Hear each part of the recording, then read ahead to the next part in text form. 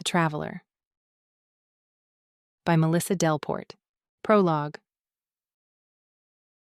He was the most beautiful boy I had ever seen. Although boy was not really the right word. He was slightly too old to be called a boy, but he was still beautiful. I remember that above all else, although what followed should have erased that thought from my consciousness. His hair was black, jet black, and he was tall, well over 6 feet. I was laughing with Kimberly when I first saw him, lounging against a lamppost, as though he was waiting for someone. I suppose in hindsight he was. In the instant that our eyes met and that secret smile crossed his face, I could almost imagine that it was me, that I was the one he was waiting for. Of course, that was not the case. I know that now. I had to cross the street close by where he stood, watching me intently, and as I passed, I couldn't help but glance over at him again. His eyes stopped me, literally, in my tracks. They were green, the most startling green eyes I had ever seen, but there was something different about them. It happened so quickly I thought I was imagining it. But, for just a moment, those eyes seemed to glow, an iridescent, brilliant emerald that left me speechless and standing in the middle of the street staring open-mouthed at a beautiful stranger. Can I help you? The deep, rich baritone of his voice was hypnotic, and I couldn't reply. I simply stood there, unable to tear my gaze away. I would have placed him at around 25 years old, far older than any of the boys I usually hung around with, far too old for me. At 17, in my senior year at high school, what little I knew about boys I had learned from popular culture, not real life. He was dressed in black, all in black, and as I stared, a sly grin crossed his face. I said, "Can I help you?" He repeated, sounding somewhere between amused and annoyed, and my cheeks flushed with mortification. "No," I managed eventually, the word ringing out across the empty street. I closed my eyes and took a deep breath, willing myself not to act like a fool. "No, thank you. I'm fine." He nodded at me, his eyes thoughtful, and I remember wondering why he didn't look away. My parents always said that it's impolite to stare, but that is exactly what he did. He seemed to look right through me with absolutely no embarrassment, and I fought the urge to look away. "What is your name?" he asked. Although it didn't sound like a question, it sounded like an order, like he demanded to know. I had been taught never to give my name out to strangers, but I found myself answering anyway, as though I had no control over my own responses. Rachel. It was barely more than a whisper, but I knew that he could hear me, even from there, even from 30 feet away. I shouldn't have been talking to him at all, particularly with the feelings I was having. He was far too old for it to be appropriate. Still, I couldn't seem to tear myself away. He was the most beautiful boy I had ever seen. How could I have known the monster that lurked beneath? Chapter 1. Roads! Bill Parrish barks across the expanse of the enormous mahogany desk, interrupting my reverie and snapping me back to the present. I shake my head, focusing my attention back on my portly, overbearing boss. It is always like this when the memories flood back, memories that will not be silenced. I get lost in them, swept up in the emotions that I have so long tried to repress. Even after 7 years, I still think of that summer, of the boy I met and the precious few weeks we shared. I still see his eyes in my dreams, those vivid, mystical green eyes. It makes me angry that he invades my thoughts. He has no right. He left you, I remind myself firmly. I hope we're not boring you. Bill stares down at me, his glasses perched crookedly on the end of his long nose, which has never mended properly after being broken so many times. Bill was a broadcast journalist for almost 20 years, before he was offered the role of news director at the American Broadcasting Company, New York office. The rumor is that he turned it down at first, preferring the thrill of being out in the field. But when his much younger third wife threatened to leave him for never being at home, he realized the time had come to settle down. 2 failed marriages reflected badly enough, and, despite the difference in their ages, Bill adores his current significant other. Now, at 56 years old, Bill is in charge of the news department. As far as everyone in this room is concerned, he is the be-all and end-all of the network. The only people who wield more power than he does are the company's presidents, none of whom we have ever met personally. Not at all, Bill. I smile sweetly, and he narrows his eyes, a small smile tugging at the corners of his mouth. I know that Bill, despite his gruff exterior, favors me among the motley crew of newscasters, photographers, editors, reporters, and studio crew who make up our team. I produce work of exceptional quality as a result of my 4-year degree in videography and camera operation, and the further 2 years I have spent here at ABC proving my worth. I had managed to secure this job straight out of college thanks to a glowing recommendation from my professor who had worked alongside Bill in his glory days. I love my job. I love the ever-changing work environment and the unpredictability of the diverse subjects I film. In news, you never know what you're going to get. Rachel's daydreaming again. Jason Masters sighs beside me, rolling his eyes. Jason is my newscaster, or anchor man. Typically, we work on assignment as a pair, covering assigned events and breaking stories outside the office. We are a dynamic duo, but Jason drives me nothing short of crazy. He is possibly the most arrogant man I have ever met. At 27, he is only 3 years older than I am, and is handsome in the traditional sense. Blonde, blue-eyed, with a strong jawline and a great body. Unfortunately, he is all too aware of this, and he oozes charm and lives for flattery. Jason is so slick he has slept with half the women at the table, and, sadly, most would all too willingly have him back in a heartbeat if he so much as batted those ridiculously long eyelashes at them. I think part of the reason he is so patronizing toward me is that I refuse to sleep with him. If I want your opinion, Masters, I'll ask for it. Bill snaps, and I hide a smile behind my coffee mug. Bill takes no truck from anyone, least of all the anchors, whose vanity and self-serving behavior annoy him to no end.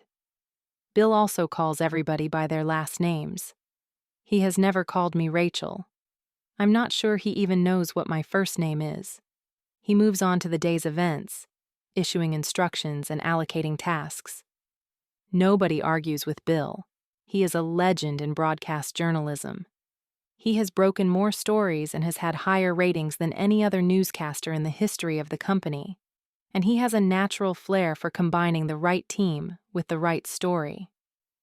When he assigns Jason and I an interview with a local artist whose small art exhibition was a roaring success, Jason's lips pucker in disapproval.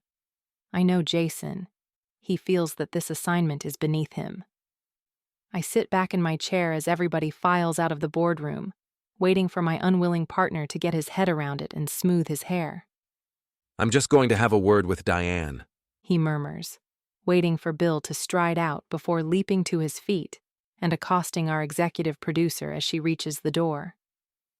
Diane's shoulders slouch as Jason starts appealing to her for a better story, not daring to take it up with Bill directly. He should know better, I think, feeling sorry for Diane. She may have more authority than we do, but in the hierarchy of the newsroom she reports to Bill. She cannot overrule any decision that he makes, nor would she want to. I listen with only half an ear to their low, whispered conversation, and then I close my eyes, my mind going blank. Annoyingly, the memories come straight back, and the 7 years that have passed in no way diminish their vividness. I remember everything with crystal clarity. I saw him again the following day at the same time, standing in the same place, in exactly the same position as though he had not moved in the 24 hours that had lapsed. I fought the urge to stare, my cheeks flushing as I remembered how ineloquent I had been the day before, and was determined to act as though nothing had happened. I couldn't keep from glancing over at him, though. The pull was far too strong. Those startling green eyes were staring straight back at me, unabashedly. Glancing away in embarrassment, I walked at a slightly faster pace, trying to get past him as quickly as possible, but again my eyes were drawn to his of their own accord. "He's staring at you," Kimberly whispered, unnecessarily.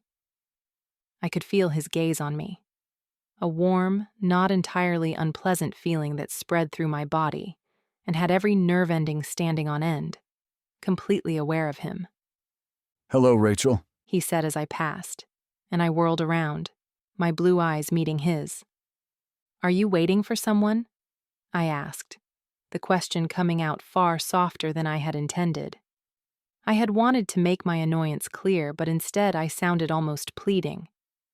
Not replying for a few long moments, he regarded me steadily, his gaze wandering over me as though conducting an in-depth study of my anatomy. I wanted to snap at him for his rudeness, but the heat in my body intensified under that gaze, and, as his eyes met mine again, I felt my sarcastic retort die on my lips. No. Just a simple, insignificant little word, but the sound of his voice made me want to hear more. When he spoke, it was as if everything else fell away and all I could hear was his voice. "Why are you staring?" I whispered, no longer annoyed, just desperate to hear more. I'm not entirely sure, He answered enigmatically. "Well, it's rude." Kimberly pointed out irritably, and I suddenly remembered that she was beside me. Shaking my head, trying to clear it, I turned and headed back up the street toward my house. "He's creepy." She murmured as we turned into my drive. "Yeah," I answered half-heartedly, wondering if he would be there again tomorrow. The following afternoon, Kim had an extra art class, and I walked home alone, my heart in my stomach. As I rounded the corner into Park Drive, my breath caught in my throat. He was there, his back to me, leaning against the same lamppost. As I approached, unsure of whether I should pass by him or rather walk around the block and avoid him entirely, he turned to face me.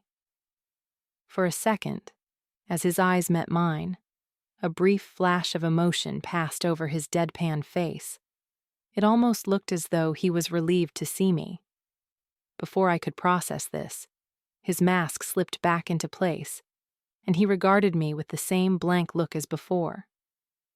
Drawing in a deep breath, squaring my shoulders, I walked right up to him, stopping only a few feet away. "Why are you here?" I asked. No particular reason.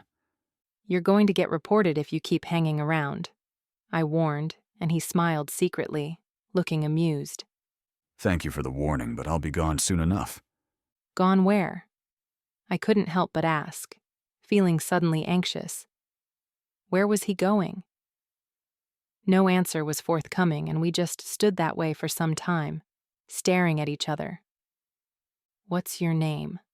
I murmured eventually, and a small smile pulled at the corners of his mouth. Dex. His voice was low and inviting, setting my stomach aflutter.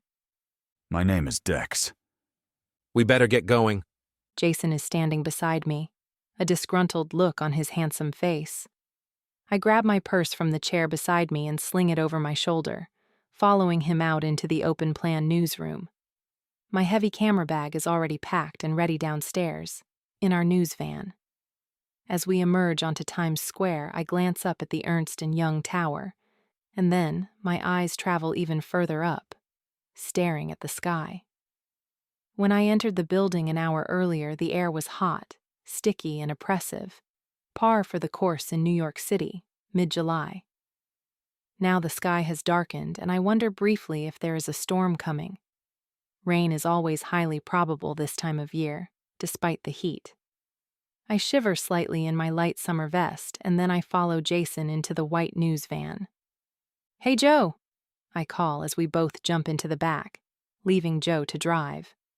Hiya, Rachel. His deep, grumbling voice calls back. Joe has been with ABC for longer than anyone can remember. He is in his late 50s, a tall, gray-haired African-American with a wicked sense of humor and an infinite love of jazz. So, Jason smiles across at me as we pull out onto the street and head east. what are you up to this weekend, Rachel? Joe gives a snort of mirth, and I fight the urge to roll my eyes. Jason is so thick-skinned. I have plans, I reply, non-committally, but Jason pushes on. I thought we could catch the game, maybe grab a bite to eat after. An inviting grin is spread across his handsome face. Sorry, I can't. I'm busy, I insist, gazing out of the window, and his smile vanishes. I can hear Joe chuckling up front. Joe has no time for Jason either. Not many people at the station do, but the legion of women viewers who tune in daily to watch him on air render him a necessary evil. Suddenly, a loud crack rends the air, and I jerk my head around, frowning at Jason. Another crack follows right after. Thunder? I ask, turning to Joe. But before he can answer, another 6 successive cracks boom out, one after another. I glance upwards, but the sky offers no answers, just a gloomy gray atmosphere. That ain't no thunder. Joe finally responds. We should check it out. Jason cannot hide the underlying excitement in his voice. My own curiosity is piqued too, but I know better than to go against Bill's orders. No, we should get over to that interview. Joe corrects, making a left turn. I turn back to the window, wondering what on earth could have made such a sound. In no time at all, we arrive at the studio and find a parking on the street.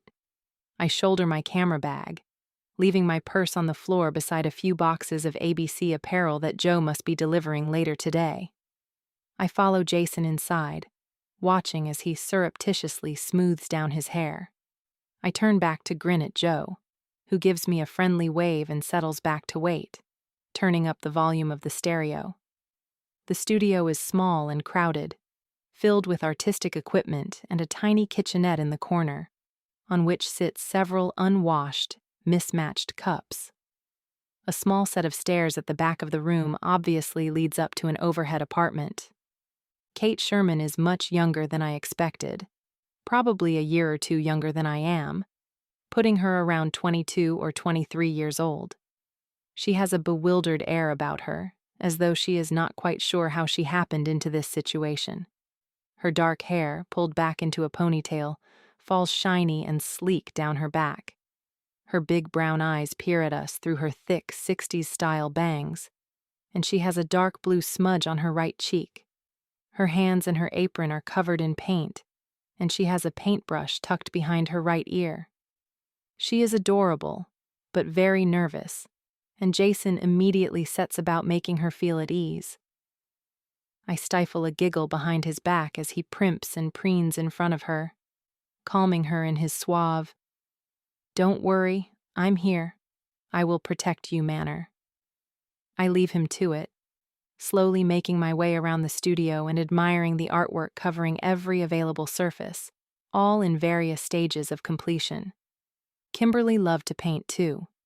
She had been good, but her talent was nowhere near this standard. Kimberly's painting was too prescribed, too textbook. She painted with her head, not with her heart, and, as a result, her paintings were almost superficial. Not that I ever told her that, of course. That's not something you say to your best friend. Kate's canvases, on the other hand, evoke real, raw emotion. They are beautiful, the splashes of color and the attention to detail making them incredibly lifelike. The images are also darker than I would expect of such a sweet, innocent girl. Kate has suffered, has lost something dear to her. I understand that pain only too well. "These are really good," I interrupt eventually, earning myself an annoyed glare from Jason as Kate takes her chocolate brown eyes off him and turns to me gratefully. Thank you so much. she stutters, smiling shyly, and I notice the small gap between her bottom teeth and that she has a slight lisp. Shall we get started? Jason prompts, and she nods, taking a seat opposite him on a floral-patterned wing-backed chair.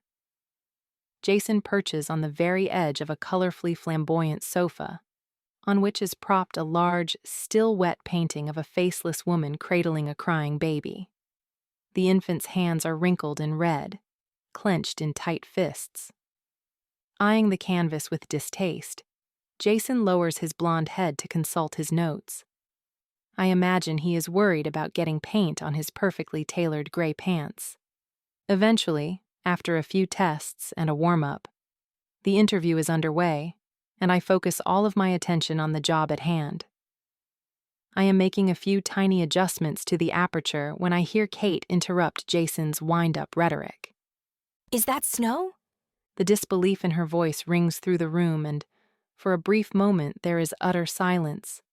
I turn to the window and my eyes widen in shock. Holy hell! Jason leaps off the sofa with renewed vigor, dislodging the drying canvas which clatters noisily to the floor. Both Kate and I lunge for it as Jason heads for the door. As he is about to grab the handle, the door is yanked open from the outside. Joe is standing in the doorway, his face reflecting his own shock. It's snowing. He gasps, looking between Jason and myself. I can hear the faint sounds of Louis Armstrong's "What a Wonderful World" still blaring from the stereo. It can't be snowing. It's July. Kate murmurs, replacing the painting clumsily and looking to me for confirmation. I don't answer her as, like a floodgate, the memories come rushing back. I have to go. Dex's voice was harder, more insistent, and I clung to his arm, hating that I was reduced to this hysterical desperation. "Dex, please," I begged, tears pricking at my eyelids. "Please don't go. Don't leave me." I have to, Rachel. Now let me go. I don't want to hurt you. "No!" It came out as a yelp, and the tears spilled out of my eyes and coursed down my cheeks. "Stay with me." My voice broke, and his eyes softened, but only slightly. His hand came up to my face, tracing the tears. His green eyes filled with wonder as he rubbed his fingers together, feeling the wetness. I shivered in my summer dress, suddenly noticing that it had turned cold, as though my own pain had spilled out of me and chilled the very air around us. Dex took an involuntary step toward me, and then he seemed to visibly shake himself. I saw the cold glint in his extraordinary eyes, the hard set of his jaw, and I realized that there was nothing I could do to stop him. I have to go. I have no choice. "There's always a choice," I whispered. No, Rachel. There's not. He turned and walked away from me up the street, and my leaden feet couldn't follow. I simply collapsed on the cold asphalt and hugged myself, sobbing at his cruelty, at his coldness. I don't know how long I sat like that, weeping and wanting and wishing, but long enough that at first I didn't realize what was happening. It was only when people started emerging onto the street from the nearby houses that I raised my head and finally understood why I was so cold. It was snowing in New York, in July. Chapter 2. I shake my head, forcing the memories from my mind. The bizarre summer snowfall had made news headlines all over the country. It had covered our entire neighborhood in a thick white blanket, while everywhere else the sun had been blazing. But that was 7 years ago, I remind myself, and this is now. We emerge onto the street, and I shudder as the icy air envelops me. The sky is so dark it almost looks as though night is falling. I rush over to the truck, tossing aside my purse and pulling one of the larger apparel boxes toward me. I tear the tape seal with my fingernail and plunge my arm into the box, withdrawing a few ABC jackets. A neutral stone color, with the ABC logo emblazoned across the front. The jackets are waterproof, hooded, and very expensive. Bill will probably murder me. My freezing to death is no doubt preferable to a short delivery, but I cannot even think I am so cold. I throw spare jackets to Jason and Joe, whose lips are already turning blue. Kate follows us out of the studio only moments later, belting a long coat around her waist and rubbing her hands together, trying to warm them. What's going on? She asks, sounding more than a little afraid. I completely understand her apprehension. There is an ominous atmosphere settling over us, and the hairs on the back of my neck are rising. I'm not sure, I answer, feigning a confidence I don't feel and smiling reassuringly at her. But look, we have to go. We'll reschedule at a later stage. I hesitate as she looks perplexed, biting down on her lower lip. I can't blame her. I wouldn't want to be alone in her studio right now either. I wouldn't want to be alone anywhere.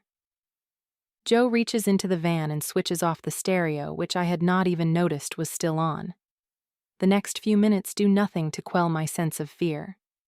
The snow is turning icy and the weather is deteriorating too fast to keep track of. This is not natural.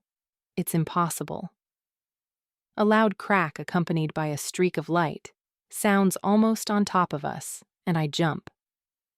Now that was definitely thunder. Joe drawls as a deafening boom follows, and I nod in agreement.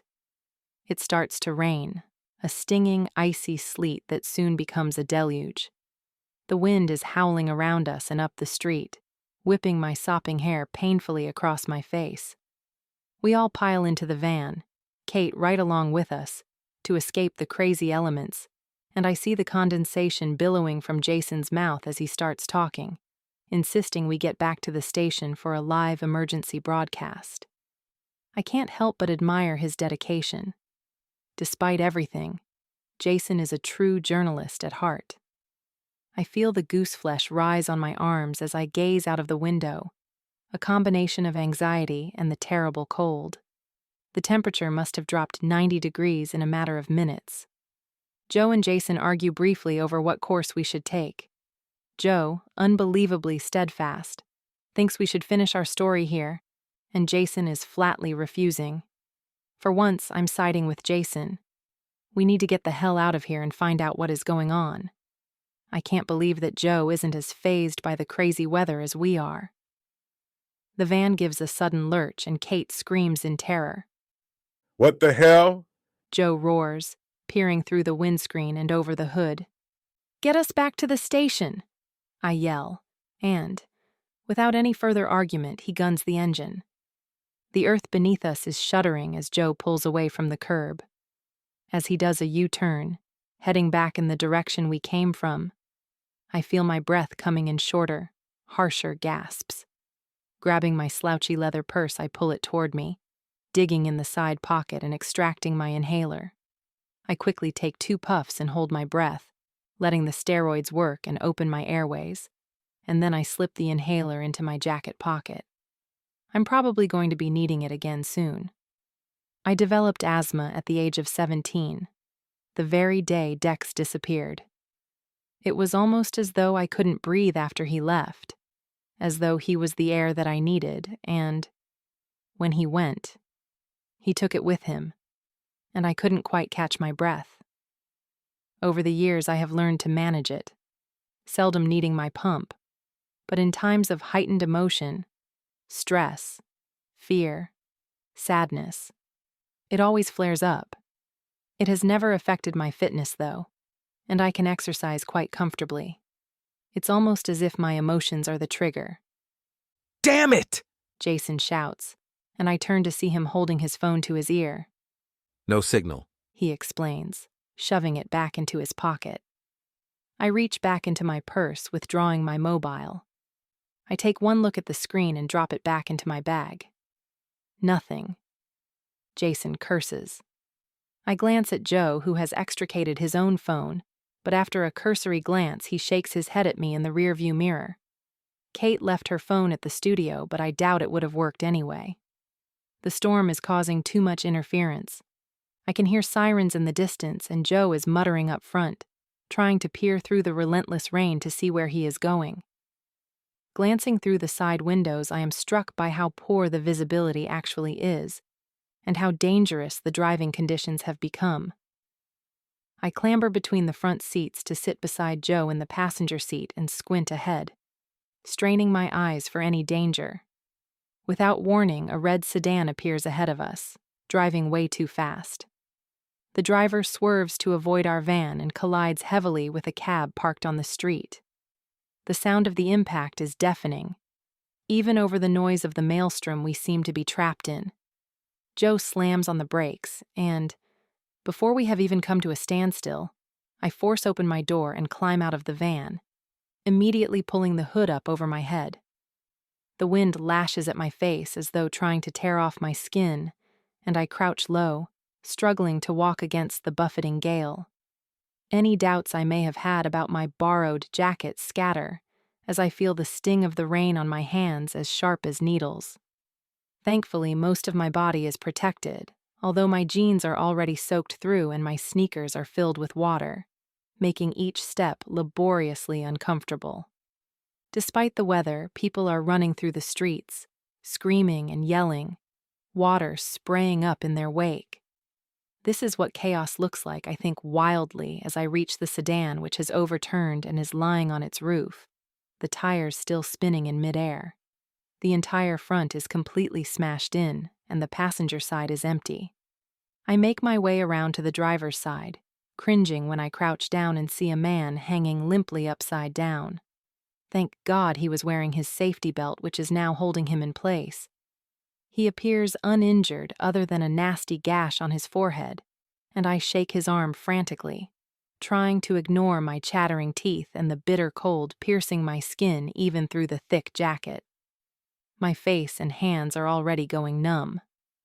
A reflection in the shiny side of the sedan catches my attention, and I whirl around, my jaw dropping and my blood running cold in my veins. Even through the crowds of frantic people, I can see him. Coming down the street toward me, walking slowly and purposefully, is a man dressed in what can only be described as a black tunic, flowing down over black pants.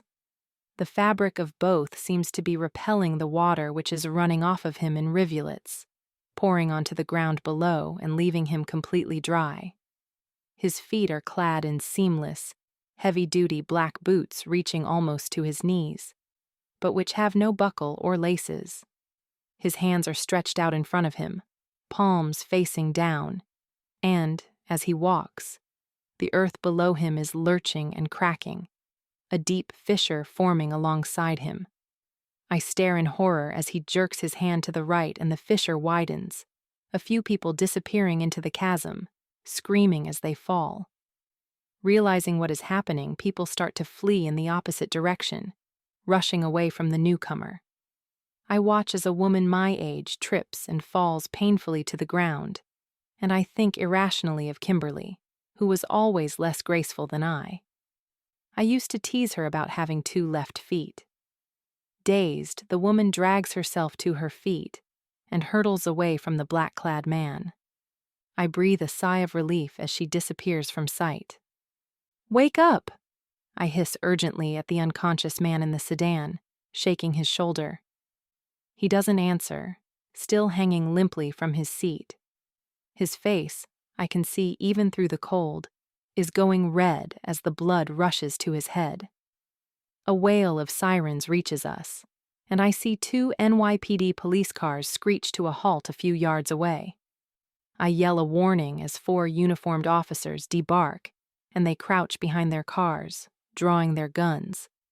Their eyes bulge as they catch sight of the man who is quaking the earth around him. A blaze of light diverts my attention, and I see a second man in black is walking just slightly behind the first, a ball of fire hovering over his outstretched palm. He launches bursts of flames at those who are fleeing, and shows not the slightest emotion as the screeches of the dying and those who have been set on fire echo down the street.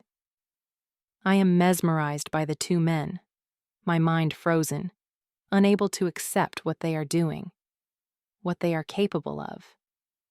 The scent of burning flesh assails my senses, and despite the horror of my current surroundings, I find my mind flashing back to a darkened street 7 years ago. We shouldn't be walking out this late by ourselves, I murmured nervously, glancing around. It was dark, and we still had a few blocks to go before we arrived at the party. It really was a stupid idea to walk there alone so late. But Kimberly had made plans to meet up with some boy from her art class, and I couldn't let her go alone. I hated parties. I was only going because Kim had begged me. But now that we were out here alone, I wished I had refused. We're nearly there. She glanced across at me apologetically. I really appreciate you coming with me. I smiled back at her. I knew that my relationship with Dex was putting a strain on my friendship with Kim. This was the least I could do to try and salvage it. I hadn't seen Dex for 3 days, just the first of his many inexplicable disappearances during our few weeks together. But it left me feeling cold and hollow. Despite my misgivings, we arrived at the party without incident, and I breathed a sigh of relief as we walked through the front door of Jesse Fletcher's house. His parents were in Europe, enjoying the Spanish summer, leaving Jesse and his older brother Stephen home alone. The party was meant to be a welcome distraction, but instead it only served to remind me of my misery, and that no other boy could come close to Dex or make me feel the things he did. My relief was short-lived. There were a few college boys present, friends of Jesse's brother, and they harassed me for quite a while. My white blonde hair and big blue eyes often drew unwanted attention, but I made it pretty clear what I thought of them and went in search of Kim. Hi, Rachel. Sean, the sole reason for Kim wanting to be here, greeted me warmly as Kim gazed on adoringly. Sean sat near me in bio and had been my lab partner a couple of times. He and Kimberly were perched on a low, comfortable sofa, oblivious to the raging chaos of the party around them. They tried a few times to include me in their conversation, but I could tell they wanted to be alone. I just wanted to be at home curled up in my bed with a book. I'm going outside, I smiled at them. I'll come with you. Kim offered, looking at me and missing Sean's crestfallen expression. No, don't be ridiculous. You two chat. I'll be back soon. I'm just going to get some fresh air. I made my way to the crowded pool area, watching as a few of my classmates splashed around in the water. The college boys followed me. It is amazing how brazen people become after a few drinks. These boys were drunk, of that there was no doubt, and despite my repeated attempts to get them to leave me alone, they persisted, and nobody came to my aid. They encircled me like vultures, making lewd suggestions, their eyes running unabashedly over my body. I was so distraught and panicky that I barely noticed the lightning that suddenly zigzagged across the sky. All I wanted to do was get back inside. I shivered, and icy cold had come over me, and I glanced up to see no stars in the sky, just a blanket of black. Leave me alone. I was determined not to show my fear, but inside I was terrified. I tried to find an opening so that I could make a run for it, but they drew closer, tightening the circle, and I was trapped. People were milling around, most of them too drunk to notice I was in trouble. I was sure the boys wouldn't try anything terrible, not with the crowd of onlookers. But I underestimated the arrogant bravado that alcohol induced. When the tallest reached forward and groped my breast, squeezing it hard enough that I cried out in pain, I realized that I was in serious trouble. Whether or not they actually would have gone any further, I will never know. Because suddenly the tall, beady-eyed college boy caught on fire. I had heard the urban legend of spontaneous human combustion, and I had never believed a word of it, but the human torch before me made me wonder if I had been wrong. The remaining boys dived for their friend, dousing the flames with their hands, and, when that failed, they rolled him right into the swimming pool. I stood stock still, unable to move, unable to believe what had happened. Once the flames were out, it was clear that the boy's clothing had caught alight, and, although his torso was badly burned, his low moaning was proof that he was still alive. As the others pulled him out of the water, I felt my eyes drawn to the shrubbery that bordered the immaculate garden, and I caught my breath. I saw 2 glowing orbs at the bottom of the garden in the darkest corner of the ill-lit yard, like fluorescent green eyes floating in the middle of the blackness. As my eyes adjusted, a dark form appeared, the shape of a man, tall and broad-shouldered. I blinked, trying to clear my vision, but in the second it took, he was gone. I fled then, racing from the house without even bothering to collect my purse or my jacket. Streaking into the night, tears of terror and confusion spilled from my eyes and coursed down my hot, red cheeks. I didn't stop running until I got home. As I ran hell for leather toward my front door, I was grabbed around the waist by 2 strong hands, and a shriek of panic burst from my lips. Shh! Dex whirled me around to face him, and relief flooded through me, my knees sagging. What happened? Dex's eyes were wild with concern, and I slumped against him, my tears saturating his black shirt. As I told him about the boys from the party, his expression grew darker and darker, his eyes flashing with fury. I never mentioned the eyes I had seen or thought I had seen. I was too scared he would think I was going crazy. But I never forgot them. Chapter 3. The sound of gunfire jerks me from the memory, and I watch as the policemen open fire on the 2 men. I feel a sense of triumph as the first man drops to the ground in a hail of bullets, the ground around him shuddering to a standstill. Too late. Before the officers can even take aim, the second man sends 2 monstrous fireballs hurtling toward them, and both police cars explode in a fury of flames.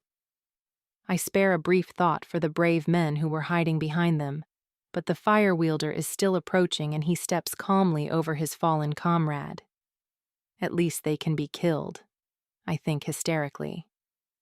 Pushing my fear aside, I lean into the sedan and release the safety clip of the fastened seatbelt. The unconscious man falls heavily to the ground, but thankfully the impact wakes him and he starts to stir. I wrestle my hands under his arms and tug frantically, trying to get him out of the car, but he is too heavy. I can hear the screams behind me, and I fight the urge to turn around. The black-clad man must be getting close. "Wake up!"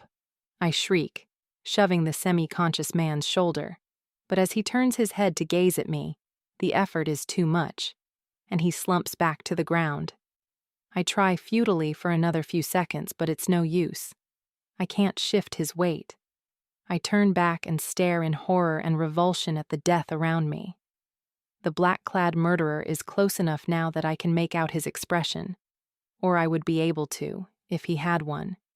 He is emotionless, completely dispassionate about this mass slaughter. The snow has stopped, the torrent of rain washing it quickly away, but it is still freezing. I can see the plumes of smoke billowing from my mouth as I exhale slowly, the icy hand of fear trickling down my spine. Rachel! The yell from across the street shakes me from my horrified trance, and I glance back to see Joe waving from the van, opening his arms helplessly in question. It's not hard to figure out what he is asking. What the hell am I still doing here in the path of destruction? Glancing briefly back at the approaching man, I scramble around the far side of the sedan out of his eye line, and then I race across the water-filled street, my fear lending my feet wings. I can only hope that he doesn't notice the injured man in the car and simply passes him by. I launch myself into the passenger seat of the van, my heart hammering in my chest. "Get us back to the station now!" I screech, and Joe steps on the gas, the van moving away from the massacre behind us. What happened? Jason asks from behind me, and I shake my head. My stomach heaves, and I throw open the door just in time. Are you okay? Joe asks, the van slowing automatically as he focuses on me. "Don't slow down," I gasp, wiping my mouth with the sleeve of my jacket. "Just keep going, Joe. Do not stop." We haven't gone far when an unmarked black van streaks toward us, passing so close that it smashes off our wing mirror, and then screeches to a stop behind us. Joe brings our own van to a stop, cursing under his breath. Almost immediately, a group of black-clad men emerge from the other vehicle. I stiffen, but then I realize that they are holding military rifles and wearing helmets and relief washes over me. One of the men approaches Joe's door and raps sharply on the glass, and I see that his uniform is actually a dark gray. You all okay? The team is obviously SWAT. Yeah. Joe nods his head. He glances up at the rearview mirror and stiffens just as a shout hails from the SWAT team behind us. I swivel to see the fire-wielding man advancing. He is still quite far away, but as I watch through the large back window, another 3 men join him, appearing from the alleyways alongside the street, all wearing the same black tunic. Keep your heads down, The SWAT leader advises, spotting his targets and rushing back to his teammates. The SWAT team move with uncanny stealth, some making their way around a nearby building, and a few taking up position behind abandoned vehicles, all in perfect unison. From our vantage point, we can see the silent signals that the leader is giving his men, and I watch, fascinated by how in sync they all are with one another. They move with purpose and no hesitation. Jason and Kate are crouched on either side of the back window. Jason is watching them too, but Kate is facing me, her head in her hands. We crouch low in our seats as the invaders get closer, praying fervently that they don't see us. We are too close to the ambush to risk driving away. We would be attacked instantly, probably blown to pieces by a fireball just like the NYPD officers. The SWAT leader signals to his men as the enemy reach a distance of about 30 feet away, and one of the snipers fires, a single shot that hits its mark right between the fire wielder's eyes. He drops to the ground and Joe fist pumps the air next to me. I turn to stare at him and he shrugs. Don't mess with Uncle Sam, He whispers. But as I open my mouth to retort, the air around us seems to change, becoming charged with pure energy. I peek back at the scene behind us and my mouth drops open. The 3 remaining black-clad men are standing still in the center of the street, and only a few yards away, between them and the SWAT team, is a tornado, a perfect funnel moving purposefully away from them and toward the building behind which most of the SWAT team are hiding. The gale force wind is so strong that our van starts to slide across the street, and Kate gives a shriek of fright in the back before Jason covers her mouth with his hand, unnecessarily. No one would hear her over the howling cyclone. The remaining 2 snipers cannot even hold their rifles against the buffeting gale, and I curse as another fire user steps forward and hurls a fireball at the sniper nearest us. His rifle clatters to the ground as he disintegrates, and I close my eyes in desolation. The van is still sliding, turning a full 180 degrees and coming to a rest against the opposite curb. We are now facing the battle, and Joe and I peek over the dashboard as Jason scrabbles across the floor of the van, appearing in the space between us. He is crouched low on his haunches, his face set in a grim line. The 3rd man in black has his hands out before him, concentrating intently as the earth begins to shudder below his feet. The fire user is approaching the 2nd sniper a short distance up the street, his back to us. The last man is intent on controlling the tornado, directing it around the building and hunting the SWAT team as they retreat around the far side. I'm going for it. Jason suddenly whispers beside me, peering through the windscreen and nodding toward the discarded rifle only a few yards ahead of our van. "Don't be stupid," I hiss, grabbing his arm as he tries to withdraw back between the 2 front seats. They're distracted. It's our only chance. "They'll kill you. Do you even know how to use that thing?" I add dubiously. Yeah, I'm pretty sure I can. I'm a decent shot, and the principle should be the same. I glance back at the trio inflicting so much damage, and a surge of blind hatred courses through me. "Okay," I nod, although it's hardly as if he needs my permission. He's already easing open the back door. The sound of rapid gunfire distracts me, but I cannot find the source of the shooting. The 3 men are still standing, and it's no wonder. There's no way the SWAT team can legitimately shoot anything against that wind. It would be impossible to aim with the force of the tornado upon them. On our side of the invaders, however, although fierce, the wind is already dissipating as the tornado moves away from us. I watch, my heart in my throat, as Jason creeps toward the discarded rifle, keeping his head low and his eyes trained on the backs of the 3 black-clad men. He is completely exposed out in the open. If any of them turn around, nothing will save him. My brain is whirring, trying to come up with a plan to help him.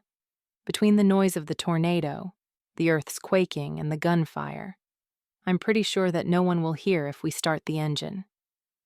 "Joe, start the car," I whisper, and he slowly turns the key, nodding solemnly, understanding my plan. I can hear Kate's terrified, rapid breathing in the back, and I sympathize, but we have to do something. Jason reaches the rifle and lifts it, examining it for a moment before peering through the scope, and then he swiftly crosses the street, taking cover behind a small hot dog vendor cart. It won't offer any protection if they pinpoint his location, but with any luck he will be quick enough that they won't have a chance to find him. Joe puts the van into gear and eases his foot onto the gas pedal. I become aware that I'm holding my breath. I can still hear the sound of muffled gunfire, but it is less than before, and the 3 men before us haven't moved.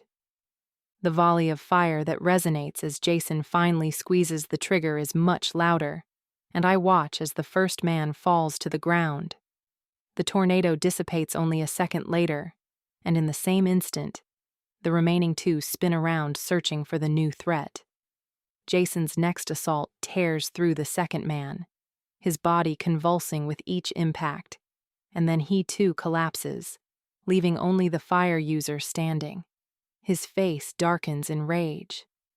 I glance across to see Jason fumbling with the rifle's automatic mechanism. "Hurry!" I hiss under my breath as the man's awful cold gaze fixes on Jason's location. Damn it! I don't give any thought to what we are about to do. All I know is that we have to distract the man who is now holding a burgeoning red-hot fireball in his hands. "Go!" I scream, and Joe rams his foot on the gas, the tires squealing in protest as they battle to find purchase.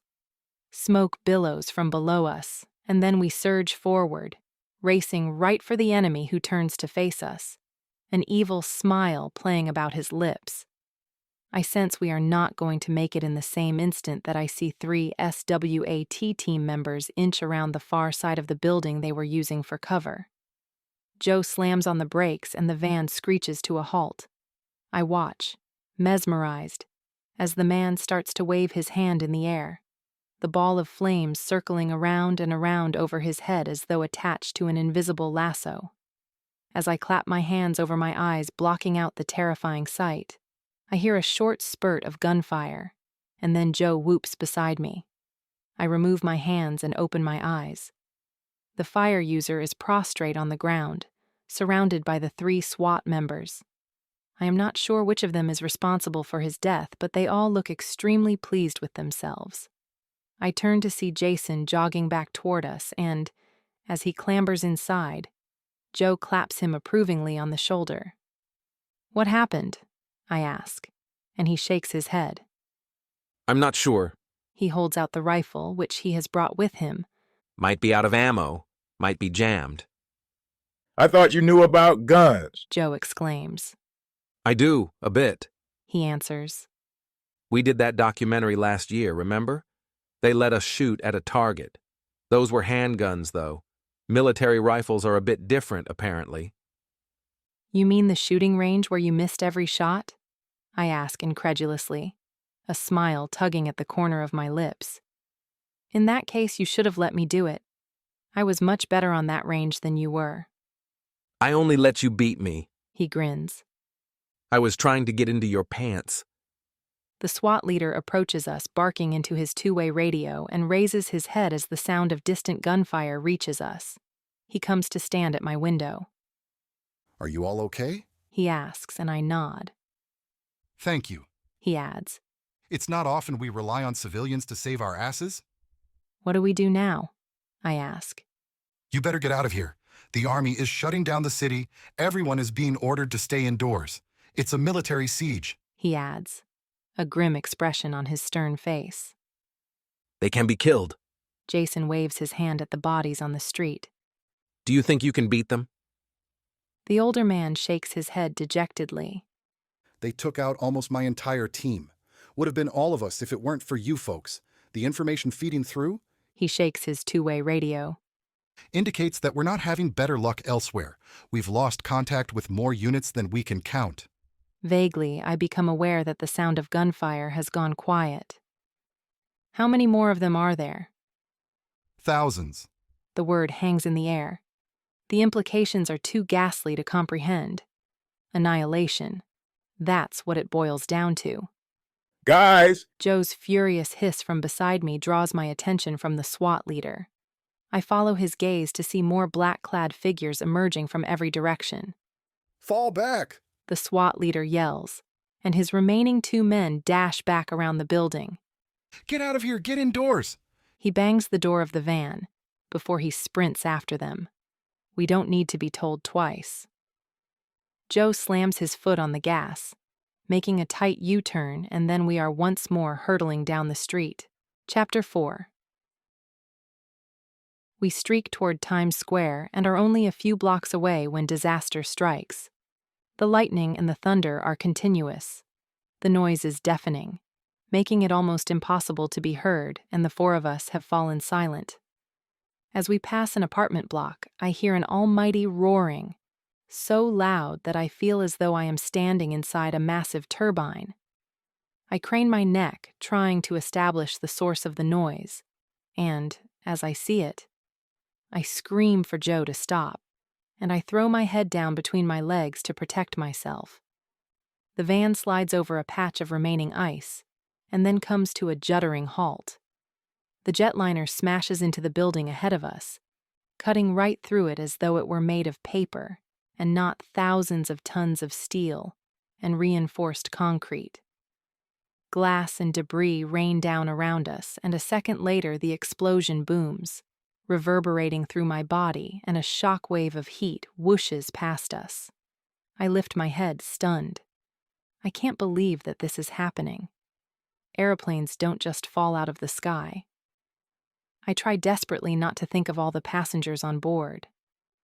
It's the end of the world. Kate is groaning from the back, and I swivel around to find her and Jason cowered in the far corner of the van. Jason's arm flung over her back. His eyes meet mine over his shoulder, and I see the fear reflected in the blue depths. A moan to my left shakes me out of my momentary shock, and I glance around to see Joe sitting straight back in his seat. "Oh my God, Joe!" My hands flutter around him helplessly. A shaft of metal has pierced his chest, pinning him to his seat. Blood is trickling from his mouth. "Joe," I breathe, my voice heavy with despair. Tears prick at my eyelids as I realize that there is absolutely nothing I can do for him. Rachel? Jason's low warning comes from the back, and I follow his pointing finger. Another man, wearing the same black tunic and holding a fiery ball of flames in his hands, is coming down a side street heading straight toward us. Kate is whimpering in the back, and Jason is too stunned and intent on the new threat to move. So forcing down my revulsion, I turn and start to pull at the metal that has pierced Joe's chest. Joe is completely still, his eyes closed. "It won't move!" I yelp, climbing over his prostrate body and yanking hard on the metal which is freezing under my fingers. I twist it left and right, trying to ignore the fresh blood seeping from the wound as I maneuver the steel. Eventually, with a stomach-churning sucking noise, the shaft pulls free, and I quickly open the driver's door and throw it outside. I unclip Joe's safety belt and push at his body frantically, desperate to get him out of the van as the fragile grip I have on my self-control begins to unravel. I am panting, gasping for air as my hysteria builds. As Joe's body finally falls heavily to the tarmac below, I slam the door and start the engine. focusing all my attention on these simple actions to keep from breaking down. Risking a final glance at the approaching man, I see comprehension dawning in his eyes, and, as we screech off down the street, a fireball whooshes past the van, so close that the light burns my eyes. Jason clambers awkwardly into the passenger seat, and Kate comes to crouch between us in the space between the seats, murmuring under her breath, We're going to die. I catch some of what she is saying, and I know that she is right. This is Armageddon, the end of the world. Our worst nightmares have come true. I pull my inhaler from my pocket and quickly breathe in the mist. Although subconsciously, I know that this anxiety attack has nothing to do with my asthma. We are all having the same reaction.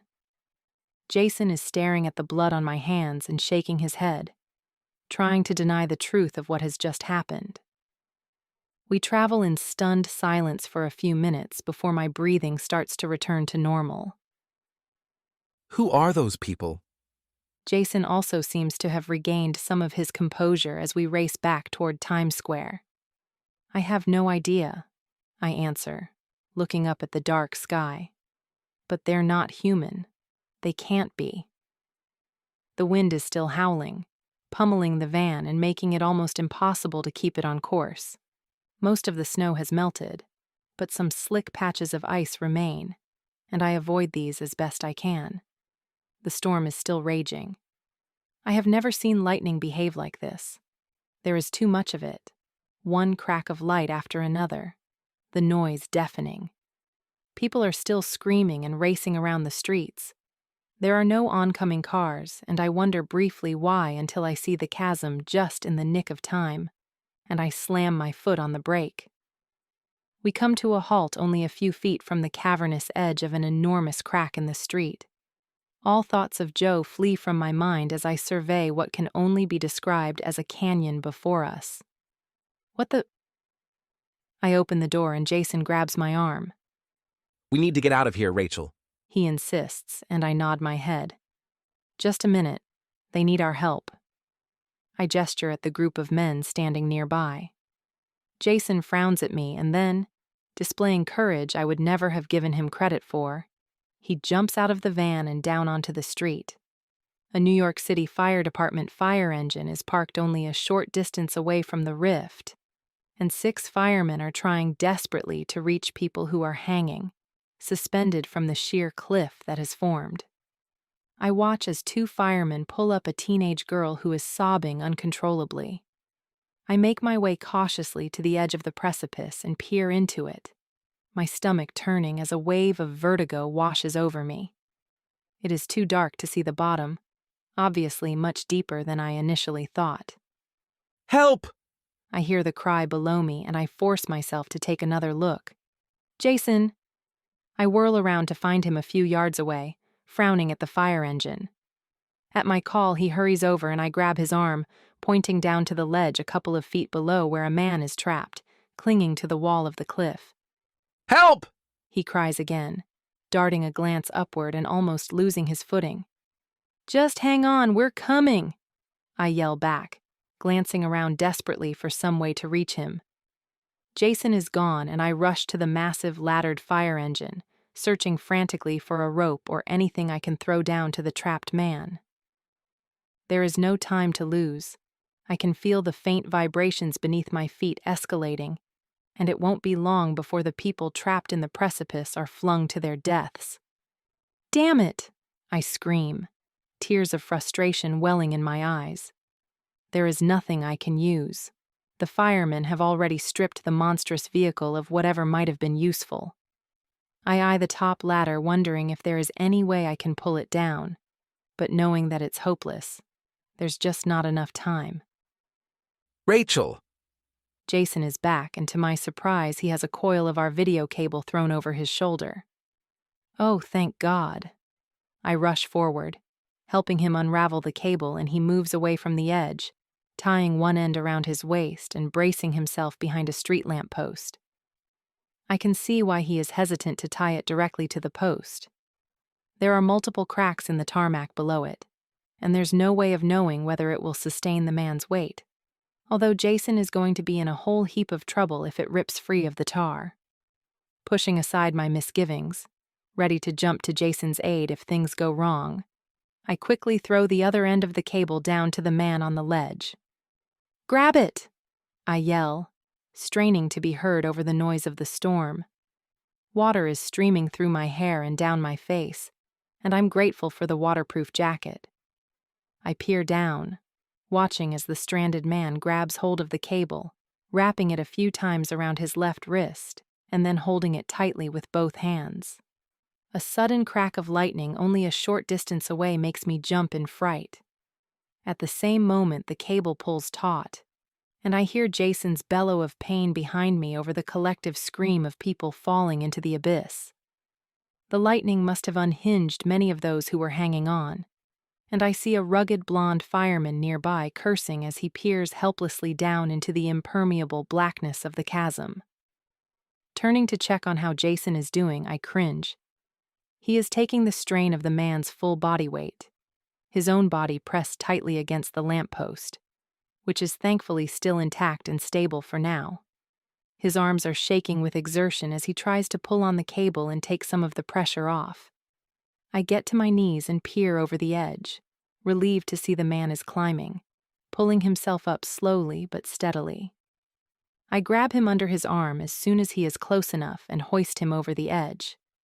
He collapses beside me, breathing heavily. Thanks.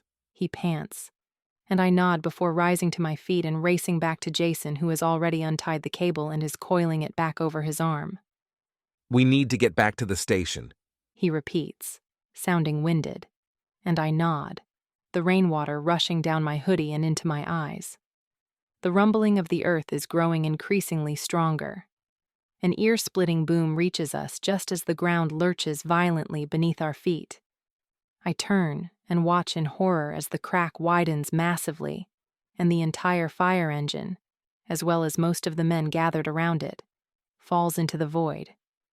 I sprint forward and launch myself onto the ground, grabbing the waistband of another fireman just as he slips forward over the edge.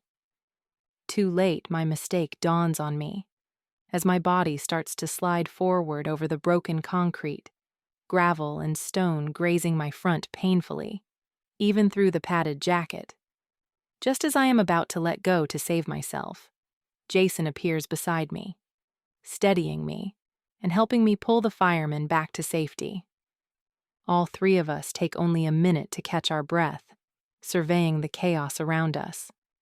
The street is practically deserted. Everyone in the near vicinity has either plummeted to their death or has fled, getting as far from here as possible. Seeing the firemen staring disbelievingly at the place where the fire engine disappeared into the earth, I make a lightning decision. Getting to my feet, I grab him by the lapel of his protective suit and pull him in the direction of the news van. "Come with us," I pant, and he nods in agreement.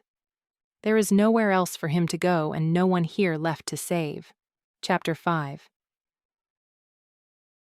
Back in the van, Kate is sitting in shocked silence, wide-eyed and terrified. She has the air of a trapped animal, fear radiating off her. I climb into the driver's seat and Jason opens the side door for the fireman before climbing in beside me. His breathing is still ragged. "What are we going to do at the station?" I ask as I drive. Our job, Jason answers grimly. We're going to report the news. I turn to stare at him, disbelievingly. Maybe Jason sees this as his Pulitzer opportunity, but all I'm concerned about is staying alive.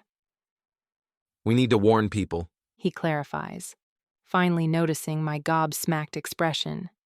About those men. They're killing everybody they come across. We need to issue an emergency bulletin, let people know to get as far away from these monsters as they can. "What's your name?" I call back to the fireman who is now sitting across from Kate, obvious concern etched on his face. He hasn't said a word, unnaturally subdued. He just lost a lot of friends, I think, and it reminds me painfully of Joe. "Peter," he replies, giving me a hollow smile in the rearview mirror. "Peter Jones." His hair is a warm copper, the color of beach leaves, and his sleepy hazel eyes crinkle at the corners. His face is tanned, proof of a life spent outdoors. "It's nice to meet you, Peter." I mount a curb to move around a two-car collision. "I'm Rachel and this is Jason. That's Kate back there with you." Mercifully, we make it back to the station without further incident. We enter the underground studio parking and screech to a halt, taking up 2 parking spaces. It's impossible to fully control the van with the earth shuddering the way that it is. The storm is not letting up, and I am grateful finally to be under cover, protected from the elements. Jason and I sprint up the back stairs, Kate and Peter right behind us. When we burst into the newsroom, it is a hive of activity. The few people who remain are yelling and rushing around. Papers are strewn all over the usually pristine carpeted floor. Many of the staff stations are deserted. People have no doubt fled the building, probably making their way out of Manhattan. Something we should be doing, I think to myself, wondering at our lunacy in coming back here. Rhodes, Masters! Bill's voice is audible even from across the room, and I turn to see him making his way toward us, pummeling through the others, a grim expression on his weather-beaten face. "You two look like shit," is his first remark. And then, for just a moment, his gaze softens. "I'm glad you're okay. Both of you." He nods at Jason. "What about everyone else?" I ask. "The other teams?" "We can't get hold of anybody. All the phones are down because of the storm. Our mobile and satellite phones are working intermittently." I groan as I recall that I left my own phone in my purse, which is still in the van downstairs. Gazing around at the monitors, I ask, "Our station satellites are still working, though? We're still transmitting?" "For now." It's obvious from his tone that he doesn't expect this will be the case for much longer. We need to issue an emergency broadcast. Jason instructs. There are men out there. They're killing people. With their hands, Bill. Their bare hands. We don't even think they're human. His voice breaks slightly at the last, which is perfectly understandable considering the strain we have been under in the short period of the last 2 hours. Just thinking about the death and destruction we have just witnessed makes me shiver. I can't bear to think about Joe. I'll break down. Kate is looking between us and Bill, her sweet face contorted with fear. Peter is eyeing the huge overhead monitors, his face ashen. "We know." Bill answers, to my surprise. "It's not just here. It's all over the world. He heaves a heavy sigh. The attack is global. So far, we've received reports from throughout the European Union, China, the United Kingdom, Russia. It's the same everywhere. People being slaughtered by the thousands. Tidal waves, floods, fires, earthquakes, tornadoes. And then there's them." Bill points to one of the far left monitors, which shows one of the black-clad men in the background, lighting up the street as he sets fire to building after building. The live footage is terrible, the camera jostling up and down and the images distorted. But I am astounded at the courage of the unknown cameraman who is still filming despite being in such a dangerous situation. "They're killing everything that moves, taking out entire squadrons." An almighty crack of lightning hits the building as Bill is speaking, and the lights flicker. We all hold our breath, but a moment later they come back on and we heave a collective sigh of relief. This storm is dangerous enough without those bastards, I murmur, and Bill gazes at me intently, as if I have just made an important statement. He turns to the various overhead monitors streaming feeds from all over the world. Grabbing a remote, he starts flicking through the channels frantically, a perplexed look on his face. "What is it, Bill?" I touch his arm to get his attention. "The storm." He mutters, still flicking. "The storm is something else."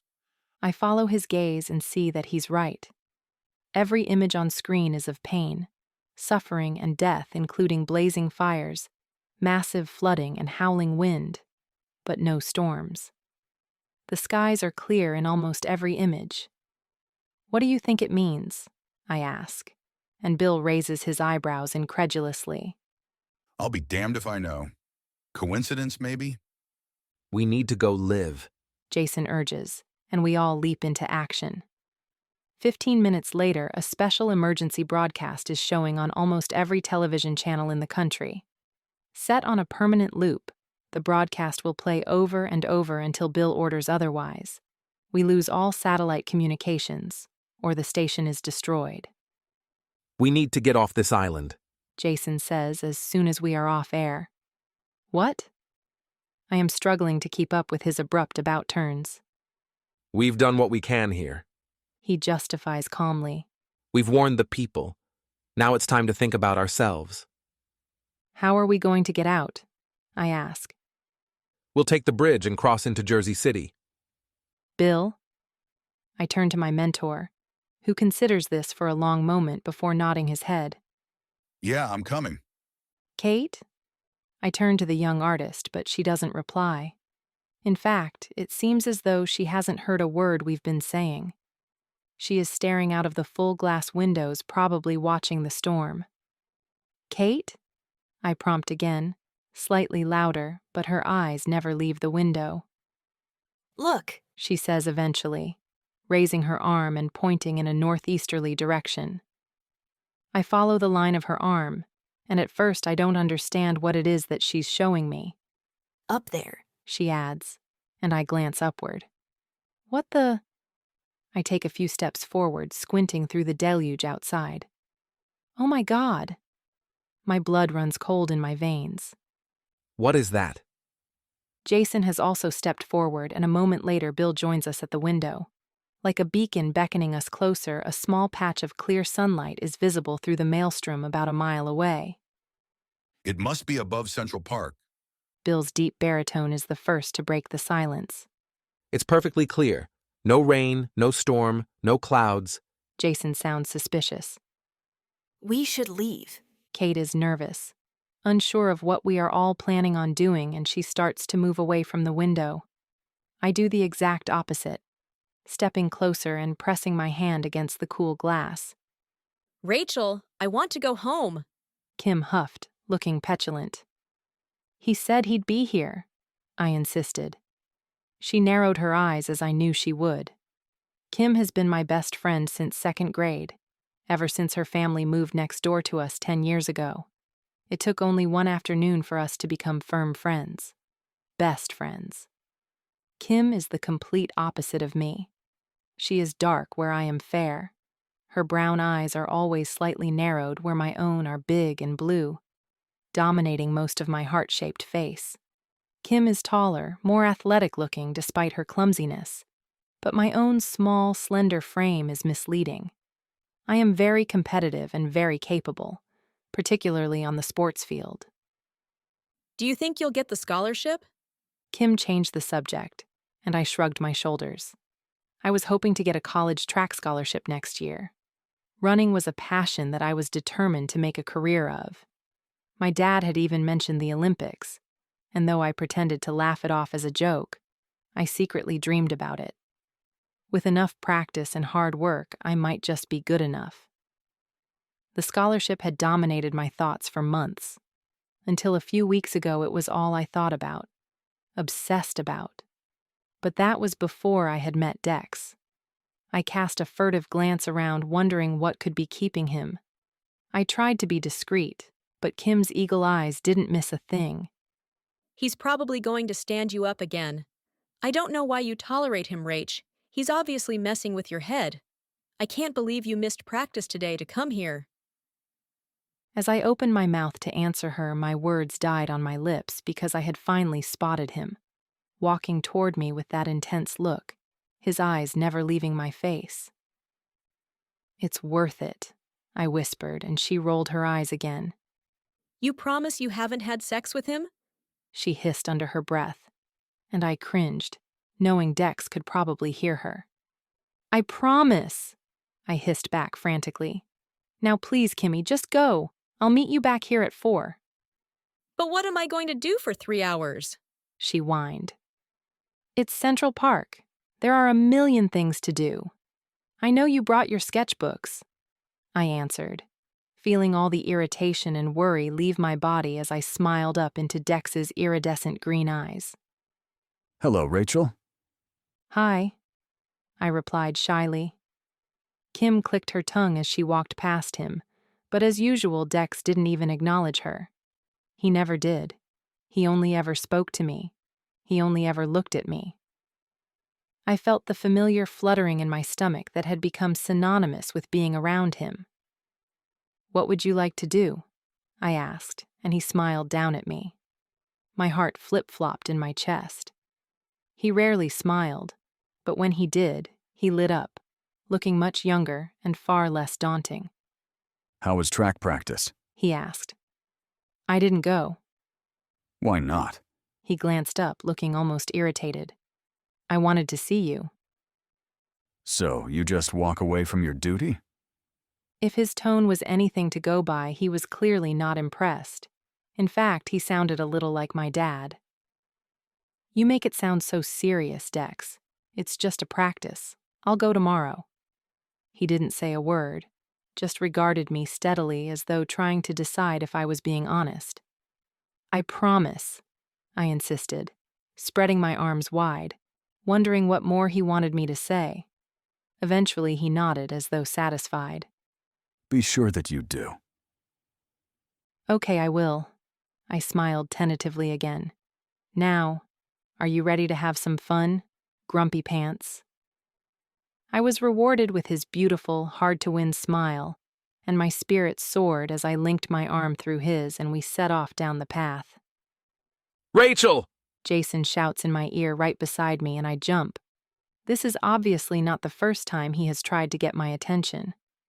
We need to get over there, I say, as though nothing has happened, and I turn from the window. Peter the fireman steps forward. We need to get the hell out of New York. He corrects, sounding incredulous. And go where? Bill barks, gesturing the monitors. This isn't isolated. The whole world is being attacked. Jason contemplates me thoughtfully. Do you know something we don't, Rachel? No. I shake my head, glancing back at the tiny ray of sunlight over Central Park. I just want to check it out. I'm going, I add, making my decision and heading for the stairs. Are you guys coming or not? Chapter 6. Silently, they follow me back down the stairs. Nobody wants to separate. Fear is keeping us together. I hear Bill huffing behind me as we race back into the underground parking lot. Jason takes the wheel and I leap into the passenger seat, the others clambering into the back. Wait a minute. Where's Joe? A resounding silence follows Bill's question. Jason shakes his head imperceptibly, and I sigh, knowing it's up to me. I swivel in my seat to meet Bill's eye. He didn't make it. Bill visibly recoils, blinking rapidly as he tries to process this new information. Bill and Joe had known each other a very long time. I know for a fact that Joe was often Bill's driver when he was on assignment, before he took on the role of news director. Not knowing what else to say, I snatch up my purse and check my phone as we leave the basement, but I still have no signal. As we emerge onto the street and head southwest on 7th Avenue, Jason slams on the brakes as a tall figure leaps out in front of the van, waving his hands above his head and almost giving us all heart failure. What the fuck? Jason exclaims, but I quickly jump from the car. Get in! I yell, leading the young man toward the sliding door at the back before I get back into the passenger seat. This is no time to abandon survivors. He doesn't hesitate and climbs in beside Bill and Kate, his face pale beneath his suntan, his blue eyes wide with fear. I hear brief introductions being made in the back, but I tune them out. I can't help but stare at the devastation and destruction around us. The tremors have stopped, for now at least, and the city looks like a ghost town. The storm is still raging, but there is a stillness about the city that is eerie. There are far less people on the street than before. I assume that most have sought sanctuary indoors, away from the danger. 6th Avenue is chaos. All overturned cars and fires and smashed windows. New York is under siege. Fortunately, the drive is short, and, as we enter the park on Central Drive, the maelstrom of the storm seems to dissipate. The sunlight just ahead is clearly visible now, a perfect circular calm, like the literal eye of the storm. I feel my breath quicken in fear. As calm as this place appears, I am willing to bet my life that it is far more dangerous than the raging city behind us, and guilt rears its ugly head. Why have I brought my friends here, to this still, terrifying place? Every nerve ending in my body is screaming that we should flee this place, but the pull is too strong. I need to know. I withdraw my inhaler from my jacket pocket and take another puff. I still feel slightly breathless, but the tightness in my chest eases slightly. Jason stops the van in Terrace Drive, and I see the lake stretched out before us. The water is rippling in our direction, away from the center of the storm. Without giving myself any time to change my mind, I debark, rounding the fountain and taking the walk that leads to Bow Bridge. Ignoring the confused calls of the others, I deliberately place one foot in front of the other, my heart thudding loudly in my chest. As I pass the pedestrian benches, I count silently in my head. It was the 5th bench. I stop beside it, gazing down as the memories come back. How could I ever forget? Are you sure you don't want some? I offered him my cone, laden with chocolate chip, but Dex shook his head. I'm not a big fan of ice cream. His voice, as always, was low and melodious. What are you a big fan of? I asked, biting my lip. As expected, he just smiled at me in that secret way of his. It had been weeks, and still I knew nothing about him. He was so serious and so intense, but he wouldn't let me in, no matter how hard I tried. I could tell that he liked me. It showed in the way he looked at me when he thought I wasn't paying attention. But I was always paying attention. I noticed everything. I was fascinated by him and infatuated with him. I almost felt like, well, everyone said that 17 is too young to feel real love, but I didn't know what else this could be. I felt like he was the only person in the world, the only real thing in my life. Everything else was insignificant by comparison. School, homework, even track.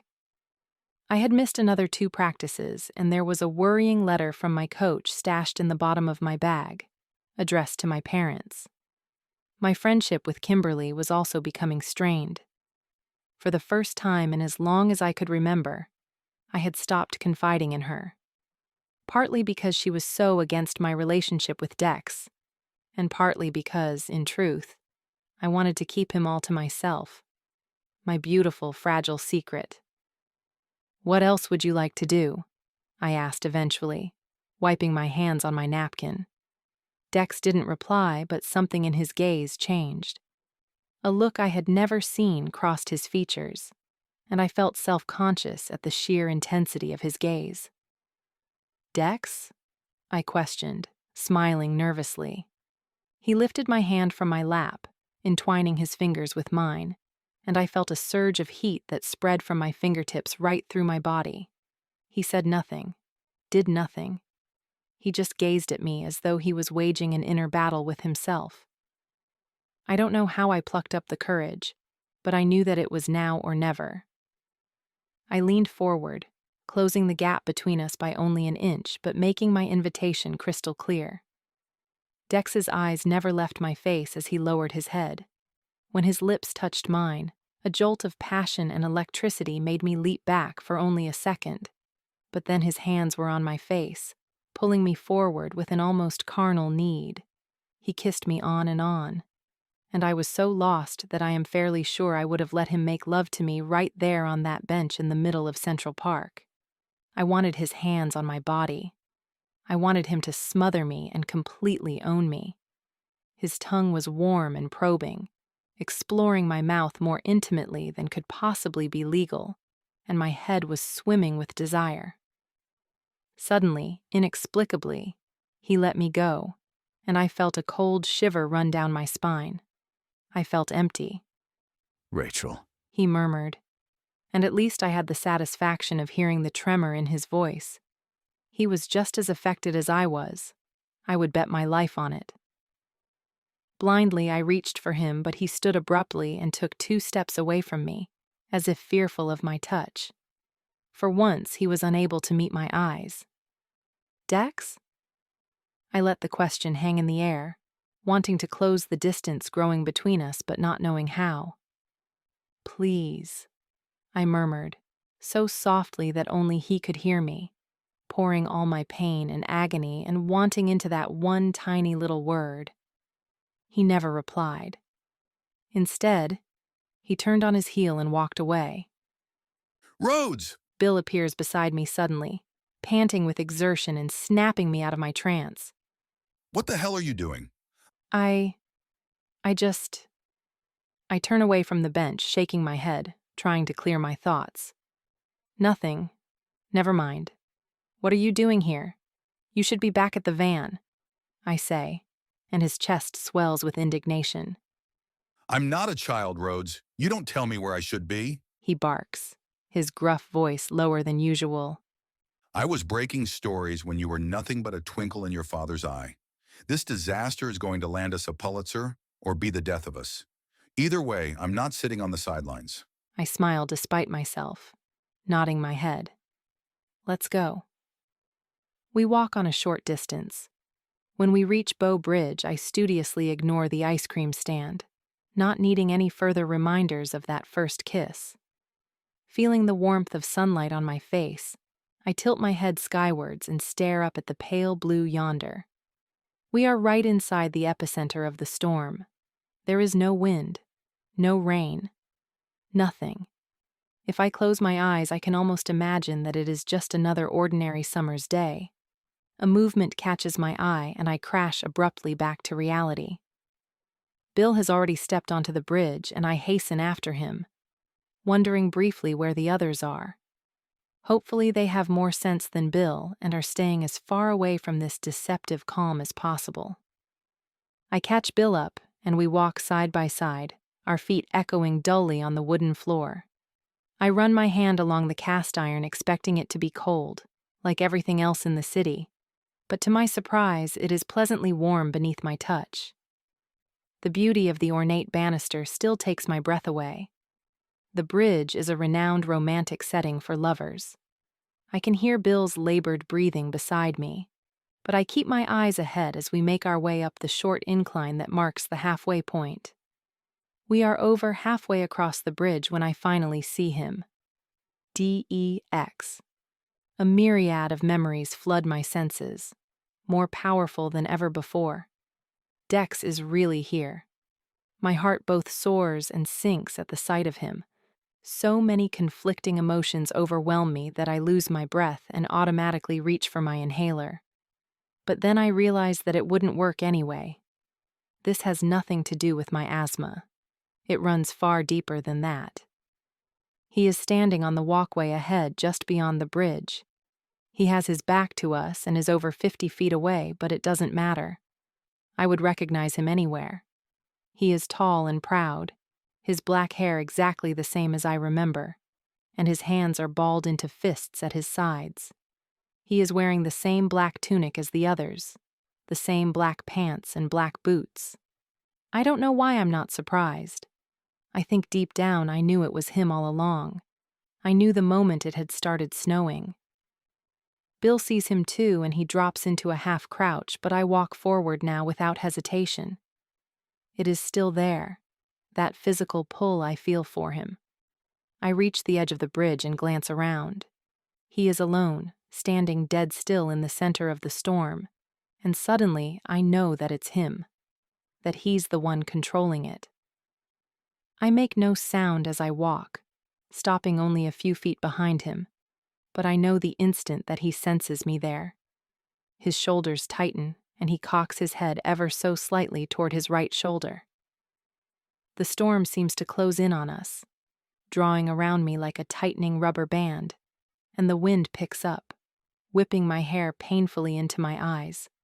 My jeans are flapping around my ankles so hard that I think they might be ripped off at any moment, and I can barely draw breath. The heavens open, and the rain immediately starts pelting down.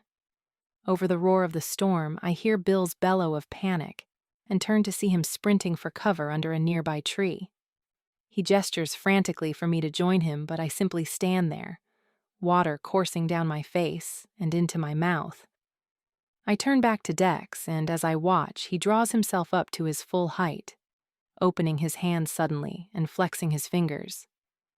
The instant that he does, a bolt of lightning strikes the bridge behind me where Bill had been standing only seconds earlier.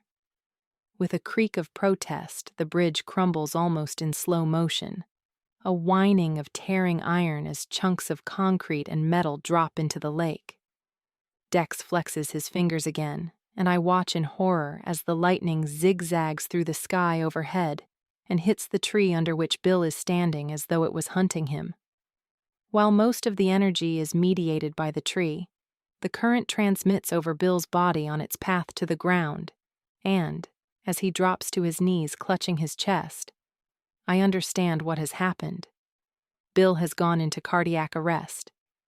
Fierce, brave Bill, the toughest of us all, who has survived war and worse, defeated by a simple flex of the hand.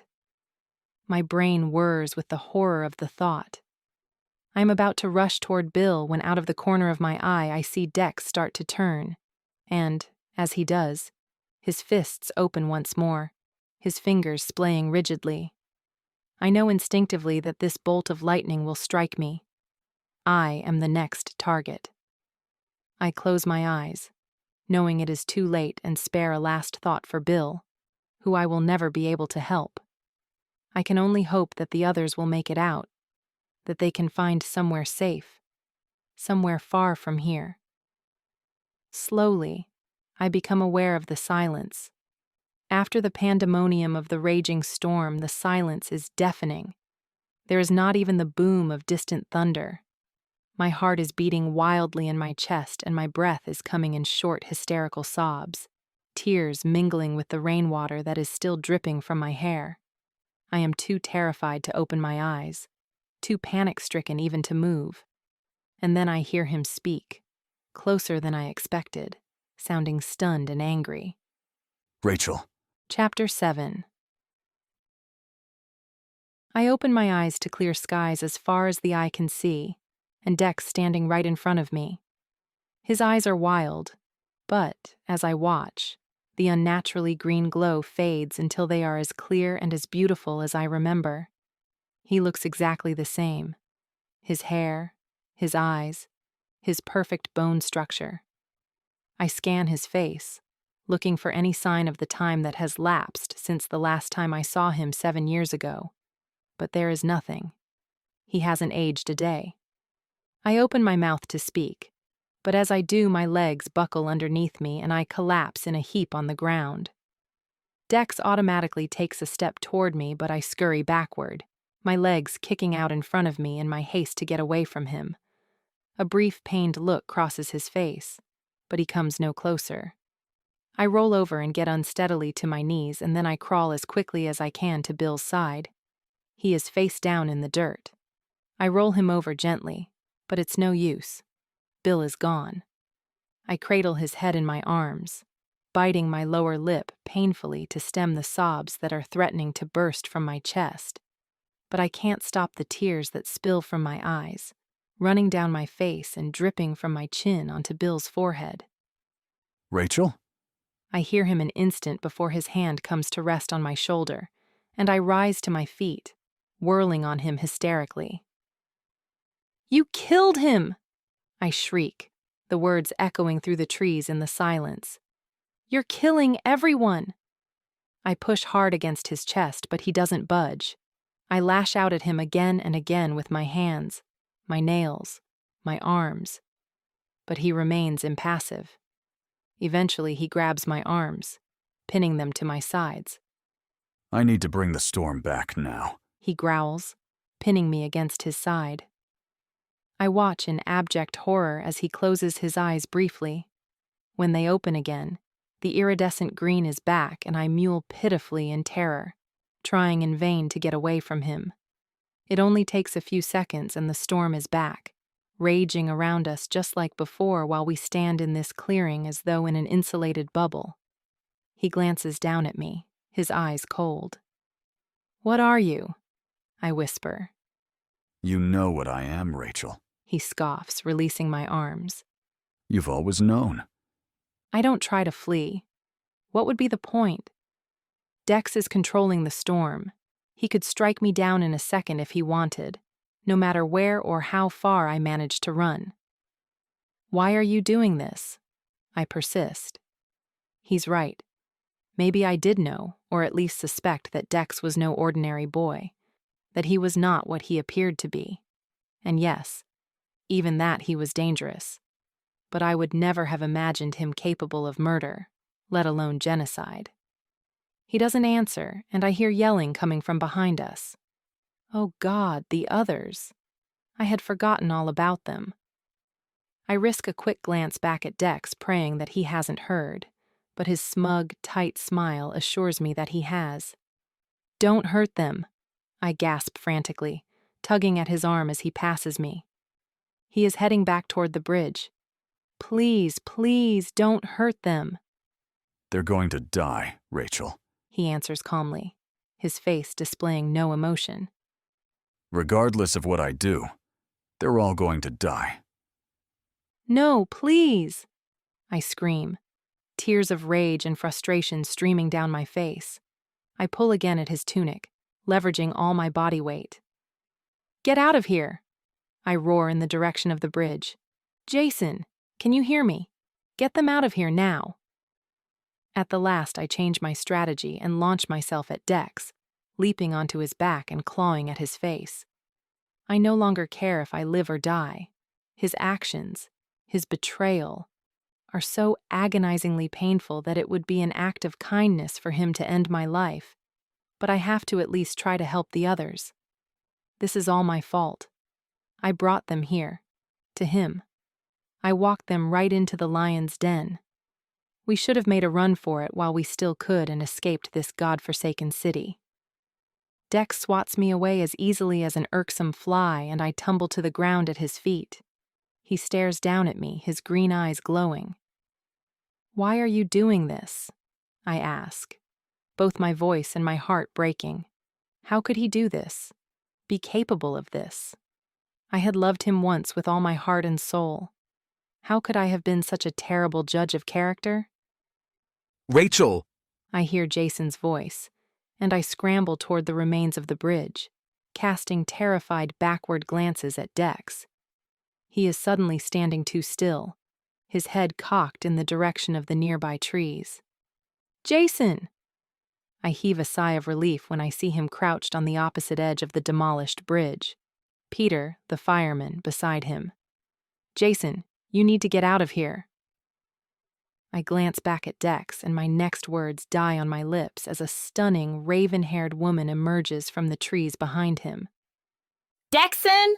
she calls out, and her voice is just as enticing as Dex's. She is dressed all in black, the familiar tunic making my stomach churn. As her gaze falls on me, her eyes glow green and she raises her hand almost lazily. You need to get back to your post, Voka. Dex's voice is ominously low. The woman, Voka, ignores him, her eyes never leaving my face. Voka. It's more of a snarl now, and with a small frown of confusion she turns her attention to Dex. I can hear the others hissing frantically, calling me, but I can't tear my eyes from the scene unfolding before me. "Who is she?" Voka asks, her frown deepening. She's none of your concern. "She's one of them," she counters. "She needs to die." And she will. His voice is so cold that I cringe. "What are you waiting for?" Why did you abandon your post? He changes the subject, sounding furious, and she looks almost sheepish, although she gives a haughty toss of her black mane. "I'm bored." Reluctantly, I tear my gaze away. This is my chance to get out of here. I can't hang around to eavesdrop on their conversation. Without the bridge, there is only one way to get back to the others quickly. I scramble over the concrete debris, and without hesitating, I plunge into the unusually icy water. The weight of the heavy jacket pulls me down, but I throw one arm in front of the other, hauling myself across the lake, the cries of the others encouraging me to keep going. After a few exhausting minutes, I feel my strength waning, my numb, tired body resisting all my efforts. But the sudden, frenzied screams from above rouse me from my weary numbness. Looking upward, my relief that I am over halfway across is quickly replaced by fear. The brown-haired young man who we picked up on the street near Times Square is leaning out over the side of what remains of the bridge above me, his finger pointing northeast in the direction I have just come from. Jason, beside him, is gesturing wildly. Swim! He roars, and in a panic I turn to look. Dex is positioned at the edge of the lake, crouched down on his haunches, his glowing eyes fixed on me, his expression unreadable. The woman is standing just a short way behind him, her jet-black hair blowing in the high wind. Dex has one hand outstretched, palm facing downward. Resting on the water, and under his bare touch, the water is turning to ice. Spreading from his fingertips, moving much faster than I am swimming, the frozen mass moves swiftly toward me. I can feel it as well as see it. A pressure, building in the water and growing in intensity with every passing second. I come to the terrifying conclusion that I'm going to die, trapped in a cold, frozen grave. I turn and double my efforts, each stroke a grueling victory. My arms are so heavy they feel leaden, and the cold biting into my skin is agony. Peter has already made his way to the water's edge, and I can see the others, having warned me, sprinting back across what remains of the bridge. I almost weep with relief when I finally feel the cold, wet earth beneath my hands, and I scrabble desperately, trying to pull myself forward. Peter plunges into the water, lifting his feet as high as possible as he races toward me. Grabbing the back of my jacket, he hoists me to my feet, and we turn and shuffle toward the others, who are still yelling, urging us to hurry. Risking another glance over my shoulder, I see that the ice is upon us, and I give a scream of warning. Peter doesn't turn around, but he suddenly shoves me forward, and I fall into Jason's waiting arms, safe on the hard ground. Peter gives a bellow of pain, and we turn to see his legs trapped from just below the knee in the ice. We leap forward and, as I step onto the lake's frozen solid surface, I glance across to where Dex is still crouched. He is watching me, but he stands quickly and turns to the woman who is yelling beside him, her hands indicating that she is clearly unhappy that we are still alive. Dex is replying, but there is no way to know what it is that he's saying. "We have to get out of here," I whisper urgently as Jason and I tug futilely at Peter's arms, trying to pull him from the ice. It's frozen solid. Peter gasps through gritted teeth. You need to find something to break it. I glance around, and my gaze falls on a large boulder lying on the ground nearby. I lift it and drop it heavily beside Peter's body, but the ice barely chips. I give a howl of frustration. I can hear that Dex is raising his own voice now, and I turn to check on them. Voka is standing at the water's edge, her arm raised, pointing straight at us. Dex falls silent, but I can sense that he is still staring directly at me, his green eyes burning into my face. We have all turned to watch. Even Peter has stopped struggling and is looking over his shoulder, his eyes wide. A ball of fire blossoms in Voka's hands as though out of thin air, and blazes brightly, casting a flickering light over their black clothing. I grab Peter's arm and start pulling with even more urgency, but he yanks it out of my grasp and takes me by the shoulders, dropping his head and forcing me to look him in the eye. Over his shoulder, I can still see the light blazing, growing bigger by the second. Run, is all Peter says, before releasing me and shoving me toward the edge of the lake back toward the park. I cannot leave him. He saved my life coming into the water, and I half turn back, but Jason grabs my jacket and pulls me away. Kate is already making her way into the trees assisted by the newcomer, and I stumble blindly along with Jason. Just before we reach the safety of the tree line, I hear it. It is a whooshing, hissing sound, and I turn, just in time to see the fireball streaking across the surface of the lake. Peter looks up at me, a sad smile in his kind eyes, and then it hits him, engulfing him in an inferno of flames. I feel the bile rise in my throat as the blaze suddenly goes out. There is nothing left of Peter but ash. I bend over and throw up. Jason gives me only a moment, and then he gently places an arm on my shoulder. We have to go, Rachel. Nodding, wiping my mouth with my still dripping sleeve, I glance behind us. Voka has another ball of fire dancing in her hands. Now! Jason adds. There is no time to mourn Peter, no time to even process that he was murdered in cold blood by a fire-wielding maniac not even of this earth. I feel as though I have entered an alternate universe where nothing makes sense and nothing is real. Jason's hand on my elbow, guiding me, is the only thing that keeps me moving as my body screams in protest. As we head toward the tree line, I hear a low hum that increases in only a few seconds to a high-pitched, ear-piercing whistle. What the? Jason looks heavenward, trying to see over the canopy of trees and locate the source of the sound. My heart soars when two fighter jets streak overhead, moving so fast that I only actually see them for a fraction of a second before they disappear over the trees on the other side of the lake. Oh, hell yeah. Jason grins as we keep moving toward the trees. Bring the rain, boys. Relief courses through my own body at the sight of the Air Force jets, although I am not quite as excited as Jason seems to be. We are still far too close to their intended targets to be out of danger.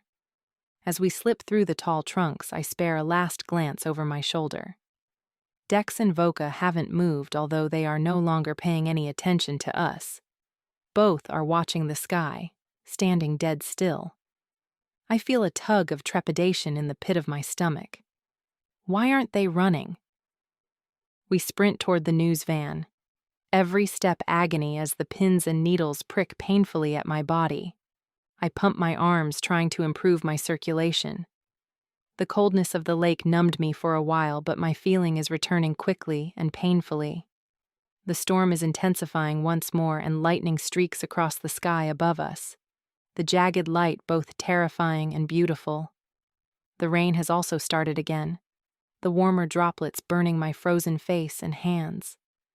As Jason opens the door for me, I hear a massive crack of lightning, and Kate shrieks in fright. The explosion that follows immediately after and the high screech of a massive jet engine chills my blood. I turn just in time to see one of our fighter jets plummet to earth, exploding in a plume of fire and smoke. Oh my God! I shake my head, glancing around for the remaining jet. I see it, on our side of the lake, only a moment before the fireball hits it, and a second later it too drops from the sky. This explosion is closer, and the sound reverberates through my body. Not wasting any more time, I leap into the passenger seat and turn the heat on full, as Jason rams the gas pedal and we race back toward the Central Park exit. There is no way. The young man behind me is muttering. No way they could shoot them down like that. I swivel in my chair to face him, my teeth chattering. They just did, I stammer. What's your name? Darren. He replies in a foreign accent. Darren Roy. You're South African? I hazard a guess. Yeah, I'm here with Ernst & Young, doing my 6-month trainee period in the New York office. He recites, as though he has explained his tourist status 100 times, before getting back to the point. How did they shoot those jets out of the sky? He shakes his head, not really expecting an answer. My father's an aircraft buff. Those F-22 Raptors exceed Mach 2 speeds. That's over 1,300 miles per hour. And they're fitted with the most high-tech jamming systems. They can't just be shot out of the sky. A pregnant silence follows this as we all process what it means.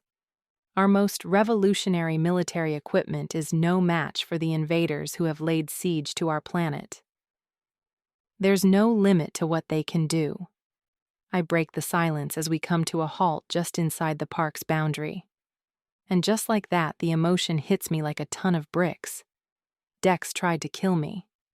Dex, the man I have held in my heart like a talisman for 7 years, killed Bill. He killed Bill, and he tried to kill me. A vision of Bill, face down on the ground, of Joe, impaled by a metal shaft, of Peter, burning, an airplane falling from the sky, people falling into a dark chasm. Around and around the images swirl in my head, each more horrific than the last. Dex. Dex is a murderer. He's a monster. Rachel! Jason finally notices that my body is shuddering and shaking and my breathing is coming in shallow gasps. What is it?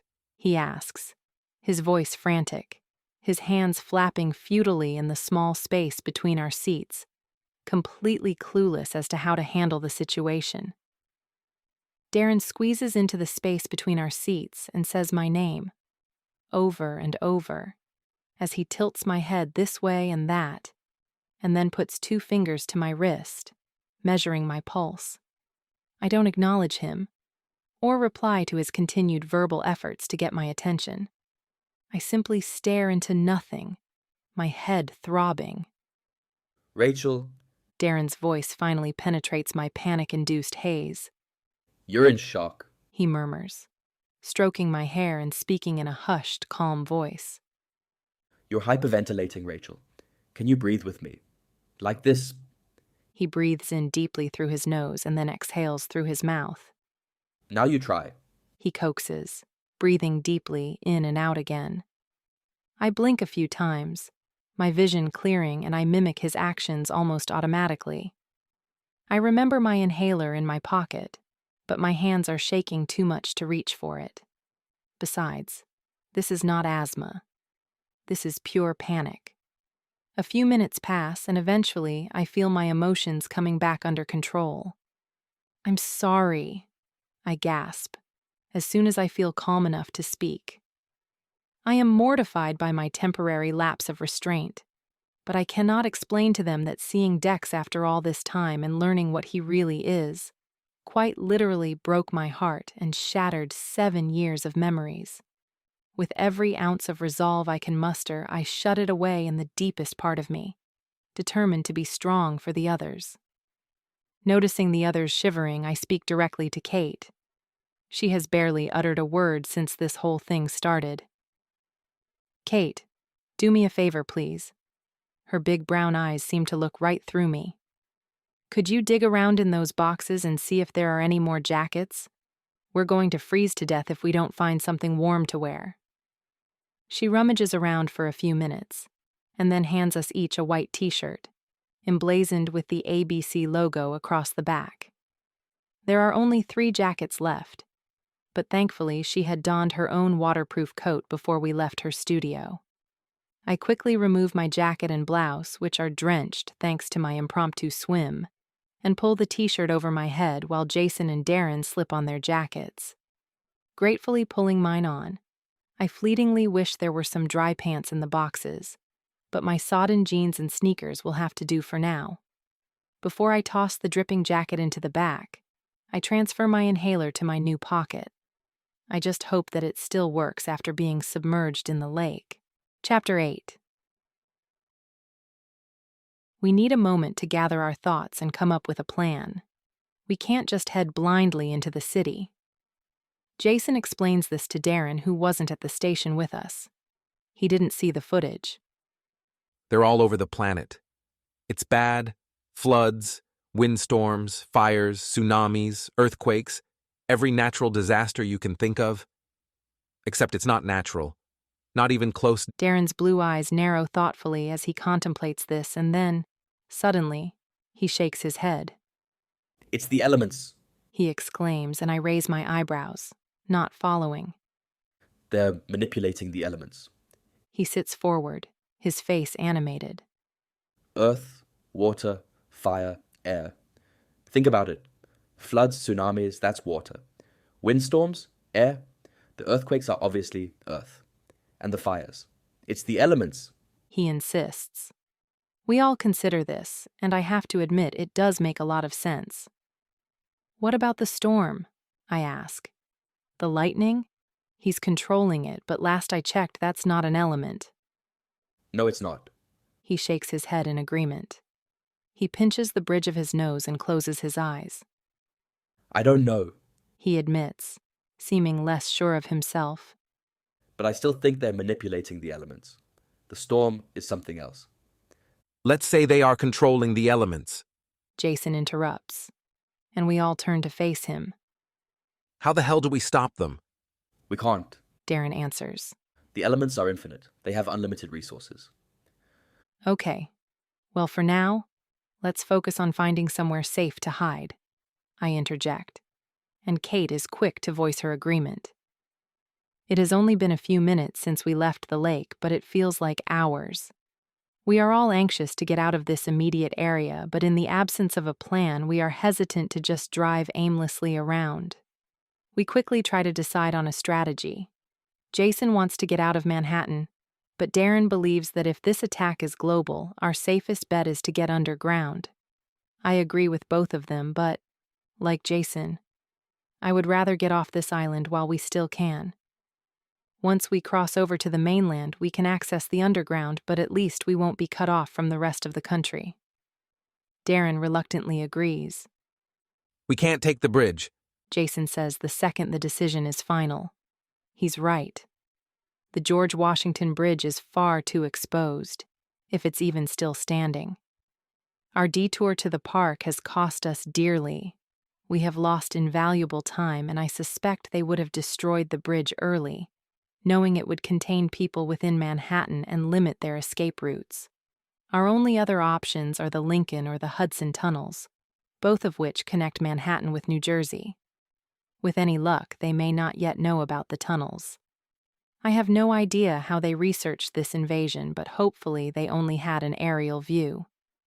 They would have seen the bridge, but not the tunnels which run under the Hudson River.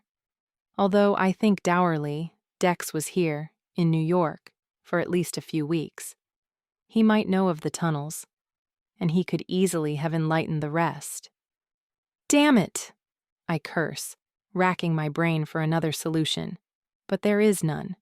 The only way out of New York is through one of those tunnels. We'll just have to risk it. Let's take the Lincoln, I decide. Jason looks dubious. Lincoln's an extra mile's drive. I don't want to be out in the open if we can help it. The Lincoln's only an extra mile if we're following the traffic flow, I counter. I don't think that's necessary anymore. I remember how quiet the roads were on our way here. It's disconcerting to dwell on the reasons for the lack of traffic, but it'll work to our advantage. The downside is that, with no cars on the road, we are going to stick out like a sore thumb. Besides, if we manage to get into New Jersey, I'd rather be in Weehawken than Jersey City. These bastards seem to be targeting the bigger cities. We'll probably be safer in a smaller town.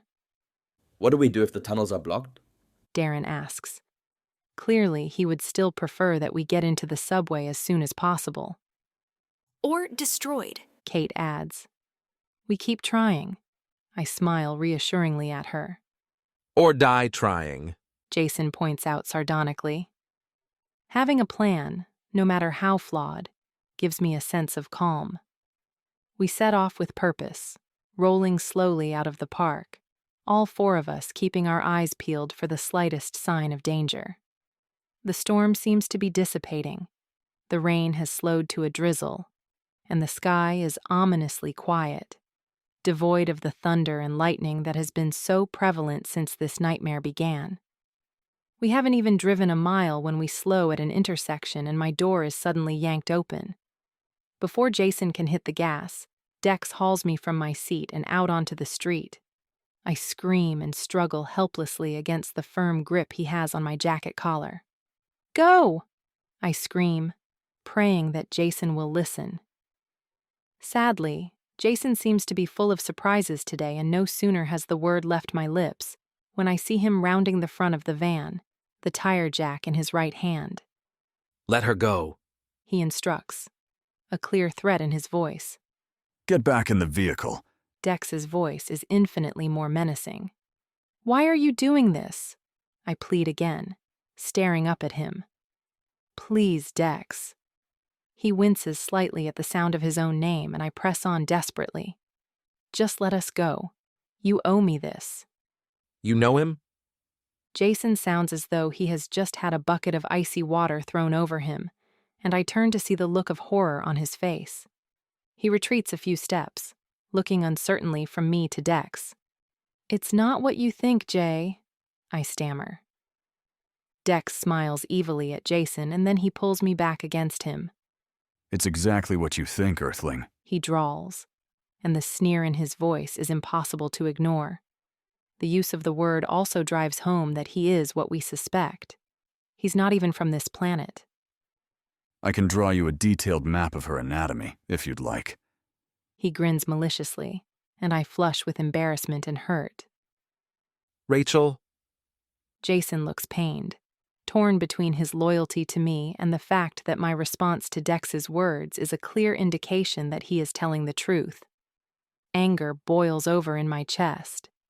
You son of a bitch! I scratch my nails down the side of Dex's face, and I am satisfied to see that at least he bleeds.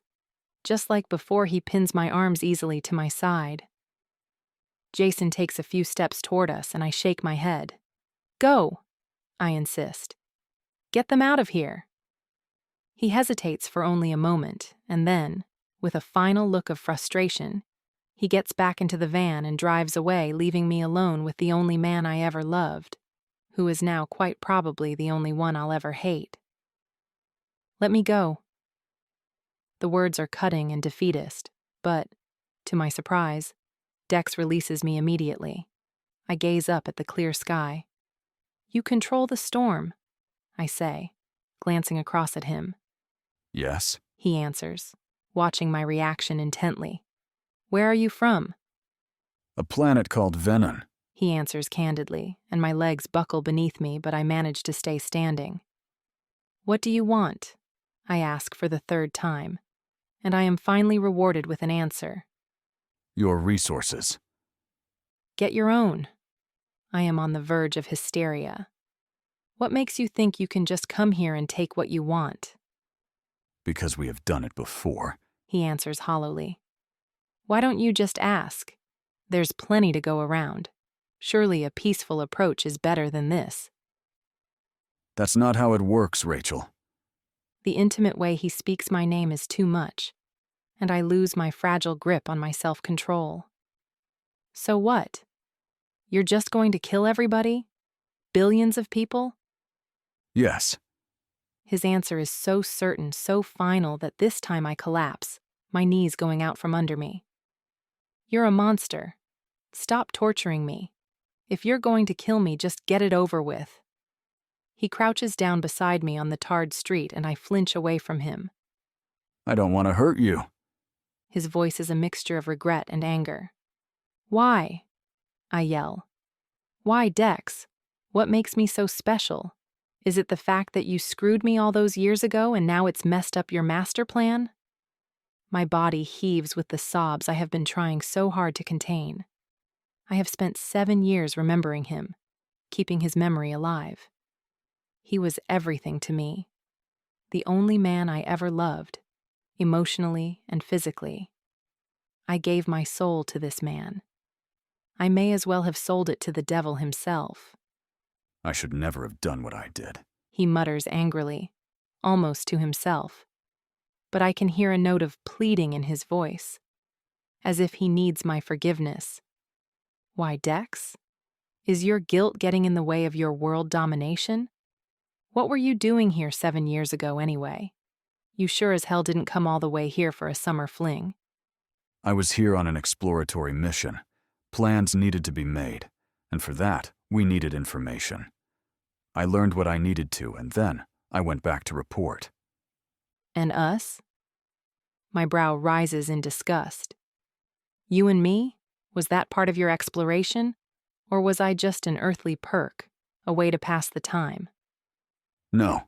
He trails off, his face conflicted. You're a murderer, I hiss, all the anger and humiliation pouring out of me. black and ugly. You killed those pilots. You shot their jets out of the sky. And you killed Bill and Peter, I add. The image of the brave man's death still burned in my consciousness. I had to. I had to distract Voka. She would have killed you, he replies matter-of-factly, and my mouth drops open in surprise and horror. You killed them to protect me from your homicidal girlfriend? Voka isn't my girlfriend, Rachel. She's my sister. I can't believe that with everything that is going on, I actually feel relieved to hear that. Please, Dex, I implore, changing my strategy as I sense his resolve weakening. You don't have to kill us. You've already proved that we can't stand against you. Surely we can reach a compromise. I came here to conquer, not to compromise, he roars, his icy indifference finally slipping, and I bite my lip. Well then, conquer, I scream back. Kill me and get on with it. Or if you don't have the balls, let me go. I need to find my friends. They'll be dead soon, he utters casually. What do you mean? They'll never make it out of New York. We have soldiers stationed at all the exits. Oh my God! I breathe, and then I scramble to my feet, sprinting in the direction the news van was headed. Rachel! He yells, his voice echoing down the street, but I pump my legs even harder, forcing my body to its limits. I tire far too easily, and I curse the fact that I gave up track the same day that Dex left. I ignore the stitch in my side and keep running, not looking back. Dex is the enemy, and I know which side I'm on. Eventually, I round a corner and I see the van just a short distance ahead. Jason is reversing back down the street, another massive canyon just ahead preventing him from going any further. I wave my arms above my head as I race for the van, and he screeches to a halt a few feet in front of me. Jesus, Rachel, are you okay? He assesses me briefly as I hop in before spinning the wheel and heading up a detour street. I'm fine, I answer curtly, not wanting to get into it. How the hell do you know? It doesn't matter, I snap, and he nods grimly, letting the topic go for now. But I know that I will have to give them answers eventually. We've got a problem, I add, filling him in on what Dex told me about the exits. Kate and Darren listen intently behind us. So what do we do? He asks. I have no idea. We need to get underground, Darren insists. I agree with Darren. Kate is wringing her hands nervously. I understand the appeal of escaping the carnage up here, but I can't suppress the feeling that this would be a bad move. We'll be trapped, I moan, racking my brain for another solution. Before I can even ask Jason if he knows another way out of the city, Kate gives a shriek of fright, and I turn to see one of the tunic-clad men heading straight for us. Go! I scream at Jason, and he starts to reverse. After only a few seconds, he slams on brakes again, and I glance back to see why he's stopped. Shit! I curse. There is another man approaching from behind. We're trapped. I quickly scan the street, but we are hemmed in. There is nowhere to escape. We're going to have to make a run for it, I whisper urgently, and Kate whimpers in fear. I understand her terror. There is no way we can outrun their abilities. As if to prove this, the man ahead raises his hand, and the van gives a lurch to the left, as the ground heaves beneath us. Head for that department store, I whisper, and Jason and Darren nod. Kate is clutching Darren's sleeve. Now! I yell, and I wrench open my door as the others do the same. Instantly, it is blown shut, and I glance up to see that, in the blink of an eye, the storm is back in full force. The wind is staggering, and, judging by the grunts coming from the others, they can't open their doors against the buffeting wind either. I hear a shout, and, as I glance through the windshield, my heart skips a beat. Dex is standing in front of the van, his back to us. He raises his hand, and a bolt of lightning streaks from the heavens, hitting the first assailant squarely in the chest. He collapses in a heap on the ground, and Dex turns, calmly making his way to the back of the van. Another bolt of lightning lights up the sky, the noise resonating in my head, and then suddenly everything goes quiet. "Go!" I hiss, and Jason needs no further prompting. He shifts the car back into drive and slowly eases his foot down on the gas. The van starts to creep forward, but as I check the rearview mirror, I see that Dex is gone. Alarmed, I glance around, but there is no sign of him. I slump back in my seat, releasing the breath that I didn't know I was holding, but my relief is short-lived as the driver's door is suddenly wrenched open. Jason automatically slams on the brakes and I hit my head painfully on the dashboard. Get in the back, Dex orders. To my surprise, Jason scrambles between the seats without argument. Dex's glowing green eyes meet mine and he seems to be giving me a silent warning. They're not worth it, Rachel. I can save you, not them. His disregard for the lives of the 3 people behind me is infuriating. You save all of us, I spit out. Or none of us. I meet his gaze unflinchingly. The choice is yours. With an angry snarl, he leaps into the driver's seat and pulls the door shut. A second later, we surge forward, the tires squealing in protest as we race toward the Lincoln Tunnel. Chapter 9. Rachel, what the hell is going on? Jason's voice is hard, his face reflecting both anger and distress. I open my mouth to explain, but my attention is diverted as the van careens to the right, and an enormous explosion blasts just to the right of me, the heat searing my face. The fireball just missed us, but only because Dex swerved in the nick of time. I locate the source. Just up ahead is the entrance to the Lincoln Tunnel, and standing in front of it are 4 of Dex's soldiers, 3 men and 1 woman. They look so normal, so human, is my first hysterical thought. 2 are dark-haired like Dex and Voka, but the 3rd man and the lone woman are fair.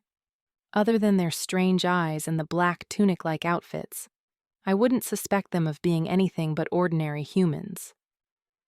Dex's hands tighten on the steering wheel, and, as they do, it's as if the storm itself closes in on us, focusing all its energy on the small area surrounding us and the tunnel.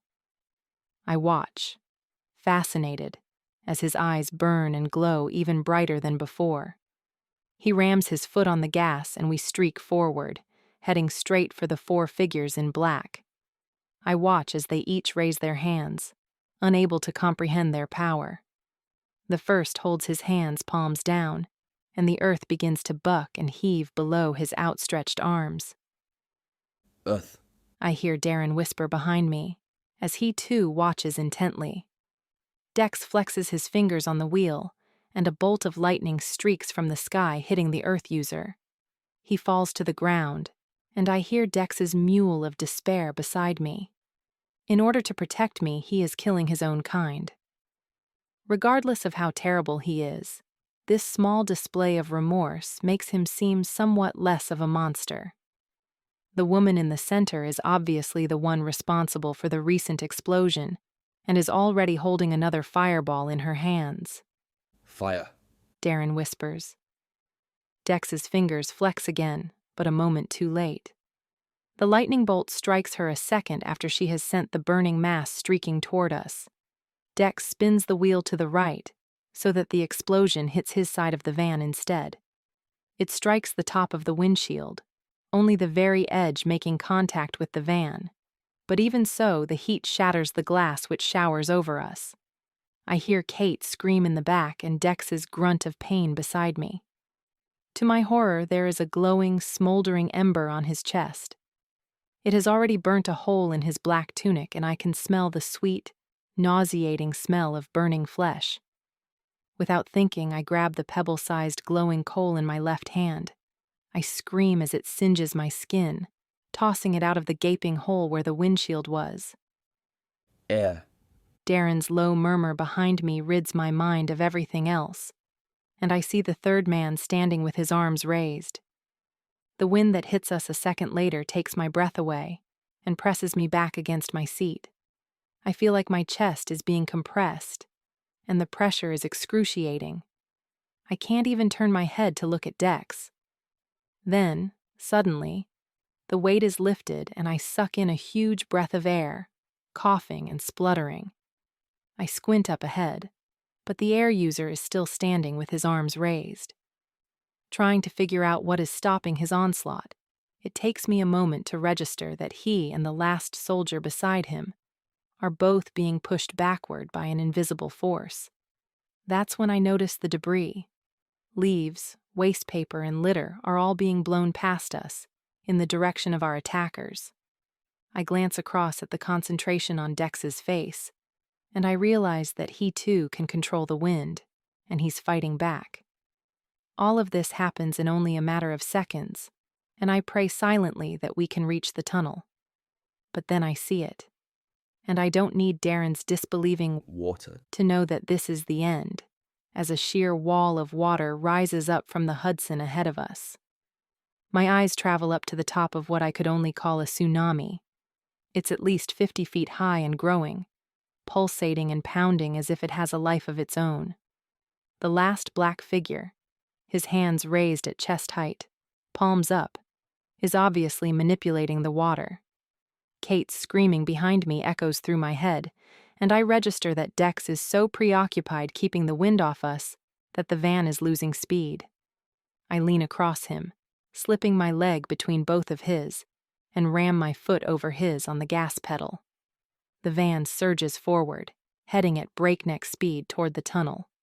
I keep my eyes on the enormous, deadly wave looming over us, praying that we make it. The lightning that streaks out of the sky hitting the water user is only an instant too late. He has already thrown his arms forward, and his own demise cannot stop the impetus of the tsunami. I watch as it surges forward, thundering toward us and gaining even more height as it moves across the relatively short expanse of the river itself. Jason's blood-curdling yell joins Kate's relentless screaming, and I can hear my own voice shrieking, "Come on!"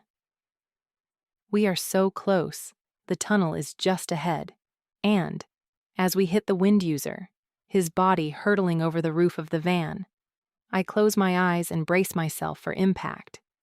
A liberal spray of water drenches me at the exact moment that it suddenly goes dark, and I hear Dex's rich baritone voice beside me. Rachel, I need you to move your leg.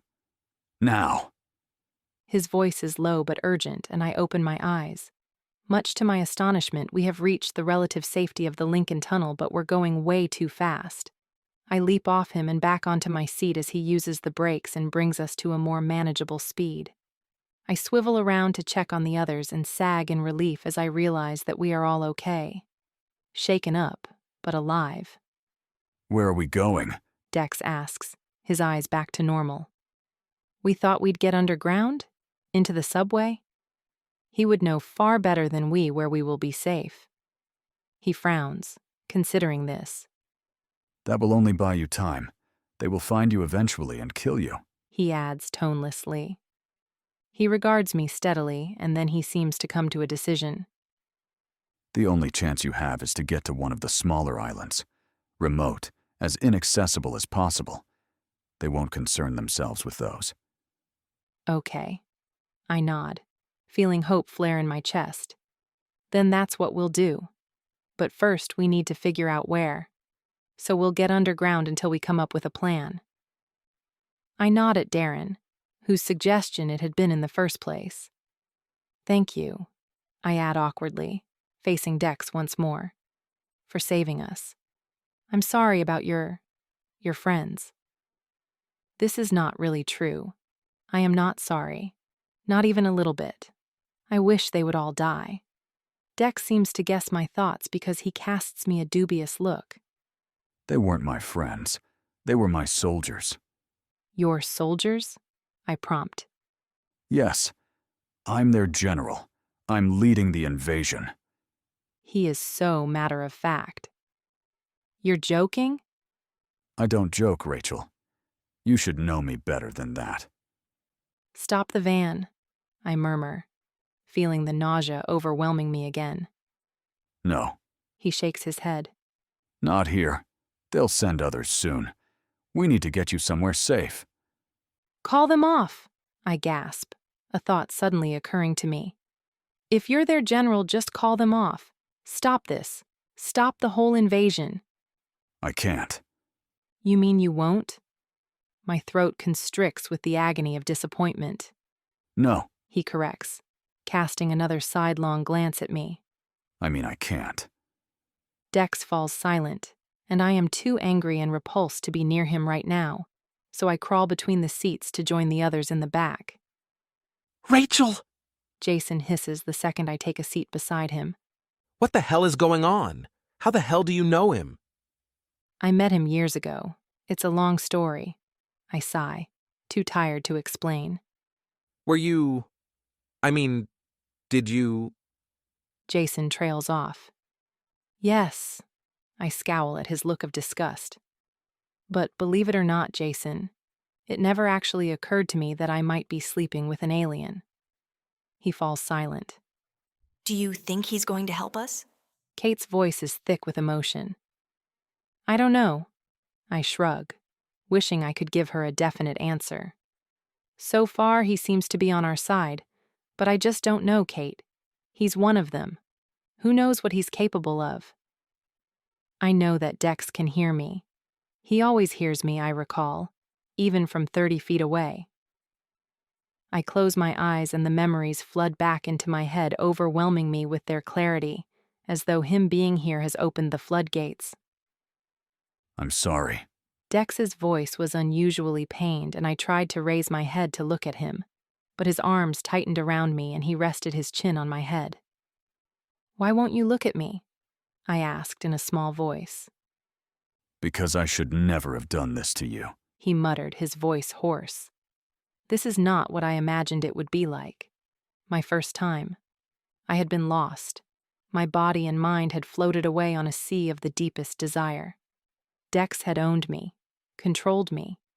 His every touch had set a million nerve endings in my body on fire, and even the blood pumping through my veins seemed to call out for more.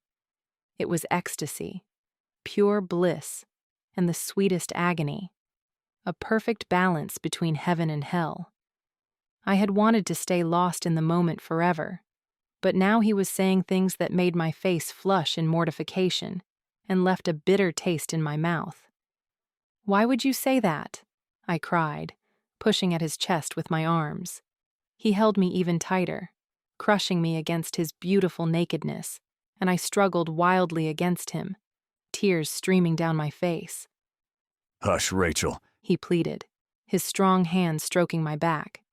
I'm sorry. I didn't mean it. Please stop crying. Please. Eventually, his words soothed me and my sobs subsided. I fell asleep in his embrace, feeling safer than I ever had before, but his words weighed heavily on my heart and my dreams were troubled. When I finally opened my eyes, I had a terrible foreboding that they might be a premonition. I better go. Your parents will be home soon. He murmured into my hair as we kissed goodbye at the front door.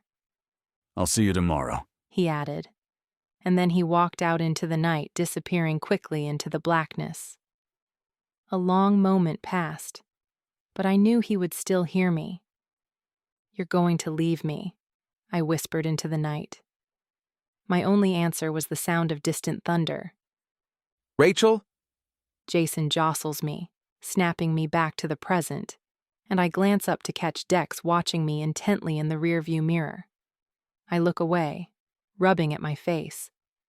Hang on, I need to ask him something, I say, clambering back to sit beside Dex. We are nearing the end of the tunnel. Do you think there are any more Venites waiting out there? I incline my head in the direction of the small patch of sunlight ahead. Dex smiles at me quizzically. The Knights? Venice, Venonians, whatever. Your soldiers. The words drip from my mouth contemptuously. I don't know, he answers. They're attacking the cities mostly, and they probably won't be expecting anyone to be coming out of the tunnel. We were supposed to deal with that. He breaks off and then seems to visibly shake himself. With a little luck, we may make it to the subway without any confrontation. They control the elements? Yes. Each soldier can manipulate one of your elements. Although I am surprised that he answered, I don't show it. Just one? Just one. He repeats. You turned the water to ice, back at the lake. I try not to sound accusing and fail dismally. It's hard to forgive someone who so recently tried to kill you. I would never have trapped you in that ice, Rachel. I think back to how quickly the ice had spread across the lake in all directions, far faster than it had taken to reach me, and I have to admit that he might be telling the truth.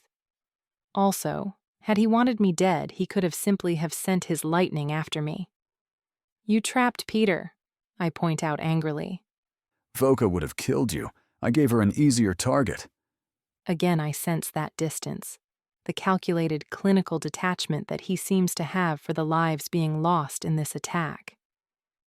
You killed him, I iterate, biting out the words. I don't care. He answers coldly. You are the only one I want to save. The only one. The rest can die. You need to understand that.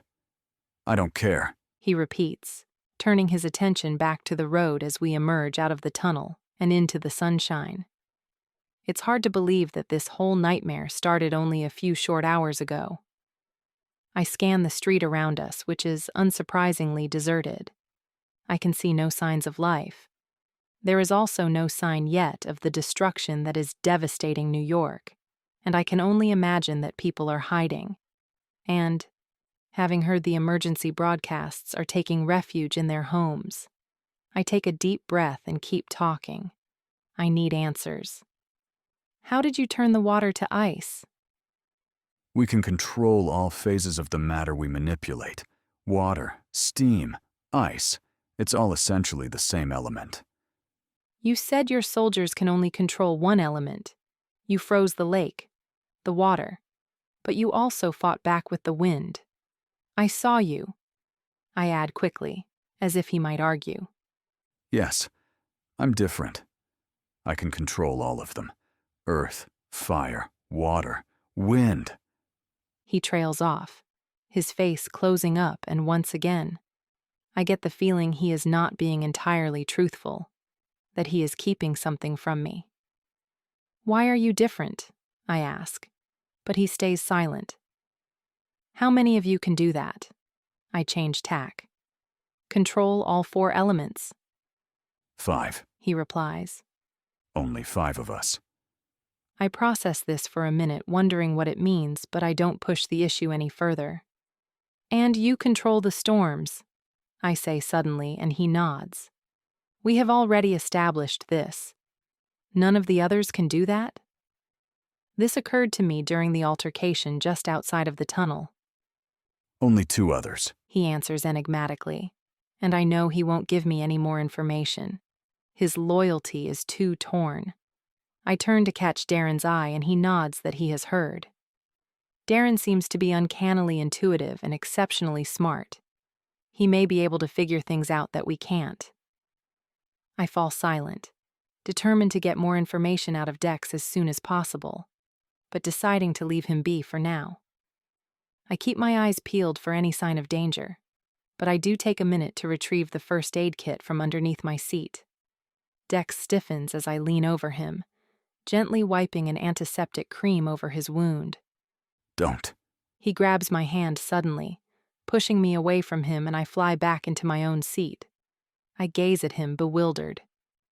Take care of your own hand, Rachel, he instructs, and I do as he says, applying the antiseptic and wrapping a bandage around my burnt left hand. Chapter 10. As we drive through the streets of Weehawken, I see curtains twitching in a few of the houses we pass. Will they be safe?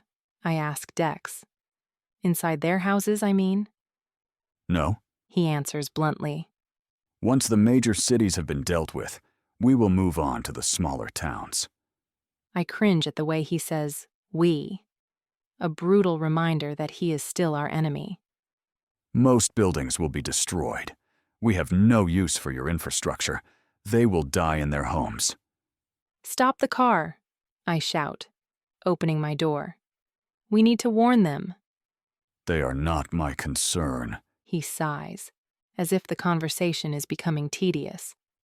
Besides, He adds as I open my door, intending to jump out of the moving van. where would you tell them to go? You can't save everybody, Rachel. And the time that you waste here could get your friends killed. He gestures at the others in the back of the van. I bite my lip to keep from crying. We need to get to the subway. Darren's calm, soothing voice comes from behind me. He's right. There are too many people. We can't start going door to door. I turn to voice my disgust at leaving these people here to die, but he continues before I can speak. We'll warn who we can. We can help a few, just not everyone. Smart boy. Dex mutters, although Darren is technically probably only a year younger than he is. Why do you look the same? I ask, the thought I had earlier suddenly reoccurring to me. You haven't aged a day in 7 years. Time is not the same where I come from, He answers, which is not an explanation, but is clearly the only answer I'm going to get. We need a plan, Jason says. a concrete plan. How long until they get here to Weehawken? He demands, and Dex's eyes flash angrily. We need to know how long we have, I interject softly. Dex speaks directly to me. They'll decimate New York first. Jersey City, too. It'll take some time. So, how long? Jason's voice oozes derision, and I shake my head at him discreetly. Jason seems to think that his connection to me makes Dex less dangerous than he really is. A day. Maybe more. Right. Then I say we find somewhere to rest. Get some supplies, food, clothes. Come up with a plan. I thought we were headed for the subway. Darren interjects, but Jason shakes his head. What's the point? We need to get out of here. He said so. He jerks his head at Dex. I'd rather spend what little time we have gathering supplies than hiding out unnecessarily in the subway. Okay, I concur. Let's just find a house that we can use. The abandoned home that we secure as a temporary base is a sweet 2-story semi. No doubt the owners have fled, searching for somewhere safer to hide. They must have left in a hurry, as a half-eaten breakfast remains on the dining room table. The television is still on in the living room, looping the same broadcast we recorded just before we finally abandoned the studio. The picture shifts in and out of focus, and the screen goes gray every few seconds, so I switch it off. I am surprised there is any feed at all considering the massive damage to infrastructure and the severity of the storm we just witnessed. I have no doubt that soon enough all communications will stop working, but I am grateful that our broadcast seems to have warned people. Jason was right to go back. I return briefly to the van and retrieve my bag, rooting around in its depths for my mobile phone. I very seldom use it, being somewhat of a loner and more than a little technologically challenged, but it is a necessary evil in my profession. The news doesn't wait. I stow the phone in the same pocket as my inhaler. We search the house, gathering as much as we can.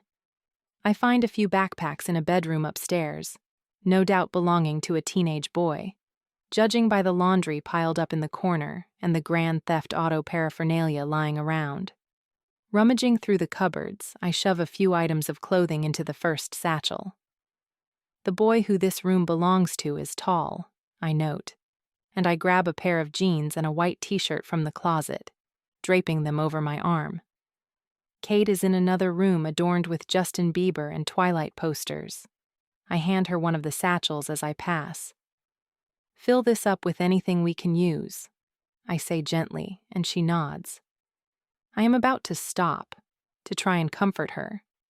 It's obvious that she is struggling emotionally to deal with everything going on. But, as I take a seat on the edge of the fuchsia pink bedspread, Darren strides into the room. He looks awkwardly between me and Kate for a minute, and I am only too happy to let him take over. I smile up at him as I pass, and he flashes me a small, grateful smile in return. Downstairs, Dex is sitting calmly at the dining room table. The front of his black tunic is burned through from our recent encounter with his fire-wielding Venite. With a start, I notice that the skin showing through is only slightly reddened. "You're healing."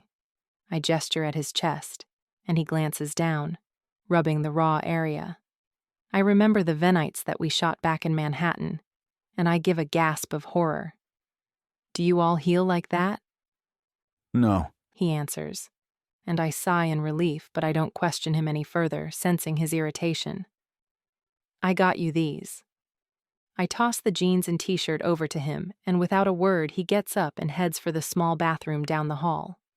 Jason is ransacking the garage, collecting tools, rope, and anything else he can find that will be useful to take with us.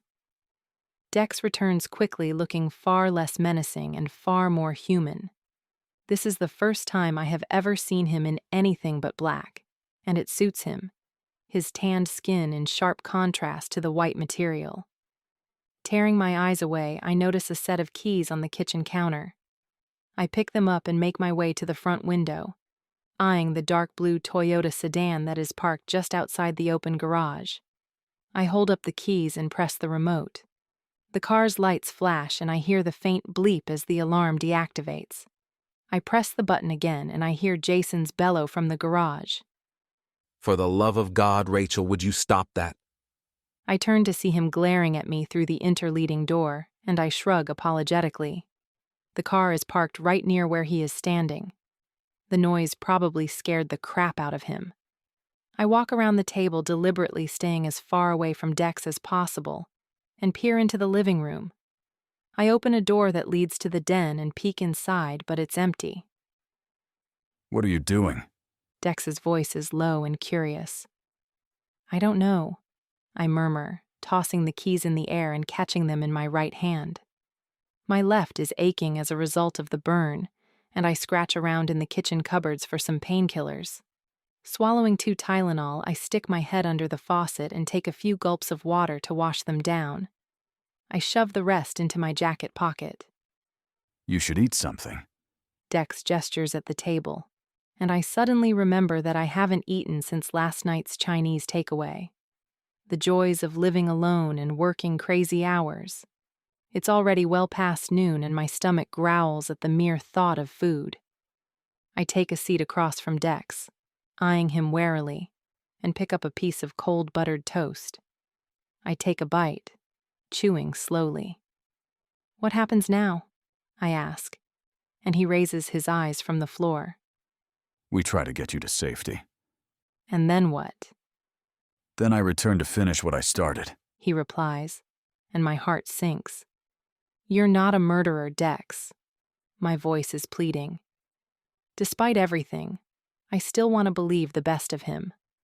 I want proof that the man I thought I knew really exists. Looking into his flint-hard eyes, it's hard to imagine. How can you do this? How can you kill all these people without even hesitating? Do you really have no heart? I have a heart, Rachel. My biological makeup is practically identical to your own. I roll my eyes in annoyance at the sarcasm in his tone. That's not what I mean, and you know it.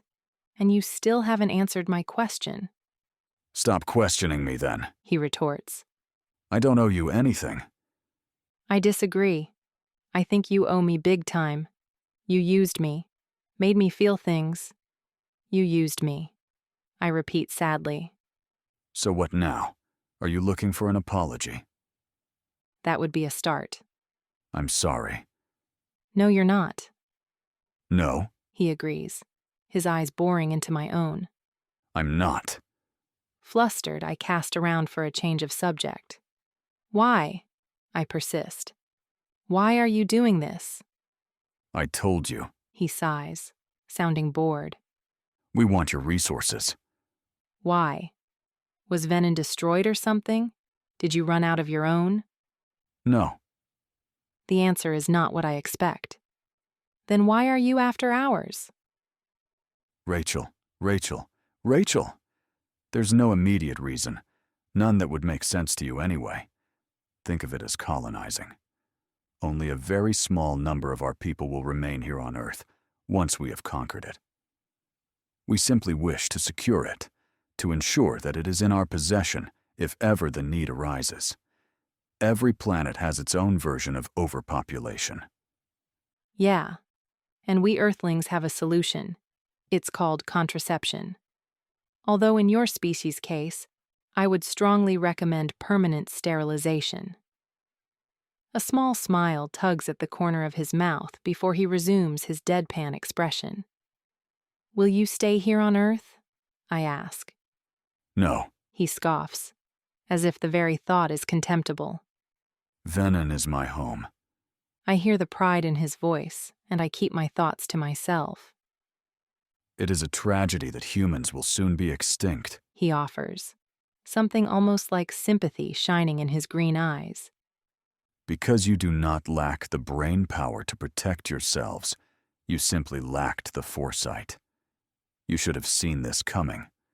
Surely you realized a more dominant species would come, would challenge you? I'm sorry if humanity is not quite as jaded as your people. We never assumed that discovering that we are not alone in the universe would be tantamount to annihilation. And as to our supposed extinction, I sneer. In case you haven't noticed, we're fighting back. Trying to. He corrects. But you won't succeed. There are thousands of my kind on Earth. Genocide is imminent. Stop that. He suddenly snaps, glaring at me, and I blanch. Stop what? I wasn't doing anything, just eating my toast in silence and staring hatefully at him. Nothing. He shakes his head, trying to brush it off, but I am not convinced. Again, I have that nagging feeling that he is keeping something from me. I stand suddenly, grabbing the 2 rucksacks I brought with me downstairs, one of which is filled with clothing. I stride across the kitchen and yank open the pantry. Why are you bothering with me, Dex? I bite out through clenched teeth as I begin shoving tinned food and packets of pasta into the open bag. He doesn't reply, and I grab a few packets of biscuits, throwing them on top of the rest. You obviously believe in Venin's cause, enough to murder 7 billion people, so what difference does one human girl make? One pathetic, weak human? I pull open a drawer so hard that it crashes to the ground, utensils scattering all over the floor. I bend down and retrieve a can opener that landed near my feet. He still hasn't answered, and I turn back to the pantry. But as my hand closes around a bottle of long life milk, I feel his hand on my shoulder, and he jerks me around, so quickly that the backpack clatters to the floor, tinned goods rolling in all directions. Stop it! He growls, grabbing my chin and forcing my face upwards. Before I can even prepare myself, his mouth comes crashing down on mine. I let out an involuntary gasp as his lips touch mine, and he seizes the opportunity to slip his tongue into my mouth. I kiss him back for only a second, and then I jerk my head away. My hand flies forward of its own accord, and I slap him hard across the face. Don't touch me, you evil son of a bitch, I hiss, striding out of the room and through the back door. I step out into the yard trying to slow my breathing and to ignore the frantic thudding of my heart. It means nothing, I tell myself, hating that I responded to his kiss even if only for a moment. Nothing. He just caught you by surprise. I stand that way for some time, staring at the leaves of the trees and the pansies adorning the sweet garden, providing bright splashes of color.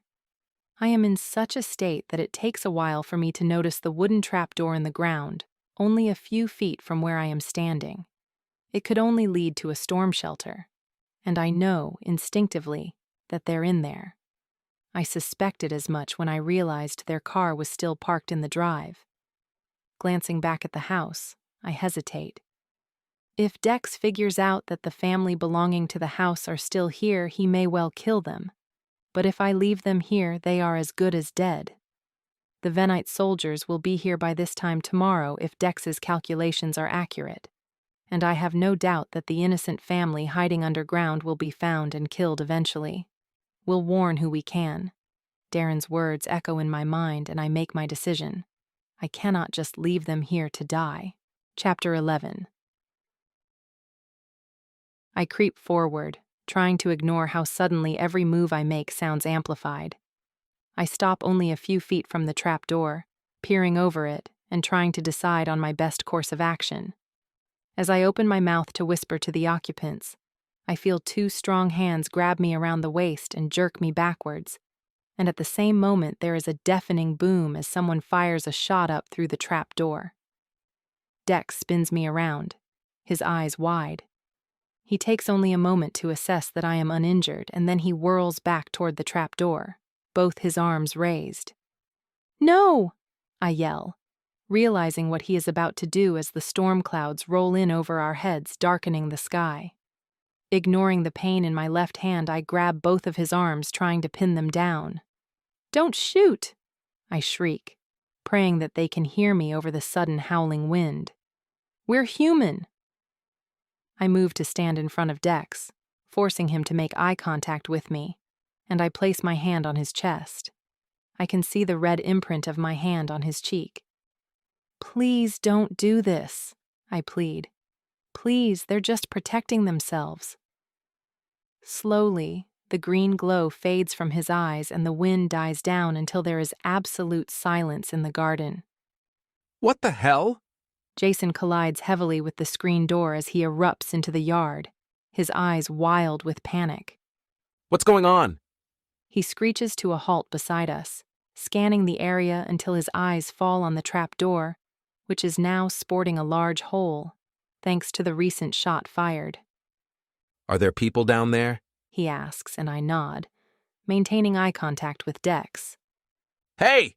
Jason hollers, banging on the trap door. Come on out! We're not going to hurt you! I hear the metallic slide of the deadbolt, and then slowly the door rises and a wary face peers out of the crack. Seemingly satisfied that we are indeed human, the man hoists the door open so that it falls with a soft thud onto the grass beside it, and he clambers out of the shelter, followed by a red-headed woman and two red-headed teenage children, a boy and a girl, the obvious occupants of the bedrooms upstairs. I can feel Dex bristling beside me. "Jason, get them inside," I urge, and understanding dawns on his face. "Don't tell them," I add in a low murmur, and he nods his head in understanding before quickly shepherding the family indoors. Dex follows their progress, an angry snarl on his face. "Dex!" I wait until I once again have his undivided attention. "Please, please don't hurt them." You just don't get it, Rachel. They're going to die anyway. "Maybe," I nod, swallowing back the lump in my throat. "But I am asking you not to hurt them." Don't for 1 second think that you will deter me from my mission. He warns menacingly, and I shiver involuntarily. He is such an enigma. It's obvious that he doesn't want any harm to come to me, but he feels nothing for mankind. "Why are you so intent on keeping me alive?" I ask. You know why? "No, I don't. I really don't. Explain it to me." We have a history. He replies. It would weigh too heavily on my conscience if anything bad were to happen to you. It's not quite the answer I was expecting, but if guilt is the reason I'm still alive, I'll take it. I walk across to a quaint garden bench and sit down, and after a moment he joins me. "I could have died," I point out. "I found you. You weren't looking for me. I could have died before I found you. So why now is it so important to you that I'm safe? It obviously wasn't before." He doesn't reply for a while, and a look of confusion passes across his face, almost as if he doesn't understand it himself. I didn't remember. Not really. But when I saw you in the park... He seems to visibly shake himself, and then he stands, drawing himself up to his full height and glaring down at me. Look, it doesn't matter. What matters is that you did find me. And now, I will make sure no harm comes to you. "You killed your own people to keep me safe." I begin tentatively, and his eyes narrow. "What makes you think you can protect me from all of them? You said yourself there are thousands." I will keep you safe. He replies. Even if you have to kill your own kind? Yes, although I don't relish the thought. Won't they figure out what you're doing? Surely they'll hunt you down. They won't harm me if they can help it. Why not? I can see that he doesn't like my questioning. He doesn't want to divulge any more than he has to. His loyalty is still with his own people, and his guilt will only get me so far. Why won't they hurt you, Dex? Because you're their general. Don't you think they will kind of ignore that fact if they realize your allegiance has changed? I coax gently. My allegiance hasn't changed, He says sharply. I keep quiet, not knowing what to say to that. They won't hurt me because I'm royalty. He explains eventually. What, like their king? I almost laugh. No, more like their prince. He replies, completely serious. Their prince? Okay. I trail off, unsure of what to say. Unbelievable, I think hysterically. Not only did I have a relationship with an alien, but he just happens to be a member of the royal family. I really was a screwed-up kid. So, should I call you Prince Dexon? I grin, and again that small smile plays about his lips. Dex is just fine, Rachel. So you're their prince and their general? You're the one in charge?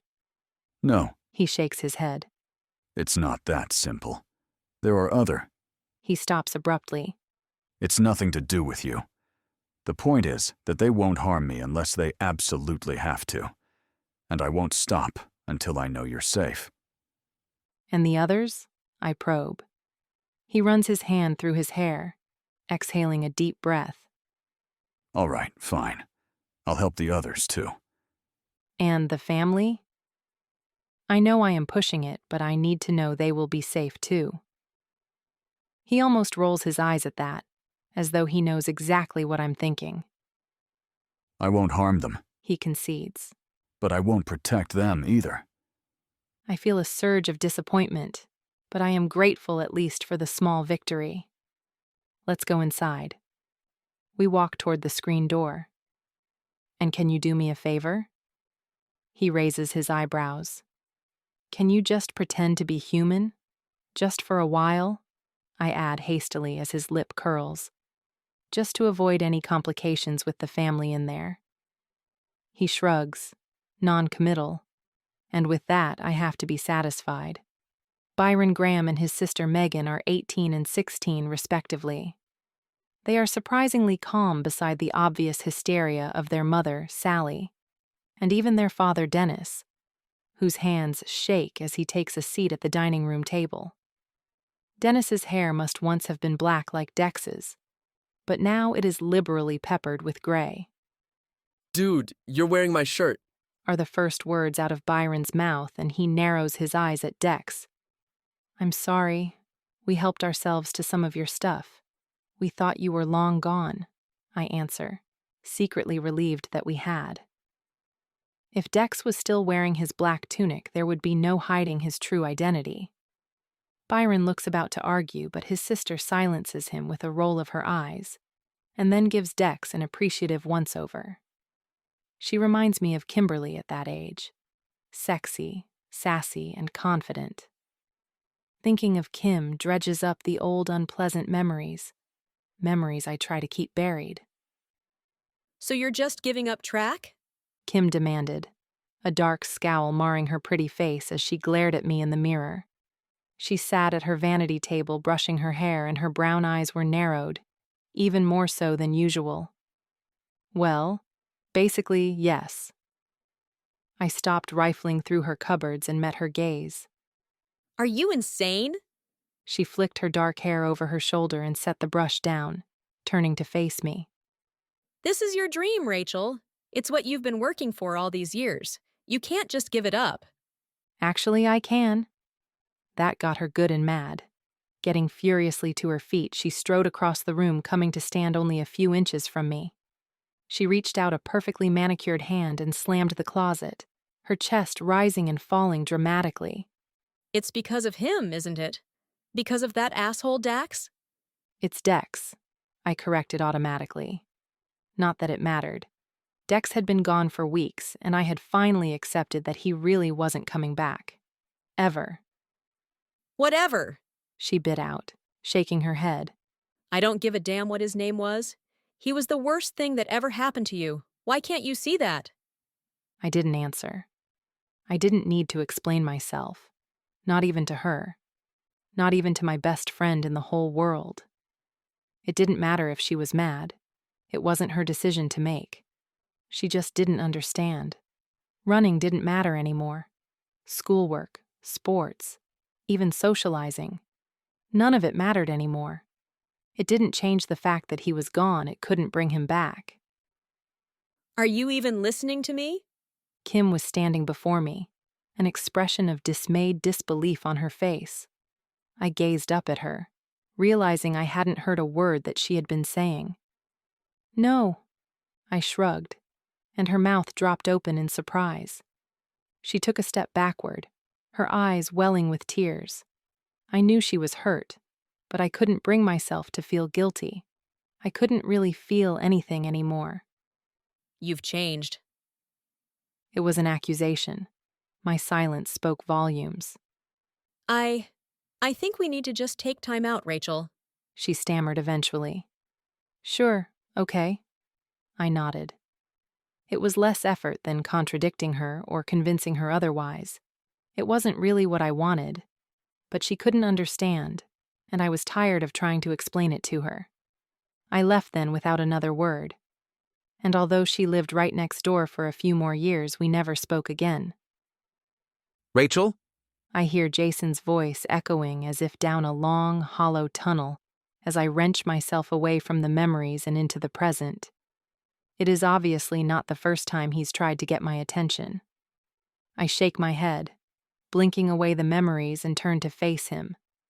The family who are standing around the room are eyeing me quizzically. Is she all there? The young girl, Megan, asks tactlessly, giving me a dubious frown. I ignore her implied criticism. Are you all okay? I ask the four of them generally, changing the subject and getting them to focus on me while giving Jason a stern look before glancing up at the ceiling. My intentions are clear. He needs to warn the others upstairs not to give away Dex's secret. My concern is for the family. If they discover what he is, their reactions could cause him to lose his temper, or to simply kill them for the convenience of it. We're okay. It's the boy, Byron, who answers. But he keeps casting concerned glances at his mother, who is wringing her hands obsessively. We should go back down into the storm shelter, she murmurs. That wouldn't be wise, I say gently, taking the seat beside her. She turns her wide eyes to me, and I see the terror shining in their depths. Fear for her children's safety. Why not? Byron asks, leaning forward. They will be here by tomorrow, I say simply. We're going to die, Megan intones hollowly, and her brother's head jerks up. That is not going to happen, he reprimands loudly, making his mother jump. I won't let it. What do we do? Dennis is looking to Dex for answers, deferring automatically to the male figure. Setting aside the irony of the situation, I hold my breath, wondering if Dex will deign to answer. To my surprise, he does. We need to get to one of your islands. I wince as he uses the word your, but the family don't seem to notice, probably assuming he's from out of town. Somewhere small and remote. I don't think they... He chooses his words more carefully and gives me a placating look. Will look for us there. Where's the nearest island? Byron asks, turning to his father. There are islands all along the coast, Dennis answers, looking again to Dex. No. Dex shakes his head. The island you choose will need to be self-sufficient. You're going to have to live there and be able to sustain yourselves. No. Sally shakes her head vehemently. No way. That's not going to happen. The United States military will fight.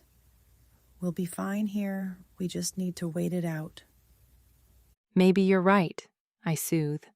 But let's get to a safer place, just in case. We can always return as soon as everything has settled down. We all turn as the others come down the stairs. Darren and Kate nod discreetly at me, assuring me that they understand Dex's secret needs to remain a secret. For how long? Megan asks. How long would we have to stay on this island? Dex doesn't answer. He doesn't need to. We all know the answer. As long as we want to live. I'm not staying on any island. Darren's voice cuts across the table. He leans against the far wall and crosses his arms over his chest. It's a bad idea. Think about it. If we even managed to get to an island, which, by the way, would require a boat as well as land travel, we'd be marooned.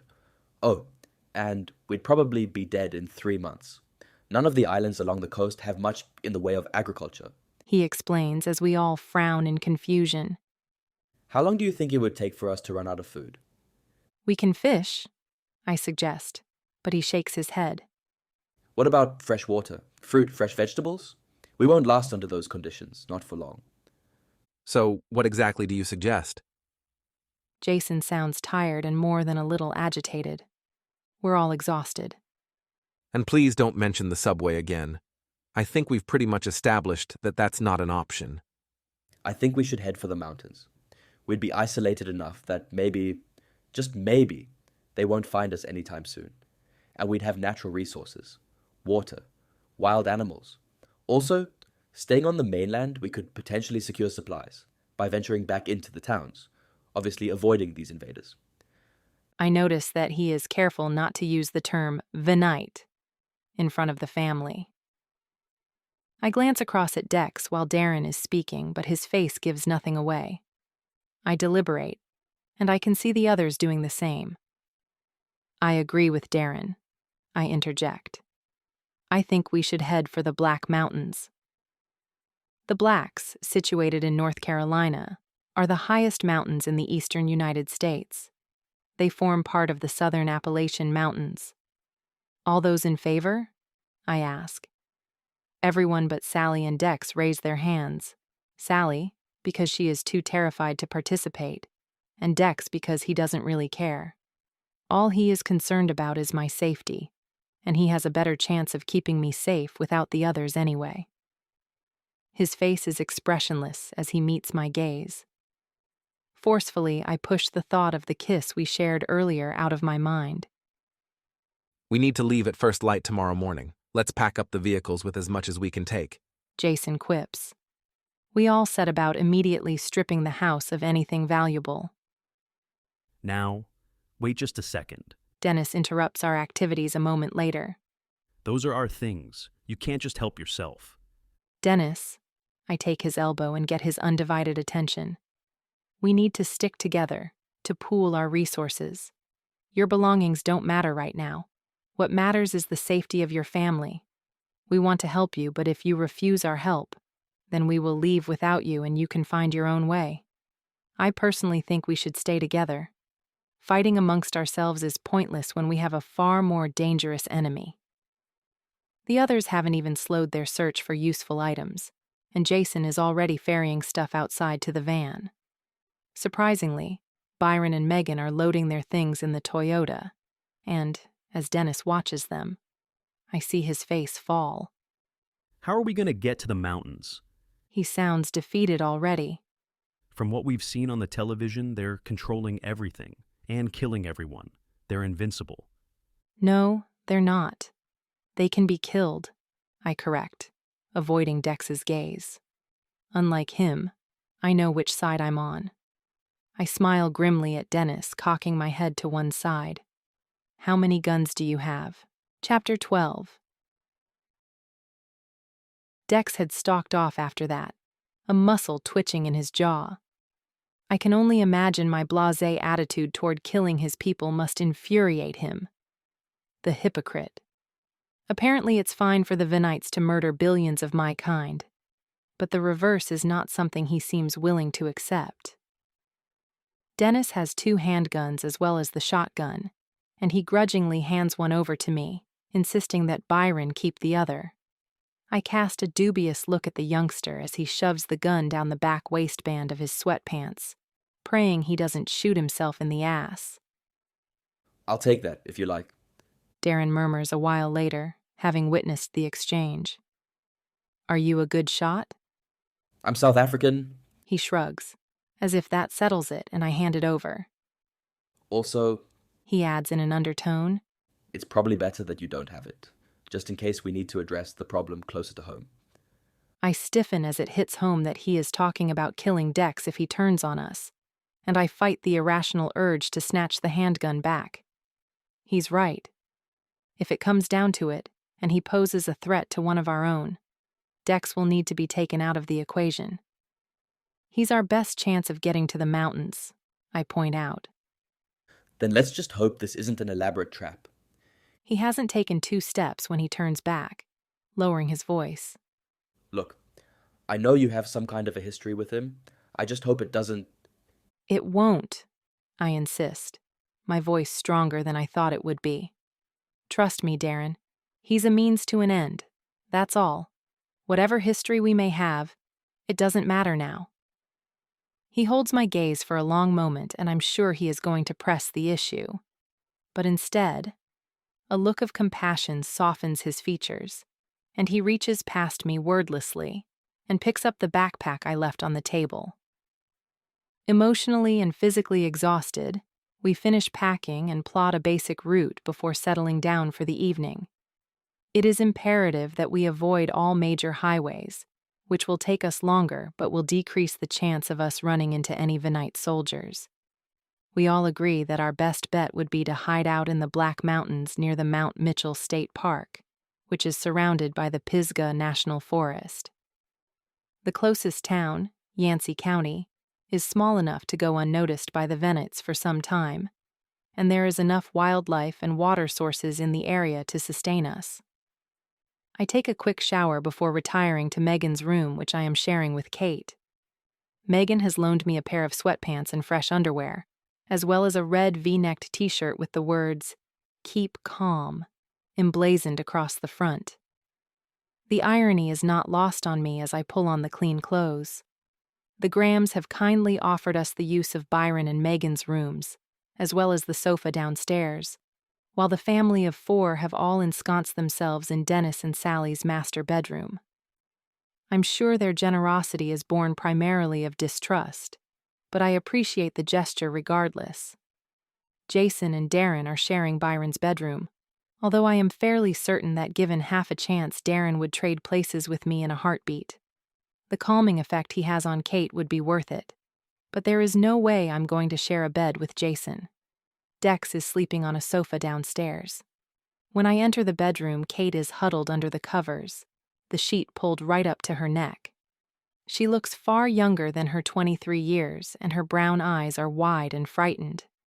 I am too exhausted to try and soothe her fears, which would be difficult at the best of times considering they mirror my own. As tired as I am, I know I am not going to be able to sleep anytime soon, and, heaving a sigh, I pull on my still damp sneakers. Sadly, the Graham women's feet were nowhere near my size. Try and get some sleep, Kate, I say softly, and then, escaping the stifling claustrophobia of the room, I make my way downstairs as quietly as possible, so as not to wake or alarm the others. I head for the kitchen, pouring a glass of water straight from the faucet, and I lean back against the refrigerator door. The cold metal touching the base of my back just above the waistband of the sweatpants I am wearing makes me shiver, and my hand is starting to throb.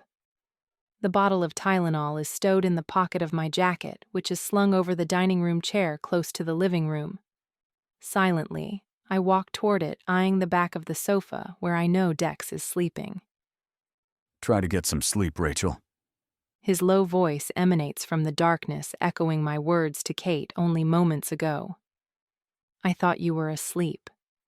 A thought occurs to me and I cock my head to one side. You do sleep, don't you? You know I sleep.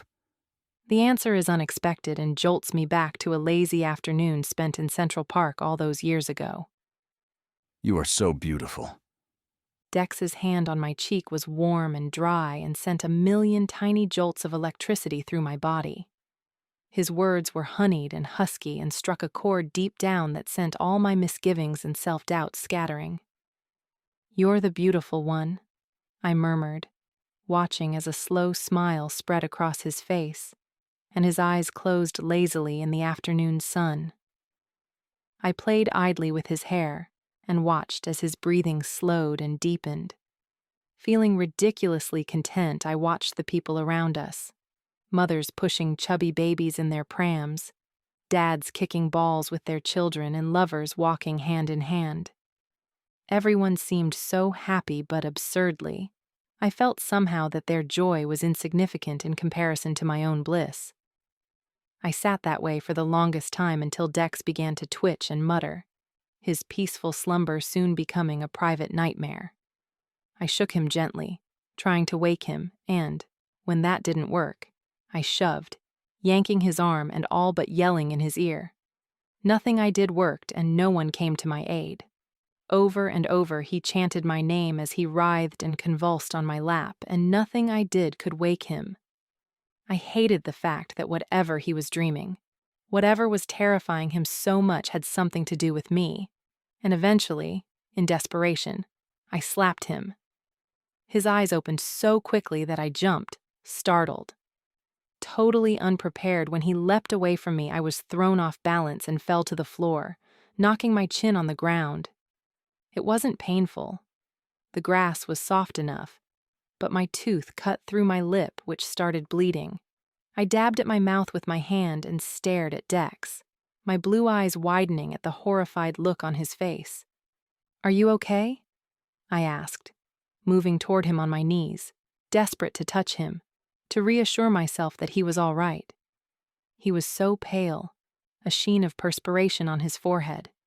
He cringed as I neared him. "You were having a bad dream," I murmured pitifully. "I have to go," he announced suddenly, getting to his feet. "What? Why?" The about-turn in his attitude had me reeling. What had happened? The closeness we had shared earlier was gone, replaced by an icy dread in the pit of my stomach. I just have something I have to do," he announced briskly, brushing the grass from his black pants. Dex never wore shorts. I wondered if he was embarrassed by his legs, whether they were skinny or overly pale, although I doubted it. The rest of him was broad and muscular. He never seemed to feel the heat like I did, always dressing in black. But the words died on my lips as I watched his retreating figure. Hurt and embarrassed, I resumed my solitary vigil over the people in the park. Suddenly, they didn't seem so unlucky. "It was a nightmare." Dex's low voice draws me closer to the sofa, and I blink in surprise. It's almost as if he is reading my thoughts. What was it about? He had never told me, and I figure now's as good a time as any to ask. "You." I figured that much. I come to stand next to the sofa, gazing down at him. His right arm is bent behind his head and his left is slung across his stomach. "I never have bad dreams," he says, his green eyes never leaving my face. "The only time I ever have them is when I'm around you." "Yeah, well, you gave me asthma," I retort, only half joking. His gaze narrows in confusion. "What?" "I got asthma when you left." I shrug, perching myself on the caramel-colored sofa across from him. "How do you figure I gave it to you?" He sits up and faces me. It's surreal having this conversation with him after everything that has happened. "I don't know." I shrug. "I got it after you left and—" I trail off, something occurring to me. I leap off the sofa and cross into the dining room where my jacket is hanging over one of the dining chairs. Digging in the pocket, my hand closes over my inhaler and I draw it out, eyeing it curiously. "What's that?" Dex's head appears over the top of the sofa and I smile sadly at him. "Proof." I toss the inhaler over and, much to my irritation, he catches it easily with those lightning reflexes of his. "Proof?" "Yeah, proof that you gave me asthma, although I haven't used it once since you, well, Since I found you in the park. I ruminate for a minute. It's true. I haven't needed my inhaler since Dex's reappearance, despite the immense stress I've been under since. I had been teasing when I accused him, but maybe there is more truth to it than I thought.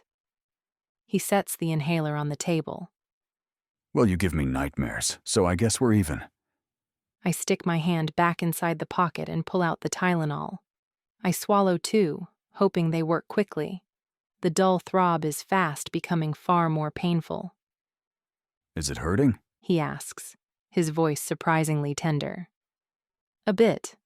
I lie, not wanting his sympathy. I shove the bottle of painkillers back into the jacket pocket and my fingers brush my mobile phone. I carry it back to the sofa, taking a seat and curling my legs underneath me. I flip my phone over and over in my right hand. Make the call, Rachel. I glance up in surprise and the phone slips from my hand onto the sofa cushion beside me. What call? He sighs in exasperation. The one you've been thinking about all afternoon. My parents are dead, I state hollowly, and his head jerks up in surprise. I'm so okay. Sorry? I cut him off. Sorry that they're dead? I give a snort of disgust. If they weren't before, they sure would be now. They lived in New York, remember? Please do us both a favor and don't act like you give a damn about my parents. I don't. He agrees. But before I can even say, I told you so, he continues. But I do care about you, and I know they were important to you. My parents were my only family. I have no siblings, although Kimberly and I had become blood sisters at about the age of 7, so that counted for something, I guess. Other than my parents, there was no one. No one who would be worried about me now, or be trying to find me to make sure I was safe. I had heard the others during the course of the afternoon trying to reach their loved ones, and had seen the tears and the pain on their faces when they couldn't. How did they die? Dex asks softly. A car accident 2 years ago, I answer. I'm sorry to hear you had to go through that. He sounds so sincere. There is a small silence, and then he continues. Now, why don't you go ahead and make that call? I just told you. This time he interrupts me. It wasn't your parents you were thinking about calling, Rachel. Just make the call. Chapter 13. I don't question him. To my surprise, there is a faint signal. I simply lift the handset and dial the number. I have had Kimberly's number for years. I got it once from her parents when I went to visit on my own, determined to call and make things right between us, to apologize for my behavior. I had never had the nerve, although the number had stayed stored on my speed dial, second only to Bill and the stations. There was no one else to add. To my utter disbelief, Kim's number rings, although there is a lot of static on the line. When she actually answers, I almost drop the phone again in surprise. Kimmy? I whisper, unable to believe my luck. Rachel? Kim practically shrieks, and I pull the phone away from my ear. Oh my God, Rachel, are you okay? I can hear someone on her end urging her to be quiet, and she lowers her voice. Where are you? I'm in Weehawken. Oh, thank God. You made it out of the New York. The relief in her voice is palpable, and I feel tears spring to my eyes. Where are you? I ask. I had lost track of where Kim was living. When she left her parents' house, she moved around a lot, part of her job. She was a makeup artist for a small production company, last I heard. I always knew she would end up doing something artistic. What she lacked in talent, she made up for in passion. I'm just outside Atlanta. We were on set, shooting a commercial for the Georgia Aquarium of all things. Nothing like watching 4 hours of hard work washed off after 3 minutes in the water. I swear if I wasn't the only makeup artist available, I would have... Kimmy! I hiss, knowing she's almost impossible to stop when she gets on a roll like this. Sorry. Well, we made it out of Atlanta, but we lost a lot of people in the process, Rach. Her use of my old nickname makes my eyes well up even more. Yeah, we did too. I pause, thinking of Joe, Peter, and Bill, and the countless others I had watched die. An increase in the crackling static reminds me that we could lose signal any second. Kim, we don't have much time. Where are you right now? A small town outside of Atlanta. We saw the broadcast. They said to stay indoors. We're doing one better, hiding out in the subway until they nail these guys. I heave a sigh. Kim, like everyone else, still believes that we will prevail. Listen to me, Kim. That's not going to happen. You need to get out of there now. Head for the Appalachians, the Black Mountains. I'll meet you in Yancey County. Stick to the smaller towns and stay as far away from those monsters as possible. I can hear murmurs of disagreement.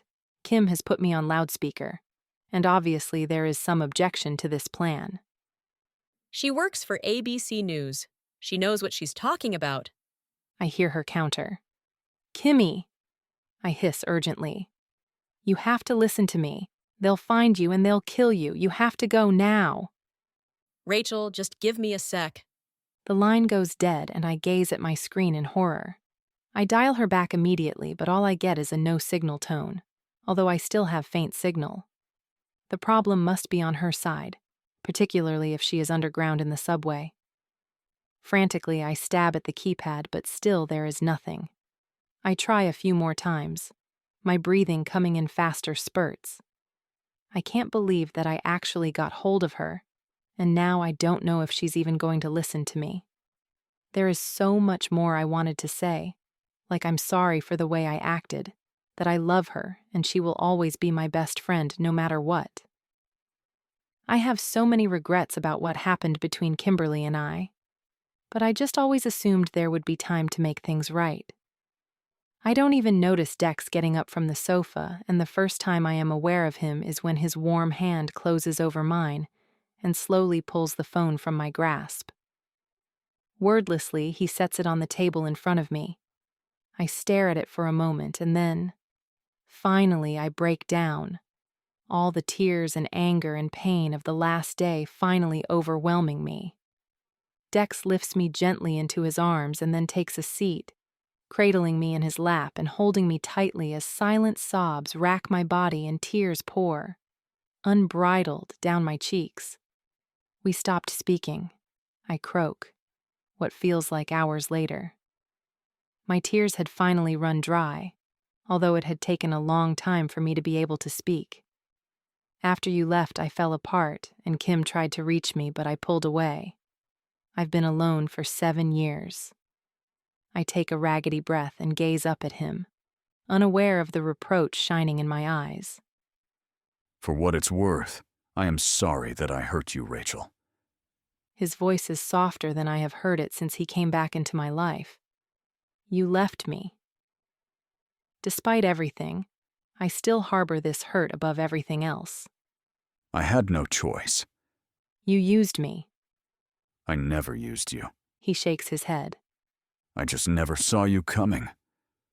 The words hang in the space between us, and when he meets my gaze, I see the conflict in his eyes.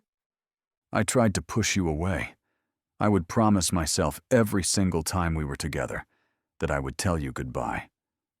But I couldn't bring myself to do it. It made me angry. With you.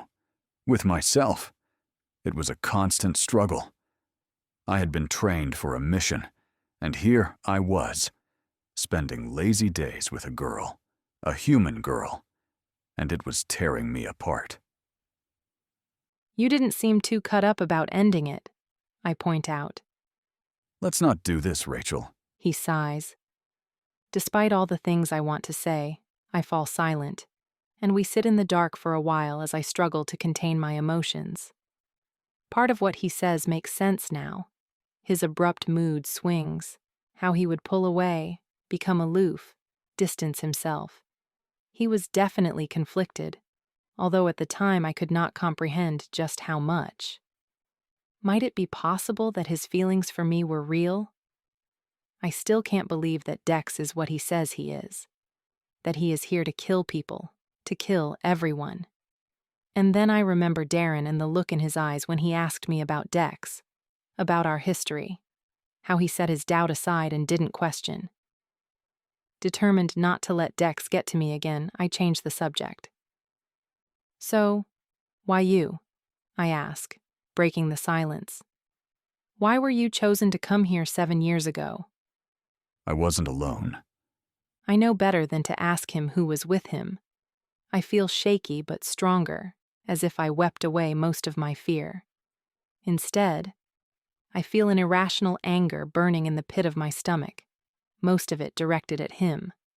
I shrug out of his arms and move away from him, perching on the coffee table instead. So, what? You came to get the information that you needed to conquer, and then you left. What have you been doing for the past 7 years? Planning. Traveling.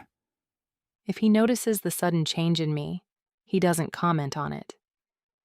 How long does it take you to get here? 3 of Earth's months. Venin must be pretty damn far away considering NASA's New Horizons Pluto mission made it to the moon in under 9 hours. And you don't age? I had asked him earlier about why he looks exactly the same, and he hadn't given me an answer, so I'm surprised when he offers an explanation. I will age here on Earth, a lot faster than I would on Venin. How old are you on Venin? I couldn't tell you in any way that would make sense, but suffice it to say I'm 25. I'm 24 now. I muse out loud. I know. The fact that he is admitting to keeping track of my age irks me. I guess Megan is more your scene now, huh? She's just about the age I was when we met. I let the implied accusation hang in the air. Earthlings don't interest me, Rachel. They are a poor, pitiful excuse for a race, weak and ignorant. Well, this weak and ignorant earthling interested you enough 7 years ago. I hiss, and he raises his eyebrow at the acid in my tone. You are not weak or ignorant. You're strong and intelligent. You used to think I was beautiful. I was wrong. You were pretty, very pretty. His eyes bore into my face, and I flush under his scrutiny. But now you're something else. Even more than that. You're beautiful. You're beautiful. And damaged. Damaged? Yes, damaged. You've lost the naivete, the innocence you once had. It makes you even more beautiful somehow. But I have a sickening feeling that it's because of me. He speaks so openly, so honestly. I won't be drawn to his charms again. He's a monster, I remind myself, and I cast around for another change of subject. You said that you've done this before? That you've conquered other worlds? We have, he replies. And we will do it again here. For our resources? My disgust is blatant. I still can't believe that they would slaughter an entire planet for some water and a bit of oxygen. Did you really not see this coming? He asks. Did you not have even the faintest suspicion that you would be challenged, that a superior race existed, and that the time would come when you would need to defend yourselves? He is not talking about me personally. He is referring to all of us, to humankind. Maybe we just believed that the proof that we were not alone in the universe might just be a little bit more civilized, that we could learn from each other and work together. Dex chuckles in the dark. No. He shakes his head, answering his own question. You really didn't see this coming. I cannot contradict him, so I change the subject again. Tell me about the other worlds, the ones you destroyed. They don't matter. They're gone. Gone? I echo. What do you mean gone? I told you, we colonize. They are a shell of their former selves, but the natural resources remain. So that's your plan for Earth. Kill, conquer, pillage, and then leave it a desolate ruin with a handful of your own remaining behind. A wasteland. He doesn't answer, which is answer enough. So why save me? I ask in a pitiful voice. Why bother? I won't survive long after you've stripped away everything we need to survive. You'll leave me here to die, so what's the point? Again, he remains silent, but something flashes in the depths of his startling green eyes, and I don't know how. But suddenly, I know the answer. You want to take me with you? I breathe, my heart accelerating in fear. Chapter 14. I leap to my feet, all thoughts of keeping my voice down forgotten. I am about to scream at him, to tell him I won't go when an eerie glow through the half-drawn curtains catches my eye. Is that...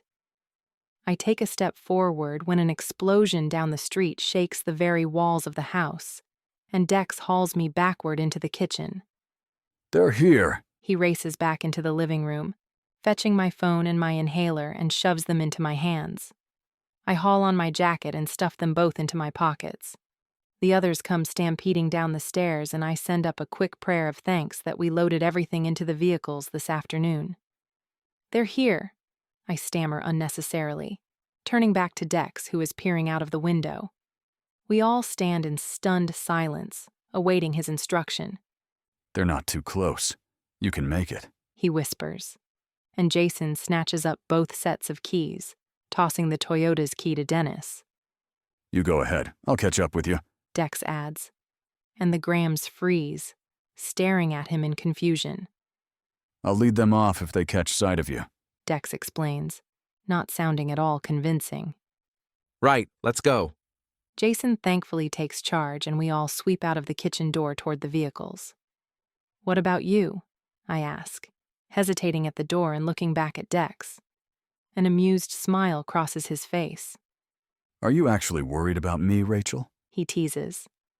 We need you if we're going to have any chance of making it to the mountains safely. I correct coldly, and his smile vanishes. I'll catch up with you, he insists, and he shoves me gently out of the door. We head left out onto the street in the opposite direction of the chaos that is raining down on the small town. Dex turns right, walking calmly down the street.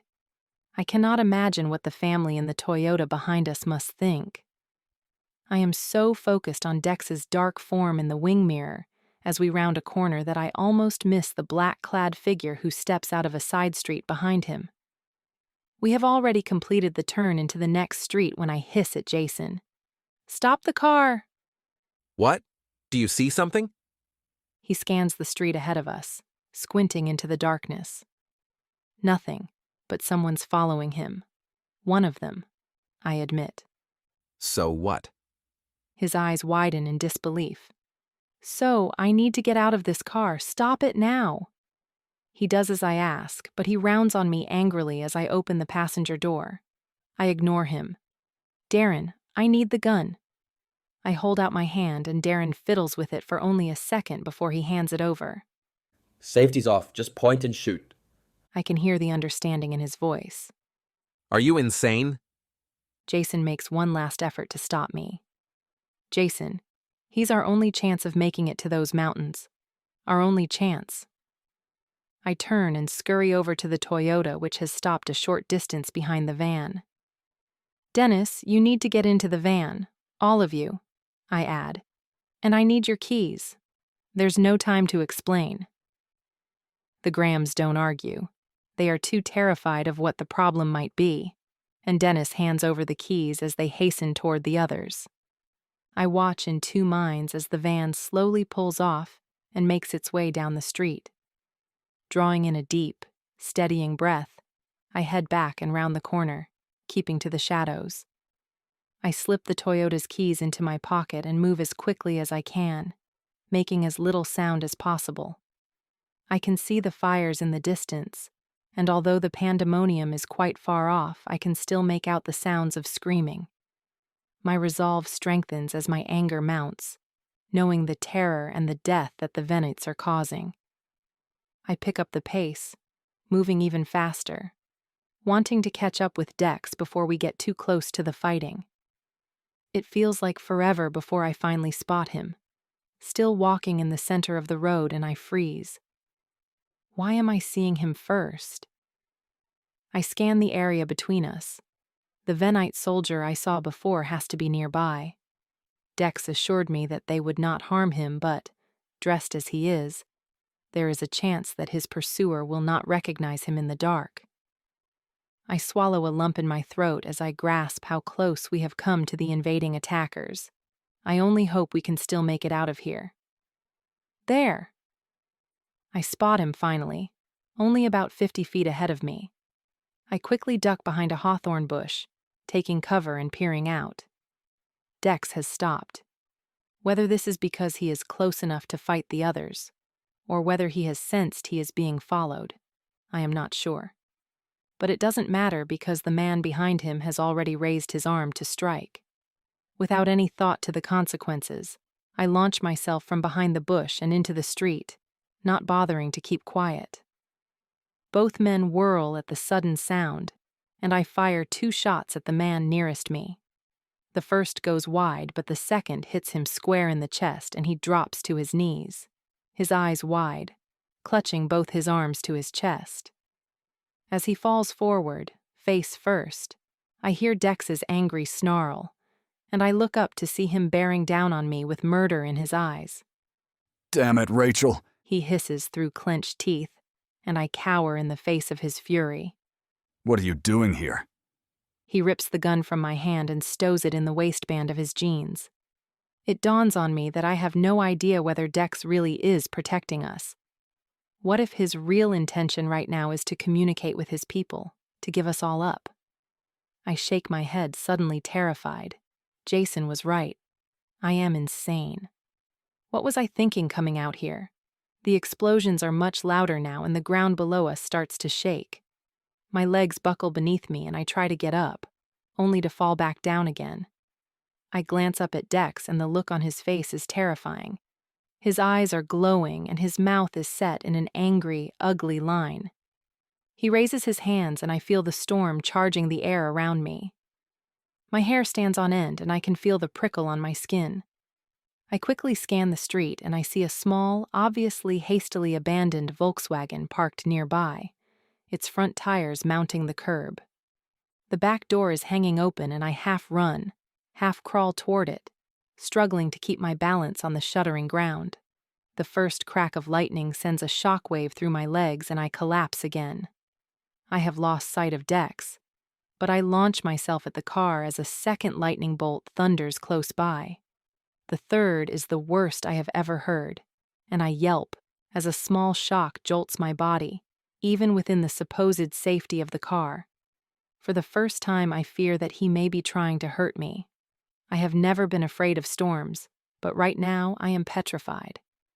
What the hell are you doing? Dex roars, leaning into the car and grabbing hold of my waist. Rain is streaming through his hair and down his face, and he blinks it out of his eyes.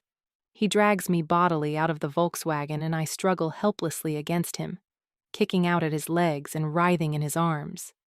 His face shows an expression of pure bewilderment, and he hauls me against him, pinning my body to his with his left hand while he controls the storm with his right. Stop fighting me, Rachel, he orders, and I realize that his fury is not directed at me after all. His whole body is rigid with concentration as he tries to control the storm. Let me back in the car, I yell against the wind, my eyes closed against the stinging rain. It's the safest place for me in the storm. I can sense the others getting closer and he'll need all his focus if he's going to defeat them. The semblance of a smile crosses his face, and an instant later an almighty bolt of lightning hits the small Volkswagen, flipping it over, a charred, black, unrecognizable mess. I feel nothing, unaffected by the lightning only inches away. Okay, point taken. The safest place for you in this storm is right here, he yells, pulling me even closer to him. If you want to live, Rachel, never leave my side. For the next half an hour, I clutch the front of his t-shirt, burying my face in his chest and trying to ignore the icy cold of the wind and the rain on my back, and acutely conscious of the heat radiating off him. I try in vain to block out the sounds of the battle that is waging all around me. Dex doesn't falter once I can feel the raw energy coursing through him, and the lightning is relentless, one ear-splitting crack after another. By the time the storm dissipates, my fingers are practically locked in place, and my body is cramping from being tensed for so long. As I look down at my white-knuckled hands, I notice that the sun is rising, and, as the storm clouds part, the warming sunlight hits my skin. I ease up my grip and flex my fingers, ignoring the dull ache. I take a step back, feeling suddenly and inexplicably shy, but I force myself to look up and meet Dex's gaze. His eyes are still glowing slightly, the emerald green startling but beautiful. It dawns on me that something has changed. Not only the physical nearness, but somehow Dex has dropped his cold facade, at least as far as I'm concerned. It's like he's letting me in for the first time since he came back. Are you okay? He asks, his voice surprisingly gentle considering the amount of damage he just inflicted, his eyes assessing my face. I'm fine, I stammer, taking another step backward.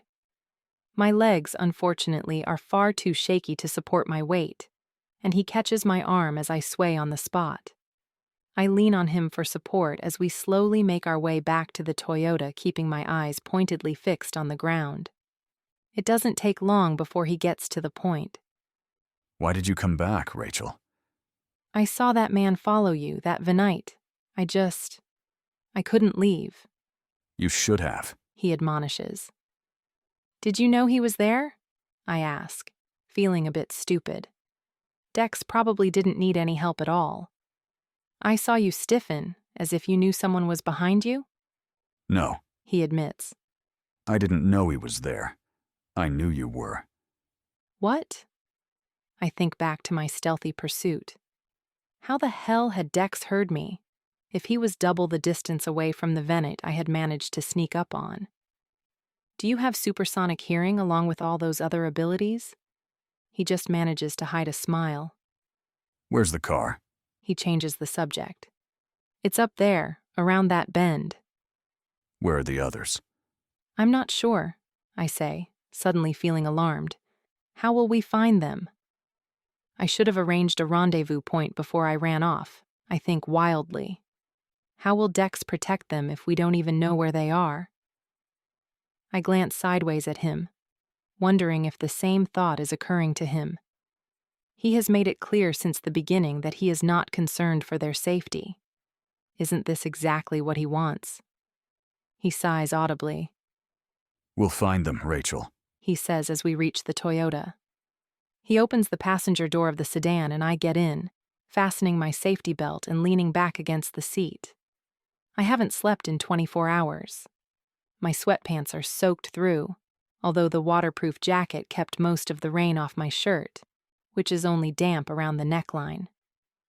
I dig in the pocket and pull out my mobile, which is down to only about a third of its battery life. To my delight, a small envelope is flashing in the top right corner. I open the text and, as I suspect, it's from Jason, headed for Janie's, leaving at noon. Head west, I tell Dex. Chapter 15. Janie's is a small diner between Annandale and Bethlehem, about 50 miles away. We had run a story there on the history of the townships a few months ago, and Jason had bought me the worst burger I had ever tasted. The townships are tiny, only a few thousand people per township, so heading in that direction was a good call on Jason's part. It's also in the right direction, getting us that much closer to Yancey County, which is still about 650 miles away.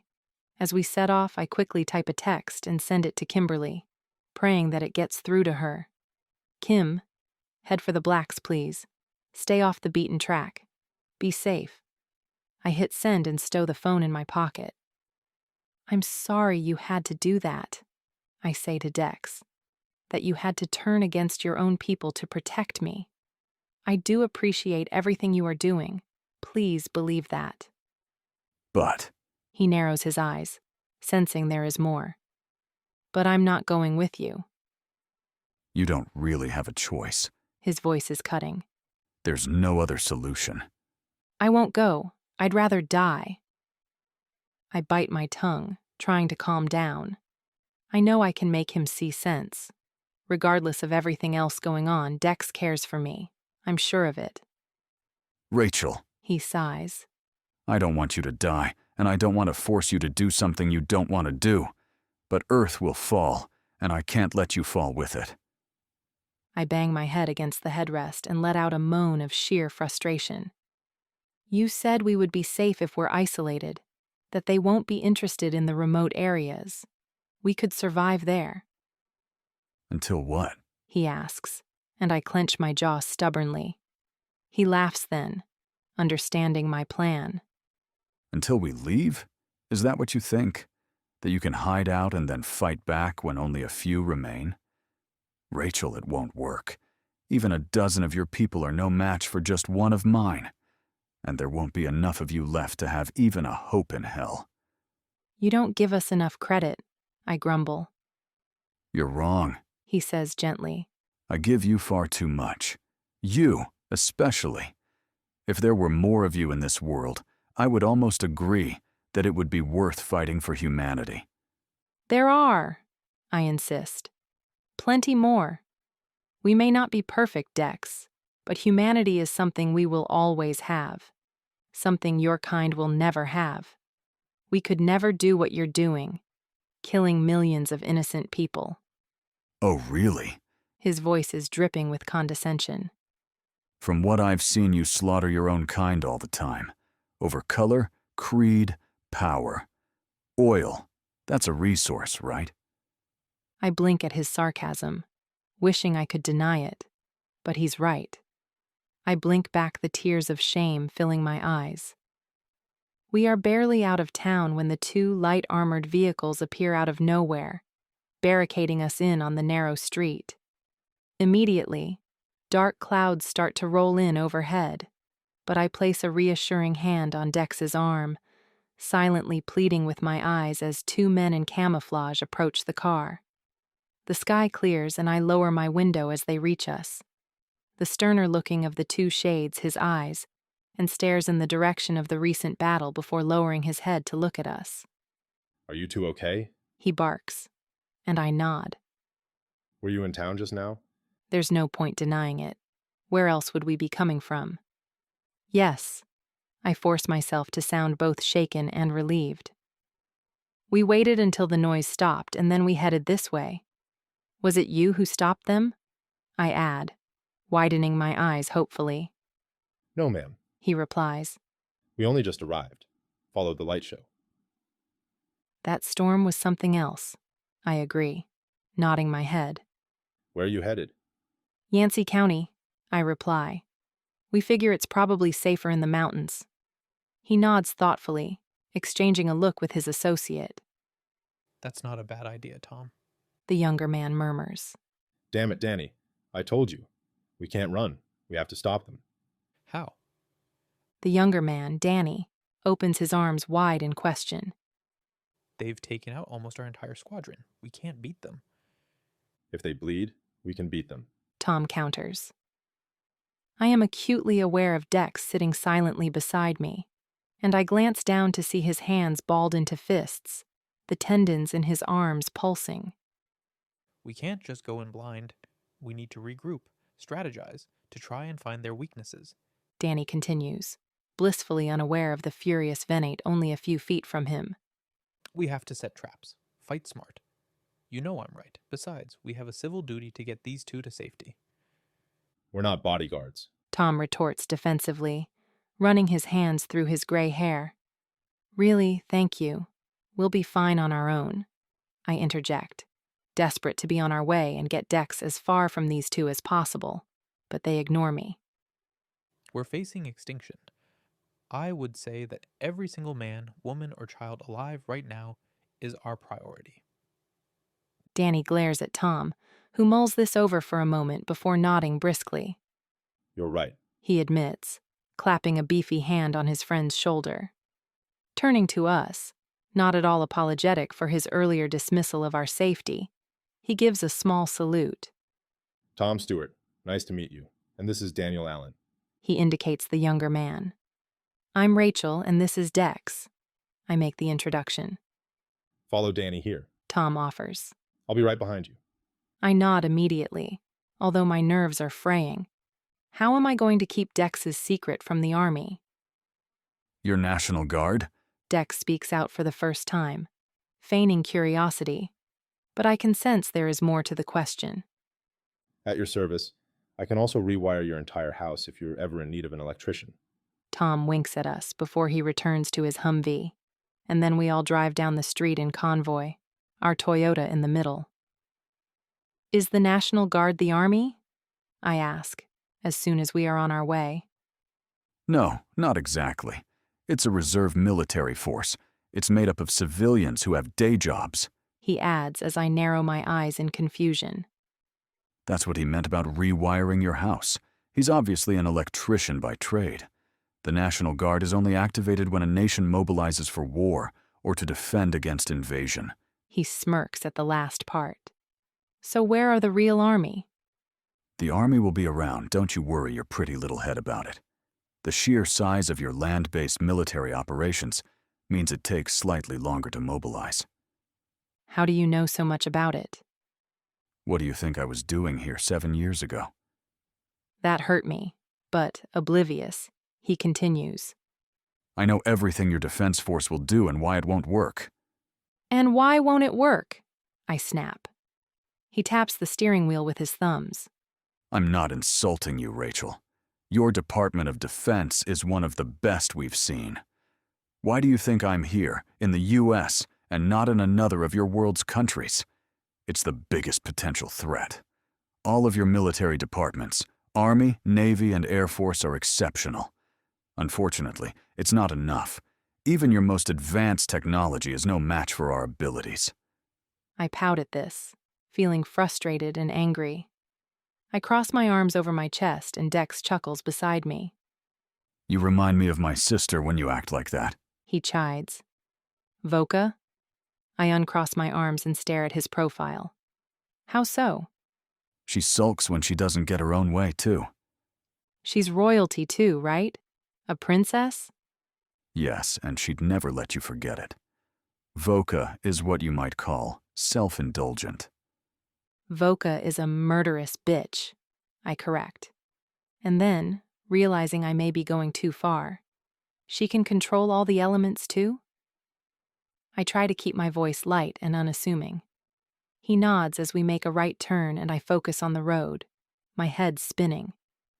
There is something here, a clue that is buried in my subconscious, and I squeeze my eyes shut, trying to recall it. I always wished I had a sister, I said, playing with the frayed edge of my cream cardigan. But Mom nearly died giving birth to me, and Dad wouldn't let her risk having any more kids. They played with the idea of adopting for a while, but eventually decided against it. Then Kimberly came along, and it was as if my prayers had been answered. She's like a sister to me, even though there's no blood relationship. Blood relatives are overrated. Dex sighed, leaning back on his elbows and watching the ducklings playing near the water's edge. Do you have any siblings? 2. He answers, pulling a blade of grass out of the ground and stripping it with his long, tanned fingers. 1 brother. 1 sister. Older or younger? I asked. He's older. She's younger. He grinned then. But I'm my parents' favorite. I suck in a gasp of air as my eyes refocus on the road and the memory fades. Dex and Voka have a brother, and with their parents, that makes them a family of 5. 5 of us, he had said. 5 of them who could control all the elements. Could it be his family? But he also mentioned that only 3 of them could control the storm, so that doesn't make sense. Unless the girls have... Stop that! Dex roars suddenly, and I jump in fright, clutching my chest. Stop it, he repeats, a muscle going in his jaw. Figuring things out will only put you in even more danger. All the air seems to whoosh out of my body, and my mind goes blank, unable to comprehend what has just happened. This is not the first time I have suspected Dex of reading my thoughts, but it is the first time he's admitted to it. How did you... I leave the question hanging, unable to find the right words. The 5th element, he answers, his eyes never leaving the road. Quintessence. Chapter 16. Quintessence isn't real. It's a myth, an ancient philosophy. No, it's not. It's real. It's the essence of a thing in its purest form. So you can control my essence? I raise a skeptical eyebrow. I won't control you. If I could, don't you think you'd be a lot more eager to accompany me back to Venon? Then how do you know what I'm thinking? I don't most of the time. Sometimes it's just a sensation, a glimpse of your mood. But sometimes... He glances over at me, gauging my reaction. Well, sometimes when you feel particularly strongly about something. Spit it out, Dex. Well, it's kind of like you're screaming it at me, and it comes through pretty loud and clear. Quintessence is essentially the essence of a thing in its most concentrated form. So possibly, when you are feeling something particularly strongly, it exposes me to that final element. There it is again, the evasive withholding of information that Dex is so good at. I just don't believe him. You manipulate the elements, you control them. Based on that, you should be able to manipulate my mind, control it even, just like the other elements. How is this any different? He looks suddenly uneasy and shifts in his seat. It's not something I'm comfortable with, he admits. I beg your pardon? It's not an ability I want to hone. Let's just put it that way. It feels awkward, unnatural even. Bending someone's will should be reserved for the gods. That floors me, that he shows humility even when he is so powerful, and that he believes in free will, even though death means nothing to him. I comprehend with shock that if he really wanted to, nothing could stop him from taking me with him when he leaves. The only thing stopping him right now is a crisis of conscience. Would you ever force me to do something I didn't want to do? No. He shakes his head, braking as the Humvee ahead of us does. I don't even know if I would be able to. Controlling quintessence is a lot harder than manipulating the other four elements. There are only a couple of us who can do it, and only one person powerful enough to perfect it. He trails off again, and I can sense that he's said more than he intended to. He doesn't look angry, though. Something has definitely changed in him since the storm last night. He has lowered his guard and is letting me in, little by little. I can sense that his loyalty has shifted, that he is no longer intent on destroying mankind. There is hope, I think, and hope is the most powerful thing in the world. It's your family, isn't it? I push, determined to get the truth out of him. The exceptions that he keeps mentioning, the secrets he is not yet prepared to reveal, I am sure that they are all related to his family, his brother, sister, and parents. The king and queen, I think sharply, taken aback that I didn't think of this before. The king of Venon is determined to destroy us all. The thought is sobering. Dex has not answered me, but his eyes narrow, as if he listening to something that only he can hear. He gives a shout of warning, but it is too late. An enormous shearing sound rends the air as if hundreds of industrial grinding machines have just been switched on, and the ground up ahead splits in two, creating a vast canyon in the middle of nowhere. The Humvee in front of us slams on brakes but not fast enough, and the monstrous military vehicle slides over the edge of the newly formed cliff just ahead, plummeting to the ground some 300 feet below. Dex's foot is already flat on the brake pedal, and we screech to a stop almost as if in slow motion, inch by precious inch. Just as I think we're actually going to make it, the front right tire goes over the edge beneath me and the Toyota careens violently forward. We are suspended, hanging precariously over the abyss, and I barely dare to breathe. I can hear the shouts of Tom's team behind us, but my gaze is fixed on the black-clad woman standing on the opposite edge of the ravine. Her hair is long and blonde like mine, but her eyes are glowing emerald. She raises her hand, but before even the slightest tremor emanates around her, Dex roars, in a voice I have never heard. Dallin. His voice rings with authority and menace. and that one single word stops the woman in her tracks.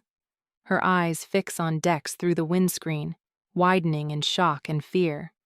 She hesitates, taking a step forward toward the abyss, and then she gives a small shake of her head, as though clearing her thoughts. In the space it takes for me to blink, she is gone. Rachel. Dex murmurs, closing his eyes. Don't even breathe. I focus only on his face as he opens his eyes again, and the familiar glow is back. Ignoring the ominous creaks as the Toyota slowly sways on the spot, I brace one hand on the dashboard and one on my seat, trying to make myself as weightless as possible. The earth below us starts to tremble, and slowly, infinitely slowly, the Toyota starts to rise, as if the ground below is repairing itself. The tendons in Dex's arms are bulging, and he looks as though he is in physical pain. I barely register this when the car lurches forward again and Dex opens his eyes, panting. He stares at me, a bewildered expression on his face. Get to the back. Get out, he orders, casting a glance over his shoulder at where the others are huddled around the trunk. They seem too nervous to touch the car for fear of unbalancing it. Are you all okay? I hear Tom's voice, and I nod before shouting back. We're okay. We're going to try and put weight on the back end. He continues. Try and weight it down so that... No, Dex yells a warning. It's too risky. Rachel's coming out. Just be ready to grab her. I'm not leaving without you, I whisper urgently, but he just smiles, trying to placate me. Yes, you are. Now move. I breathe in deeply through my nose and exhale through my mouth, and then I nod quickly, removing my right hand from the dash and placing it behind the headrest of Dex's seat. Slowly, I ease my reluctant body up and out of my chair toward the space between the seats, but I haven't gotten far when the car emits a loud creak and pitches forward. I fall heavily back into my seat, and the impact seems to be too much for the infinitely delicate stability of the Toyota. With a spine-chilling grating sound, the nose of the car tips even further forward, and we start to slowly slide forward. No! Dex grabs the steering wheel, his eyes gleaming, and, as he lets out a bellow of pain and effort, our forward momentum stops. I watch in horror as his muscles strain and a sheen of sweat breaks out across his forehead. His face is contorted in agony and intense concentration, as inch by inch the car rights itself. I can hear the earth beneath us shifting and sliding, as if building blocks are being slotted into place to support the sedan. I give tiny shrieks of terror at every small bump and tilt, but I cannot take my eyes off Dex. The strain of using his power is taking its toll, and his arms are shaking with exertion, his face deathly pale. Eventually, I feel the Toyota roll backward onto firm ground, and I almost pass out in relief.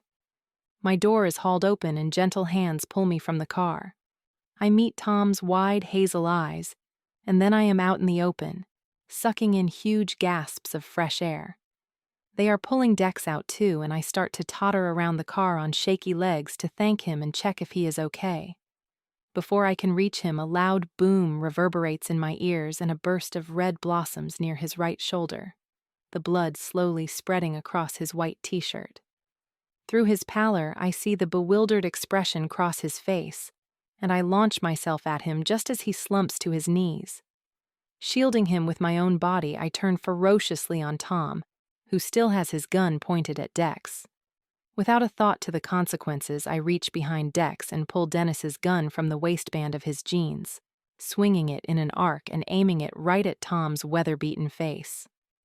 Whoa, easy, miss. Tom raises his left hand, his right still training his gun on us. Didn't you see what he just did? He's one of them. He points out. He has their abilities. Yeah, and he saved my life, I yell, desperate to turn around and check on Dex, who is ominously quiet behind me. Look, you don't understand, I mutter frantically, needing them to believe me. He is one of them, but he's on our side. He's been helping us from the beginning. He killed all of those who attacked us back in Weehawken. He's on our side. I repeat, starting to sob. I can't contain myself any longer, and I toss the gun aside, turning to assess the damage. Dex is even paler than before. He is slumped on the ground, his eyes closed, long, dark lashes sweeping his cheeks. I press my hand firmly against the bullet hole, trying to stem the bleeding. There doesn't seem to be that much blood, which I take as a good sign, and at least they shot him in the shoulder and not in the chest. "Can you hear me?" I whisper urgently, resisting the urge to glance over my shoulder and check what the others are doing. If there are half a dozen weapons aimed at me, I'd rather not know it. "I'll be fine," he murmurs, his voice hoarse. He coughs, clearing his throat. "You'll start healing soon, right?"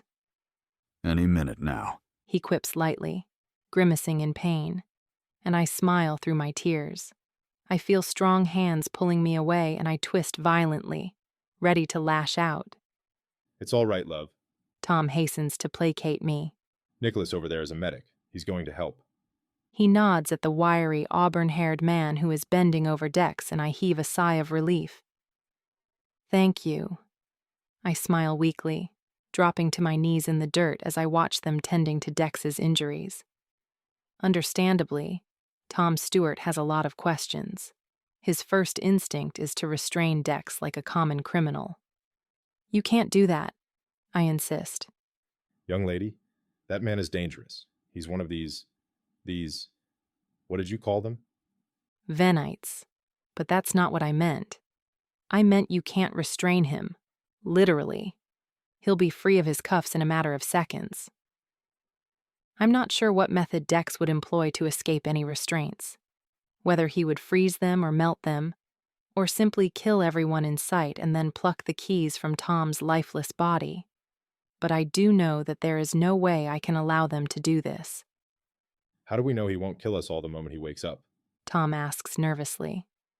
"I mean, I did shoot him."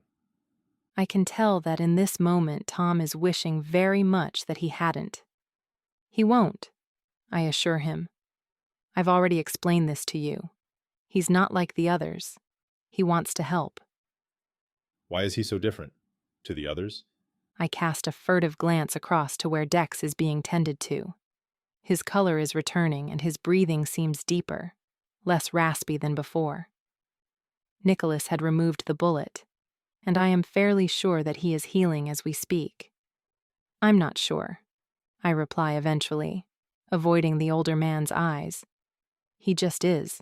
Chapter 17. I answer all their questions as carefully as I can while Dex sleeps. I am cautious not to give away any more than I need to, simply sticking to my story that Dex has been helping us since this all started. I omit the part where Dex was party to killing our own before I found him in Central Park. I realize that, by protecting Dex, I am withholding information that could potentially help our defense force. But I cannot bring myself to betray him, not after he saved my life, after what we have been through. I admit that the Venites are able to manipulate the elements, but I don't mention the storms or Dex's remarkable ability. I don't think it would be wise to inform them of his royal status either. They might think to use him for leverage, as a hostage, and that wouldn't do anybody any good. Dex would retaliate, and more people would get hurt. The only chance we have is to keep Dex on our side.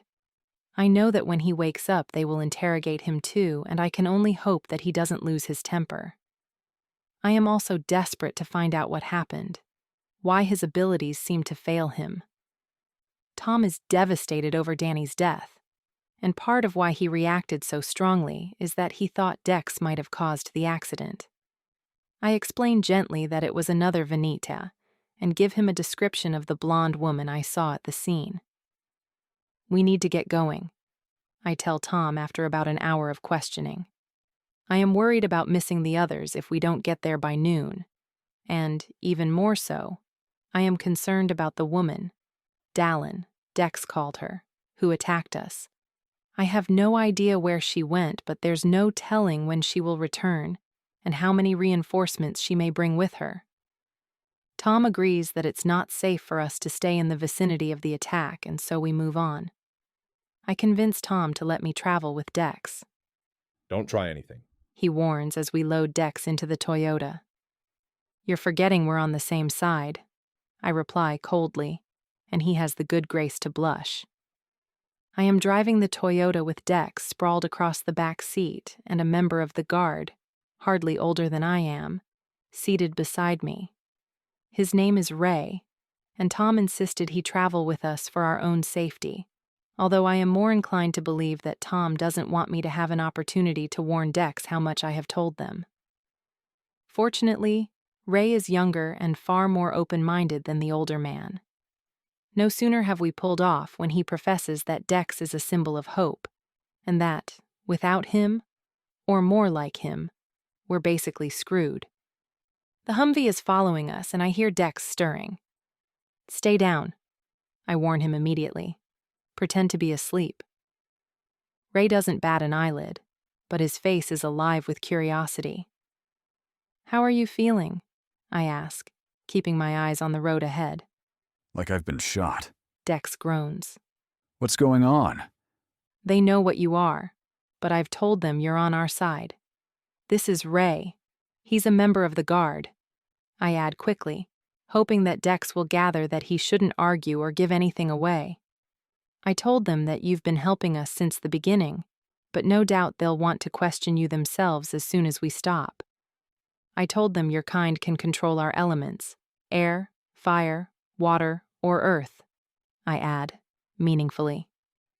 He doesn't respond, reluctant to say anything in front of Ray, and I'm grateful. Although Ray seems to accept Dex, there is no way of knowing whether this is just a trap to glean information. We catch up with the others at 11 o'clock, and I am delighted to see they are all safe. Glad you got my text, Rhodes. Jason jests. But beneath it I can hear the relief in his voice, and I hug him, not wanting to think about what would have happened if his message hadn't come through. The Graham family climb gratefully back into their Toyota, casting wary glances around, although the presence of the National Guard seems to have rejuvenated Dennis. Dex, who is fully recovered, walks off with Tom, both speaking in hushed tones, and I join the others in the battered news van, praying that the two men can work things out. I suspect that Tom will not simply accept our story, and I'm fairly certain that, as soon as he is able, he will take Dex into custody. Darren squeezes my hand, and Kate hugs me, and I feel as though this small group has already become like a family. We've been through so much together in such a short space of time, it is impossible not to feel a kinship toward one another. Smiling, I hand the gun back to Darren, who checks that the safety is on before stowing it in his jacket. You have to use it? He asks, and I nod. You rock, you know that, Rhodes. Jason grins unashamedly. 1 down, a few thousand to go. Over half an hour passes before Dex clambers into the back of the van. What happened? I ask anxiously. What did he say? Nothing to worry about. I stuck to the story. He did ask how we got here and how many of us are here. I told him the truth. How did you get here? I ask curiously. How do you think? He grins. I came by spaceship. I'm desperate to ask him more and to find out if he has any idea about why his abilities failed him when the Toyota almost went over the cliff. But I don't want to bring it up in front of the others. Stifling a yawn, I feel exhaustion sweep over me. As we rumble out of town, I lie down in a ball on the floor of the van, and despite everything, I am asleep in minutes. I wake up late in the afternoon as we come to a stop and everyone climbs out of the van. I am surprised to see the mountains just ahead of us, to the left and right. Where are we? I ask. Near Winchester. Jason answers. Those, he points to the mountains on my right, are part of the Appalachians. It's hard to believe that we've covered over 200 miles without incident while I was sleeping, and, even better, that we have reached the edge of the Appalachian Mountains. We still have a long way to go to Yancey County, but we are getting there. The guard team is milling around nearby, inconspicuously watching Dex's every move. I stretch my legs and stifle a yawn. Darren is nearby, showing Kate how to use the handgun. I'm pleasantly surprised when she holds it up and takes imaginary aim. I thought she was far too immersed in her fear to even touch a gun, let alone learn how to use one. Darren comes to stand behind her, correcting her stance, and I notice how she leans into him. I hide a smile, and Jason and I turn to make conversation with the Grahams who have parked right beside us. Megan saunters up, scuffing her sneakers in the dirt. Those men over there are saying that Dex is one of them, she announces dramatically, jerking her head at Dex, who is standing on his own a few yards away watching Darren and Kate. That's ridiculous. They wouldn't say that. And why are you eavesdropping? Sally dismisses her daughter, but as Megan opens her mouth to argue, I interrupt. Actually, Megan's right, I admit, ignoring their collective gasp of horror. Dex is one of them, but he's on our side. You've seen that for yourselves, I remind them gently. I think he's cool, Megan shrugs. He's ruined my shirt, Byron grumbles, eyeing the red-stained hole where Dex was shot. I laugh at that, and how easily the youngsters have adapted to and accepted the situation. Sally and Dennis both look slightly nauseated, but I don't have time to ease their concerns, and I walk back to where Dex is standing. Darren and Kate are chatting, and I listen with half an ear to the conversation, as Kate, coming right out of her shell, questions Darren mercilessly about his life. Darren was born and raised in Durban, in the KwaZulu-Natal province. His younger brother and his parents are still there, or so he hopes, I realize, noticing the flash of despair cross his handsome features. Kate sees it too, and she places a reassuring hand on his arm. The youngest ever intern to be offered a contract at the New York office of the elite accounting firm, Darren's modesty obviously conceals a very intelligent mind. He is also one of the most down-to-earth people I have ever met. I can see why Kate is attracted to him. Why don't you sound like a South African? She asks, and he grins down at her. What does a South African sound like? I don't know. Different. That makes him laugh. I'm English, Kate. You're thinking of the Afrikaans-speaking variety. They have a pretty pronounced accent. Do you have anyone special back home? Nope. Kate's relieved smile is obvious, and Darren takes a small step closer to her. Feeling that I have eavesdropped enough, I turn to Dex. That little one is coming out of her shell, he comments, and I do a double take. There is something almost like fondness in his voice as he speaks of Kate. Walk with me? I ask, and he nods, following me as I make my way down the street out of earshot of the others. I can feel Tom's eyes boring into my back as we walk.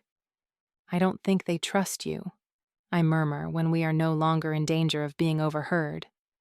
Oh no, they don't trust me at all, he replies lightly. Tom's planning on taking me into custody the second he can convene with the army. How do you... I trail off and he smiles. Oh, right. We'll have to get away from them soon. They know where we're headed, he reminds me. Unless you want to change course? No. I shake my head. I told Kimberly to meet me in Yancey County. I can't abandon her. Well, we'll think of something. He reaches for me and then, remembering that we are being watched, he abruptly drops his hands. What happened? I ask, disappointment coursing through me. Why couldn't you control the earth back there? I can't be sure. That's not the same as I don't know, I point out. He looks as though he isn't going to answer, glancing back at the others, and then a pained expression crosses his face. I have a feeling, he begins hesitantly, that you might be weakening me. What? I splutter. Understand, Rachel, that we are trained for this. We dominate, we conquer, we kill. That is our purpose, and we have the abilities to do so. Our powers are destructive and are meant to destroy. To do that, we need to be unfeeling, have no sympathy. I think that you might be clouding my focus.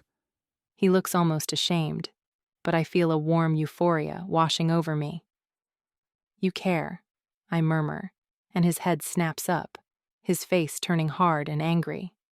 No. I step forward, taking his hand. Don't pull away from me. Please. To hell with Tom and the guard. I can't let him put his walls back up. I have a mission to complete, Rachel. The sooner I get you to safety and I can get on with it, the better. But you don't want to hurt us. You must know that deep down. Why else would your powers be fading? You called Kate Little One. Doesn't that tell you something? It's not just me anymore, Dex. You are starting to feel something for all of us. And, well, honestly, I couldn't be happier. I was starting to think you were a monster, that the man I met 7 years ago didn't exist. But he does. I squeeze his hand gently, and I am so happy that he does. I take a deep breath, rising up on my toes to look him in the eye, and I ask earnestly, "Do you love me, Dex?" It doesn't matter what I feel, Rachel. He hisses, yanking his hand out of my grasp. These people are all going to die. Nothing I do will stop that. It's inevitable. But you can stop them. Look at how you stopped Dallin with a single word. I trail off as a shadow passes over us, distracting me. The sudden darkness is not natural, and, as I turn my gaze skyward, I understand why. Huge storm clouds are rolling in from the east, racing over the hills. Chapter 18. We need to get out of here now.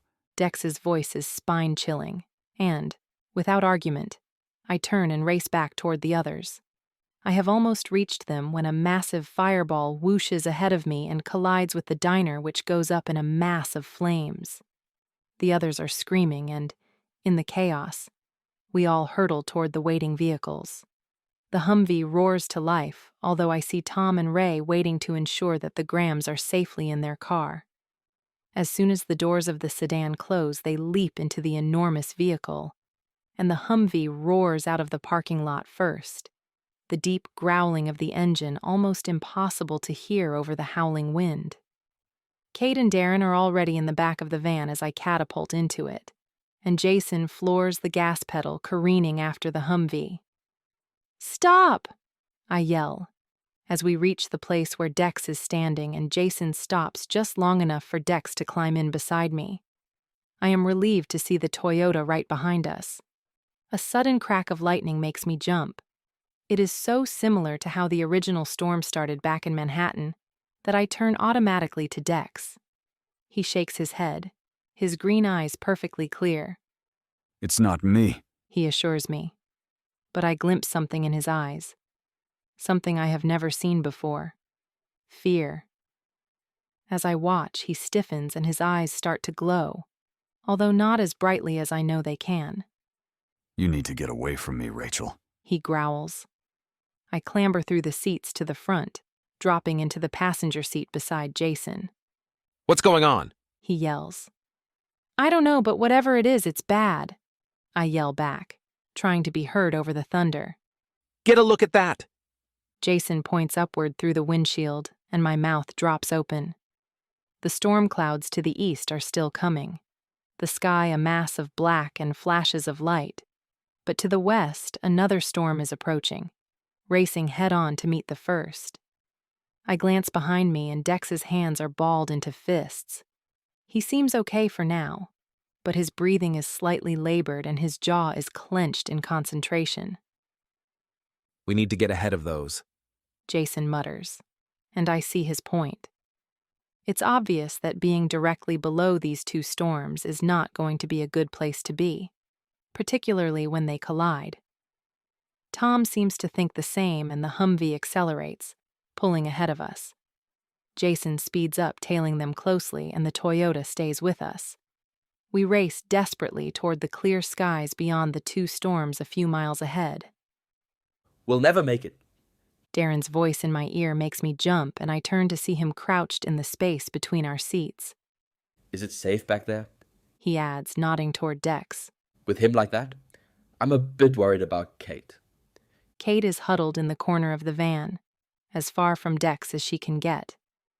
Safest place to be, I reply, remembering Dex's words in the storm in Weehawken. Darren nods and retreats to the back, cradling Kate in his arms and rubbing her back, trying to soothe her. He's right, I mutter, and Jason glances questioningly at me. We're not going to make it. Hold on to something. He yanks the steering wheel, tramping even harder on the gas, and we pull out alongside the Humvee. The news van is rattling and vibrating terribly in protest at the high speed. I catch a glimpse of Tom's astonished expression, and then we shoot past the bigger vehicle. To my surprise, Dennis is hot on our heels, and he too passes the National Guard. Racing down the long stretch of road at breakneck speed, I can only pray that the storms continue to focus on each other and not on us. Damn it! Jason curses as the two tempests collide directly over us. The noise is deafening, and although Jason's lips are still moving, I can no longer hear him. I am mesmerized by the storms. Dex's, which blankets the west, is slightly smaller and lighter in color, making it seem marginally more friendly. I watch, aghast, as the eastern storm slowly starts to envelop Dex's. The two are still right above us, but slowly Dex's storm is being pushed aside. Risking a glance back, I can see that his face is pale, and, worse still, beads of sweat are forming on his brow. What's going on? Jason is almost apoplectic in the face, trying to be heard above the clamor, and I lean over to him, yelling right into his ear. "You see that storm?" I roar, pointing at the lighter of the two tempests, and he nods. "That's Dex's." Ignoring his dumbfounded expression, I continue. "The other one will kill us. We need to get as far away from it as possible." How? He yells back, and I see the dilemma. The road ahead stretches as far as we can see with no turns or intersections. There is nowhere to go but straight, and there's no denying it now. Dex's storm is being completely absorbed by the other. I rack my brain, knowing the only solution is something I really don't want to do. A crack of lightning suddenly blasts from the sky, hitting the ground only a few feet to the left, and Jason swerves, almost losing control before fishtailing back on course. That was too close. Far too close. I close my eyes, terror washing over me. It dawns on me that we are all going to die if I don't do something. "Stop the car!" I screech, loud enough to be heard over the din. "Stop the car, Jason, now!" It is a measure of how much Jason has come to trust my judgment in the past 2 days that he eases his foot off the gas. The Toyota and the Humvee streak past us. "Stop!" I nod, encouraging him even as tears of panic spring to my eyes as I contemplate what I am about to do.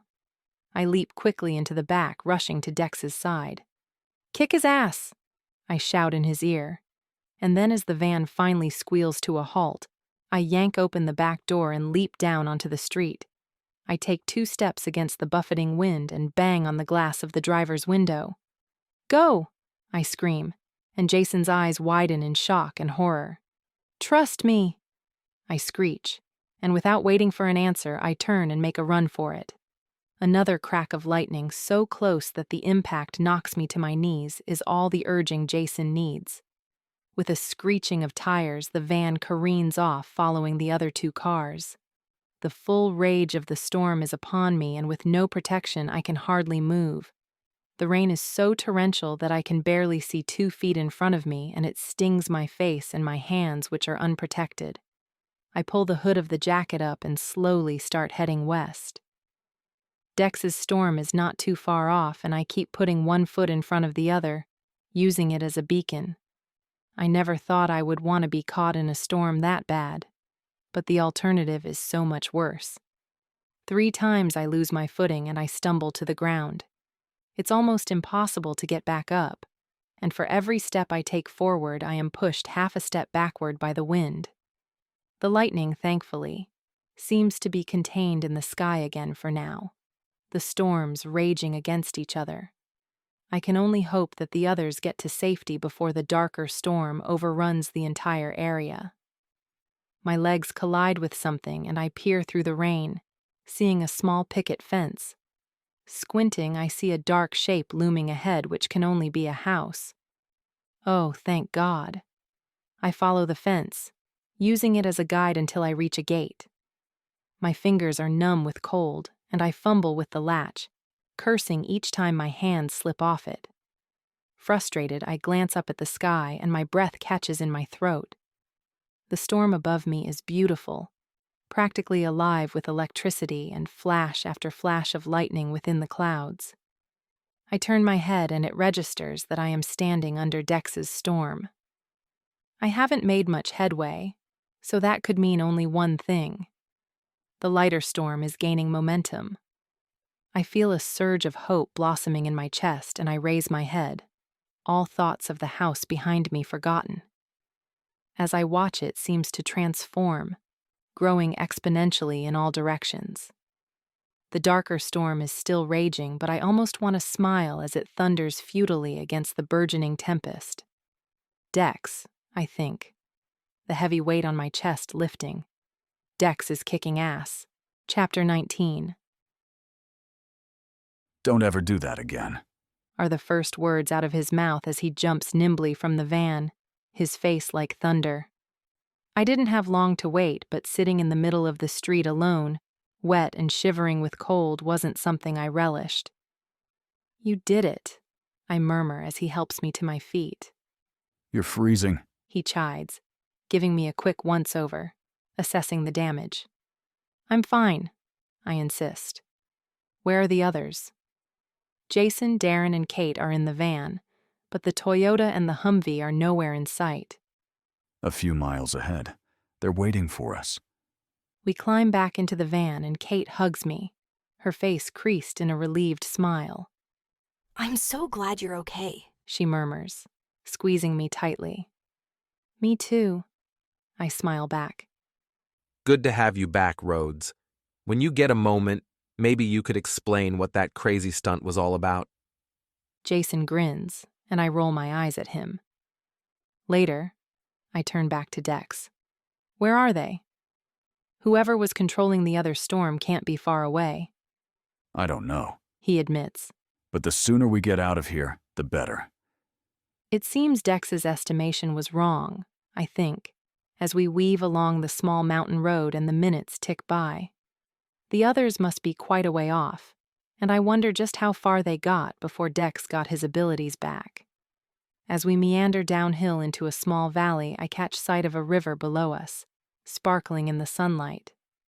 Jason is focused on the winding road, but Darren and Kate are checking Joe's stack of maps, trying to find the shortest route that will still avoid any major towns. I silently take back every joke I ever made about Joe's aversion to technology and his refusal to use a satellite navigator. So, I bet you wish you were back in South Africa right now, huh? I interrupt, and Darren glances up. Why? He shrugs nonchalantly. From what you guys have told me, this attack is global. I'd be no better off there than I am here. In fact, he continues, glancing obviously at Dex, I'd probably be dead by now. He hesitates, and then he sticks out his right hand, offering it to Dex. Thank you, he says simply as Dex shakes his hand. You saved our lives. That's a pretty big deal. Dex's expression remains impassive, but he nods in acknowledgement.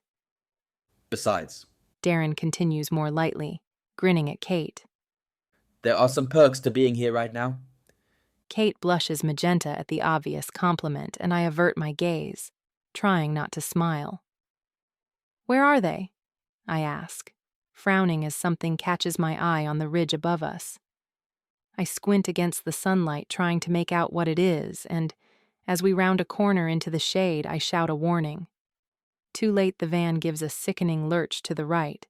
The bank beneath us slides away, and the van drops off the edge, rolling over. We complete 2 full 360-degree turns, all of us getting thrown around as if in a giant washing machine, and then the van suddenly slams to a halt, wrong side up. I collapse in a heap on top of Dex, my body battered and bruised. I groan as a sharp pain shoots through my hip, but I raise my head, assessing the scene around me. Darren and Kate are groaning, but they both seem to be in one piece. Dex is already trying to sit up, and I move aside gingerly, wincing as everything seems to hurt. Rachel. Dex's voice is urgent. Are you all right? I think so, I groan, turning to the others. You guys? We're okay, Darren answers, lifting Kate into a sitting position. She has a nasty cut on her temple and Darren's arm is bleeding. What's that noise? I ask, cocking my head to one side at the drumming sound. Oh, you have got to be kidding me, I whine as the sound intensifies. I swear if I live through this, I am moving to the driest, hottest place on earth. If I never see rain again, it'll be too goddamn soon. The rain is relentless, and already the inverted roof of the van is filling with water, which is washing over the window frames and out onto the earth around us. Jason. I hear Dex's voice as he moves behind me, and I turn to try and help him, but I can't move past the pile of camera equipment that has fallen behind the front seats. Dex has managed to squeeze through. Is he okay? I call, and to my relief, it is Jason who answers. I'm fine. I just can't get this belt off. I catch sight of him, hanging upside down, held in place by his safety belt. Hold still, Dex warns, and a moment later, Jason crashes to the ground. Ouch! Sorry, Dex quips before slipping back through the seats. He moves to the door and forces it open. Peering out, we see the reason for the sudden end to our tumbling descent down the hill. The van hit a large tree, crashing against its trunk, which prevented us from falling any further. Looking down, I shiver. If it weren't for that tree, we would have rolled all the way to the river below with nothing to slow us down. Dex climbs out of the van first, slipping on the already muddy bank, and helps each of us out in turn. I cling to the tree trunk, searching for a way up, but there is nothing. Just a sheer wall of soil above us, which is already starting to slide away in the deluge, the bank collapsing under the heavy rain. We're going to have to go down and find another way up, Dex explains as we all teeter on the bank around the van. I reach in and pull out 3 backpacks, 2 of which I recognize. I hold on to the lightest and hand the other 2 to Darren and Jason. I know that one is filled with food and one with clothing, but I have no idea what Jason packed in the third. Carrying the laden bags will hinder our movements, but I would rather have some supplies than nothing at all. Dex grabs a length of video cable and ties it around the tree trunk, tugging it violently to make sure it's secure. He tosses it down the bank and we all watch as it slithers over the soil. Retrieving a second cable, he coils it over his arm. Let's go. He meets my eyes for a second and I nod, determined not to let on how scared I am. Trying to move in the rain is infuriating. With each step, my feet get sucked into the muddy ground and heaving them out uses up far too much energy. I've eaten nothing but a dried slice of toast in the last 24 hours, and my strength is waning. Jason descends first and then Kate, followed closely by Darren. I watch as they slip and slide down the bank, clutching the cable with white-knuckled hands. As I reach the tree, I slip my arms through the straps of the satchel and secure it on my back. Your turn. Dex takes my hand and lowers me slowly around the trunk. I grab hold of the cable, which is slick with the water, and lose my grip immediately. I slip for a terrifying fraction of a second before I manage to dig my feet into the ground and slow myself enough to regain my grip. Be careful, Dex calls down to me, and I nod grimly. Gradually, I lower one hand under the other, making ridiculously slow progress. After what feels like an age, I finally reach the safety of an outcrop which is level enough for all of us to huddle together. A second later, Dex drops to his feet beside me, as agile as a cat, and lets go of the cable. Oh my God! Kate squeaks beside me, and I follow her horrified gaze. The river below is only a few feet down and rising by the second, churning and writhing as though it has a mind of its own. It's a water user. Dex snarls. They're flooding the entire valley. No! Jason roars, seething with rage. I am not drowning. No way. I'm not going down like that. He spins around, his eyes scanning the valley and the ground around us. There. He points to a space further along the ledge. There are more trees that way. We can pull ourselves out. Without waiting for our response, he starts to edge his way along the outcrop, staying close to the wall and as far from the edge as possible. As the others move to follow him, I grab Dex's arm, trying to speak against the rainwater pouring down my face and into my mouth. They were up there. I saw them from the van just before we started rolling. Dex clenches his jaw, looking back up toward the ridge and then down at the churning water below. We don't have a choice, he points out. The only way out is up. As we slowly skirt our way along the ledge, I keep my back to the wall of soil behind me, my hands pressed against it, trying to ignore how it is slowly sliding through my fingers, the very bank behind us starting to wash away. I keep my eyes trained on the river below, which is almost at our feet. I can hear Dex's words of encouragement beside me, coaxing me on, but I don't see how we are going to make it out of here. As the first small wave washes over my shoes, Kate comes to a sudden halt beside me, and I comprehend dazedly that Jason has stopped. I peer through the deluge, spitting out water and blinking against the rain. I can just make him out. He grabs hold of a small tree and uses it to pull himself off the ledge, sliding over the top of the bank on his stomach. I watch as he kicks his legs, propelling himself upwards, and then he disappears. A moment later, I see his hand reach down over the bank and he pulls Darren up to safety. The water is almost to my knees as Kate goes next, and I know that if I lose my balance now, I will be swept away. As it is, I am battling to stay upright with the water swirling angrily around my feet and the bulky backpack preventing me from shifting further back against the wall of the bank behind me. Dex and I shuffle carefully along until we are right below the tree, and I raise both my arms. Jason and Darren grab me and haul me up, and I immediately move further up the bank and out of the way so that they can reach Dex. I breathe a sigh of relief as he clambers over the edge, but my relief is short-lived as I realize the water is still rising. We need to get to higher ground. We have to keep going, Jason shouts. The next tree is about 12 feet further up the bank, and Jason tries unsuccessfully to climb up to it. The ground is so slick and the mud so thick that he slides back down, again and again, until he almost slips right past us and back over the ledge, which is now well underwater. It's useless, I mutter. Dex, can't you stop it? I point desperately at the rising water. A look of helplessness crosses his face. I can't. His voice is hollow. His abilities aren't working again, and this time I can't get away from him. Determinedly not looking at the rising water, I glance up at the tree and then at the others.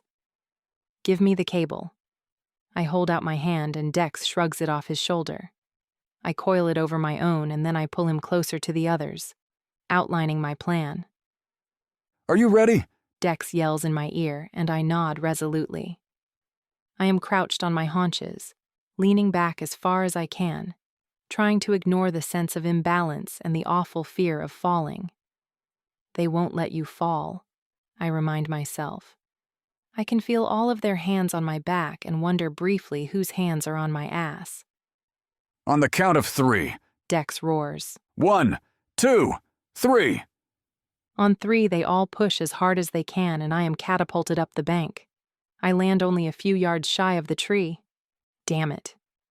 As I feel myself slipping back through the mud, I scream in frustration and dig my toes into the ground. The tips of my sneakers catch and plug me in place. I'm so close. I scrabble in the ground with my hands, trying to secure myself, and then I pull myself up, slowly gaining ground. It takes forever as I inch my way forward, praying that I don't slip. It's exhausting, and I don't think I'd have the energy to do it again. Eventually, my hand wraps around the tree trunk and I heave a sigh of relief. I haul myself up and wedge myself behind it, quickly uncoiling the cable and trying not to think about how much time has passed. I peer around the tree trunk and can just make out the others. The dark water is dangerously close, and I hastily secure the cable and drop it down. One by one, the others pull themselves up while I rest my head against the tree trunk and try to catch my breath. Kate reaches me first and I pull her up, pushing her past me. The grass is thicker here and is holding the ground together for the time being, so it should be easier to free climb without the cable. We made it. I smile reassuringly at Kate as she passes and she climbs with renewed effort. Darren passes me a few moments later, not needing any help, and Jason is next. Go ahead. I wave him past. I'll wait for Dex. A few moments go by and I glance down at the cable. He's not there. All I can see is the river below. I sit bolt upright, peering down the bank, but I can't see him. Dex! I yell, my voice panicked. Dex! I turn back up the hill. Jason! I scream, and he slithers back down to me. Where's Dex? He was right behind me, he yells. I swear, Rachel, he was right there. I grab the cable and make to move past him. What are you doing? I'm going to find him. Rachel, we need to... The water's still rising. I'm not leaving him. My voice rings with authority, and he opens his mouth to argue but shuts it again straight away. Okay, he concedes. Let's go. Chapter 20. I go first, slipping and sliding down the bank, my heart racing. Jason is right behind me. I scan the ground where they had been standing, but there is nothing there and the water is still rising. Praying he wasn't swept away by the rushing tide, I squint through the rain. There! I yell, finally spotting him. I had taken too long sending the cable down, and heroically, Dex had let the others go first. He must have known they'd never all make it. The water obviously swept him away, but he had managed to grab hold of another tree a short way downstream. He is now hanging from that tree, his body fully submerged underwater, the full force of the river trying to rip him away. Hang on! I yell, but there is no way he can hear me over the noise of the rain and the rushing water. I cling to the tree, desperately trying to find something I can use to reach him, but there's nothing. Son of a bitch! I scream in frustration.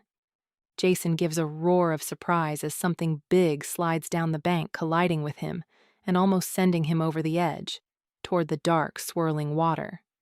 Sorry, Darren grins, apologetically. But I thought you might need this. I give a cry of relief as I see the tow rope he's holding. It was in my backpack, he explains, as he presses his back up against the tree for support and starts to unravel the rope. Thank God for Jason's packing sense, I think hysterically, remembering him scrounging around in the Graham's garage. We can't throw it, Darren adds, meeting my eyes. It'll take too long, and this wind will whip it all over the place. Someone's going to have to get in. He gestures at the churning river, and I feel a cold dread settling over me that has nothing to do with the weather. How will we reach him? I ask. Easy. He points at the water slightly downstream. The current's moving right for him. It'll take us straight there. Okay. I nod. Give me the rope. No way. Jason interrupts. Not happening, Rhodes. He snatches the rope from Darren's hands. Actually, Darren takes it calmly back. Our best chance is if I go. I played provincial water polo for years. I'm a very strong swimmer. Also, I'm lighter than you are, and I hate to admit it, but you're probably stronger. Someone's got to pull us back. Jason hesitates, and they both turn to look at me. I'm the best chance we've got then. I voice what everyone is thinking. I'm lightest. If anyone should stay to pull us back, it should be you two. Yeah, not happening. They shake their heads in unison, and then Jason claps a hand on Darren's shoulder. Good luck, buddy. Darren doesn't hesitate. He wraps the other end of the rope around his flat stomach, fastens it tightly, and takes a deep breath before stepping over the edge. He disappears instantly, reappearing a second later, already a few meters downstream. He was right, I realize, as his head bobs up and down. The current is carrying him straight to Dex, who is still hanging limply from the tree. It only takes a few seconds for Darren to reach him, grabbing hold of the same tree branch, which bends precariously under their combined weight. I can't see what they are doing. The rain is too heavy. But after a few heart-stopping moments, we feel a tug on the rope, and Darren raises his arm, waving at us. They're coming back! Jason grabs the rope and braces himself behind the tree, placing his right foot up against the trunk to steady himself. You're a good man, Jason, I murmur, taking up position just behind him, and remembering how he did a similar thing when we rescued the man from the chasm in Manhattan. He doesn't answer, and I take hold of the rope behind him, ready to help him pull. We can feel the instant they let go of the tree. The rope pulls taut and jerks almost out of our hands. This is going to hurt, I think, even without the added pain of my left hand, which is still tender from my burn. The bandage provides only a modicum of protection, but my right hand is already stinging where the rope is biting into my skin. Over and over we pull back on the rope, gaining only inches at a time. It is back-breaking and laborious work, and twice the rope is yanked from our grasp and we lose what little progress we have made. I am sweating profusely, and steam rises as the cold rain meets the heat of our bodies. I figure that Dex and Darren must be pulling forward too, and hope raises its timid head. But then I remember that they are also fighting the current and trying to keep their heads above water, and the hope vanishes. It occurs to me suddenly that they might have drowned already, and my adrenaline kicks in. I pull harder on the rope, desperate to get them both to safety. I am so focused I do not even realize that Kate has joined us until she grabs the rope behind me, adding her own strength. You should get back up to safety, I gasp, but she keeps hauling. He better make it, she says in a low voice. She is just as worried about Darren as I am about Dex. With three of us working together, we start to make headway, pulling in perfect unison with Jason guiding us. Okay, hold on, don't let it slip, he roars eventually, moving aside so I can brace myself against the tree trunk as he slowly releases his hold on the rope. The pressure is excruciating, the rope jerking and twisting in my hands as if with a life of its own, and I hear Kate give a groan of exertion behind me. Jason doesn't hesitate. He rushes forward, grabbing Darren under the shoulder and lifting him to safety. The pressure eases slightly, but the rope is starting to slip, a mixture of water and blood from the cuts on my hands making it almost impossible to keep a firm grip on it. I resist the urge to check if they are okay, needing all my focus to hold on to the rope. Darren collapses, panting, on the ground near my feet, and it is too much for Kate. Forgetting herself, crying with relief, she rushes to his side, dropping the rope as she does. Ow! I roar in pain as the full weight of Dex's body is left in my own cramped hands. Jason grabs hold of Dex in the same instant that I can't hold on any longer, and the rope drops innocently to the ground at my feet. I stumble forward, stepping over Darren, and then I stop, my heart failing at the sight of Dex, exhausted, but alive. He is sitting on his knees, his head drooping, water streaming down his face. He's okay. Jason nods, and I press my mouth tightly together to keep from crying. Thank you, I mouth at Jason, and he moves out of the way, a sad smile playing about his lips. We stumble up the bank using the cable to guide us. Kate and I go first, and I keep stopping to turn around and check the others' progress. Dex is being supported by Jason on one side and Darren on the other, the two men practically carrying him to safety. Infinitely slowly, we climb out of the valley, finally reaching the road. The same one we were originally traveling on, only further along. Looking back, I can make out where the road cleaved away and slightly further down where the van is still on its roof, barely visible after the enormous mudslide. I keep my eyes peeled for any sign of danger as we cross the road and find a small clearing in the surrounding trees on the opposite side. I have no idea what we are going to do next. We have almost no supplies and no car. With any luck, the others will come back for us, but I have my doubts. The Grahams would probably be too terrified, and Tom and the National Guard have bigger things to worry about. We sit cross-legged on the floor, catching our breaths. The rain stopped about an hour ago, shortly after we rescued Dex from the river. I have no idea where the water user is, but I keep casting anxious glances up at the ridge where I first saw him. Dex is recovering quickly, and as soon as he is able, he stands, walking straight over to Jason and Darren. You saved my life, He says, speaking softly but sincerely, and, to my surprise, he extends his right hand. Thank you. Jason looks slightly bewildered and uncomfortable, but Darren grins, taking Dex's hand and shaking it. Jason then follows suit. We aren't that bad, you know. Darren quips. I don't think you've given humanity enough credit. I hold my breath, but Dex's answer, when it comes, is beautiful and erases any trace of doubt I have left. You know, Darren, I actually believe you're right. With a small smile, he turns away from them and makes his way back to me, an intent look on his face. Putting his arm around my waist, he pulls me away from the others, leading us through the trees until we are out of sight and earshot. You're sure you're okay? I ask as we come to a halt, but he doesn't answer, pushing me back against an enormous tree trunk.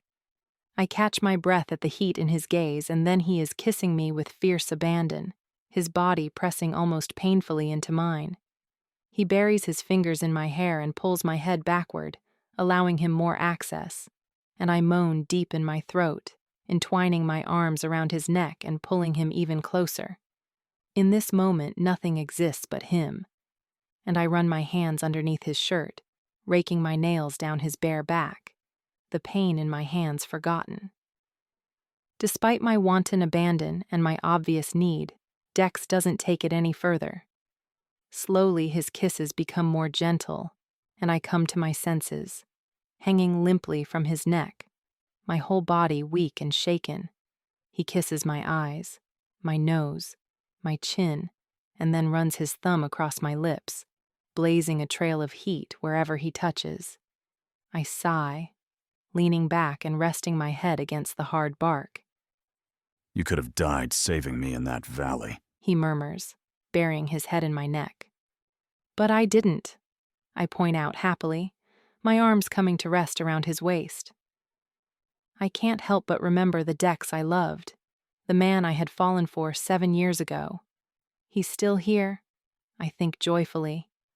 As the memories flood my head, Dex goes still, his breathing even.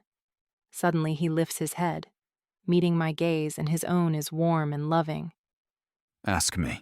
His words are so unexpected that I tilt my head to one side. How do you...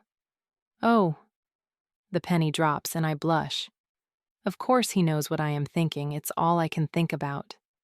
Quintessence, I think to myself, is a pain in the ass. Do you love me, Dex? I ask for the second time today, throwing caution to the wind, and a blazing, satisfied smile spreads across his gorgeous face. I do, he answers simply. Don't you want to know if I feel the same? I already know you do. He pulls me closer, resting his head against my forehead and refusing to let me look away. You're kind of screaming at me again. He smiles smugly. But it wouldn't hurt to hear it from your mouth. I don't feel embarrassed or shy. I do love him. I always have. And so I tell him. Chapter 21. We make our way back to the others, sitting down a short distance away from them. As I take Dex's hand, I hear Kate's gasp of surprise, and Jason's knowing chuckle, but I ignore them. Dex squeezes my hand reassuringly, and I wince. My hands are agony. The rope burned deep abrasions across my palms, and the initial stinging has given way to a deep throbbing. Reaching into my jacket pocket, I pull out the bottle of Tylenol and I swallow a couple before tossing it across to the others. "Tell me about venin," I say, and Dex glances around to see if anyone else is paying attention. Satisfied they won't overhear us, he takes a deep breath. It's much like Earth. We're only interested in planets that are similar to our own. We have trees, for example. He gestures at the forest around us. But of course they don't look like these. And we have rivers, lakes, seas. Our water is completely colorless, crystal clear, and our beaches have red sand. Oh, and we have 4 moons, he adds, almost as an afterthought. Really? Really. He smiles. 3 are white, like yours. He points upward and I notice that night is falling. The other is violet, and none of them are ever in the same phase. Is it prettier than Earth? I ask, and his answer is not what I expect. Not really. Earth is beautiful. Well, parts of it are. But venin is more peaceful? On venin, we don't fight amongst each other. He clarifies. Not like you Earthlings do. He grins. I drop my head, remembering his accusations. Man destroys himself. It's because it's not tolerated. He adds meaningfully, and I raise my eyes to meet his. Venin is controlled by the monarchy. There is no choice. No free will. Our subjects do as they are told, or they die. But law doesn't need to be enforced very often. It's accepted. It would never occur to our people to contest centuries of tradition. But surely there must be some dissent. No. He shakes his head emphatically. There's not. Sheep, I murmur. They're like sheep. Dex sighs. Yeah, in some ways they are. What about you? I ask. You're part of the monarchy, right? Right. And Voka too? And your brother? He stiffens only slightly, but he doesn't deny it. A sudden breeze rustles the leaves around us and I shiver. Do you think they're still around here? I ask in an undertone and Dex shrugs. I don't know. But they wouldn't hurt me. Not intentionally. It didn't seem that way to me, I counter. They didn't know I was in the van? True. So, do you think if they turn up, you can reason with them, send them away? Yes. And with that, I have to be content. I'm starving, and a deep grumbling in my belly reminds me that I haven't eaten in 2 days. I fetch one of the satchels and pull out a packet of crackers, most of which are broken. I shake some out in my hand and offer the packet to Dex. He's looking much stronger. His color is back to normal, and his hands are steady as he brushes the crumbs off them and then takes my own again. Let me see. His voice is soft and tender, and he examines my hands, wincing at the dried blood caking around the cuts. I wish I could heal you, he murmurs. It's a pain being human, I joke, trying to gloss over how affected I am by his touch. But healing is beyond even your broad scope of super skills. He doesn't say anything, but a small smile tugs at the corners of his mouth. We rest a short while longer and then make our way over to sit with the others. Do you think they'll come back for us? Kate asks, and I meet Darren's eye. He gives me a warning look and I paste a reassuring smile on my face. I'm sure they will, but it might take a while. They'll have to wait for the water to subside so they can make it through the valley. They'll probably wait until morning. Oh yeah, of course, she replies brightly, as if this hadn't occurred to her. Darren gives me a grateful nod. It turns out I was wrong in assuming the others would be long gone. Desperately in need of sleep, I am just settling down on the fallen leaves, trying to ignore the disgusting stench of dirty river water emanating from my clothes, when we hear a car rumbling along the road and we race toward the sound. The blue Toyota is a welcome if unexpected sight. The Grahams debark, looking apprehensive. "You came back," I exclaim, and Dennis nods. We saw signs of trouble ahead, and Tom said we should head back and find you while they check it out. They said we should wait until they come back for us, once they have the all clear. Dennis is definitely more confident now that the U.S. military is involved in our escape. "Well, thank you." I smile gratefully. Where's your van? Byron interrupts, scanning the road. Sally wrinkles her nose as she takes in our grimy condition. "We had a bit of an accident," I explain, not wanting to scare them. If there is trouble ahead and trouble behind, I don't really know whether we should stay or go. Seeing Kate wilting at Darren's side, I know that we need to rest. Besides, we won't all fit in the Toyota. We leave the car on the street so that the National Guard will see it on their return and head back to the clearing. Between the 8 of us, it doesn't take long to finish what little food and water I had packed in the first backpack. Scrounging around in the other, I find a few clean t-shirts and hand them around to Darren, Jason, Kate, and Dex. We are all filthy, covered in mud, and soaked through. As tired as I am, I need to try and clean up before I settle down again. Taking a black vest out for myself, I turn to Kate. "I'm going to try and find somewhere to clean up. You want to come?" I ask, and she nods gratefully. Dex and Darren get to their feet, and I shake my head fondly as they follow us through the trees, keeping their distance but not letting us get too far ahead in the dark. We haven't gone too far when I hear the sound of running water.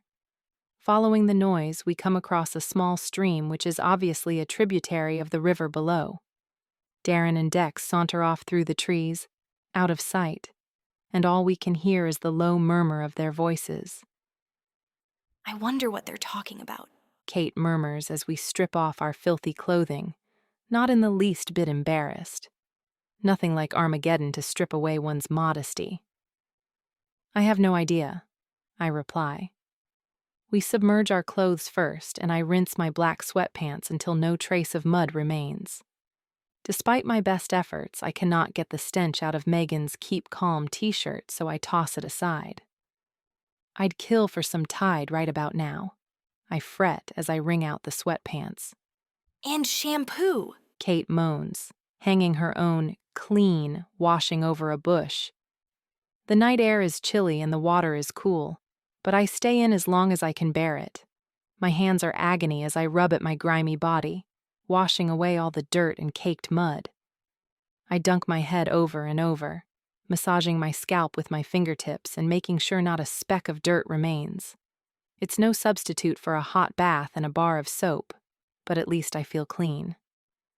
We can still hear the faint sound of Dex and Darren's continued conversation, but they are too far away to make out what they are saying. I still can't believe this is happening, Kate sighs from the riverbank where she is perched on a rock, wearing her clean shirt and her damp jeans. She couldn't brave the cold any longer and had climbed out a few minutes before. I know. It's hard to process. I agree, cupping water in my hands and washing my face. Do you think New York has been destroyed? She continues in a small voice, and I nod sadly. We have to stop trying to protect Kate from the truth. She needs to learn how to cope with everything that is happening. I guess my gallery is probably gone too, she sighs. I'm sorry, I commiserate. Your paintings were really beautiful. Thank you. Why painting? I ask curiously. Is it something you always saw yourself doing?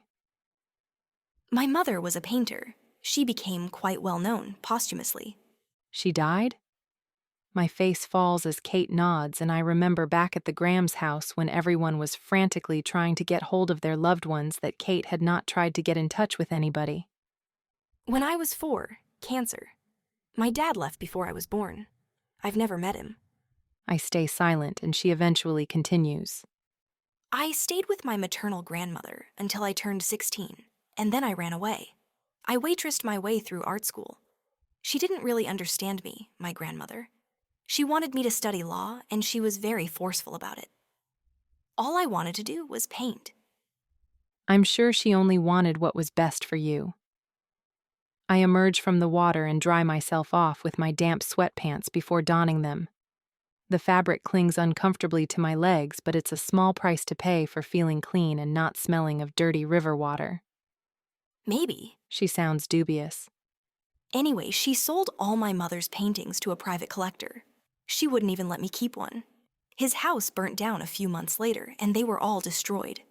Her voice breaks, and I quickly pull on the black vest and come to sit beside her on the rocks. She wipes a tear from her eye and shakes her head. I'm fairly sure it was an insurance con, she adds woefully. I'm so sorry. I put my arm around her shoulders and she smiles tearfully up at me. My first few pieces were replicas of her paintings, she says. That was before I really found my own style, but she's always been my inspiration. She would be very proud of you, I encourage. I wasn't lying when I said your stuff was good back at your studio. It really is excellent. I was hoping that the interview you were broadcasting would be brought to my grandmother's attention, she confesses suddenly. That she would realize that she was wrong. She probably knows already. Your exhibit was so successful, I'm sure someone must have mentioned it to her already. It doesn't really matter. She wipes another tear from her eye. I'll never know. Don't say that, Kate. It's not over yet. There's still hope for us. Yeah, maybe, she agrees. But not for her. She lived in New York. We are silent for a few moments, and then she sniffs loudly and changes the subject. So, you and Dex, huh? Yeah. I smile shyly. You knew him before? I raise my eyebrow at the question. I heard Jason talking, she explains. I did, 7 years ago. I was 17. Scandalous, she teases. What was he like then? Exactly the same as he is now. He scares me a little, but he seems nice, she prompts, and I nod. He is nice. Do you think he'll be able to save us? I think, I meet her questioning gaze, that he will do everything in his power to keep us safe. He won't let anything happen to us if he can help it. He'll die first. Kate fetches her still wet t-shirt and hangs it over her arm as we retrace our steps, following the sounds of the voices. Jason has joined Dex and Darren, and Kate and I wait while the three of them head for the river to wash up. I glance up at the quarter moon through the trees, remembering what Dex told me about Venon's 4 moons. The men are far quicker than we were, and soon enough they are back. Dex's t-shirt is jade green and it suits him. It certainly fits him well, Byron being so tall. We make our way back to the clearing and everyone settles down for the night. The Grahams are all asleep, except Dennis, who keeps a wary vigil over his family. He leaps to his feet, his gun drawn, as we approach, but then sits back down when he sees that it's only us. More secure now that we are here, he settles back against a tree trunk, closing his eyes. Right. Well, I'll see you all in the morning, Jason quips, and then he lies down on his back on the forest floor, his arms under his head. Darren fetches the satchel with what remains of the clothing and offers it to Kate as a makeshift pillow. She sinks beside him gratefully, curling into a ball on her side, and within minutes her eyes close. Darren lies behind her, his arm over her side. Let's sleep over here. Dex indicates the far side of the clearing. I follow him and he sits down, mirroring Dennis's pose as he leans back against a tree trunk. He pats his legs and I curl up on the fallen leaves beside him, placing my head on his lap, determined to finally get some much-needed rest.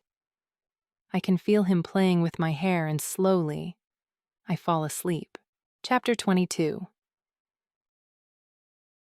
I sleep until sunrise when Dex shakes me gently awake. Rubbing the sleep out of my eyes, I sit up.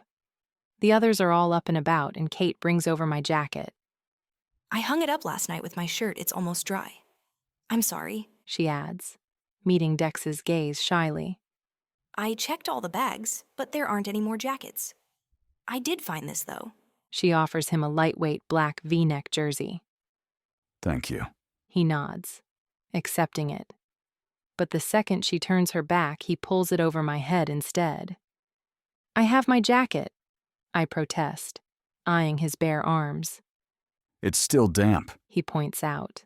This will keep you warm. I roll my eyes, but I pull the jacket on over the jersey anyway. I reach into the pocket to check that my inhaler and my phone are still there, protected by the waterproofed material. With nothing to eat or drink, everyone takes a seat on one side of the clearing. My full bladder reminds me that I need to use the natural restroom, and I excuse myself. Dex makes to follow me, but I stop him with a stern look, and he grins, shaking his head. As I return, Kate passes me, walking into the forest. Sorry, we're all out of toilet paper, I tease, and she giggles. I take a seat next to Dex and listen to Jason's sudden enthusiasm to light a fire. Not even 5 minutes have passed when Dex suddenly leaps to his feet. At the same moment, I hear a twig snap, and my head swivels to the source of the sound. I catch my breath as a beautiful blonde woman dressed all in black steps into the clearing. I recognize her instantly. It's Dallin, the Earth user who almost killed us shortly after we left Weehawken. She killed Danny and his men from the National Guard. Right behind her is an incredibly good-looking man with dark brown hair. I don't recognize him, but his green eyes are startlingly familiar. Amarox! Dex's voice sounds so defeated that my heart lurches in my chest. As I turn to him, he takes a few steps away from me so that he is standing nearest Kate, who has just returned from her necessary walk in the woods. Kate and Dex are now on one side of the clearing, and the rest of us are on the other. I can sense Darren tensing beside me, his natural protective instinct over Kate rearing its head. But, as he puts one foot forward, I place a restraining hand on his arm and shake my head, cautioning him to keep still. The dark-haired stranger steps into the clearing, an evil grin on his handsome face. He assesses each of us in turn, with a look of mild curiosity before his gaze hardens as it falls on Dex. Well, hello, little brother. I suspected as much, but my mouth still falls open in surprise.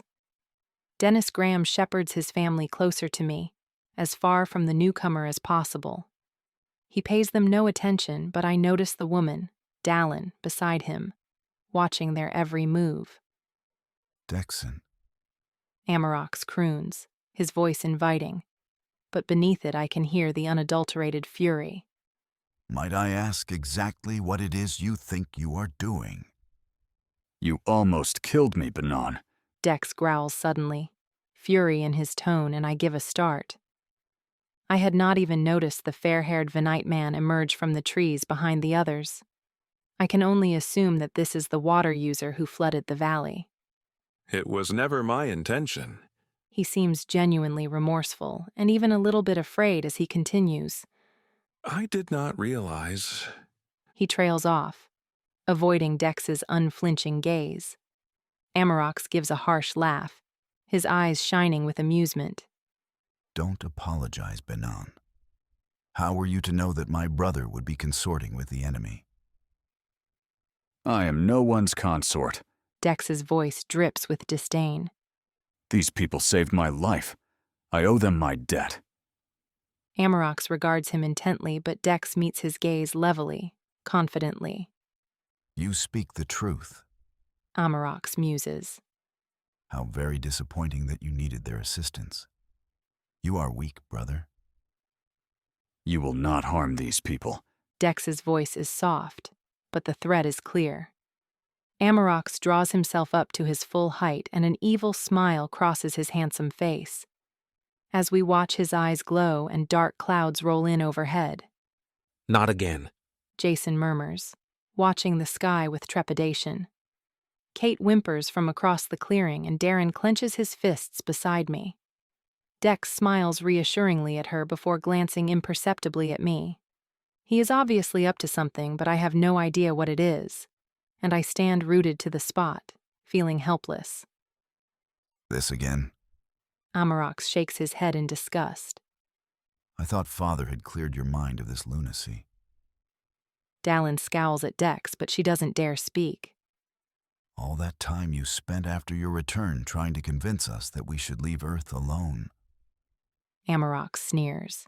It seems you have been bewitched by these Earthlings again. My head whirls. Dex tried to stop this? He tried to protect us? I feel tears spring to my eyes as understanding washes over me. He did love me all along. He tried to save Earth. And yet when he came back, he fought for Venin. He murdered innocent people. It doesn't make any sense. And then, like a bullet to the head, it does. I thought Father had cleared your mind of this lunacy. Oh my God. Dex's father is the one he spoke about. The one who has supreme control over quintessence. And he obviously used it on Dex. On my honor, I will defend them, Amarox. Dex hisses through clenched teeth, and a crack of lightning overhead signals the approaching lighter storm. I glance across at Dex, knowing this must be using every ounce of energy he has. He's bluffing, and I can only pray that it works. He has no strength, not when I'm around. Continue on your way, on your mission. This has nothing to do with you. Dex's voice is hard and loathsome. He is no longer pretending to be polite. Dallin snarls at his words, and her eyes blaze emerald for a second before Amarox holds out his arm, restraining her. Oh, really? Amarox drops some of his facade, and his anger is more obvious. You forget yourself, little brother. Dex takes another step toward Kate, and I frown in confusion. What is he doing? You defied me. Amarox continues, his eyes narrowing. You set your storm against mine. He is referring to yesterday when the storms collided and Dex's storm prevailed. Amarox's storm had been dark and ugly. Fitting, I think. I protected myself. Dex counters, raising his head defiantly. Our storms are not meant to be inflicted on our own kind. You have turned your back on your own. Amarox shakes his head before continuing more calmly. Our sister informs me that you jeopardized our mission in order to save a human girl. Amarox's gaze sweeps over Kate and I with mild curiosity. He ignores the Graham women, both of whom are being comforted by Dennis and Byron. Dex doesn't deny it. What do you want, Amarox? To finish what we came here to do. Amarox roars, reacting to the sneer in Dex's tone. To conquer. He sounds so much like Dex did back in New York, and, looking at him now, the similarity between them is obvious. Their eyes are identical, and the shape of their faces is the same. Dex is slightly taller, and his hair is jet black, whereas Amarox's is dark brown. Amarox is brawnier, his biceps like boulders. A movement in the corner of my vision distracts me, and I see Dennis slowly withdrawing his gun behind his back. I shake my head at him, my eyes widening, warning him not to be foolish. Byron has also noticed, and he mirrors his father's actions, reaching for his own gun. Damn it! I take a small step toward them, but Dallin's head jerks in my direction, and I freeze, not wanting to draw any attention to them. I can't believe they would even contemplate attacking the Venites. It would be suicide. They're going to get us all killed. I see Dennis steel himself, and I am about to call a warning, but it is too late. As he whips the gun around, training it on Amarox. Amarox lazily flicks his hand in Dennis's direction. The fireball engulfs Dennis, and he screams in agony for a second before he is reduced to ash. No! Byron roars, running at Amarox and holding the gun at chest height in front of him. He manages to squeeze off 2 shots before he too is reduced to ash. The screams of Sally and Megan echo through the trees, and Jason, Darren, and I rush over to them, clapping our hands over their mouths and begging them to keep quiet. They'll kill us all, I hiss in Sally's ear. They'll kill Megan too. She shuts her mouth instantly. her terrified, tearful eyes finding her daughter's face. She scrambles out of my grasp to grab hold of Megan, pulling her into her arms. Both women continue to sob quietly, rocking back and forth. I turn back to the others expecting further retribution, but to my surprise, Dallin and Benon are at Amarox's side, all their attention focused on him. Dex hasn't moved, but his eyes meet mine for an instant as the others are preoccupied, and I see the hollow pain reflected in the green depths. He glances down at Sally and Megan, and a grimace flashes across his face. Amarox pushes the other two Venites aside, his eyes like flint, and I stare, aghast, at the blood running down his arm. Don't, Dex warns as he raises his arm furiously. It's only a flesh wound and those responsible have been punished. They will all die. Amarox snarls. You owe me, brother. The words ring out across the clearing, leaving no room for argument. Amarox freezes, a look of frustration settling on his face, but his arms drop to his sides. Dex smiles grimly as he continues. I saved your life on planet Karis, remember? You owe me. They stare at each other for a long moment, neither looking away. Eventually, Amarox lets out an exasperated sigh. Why must you be so contrary? Amarox sighs. What is it about these Earthlings that they have such a hold over you? This time there is no mistaking it. Dex takes another deliberate step toward Kate, who is trembling with fear. I frown at the same moment that clarity lights up Amarox's face, and a malicious smirk tugs at the corners of his mouth. Let us come to a compromise. He croons. You may leave, along with your weak friends. I heave a sigh of relief, but Dex looks anything but appeased. I will give you 1 day. Amarox continues. 1 day's head start. And then I will hunt you down. All of you. He casts his gaze over all of us, and it lingers on Kate. And he pauses dramatically. You will leave her with me. He raises his hand and points at Kate, who whimpers in terror, shaking her head. No! I scream, rushing forward just as Dex takes 2 steps toward me, looking frantic. No. He iterates, grabbing me and spinning me toward his brother. Take her instead. The blood rushes to my head and I feel faint, but Amarox laughs spitefully. No negotiations, brother. I take this one or you all die. Dex looks thunderous, but Amarox, by comparison, looks delighted at the unexpected turn of events. Maybe I will discover why she holds such appeal, brother. He raises his brow spitefully. I turn away from the sadistic glint in his eye and gaze up at Dex in shock and horror. If you harm her. Dex trails off, finally meeting my eyes, and I silently plead with him not to leave Kate here with these monsters. He doesn't acknowledge me, instead looking past me at something over my shoulder. His eyes are cold and determined as he strides past me, meeting Darren in the middle of the clearing. Darren's eyes are rolling in terror and rage, and he tries to sidestep Dex. Dex grabs hold of his shoulders and lowers his head, whispering something unintelligible in Darren's ear. I can see Darren's jaw working and the frantic shaking of his head.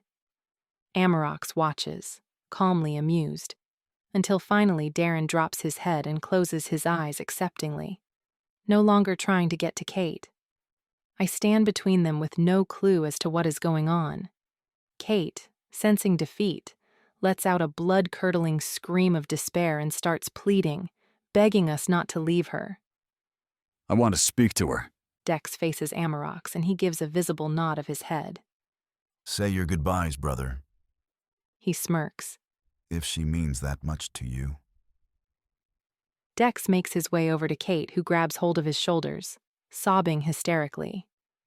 Dex drops his head, speaking directly to her, murmuring words I cannot hear. I watch, fascinated, as Kate slowly seems to calm down, her breath coming in dry, racking sobs. Eventually, Dex pulls away from her and she wilts, collapsing to the ground, her hands held up against her chest. We need to go. Dex appeals to Jason, who nods, squaring his shoulders and shepherding Sally and Megan from the clearing in the direction of the road. We can't leave her, I protest, but Dex grabs my arm in a vice grip and marches after the others. I keep yelling, but as we enter the trees, he hisses in my ear. Shut up, Rachel, or he'll kill us all. She'll be all right. You have my word. Chapter 23. We all pile into the car, a pitiful, depressed party. The Graham women do not utter a word, but tears fall silently down their cheeks. Darren sits beside Jason in the passenger seat, staring out of the window, alone with his grief. I am perched awkwardly on Dex's lap as Jason slowly completes a U-turn and heads in the opposite direction. We shouldn't have left her, I murmur, my eyes on the road. We had no choice. Dex answers. What will he do to her? I'm hoping he won't do anything. Hoping. I stop and turn to face him in the confined space. Sally and Megan watch us anxiously through their tears. You gave me your word. Calm down, Rachel. I did what I had to do. You pretended she was me. You did it on purpose to make him think she was the one you cared for. As I speak the words out loud, the truth in them resonates. Dex carefully and cleverly let Amarox believe that Kate was the woman he had risked his mission to save. That was why he had moved away from me so quickly, why he had ignored me and focused on her. He had even offered me to Amarox instead, knowing this would ensure that Amarox suspected only Kate. He may as well have served her up on a silver platter to the devil himself. Of course I did, he bellows back. Did you think I would risk your life over any of the others? I thought you had changed. I thought you cared about all of us. I do. His eyes glow in anger. I have never seen him so angry. But I had no choice. It was Kate or you. And if he had taken you, I would never have been able to walk away. We would all have died, them included. He points at the others and they automatically flinch away from his rage. He's right, Darren murmurs from the front, so quietly that I have to strain to hear him. We would all have died, Kate included. At least this way, there's a chance she'll make it. She's not dead yet. Dex clenches his fists and takes a few calming breaths. This was the only way, Rachel. He pleads. Why Kate? I whimper, thinking of the terrified girl. She won't survive this ordeal. She is so much weaker than the rest of us. Because she's the most likable. What? The answer is not what I expected. Dex runs his hands through his hair. If anyone can make Amarox see your humanity, it's her. She's young and scared and no threat at all. Maybe, just maybe, Amarox will feel compassion. And if he doesn't? If he hurts her, I will destroy him. You can't. He's far more powerful than you are. We'll see, he answers enigmatically. We drive for a few more minutes in silence, and then Jason gives a Tarzan yell of excitement as we see dust clouds rising in the distance, and the sun glints off the metal of what could only be an approaching car. We pull onto the shoulder of the road to wait, and Dex immediately opens the door, depositing me on the seat, and stalks off. As the Humvee comes into view, still a few miles off, Sally collapses to her knees, muttering, "Oh, thank God." Megan crouches down beside her, the tear tracks clearly visible on her dusty face. He did the right thing. Jason has made his way over to me, and I blink at his words. We would all be dead right now if it wasn't for him. Jason continues, staring at Dex's retreating back. But they'll kill her, I protest. Maybe. His face is grim. But if it weren't for him, we would all have been killed in that clearing. He made the best of a bad situation. I know it, you know it. Hell, even he knows it. He jerks his head in Darren's direction. As hard as it is to admit, Rachel, we need him. Dex is the only hope we have of surviving, and he's risking his own life to protect us. Try to keep that in mind before you pass judgment too harshly. He walks away and I stare at the ground, scuffing my shoes in the dirt. Being reproached by Jason, of all people, is humbling. And he is right. Dex has turned on his own kind, his own family, to keep us safe. Heaving a sigh, I follow Dex down the road. He has stopped, gazing back into the distance, and I come to stand beside him. "I'm sorry," I whisper. He doesn't answer. He just grabs my hand and pulls me to him, burying his face in my hair and shaking his head sadly. "What did you say to Kate?" I ask eventually, as we wait for the cavalry to arrive. I told her not to be afraid. He meets my gaze levelly, no doubt expecting more criticism. "You controlled her mind? I thought you couldn't manipulate quintessence." I said it didn't feel right, that's why it doesn't usually work. But with Kate, well, there was nothing I wanted more than to dispel her fears. I mull over this in silence. "You're a good man." I rise up onto my toes and kiss him softly on the mouth. He smiles sadly, staring intently into my eyes as if searching for answers, and I see the pain reflected in his own. He blames himself, for the Grams, for Kate. The guilt is etched on his beautiful face. When he cups my face in his hands and lowers his head, our kiss deepens, and I try to pour all my love, all my emotion into that kiss. When we finally pull apart and I open my eyes, he looks calmer. You make me a good man, he murmurs against my mouth. As much as Jason, and even Darren, seem to have accepted Dex as one of our own, the Graham women are still wary and uncomfortable around him, particularly after witnessing the slaughter of half their family at the hands of a Venate who looks just like him. When Tom Stewart and his team arrive, Sally and Megan jump ship, opting to travel with the guard instead. Dex doesn't react, but I can see the hunch in his shoulders and the muscle going in his jaw. "It wasn't your fault." I take his hand. "Dennis and Byron made their own choices. The Graham men were brave, but foolish, and it had cost them dearly." Tom's team now consists of only 4 men other than Tom, including Ray and Nicholas the medic. They are in contact with the army who are on course to meet us. I glance nervously at Dex, noticing the way Tom is watching him. "We're being hunted," I tell Tom, whose gray eyes widen in alarm. "We've been given a head start, but we'll need every minute of it. The man hunting us is not like the others. He's worse. Worse how? He can do things the others can't do. Terrible things." You need to be more specific, miss. I can't fight what I don't understand.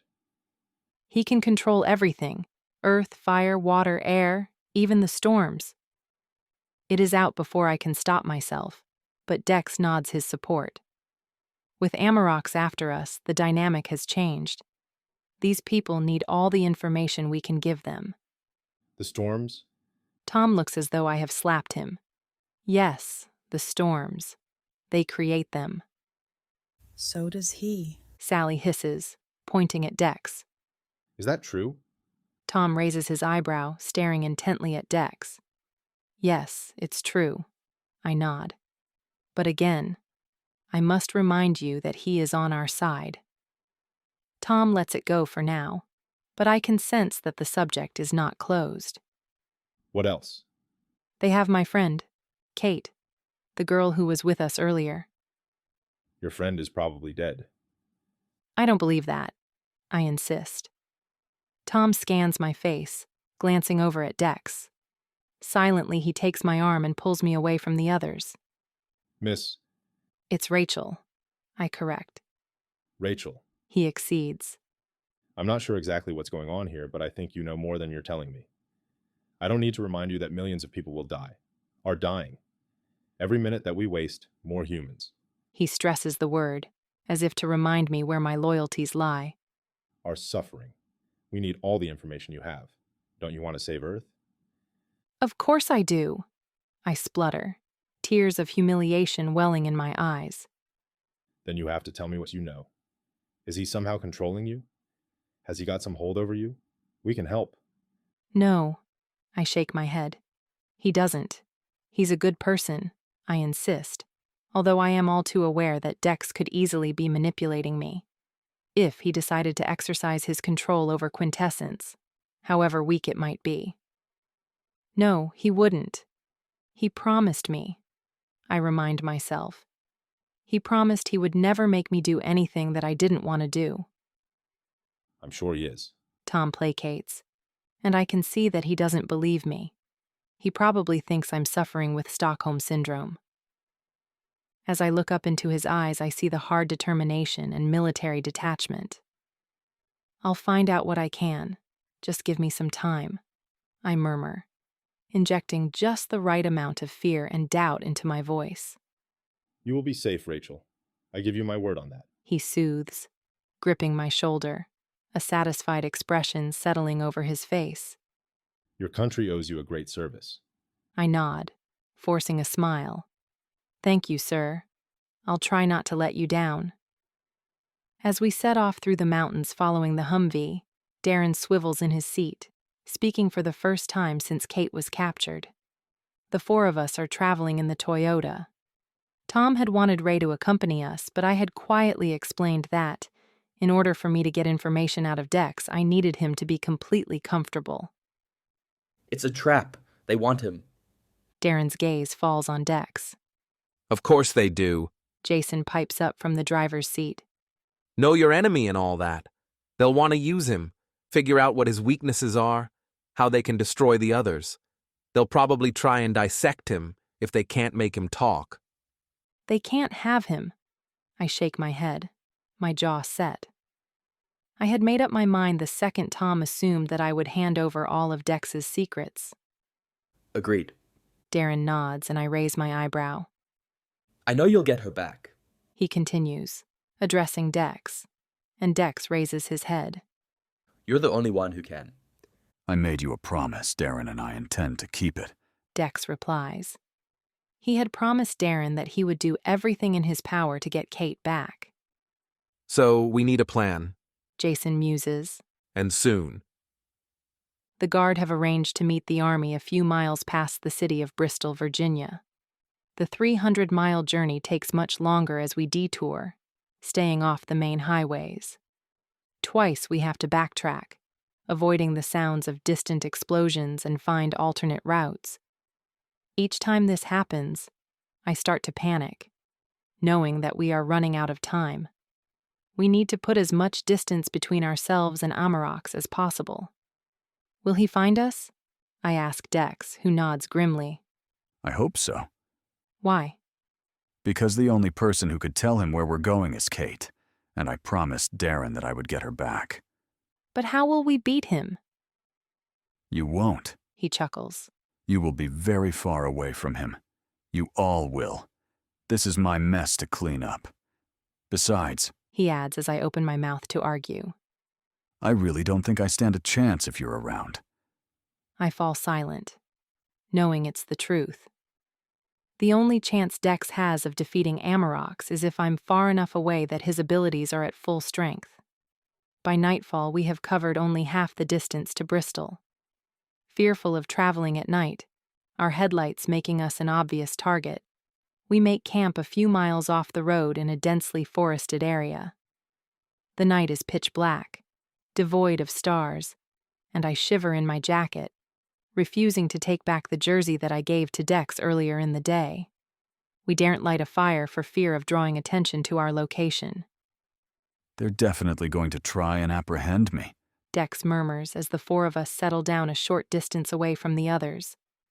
We'll have to wait until we are fairly close to Bristol. Darren replies softly. That way you won't have too much ground to cover on your own. I'm going with him, I interject.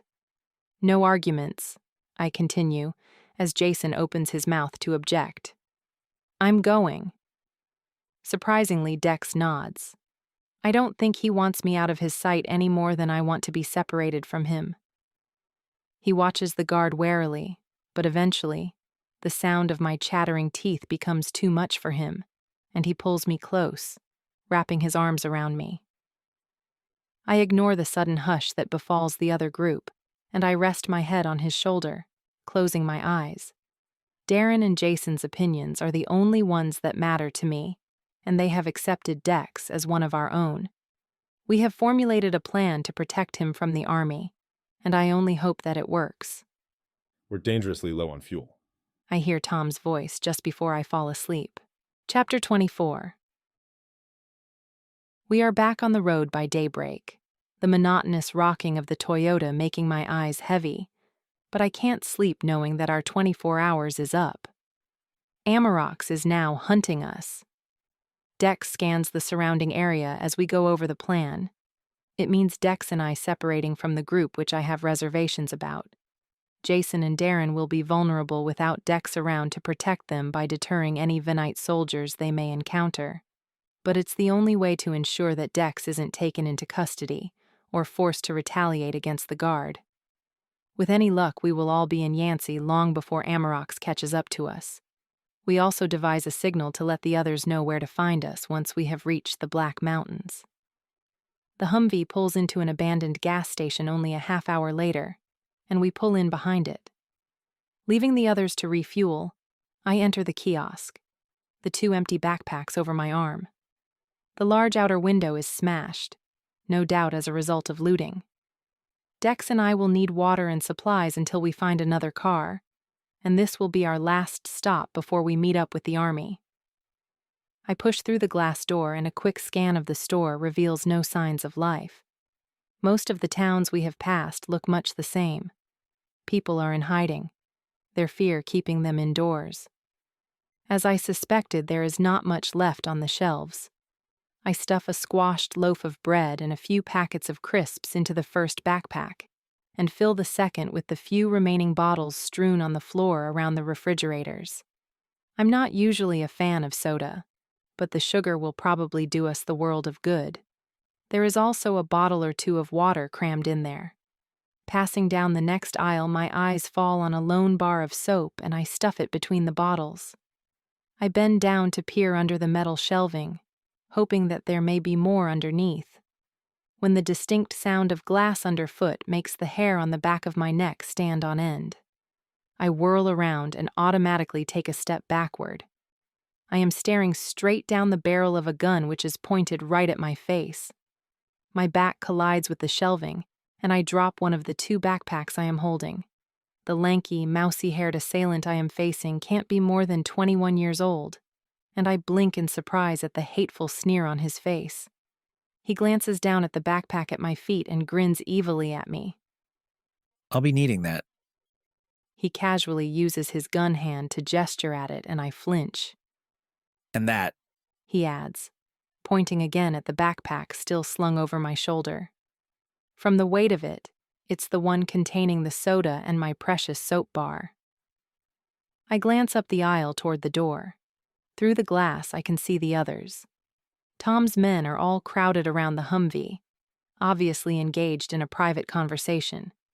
Jason and Darren are watching them suspiciously. Judging by the way they keep looking back at Dex, who is lounging against the Toyota's hood, it's fairly obvious what they are discussing. I'll be gone before they even know I'm here, the youth before me drawls, guessing my thoughts. There's no help for you, Princess. Why don't you just get your own damn stuff? I hiss, and he grins. Almost all gone, I'm afraid. He gestures around the Baron's store. And besides, you've taken the trouble to pack everything so conveniently. Take it then. I slip the satchel off my shoulder and shove it at him. He doesn't hesitate, and retaliates, striking me so hard across the face with the butt of the gun that I see stars. An evil, sadistic smile crosses his face as he raises the gun. As I shield my face with my arms, I see a movement behind him. Dex grabs his gun arm and forces it upward, twisting his arm savagely. The gun clatters to the floor, forgotten, as the youth swivels around to face this new threat. He kicks out at Dex, but Dex blocks him easily and pushes him backwards into the shelves. The force of the impact unbalances the metal racking and it slowly topples over before slamming into the next row of shelving. One by one, the shelves crash to the ground like dominoes, the enormous noise masking the sound of Dex's attack on the younger man. Automatically, I reach for the gun and shove it into my jacket pocket, and then I yell over the noise, begging Dex to stop. Despite the overwhelming dizziness, I manage to scramble to my feet. The others have arrived, alerted by the colossal noise, and Jason tries to stop Dex, earning himself an elbow to the face. My adrenaline kicks in as I see Tom raise his rifle, aiming it at Dex, and I quickly step between them. "Dex!" I grab his arm as he brings it up to deliver another punishing blow. "Stop it! Stop it!" I hang onto his arm for all I'm worth, and finally he takes notice. As we stare at each other, the fight seems to go out of him. "Are you okay?" he asks, pushing my hair aside and wincing at the nasty gash on my temple. My head is pounding, but I manage a nod. "I'm fine. Let's just get out of here." Avoiding the gruesome sight of the younger man's prostrate body and the grim expression on the faces around us, I turn to Jason. "You okay?" His right eye is already darkening. He is going to have one hell of a shiner. Dex turns to face him, only now noticing the damage he unwillingly inflicted. "I'm sorry," he mutters. "I didn't mean to." Don't worry about it. Jason shrugs it off, retrieving the 2 backpacks. I assume he posed a danger to Rachel? Dex nods and Jason smiles ruefully. Well then, I guess there's no harm done here. He looks pointedly at Tom, and then he saunters out of the store, the rest of us following him. We travel for most of the day, stopping only to relieve ourselves. I doze on and off, trying not to think about our imminent departure from the group. As we near the rendezvous point, we all become more alert, scouting around for a suitable place to make a run for it. The Humvee takes a left turn, and Jason follows. He has been slowly increasing the distance between us for the last 20 minutes, as discreetly as possible, so that the guard doesn't suspect anything. You sure you want to do this? Jason asks from the front, keeping his eyes on the road. Darren turns to face us, his blue eyes concerned. We have no choice, I answer, hoisting one of the backpacks over my arms. Dex shoulders the other. We transferred a few items of clothing and some rope from the last rucksack along with the food and drinks, so both are fairly heavy and cumbersome. Agreed. Jason nods. Well then, I guess we'll see you in Yancey. Take care of her. He adds, and I feel a surge of affection for the man who less than 3 days ago annoyed the hell out of me. We'll approach from the mountains. Watch for the signal, Dex tells them. Be safe, I sigh, opening my door just slightly and watching the road surface flying past below. Despite my bravado, I really don't want to do this. There's some bush ahead.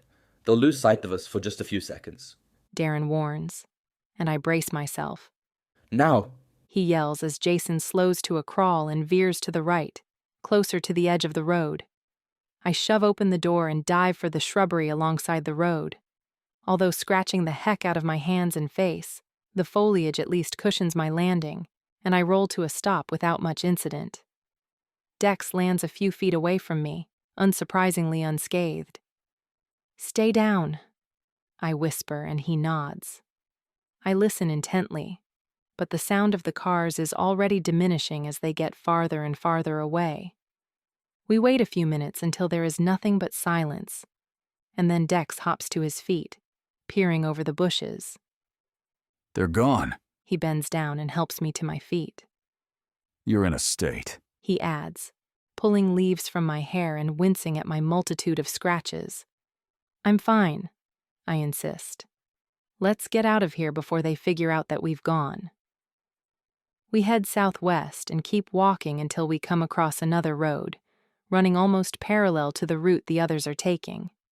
Our plan is to find a car and make our own way to Yancey County to meet up with the others. We will abandon the car and hike through the mountains for the last leg of our trip, instead of driving right into Yancey, hiding in the Pisgah National Forest, so that we can avoid detection by the army and reunite with Jason and Darren. The journey is about 80 miles, give or take, but it will be dark soon. The others will no doubt find somewhere safe to spend the night, and I would prefer that Dex and I do the same. Hopefully, by the time Tom meets up with the army and realizes we are gone, it will be too late to do anything about it, and they will continue on their current route. Will Amarox keep coming through the night? I ask. Dex shakes his head. No, he'll need to rest. I feel slightly better knowing that we at least won't lose our day's lead, but my fear for Kate weighs heavily on my heart. She has been in Amarox's custody for almost 2 full days. Do you think he'll kill her? I ask. Kate, I mean. I don't think so, not yet anyway. Not unless she refuses to give him our location. Do you think she'll do that? I hadn't thought of this, that Kate might sacrifice herself to protect us. No, I told her to tell him anything he wished to know. What if he hurts her, though? Just for the fun of it? He won't. Dex sounds certain. That is where we differ from humans. Torture and inflicting pain merely for the sake of it is a perverse, sadistic waste of time. It achieves nothing, and it requires an emotional investment. Amarox is a soldier. He believes in killing his enemy, not wasting his energy on prolonging the inevitable. He is focused. As long as he needs Kate alive, which he does to make sure that she is telling the truth, she will come to no harm. His rationalization does nothing to dispel my fears. In fact, it does just the opposite. So when he does find us, he'll kill her. That's what you're saying? If everything goes according to plan, he won't. You mean if he likes her? If she makes him feel compassionate? I ask, slowing down as I recall his explanation in the car. Dex keeps walking, and I hasten to catch up with him. Do you think it'll work? We'll know soon enough, is all the answer I get. Eventually, we come across a gravel driveway heading into the woods. We deliberate for a while, but eventually I turn up it and Dex follows. I would far rather find somewhere safe to rest than spend the night out in the middle of nowhere. I am also curious as to who would live out here, so isolated from everything. I'm worried about the others, I admit, as we make our way along the narrow drive. It is longer than I expected, and there is still no sight of any dwelling as we head deeper into the trees. Dex doesn't answer, not even to try and reassure me, which I suppose he can't, not if he is being honest. Jason and Darren, even the Graham women, are in capable hands. My main concern is that the army hold them accountable for helping us escape. We just have to hope for the best. There, Dex murmurs, pointing. The muted light is coming from the windows of a wooden 2-story lodge. Let me do the talking, I caution as we approach the house. We can hear the sounds of conversation as we climb the steps, but as I set foot on the porch, the wood beneath my feet gives an audible creak, and the conversation comes to an abrupt halt. An anxious face appears at the window closest to me, and I smile as reassuringly as possible before the curtains fall back into place. I wait expectantly, but nothing happens. What now? Dex mutters, and I shrug. I guess we're not welcome. I climb back down the steps, heaving a sigh that we will have to spend the night in the outdoors after all. I haven't taken 2 steps when I hear the door open behind me and a friendly voice calls. Where are you off to in such a hurry? We turn to find an elderly man standing on the porch. His gray hair is thinning and his shoulders are slightly stooped with age. He must be well into his 70s. I'm so sorry to intrude, I apologize as I make my way back up the stairs. No need to be sorry, dear.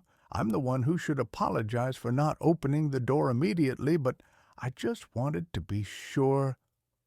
He trails off, a gloomy expression crossing his kind, wizened face. Completely understandable. I raise my arms, waving away his apology.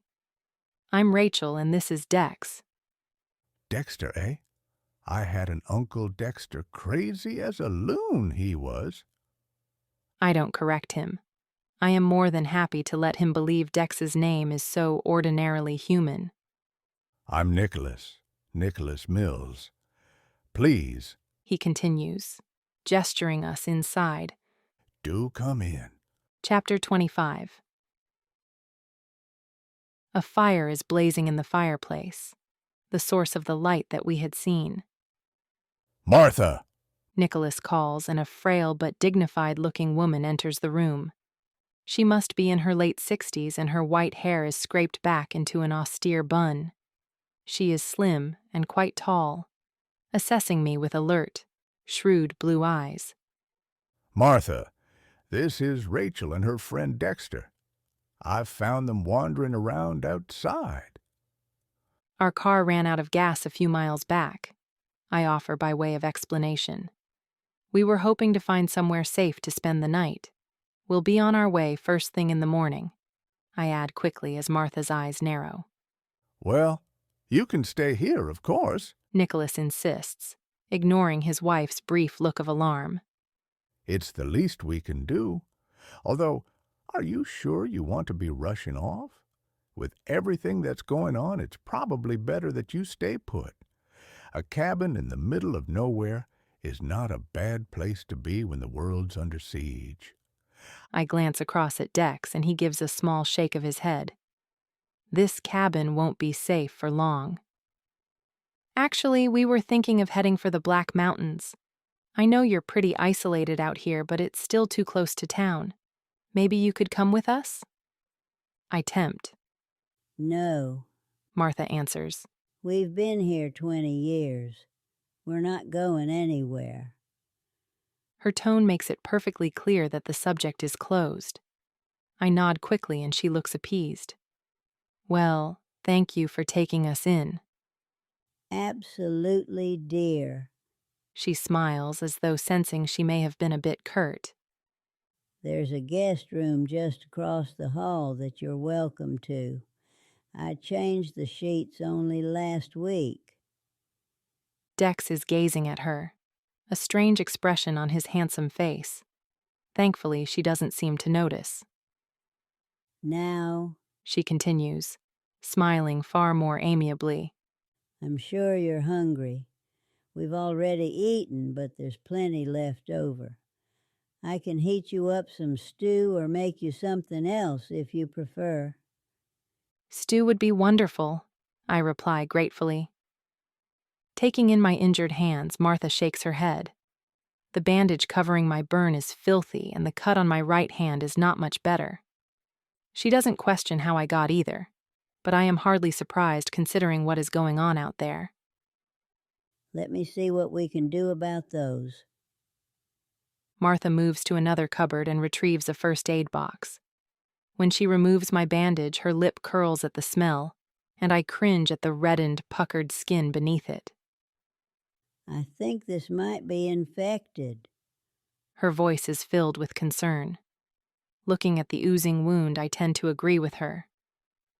I used to be a nurse, she offers by way of explanation. Where? Right here in Tennessee. I've never left the state. Nicholas worked in banking. We had planned on traveling when we retired, but circumstances changed. I suppose traveling is out of the picture now. We'll be lucky to survive the summer. She murmurs, resignedly somber. She fills the kitchen sink with warm water and a small capful of hydrogen peroxide and makes me soak both hands. While I'm waiting, she lights a small gas burner and sets a pot of what looks like beef stew on it to heat. Noticing a radio clock's digital numbers glowing eerily in the darkened room. Obviously they do have power, but keep the lights off at night so as not to draw attention to the house. Dex and Nicholas simply sit and watch in comfortable silence. Men, I think, are the same everywhere, not prone to idle chatter. After a few minutes, Martha gets a washcloth and gently washes my hands. I grit my teeth. Even the smallest movement is agony. It's amazing how I have barely noticed my injuries with all that has been going on, but now, in the quiet calm of this kitchen, every nerve ending in my body seems to be focused on this pain.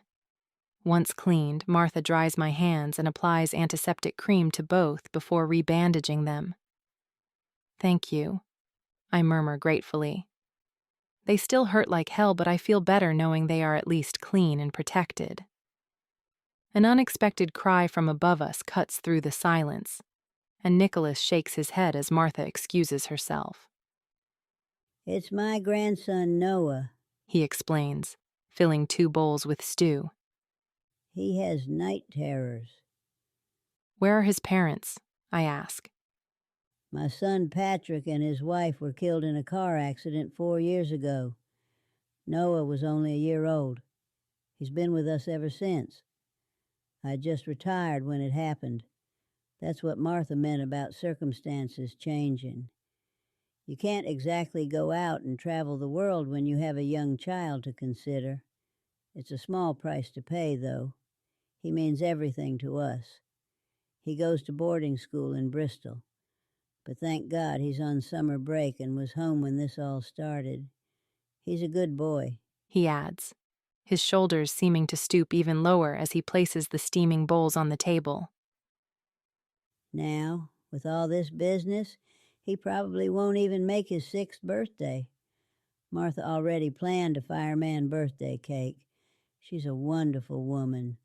The love of my life for 40 years. I'm sorry if she seemed a bit standoffish. She's not really coping with it all." His voice breaks, and he squeezes his eyes shut, trying not to give way to his own tears. Sniffing loudly and clearing his throat, he fetches 2 spoons and hands them to us, and we all make our way to the kitchen table. The stew is heavenly, the kind of real, hearty, homemade fare that I almost never get to eat anymore. Not since my parents died. At least I was lucky, I think to myself. I had them for 23 years. Noah only had 1. "It's so nice to have you here. Good company is cathartic, don't you think?" Nicholas says. "I just don't know what will become of us all." He suddenly drops his head into his hands. "Come with us," I urge, pushing my bowl aside after only a few mouthfuls. Despite my earlier hunger, I find that I have lost my appetite. "No." He lifts his head and gazes at me hollowly. "We are too old and too tired to run. Even if we could, if we had the energy, what is the point?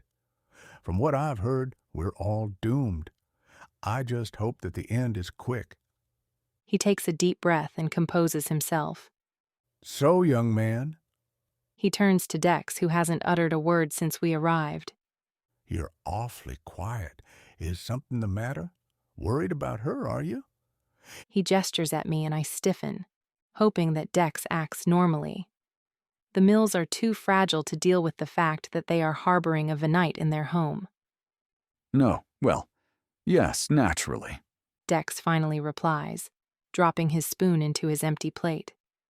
"I'm just surprised at how easily you've opened your home to 2 complete strangers." "What else would we do, son?" Nicholas asks, and I see something flash in Dex's eyes at the word, son. "I could hardly send you away. It wouldn't do my conscience any good. We trust. It's human nature to believe the best in people. If we're proved wrong, well, I guess that would say a lot more about you than it would about me." He trails off under the scrutiny of Dex's intense gaze, and I clear my throat loudly, trying to get Dex's attention. Thankfully, at that moment, Martha comes back down the stairs. She makes her way to the faucet and fills a plastic cup with water. "He wants something to drink," she explains at Nicholas's questioning look, and then as her gaze wanders over the table. "Oh, good. You've eaten." She scoops up Dex's plate and then pauses, seeing the food still remaining on mine. "I'm done. Thank you so much. I just couldn't finish." I stand and take the plate to the sink. A movement in the corner of my eye alerts me to the boy's presence. He is peeking around the stairs, his dark hair tousled and his eyes filled with curiosity. I wave at him, and both Dex and Nicholas turn to look. His cheeky face disappears for a moment and then returns, his gaze shifting from me to Dex. As I watch, his eyes widen in surprise. I blink in confusion. He doesn't look scared exactly, but he is definitely reacting to Dex, as though he knows that there is something different about him. Noah, Martha scolds, finally turning away from the sink and noticing her grandson. Nicholas chuckles as she strides past, the cup of water in her hand, and ushers Noah up the stairs. He certainly keeps us on our toes. He grins, and I smile despite myself. It's not long before our hosts retire for the evening, but not before Martha hand-washes Dex's green t-shirt and jeans and places them in the dryer. She gives him a black dressing gown to wear over his underwear in the meanwhile. I don't like it. Seeing him in black brings back memories I would rather forget. When she shows us to our room, I flush as I take in the double bed.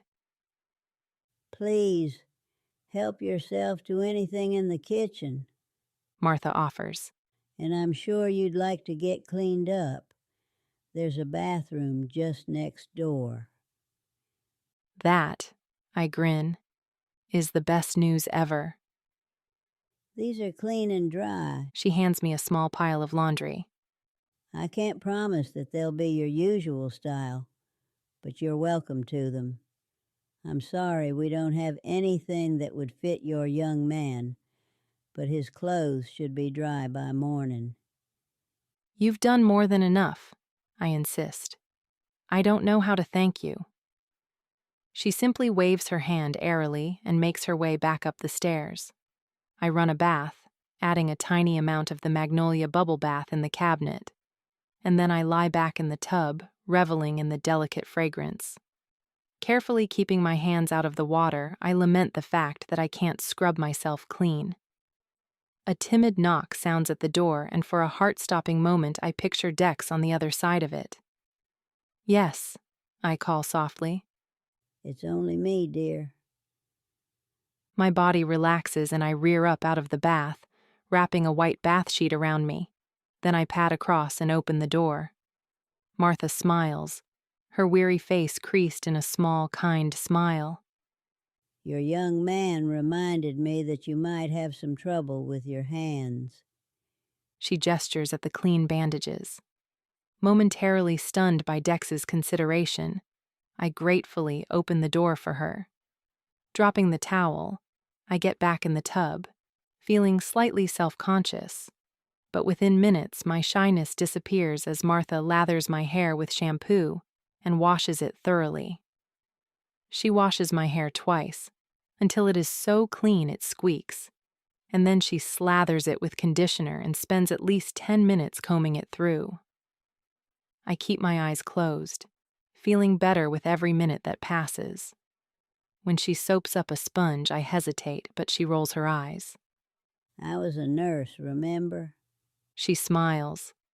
I gave more bed baths than I care to remember. Now stand up. I do as she says, and she scrubs the dust and grime from my body. All done. She drops the sponge into the water and dries her hands on my towel.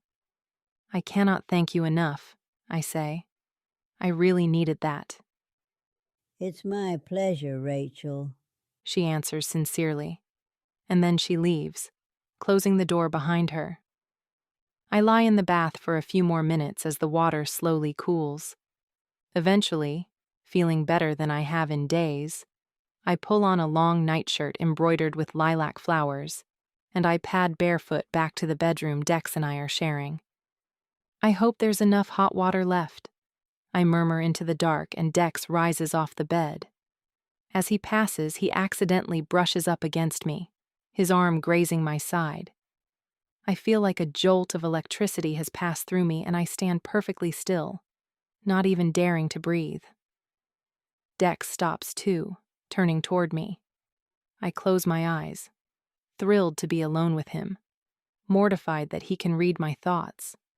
I hear nothing, see nothing, feel nothing for a long moment, and when I finally open my eyes, he is gone. Feeling confused and embarrassed, I slip between the sheets. The feather pillow and the sturdy mattress feel so good that I heave a sigh of contentment and curl up on my side. I would have thought that with so much on my mind, sleep would be impossible. But the last thing I remember is the soft tapping of a tree branch against the window before my exhaustion overtakes me. Chapter 26. I wake with a start. The room is pitch black, and there is no sign of dawn. Dex is thrashing beside me, his body twisting and turning as he mutters my name through clenched teeth. Dex! I shake him frantically, trying to rouse him. But, just like before in the park, he simply can't be woken. My eyes are quickly becoming accustomed to the dark, and I can just make out the grimace of pain on his handsome face. A violent jerk of his arm and his elbow catches me painfully in the ribs. I give a small yelp of pain as my eyes start to water. I can't let him wake the family sleeping upstairs, so I draw back my arm and slap him, exactly as I did 7 years ago. His beautiful eyes blaze open, glowing emerald, and, as he fixes them on me, a look of utter relief washes over his features. Rachel, he breathes, reaching for me. It is completely unexpected when he pulls me down into his arms and claims my mouth with his own. Without hesitating, his tongue slips inside my mouth, and I feel the same jolt of passion as before, only this time it is fiercer and more frantic. Dex's hands are everywhere, in my hair, on my skin, and they are not as gentle as before. I am not a shy 17-year-old girl anymore. I'm a grown woman, and we both know it. It doesn't matter that the world is ending, or that my friends are in danger. In this moment, all that matters is that I can't get enough of his hands or his mouth. I squeeze his shoulder, raking my nails down his naked torso, stopping only when I reach the waistband of his underwear. Rachel, he repeats, his voice hoarse and husky, and my blood races faster through my veins, pounding in my head. There is no decision to be made. I couldn't resist even if I wanted to. I lift my face, breaking our kiss for only a moment as I sit up and pull the frumpy nightdress over my head, tossing it on the floor beside the bed. Dex catches his breath as I sit naked astride him, and then with a growl of need he grabs my waist and lifts me off him, throwing me down onto the mattress beside him. Faster than I could believe possible, he removes his underwear and then he rolls the full weight of his body over my own. We are touching in so many places that my whole body is on fire, and as Dex trails kisses from my lips down my neck, I close my eyes, arching my back and letting the moment consume me. We don't go back to sleep afterward. I couldn't anyway, not after the massive shift in my universe. I lie awake, wondering if I am doomed to hell for feeling the things that I am feeling right now. All the old memories, all the feelings I have tried so hard to suppress are back. I love Dex. I love him more than I have ever loved anything, more than my own life, and I would let the whole world perish before seeing one hair on his head harmed. I blink back a tear, cursing my foolishness. How can I think like this? How can I turn my back on my own kind? I know that I will follow him anywhere. Back to Venin. Hell, I'd go to Mars if he asked. I am so helpless to resist. I won't make you go, he whispers beside me, and I lift my head from his chest to look at him. His fingers are trailing patterns on my bare back. Stop reading my thoughts, I tease. I won't, though, and I won't make you choose. I will never let you down, Rachel. I've already made my choice, I admit, my voice breaking as the guilt weighs heavily on my conscience. Well, I'm unmaking it. There is no choice. You don't have to choose between me and your friends, because we are all on the same side. You'd stand for Earth? Against your family? Against your father? My heart soars as I think of Dex staying here with me when this is all over. I did it before. I'll do it again. The determined words ring true, and they remind me of something. Amarok said you tried to stop this, that you tried to save Earth. Your father, he forced you, didn't he? I ask, and Dex smiles sadly. Meeting you changed everything. I couldn't let you get hurt, so I objected to the Earth invasion. I figured if I never saw you again, it would be a small price to pay to know that you were safe and happy. I was never happy, I correct, kissing his bare chest. Not after you left. I was living a hollow life, Dex. An empty life. I sit up, resting my back against the wooden headboard and pulling the sheets up under my arms. So, then what happened? What changed? Did your father use his power of quintessence? Yeah. He sits up too, resting his head against the wooden slats and staring at the ceiling. I guess he did. It didn't work straight away. I remember resisting him far longer than I think he expected. But eventually, his power won out, and he demanded that I lead the invasion instead of Amarok's. He's ruthless like that, he adds, tilting his face to meet my eyes. He's here on Earth, right? Yes. Do you think you could resist him again? I don't know. Maybe. It's not just you anymore. What do you mean it's not just me? I care about them too, the others. Jason and Darren, Kate. Even that distrustful, annoying mother-daughter duo. They hate me, by the way. He adds casually. Hell, I care about people I haven't even met yet. I don't want to see any more people getting hurt. Look at this couple, he explains. They've taken us in, fed us, clothed us. They've treated me with more kindness in one night than I've ever seen on Venom. And it's completely sincere. I sensed it. You were right. Humanity is worth saving. And I promise you, I will do everything in my power to save Earth. He gets no further as I press my lips to his, cutting him off and proving just how much I love him. At the first sign of dawn, I reluctantly ease myself out of bed. Dex's smug, satisfied smile is the best wake-up call I have ever had, but we have to get back on the road. In the cold light of day, all my fears come rushing back. Amarok's is hunting us. Dex's father is here on Earth, dead set on destroying us all. My friends are in danger. I search through the small pile of clothing that Martha handed me last night and settle for the most practical. A pale, lemon-colored blouse and a pair of jeans that fit surprisingly well. They are too long and I have to roll them up a few times, and the waistband is higher than I am used to, but other than that, they are quite comfortable. Dex is wearing the same clothes as yesterday, the jade green shirt and Byron's jeans, which are perfectly dry, just as Martha promised. I make my way to the kitchen first, leaving Dex to tidy the rumpled sheets. I offered to do it, but he ushered me out. I know he still doesn't feel entirely comfortable being alone with the elderly couple. As I enter the quaint room, the first thing I notice is a young boy, about 5 years old, sitting at the table. As he turns to face me, I recognize the urchin from last night. His hair is so dark it's almost black, and his eyes are a warm chocolate brown. He's wearing a pair of Spider-Man pajamas and eating a bowl of dry Apple Jacks. "Good morning," I smile, taking a seat opposite him. "You must be Noah. I'm Rachel." I frown quizzically at his bowl. "You know I usually have those with milk."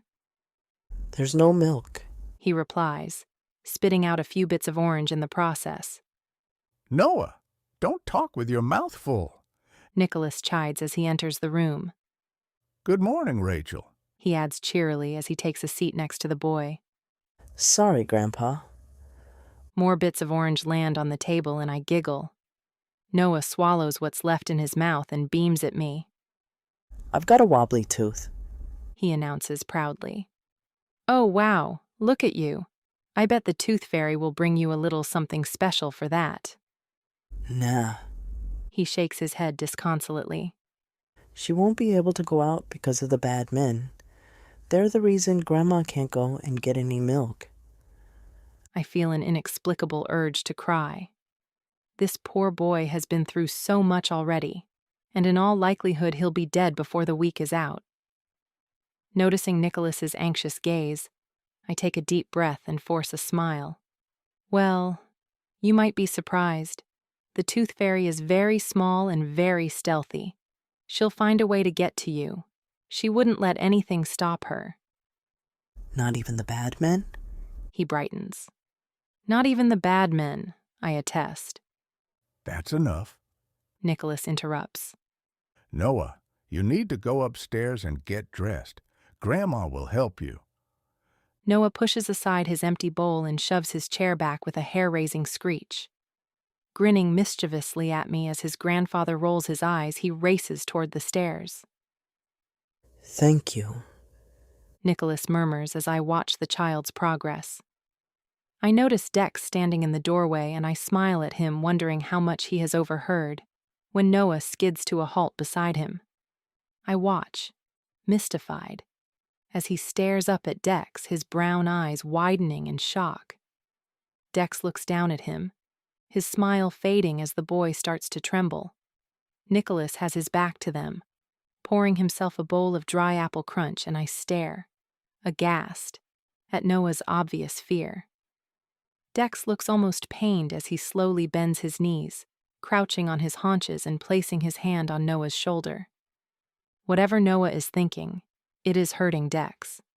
I can barely make out the whispered words, but I watch Dex's lips moving and my jaw drops open as I read what he is saying. It's okay, Noah. Yes, I'm like them. But I'm the good guy. I'm like him. He gestures at the image of Spider-Man on the front of Noah's pajamas. I promise I won't hurt you or your grandparents. I miss what Noah says next, but Dex's reply is an affirmative yes. Noah asks another question, and Dex cocks his head curiously to the side. Who? The Tooth Fairy. Noah's raised voice reaches both my and Nicholas's ears, and the old man turns around in his seat. Yes. I'll make sure she gets here. Dex smiles, although I can see he has no idea who or what the Tooth Fairy is. Noah gives him a blazing smile, and then, before his grandfather has the chance to reprimand him, he shoots past Dex and races up the stairs. Dex clears his throat and greets Nicholas cheerily. I raise my eyebrows at him over Nicholas's shoulder, still concerned about what just happened, but he nods his head reassuringly as Nicholas turns back around to face me. He's gorgeous. I make small talk while he places a bowl in front of me and hands me the cereal box. He looks just like his mother.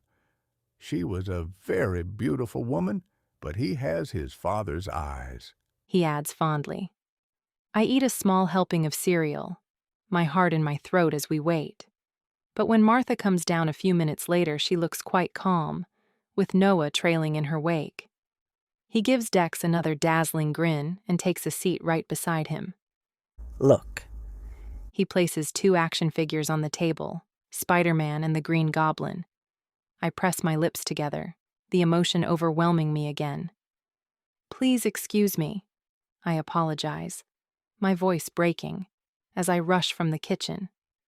I close myself in the room Dex and I shared last night, my breathing ragged. Rachel. Dex pushes open the door, his eyes narrowed with concern. I blink back the tears, shaking my head, and I begin pacing between the window and the bathroom. They're going to kill him, aren't they? They're going to kill all 3 of them. Yes, he sighs, realizing what this is all about and leaning back against the door. We have to help them, I plead. We have to take them with us. Okay. His answer is so unexpected that it takes me a few seconds to grasp that he agrees with me. What? I said okay. He smiles, coming over and putting his arms around me. I lean into him, feeling the heat radiating from his body, and I feel safer immediately, protected. He knows, I murmur against his t-shirt. and I hear the chuckle emanate from his chest. Yeah, he does. Unbelievable. The kid's perceptive. You didn't deny it, I chide. I couldn't. He knew. Quintessence, remember? I lean back to look into his eyes. I love you, I say simply, and he kisses my nose. I love you too, Rachel. Chapter 27. When we return to the kitchen, the atmosphere has changed. The lightness has vanished, and I can sense that Nicholas and Martha feel uncomfortable, although Noah is completely unaffected by my dramatic exit. I'm sorry, I apologize as I sit back down. It's just hard. Everything that's going on. I trail off, feeling embarrassed. Do you have any children of your own, Rachel? Martha asks kindly. No. Ah, well, maybe that's best. She replies. They bring out the best and the worst in us. In situations like this, it's what makes us stronger, makes us fight. But in this case... Her voice breaks, and she places a hand to her mouth, watching Noah with eyes that are brimming with tears. Noah, son, please go upstairs and tidy your room, and don't forget to make your bed. Nicholas quickly ushers the boy out. Martha takes a steadying breath, making sure the reluctant child is out of earshot before continuing. I'm sorry. She echoes my earlier words, flapping her hand in front of her face. It's just the thought of anything happening to him. Come with us, I blurt out. Please, Martha, for Noah, come with us to the mountains. What good would it do? She shakes her head sadly. What difference would it make? They're going to find us all in good time. I'd rather Noah spends his last days at home, happy and feeling safe. Nicholas crosses the room to place a comforting arm around her shoulders. But we have a chance, I insist desperately. We can make it out of this. How can you possibly believe that? Because I cast around desperately for a way to convince her without betraying Dex's secret. Because of me. Dex interrupts firmly, stepping forward and facing them both. I can only just make out his profile, but before I can intervene, his eyes glow vividly, the emerald green impossible to miss. The couple's reaction is exactly what I would expect. Martha gives a shriek of fright and Nicholas steps in front of her, his face a mask of shock and horror. You! He roars, as Dex's eyes fade back to normal. You're one of them, you son of a bitch! He takes a step forward, his anger getting the better of him. Martha's terrified gaze sweeps the stairs, and I can imagine what she is thinking. He won't hurt you. I move between the two men, my hands up in front of me. Please, let them believe me. Yes, Dex is one of them, but he's not like the others. He's protecting me, protecting other humans just like us. He's here to help you. Please, I implore desperately. Please come with us. It's your only hope. It's Noah's only hope. My words are followed by a deafening silence so absolute that you could hear a pin drop. I hold my breath, praying fervently that they listen. We can't make any promises, but at least if they come with us, they have a chance, which is a whole lot better than staying here awaiting their slaughter. They exchange glances, and I feel hope blossoming in my chest. Nicholas turns to speak to me, studiously ignoring Dex.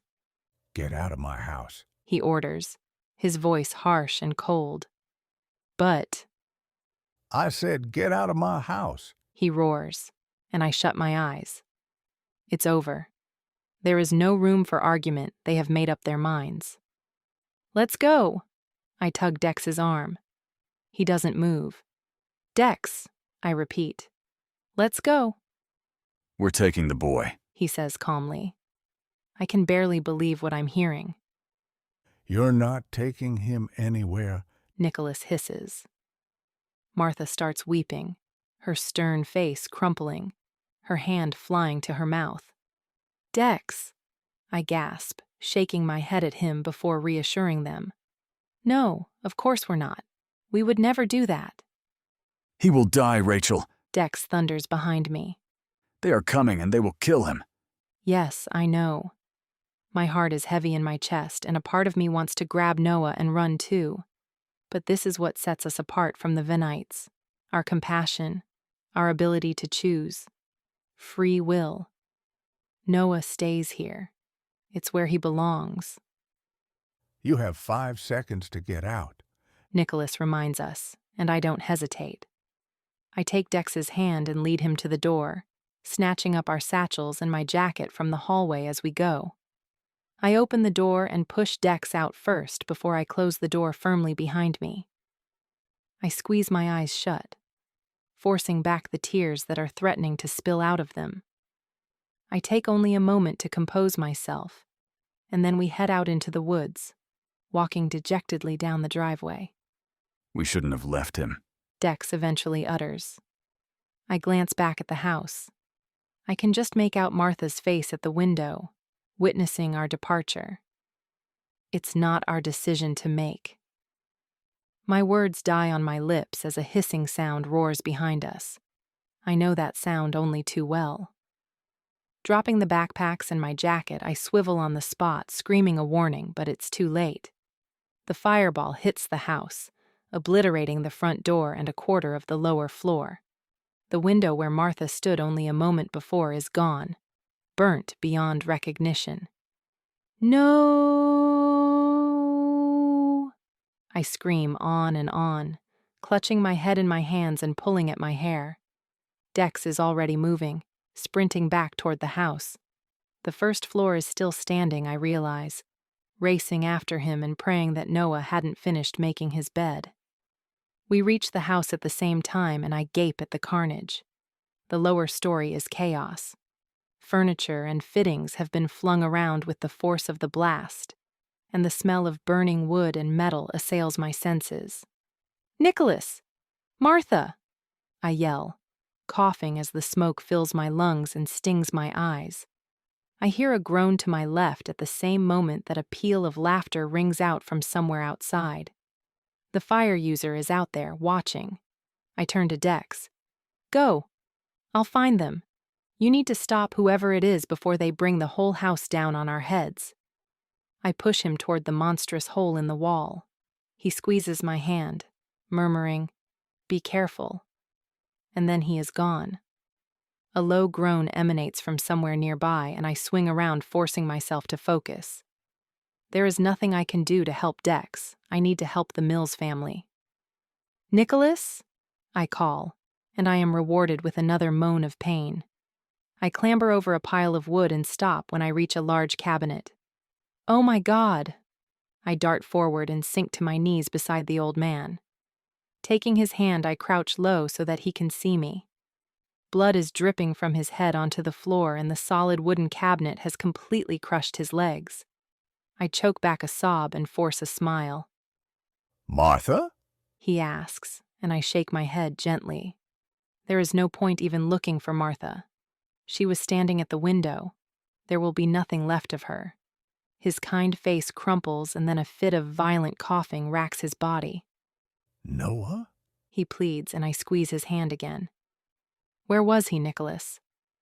Upstairs. I don't wait for him to finish. I'll find him. I promise you. I squeeze his hand one last time, and then I clamber back toward the stairs.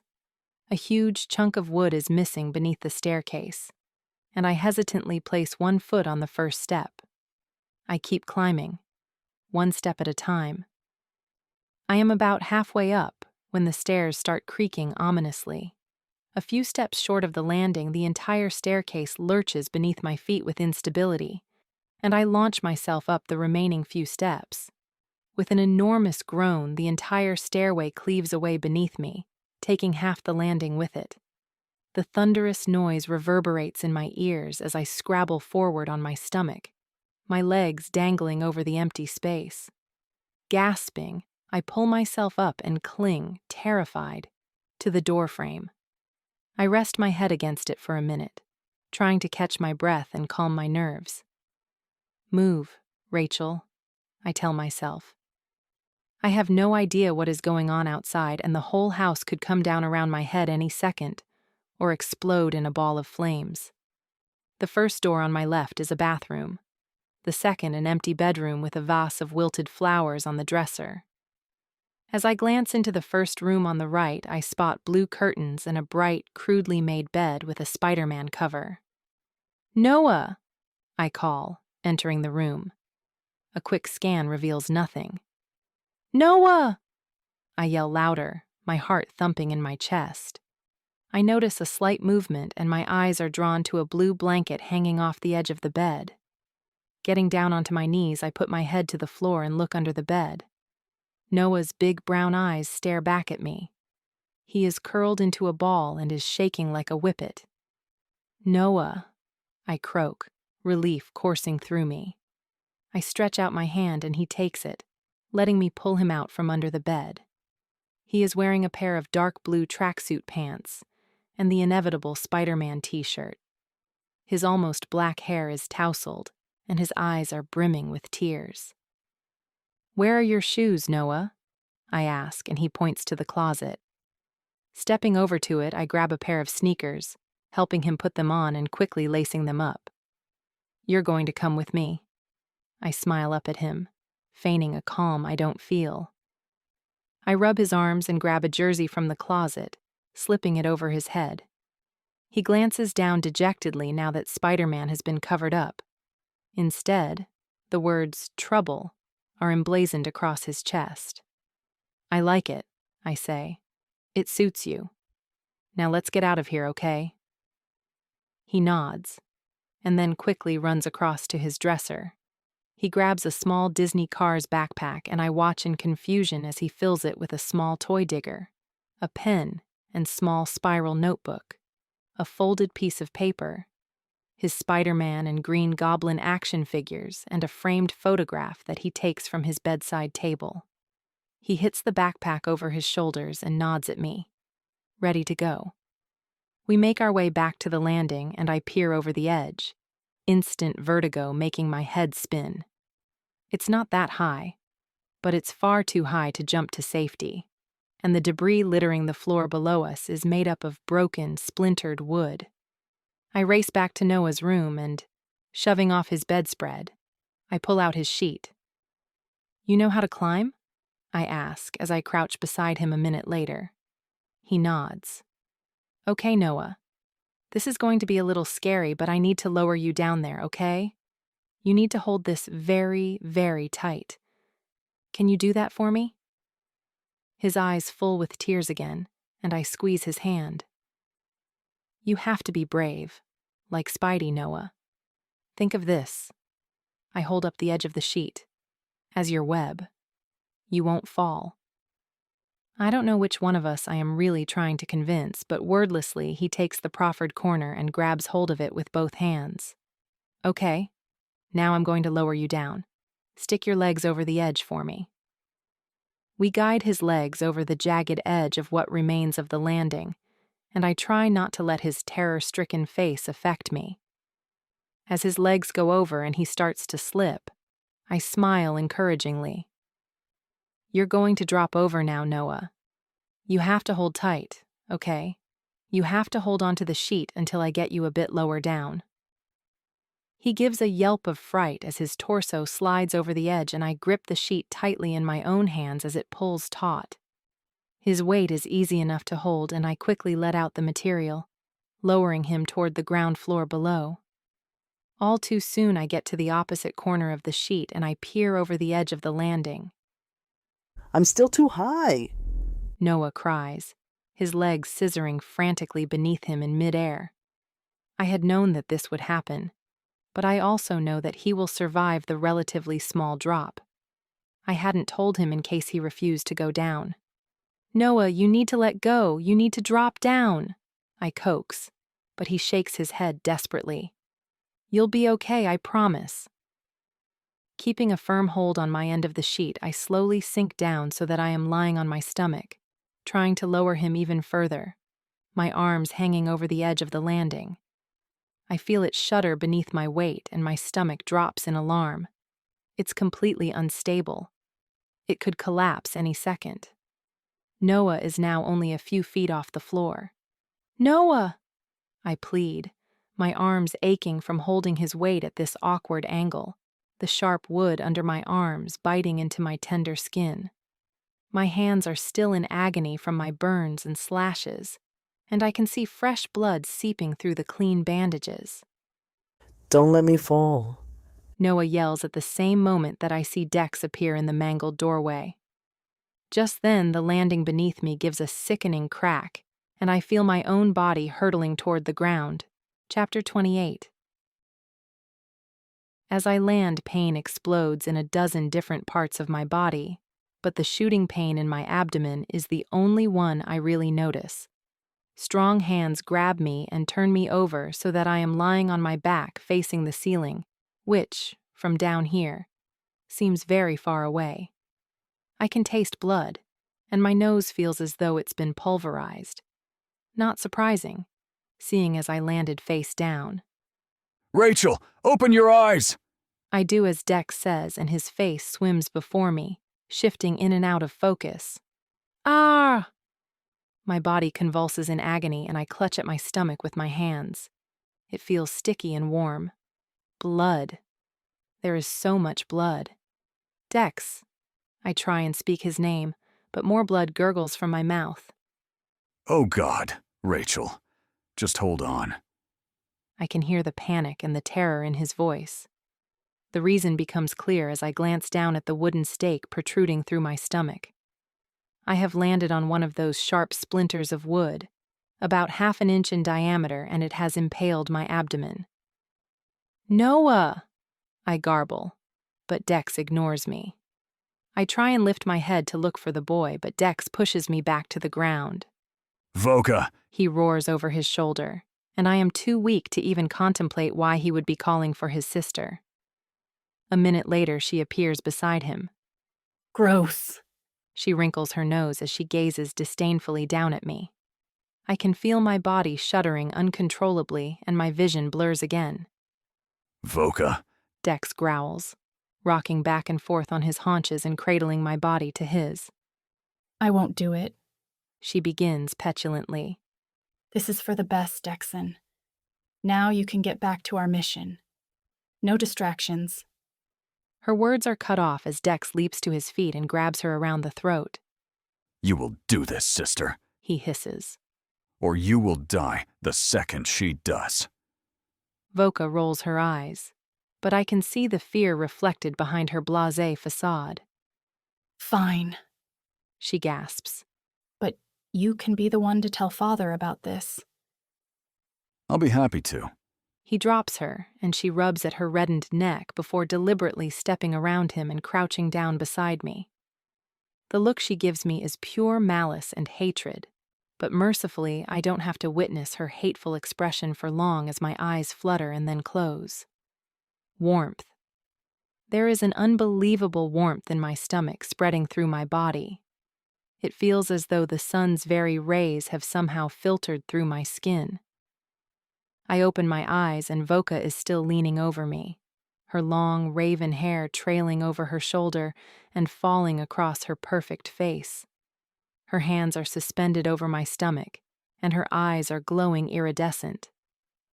She is so like Dex, I think. The absence of pain is striking, and slowly my body begins to feel stronger and incredibly energized, as if I have been resting for days. Voka blinks and stands abruptly, her eyes back to their normal human green. I gaze down at my bloodied shirt, lifting it and staring dumbstruck at the unmarked skin below. Dex flies to my side, his eyes frantically assessing me. "You're okay?" he asks.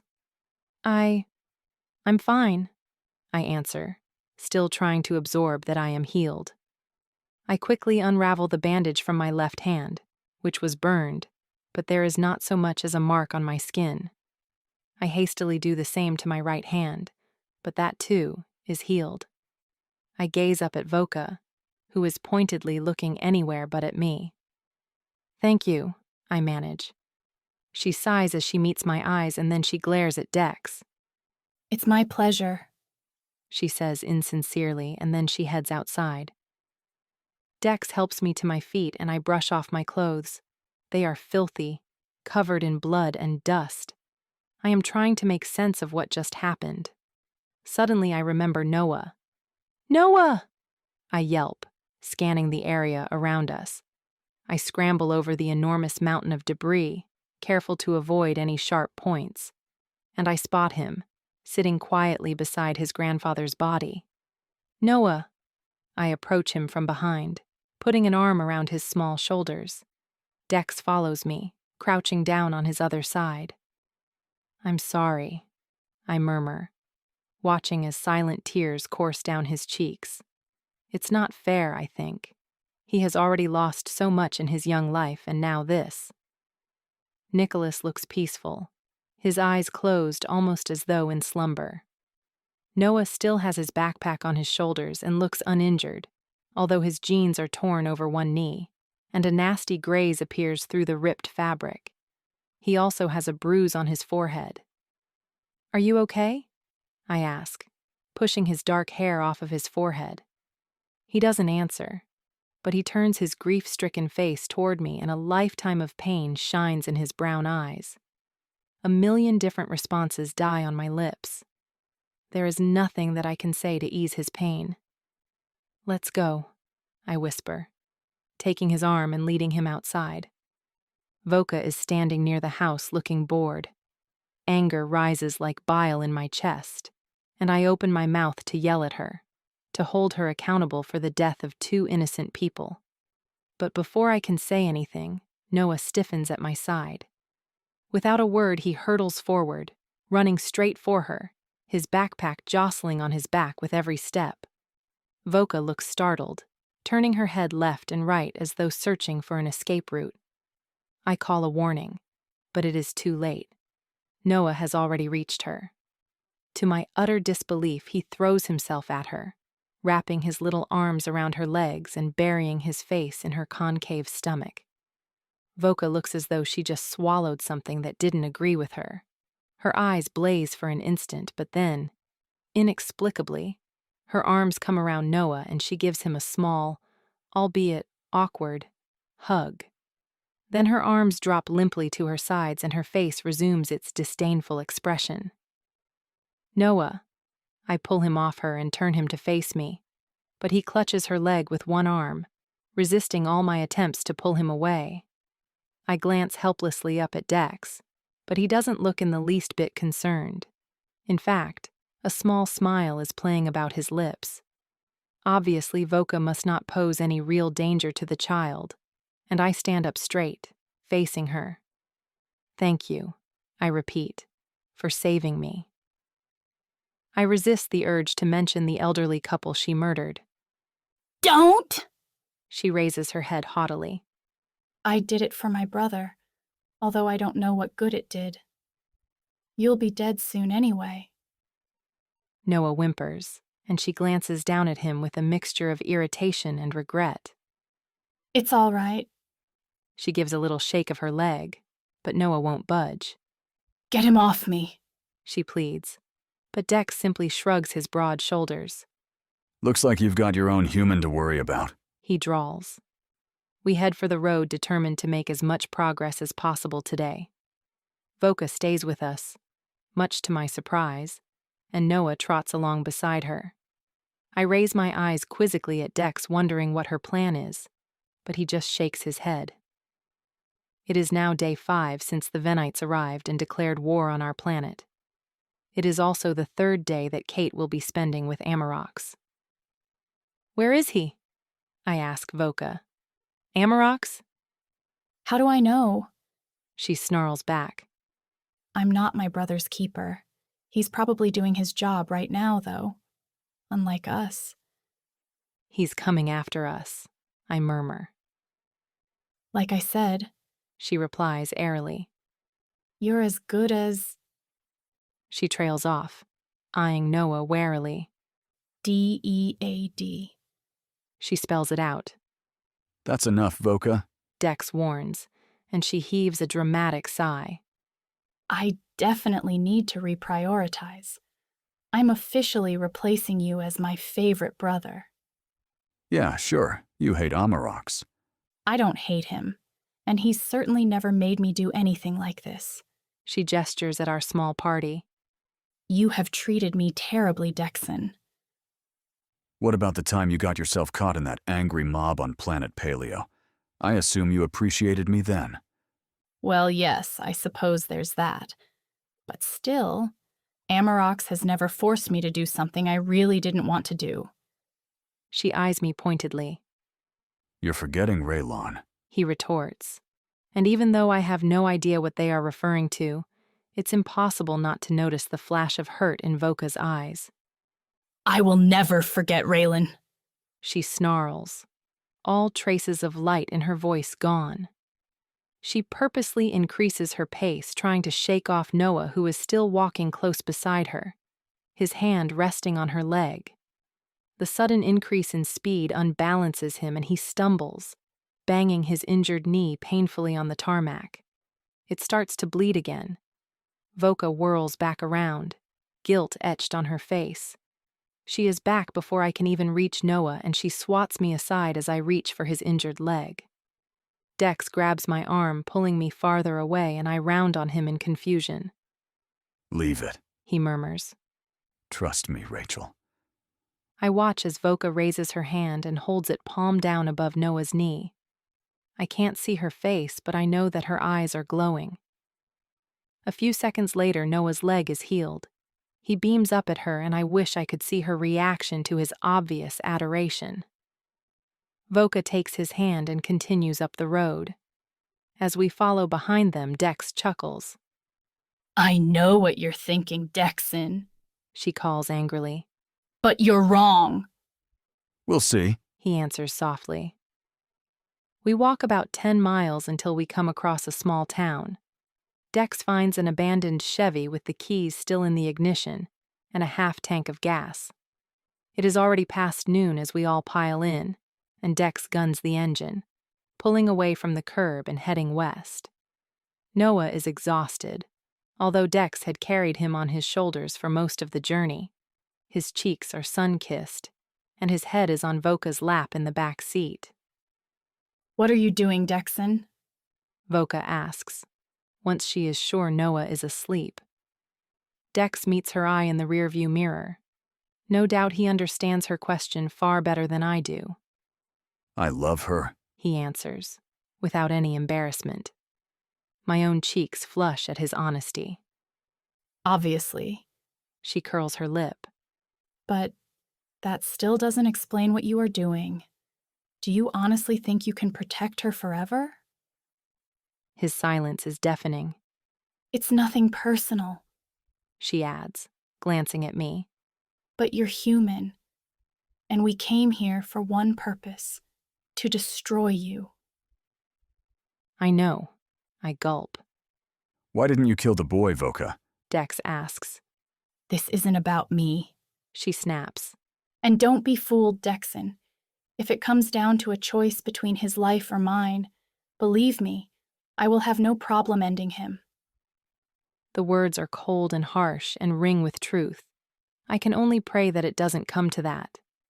We drive on in silence for about 2 hours until we eventually find another abandoned gas station. We wouldn't have made it very much further. We had hit the reserve tank a few miles back. Noah wakes up as we pull up in front of the gas station, but Voka orders him to stay in the car. Both of you? She adds. And I am more than happy to stay put, given the disaster that occurred the last time I entered a convenience store. The two Vinites enter the store without any hesitation, not even checking around for would-be assailants. What do they have to fear? I remind myself. I turn to face the back seat and smile at Noah's grubby face. So, you like Voka, huh? I prompt, and he nods. Why? I can't help but ask, and he ferrets around the floor space at his feet. Pulling his backpack onto his lap, he unzips it and rummages around inside. Wordlessly, he hands me the framed photograph he brought from his bedroom. Turning it over, understanding dawns on me. It's a picture of Noah as a baby, along with his parents. Nicholas was right. He does have his father's brown eyes. But it is not the man in the photograph who draws my attention. It's the raven-haired woman holding the bouncing baby boy. She is strikingly beautiful, her black fringed eyes as green as Dex's. She looks just like Voka. This is why Noah is so drawn to Dex's sister. She is almost the spitting image of his mother. He has no idea that she is responsible for the death of his grandparents, and I will not be the one to tell him. I understand now what Dex is trying to do. He is hoping that his siblings will bond with humans as he has, and cease to fight against us. He knows Amarox and Voka far better than I do, but I still can't help thinking that he is being dangerously optimistic. I nod indulgently as I pass the picture back and Noah stows it carefully away. We aim to be in the mountains near Yancey County the day after tomorrow, to rendezvous with the others. They will be in Burnsville, but we will signal them on our arrival to let them know where to find us. We'll hike the last leg of our journey through the mountains. Noah is delighted when the siblings return bearing crisps and sodas.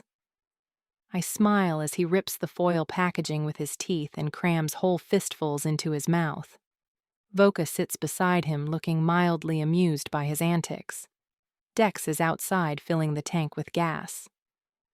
"Why don't you show Voka your picture, Noah?"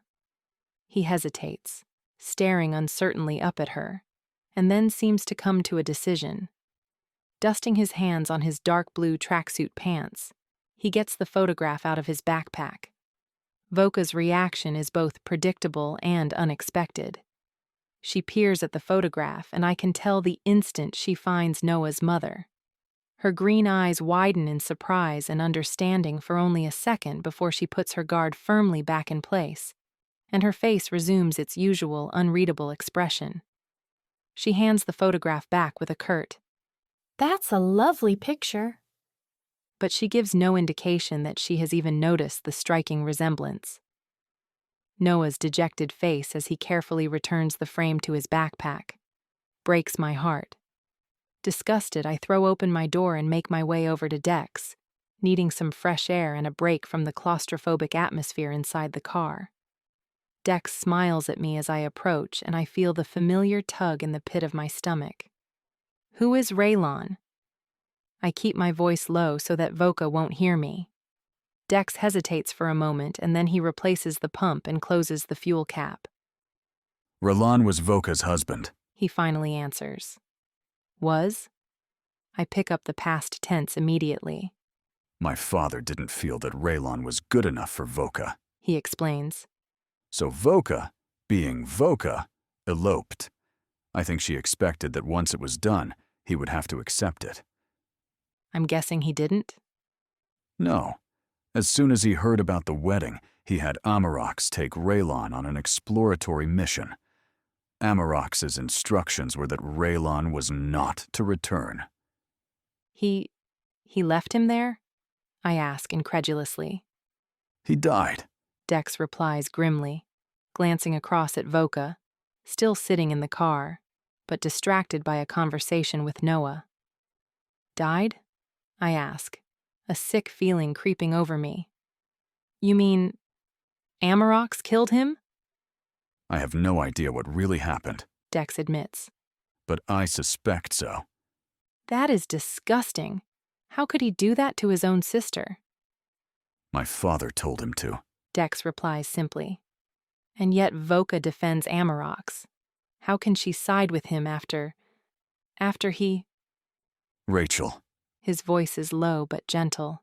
She's here, with us, isn't she? What's the deal with her and Noah? I ask.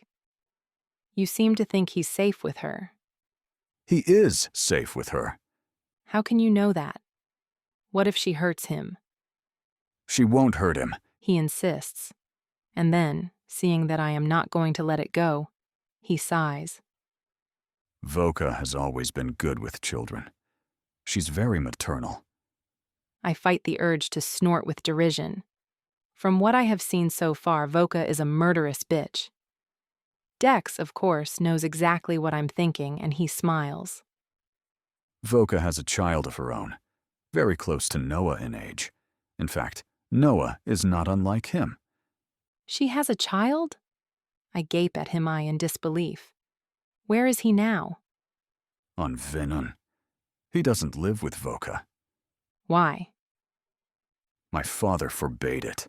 Voka's child was born out of a marriage he deemed unfit.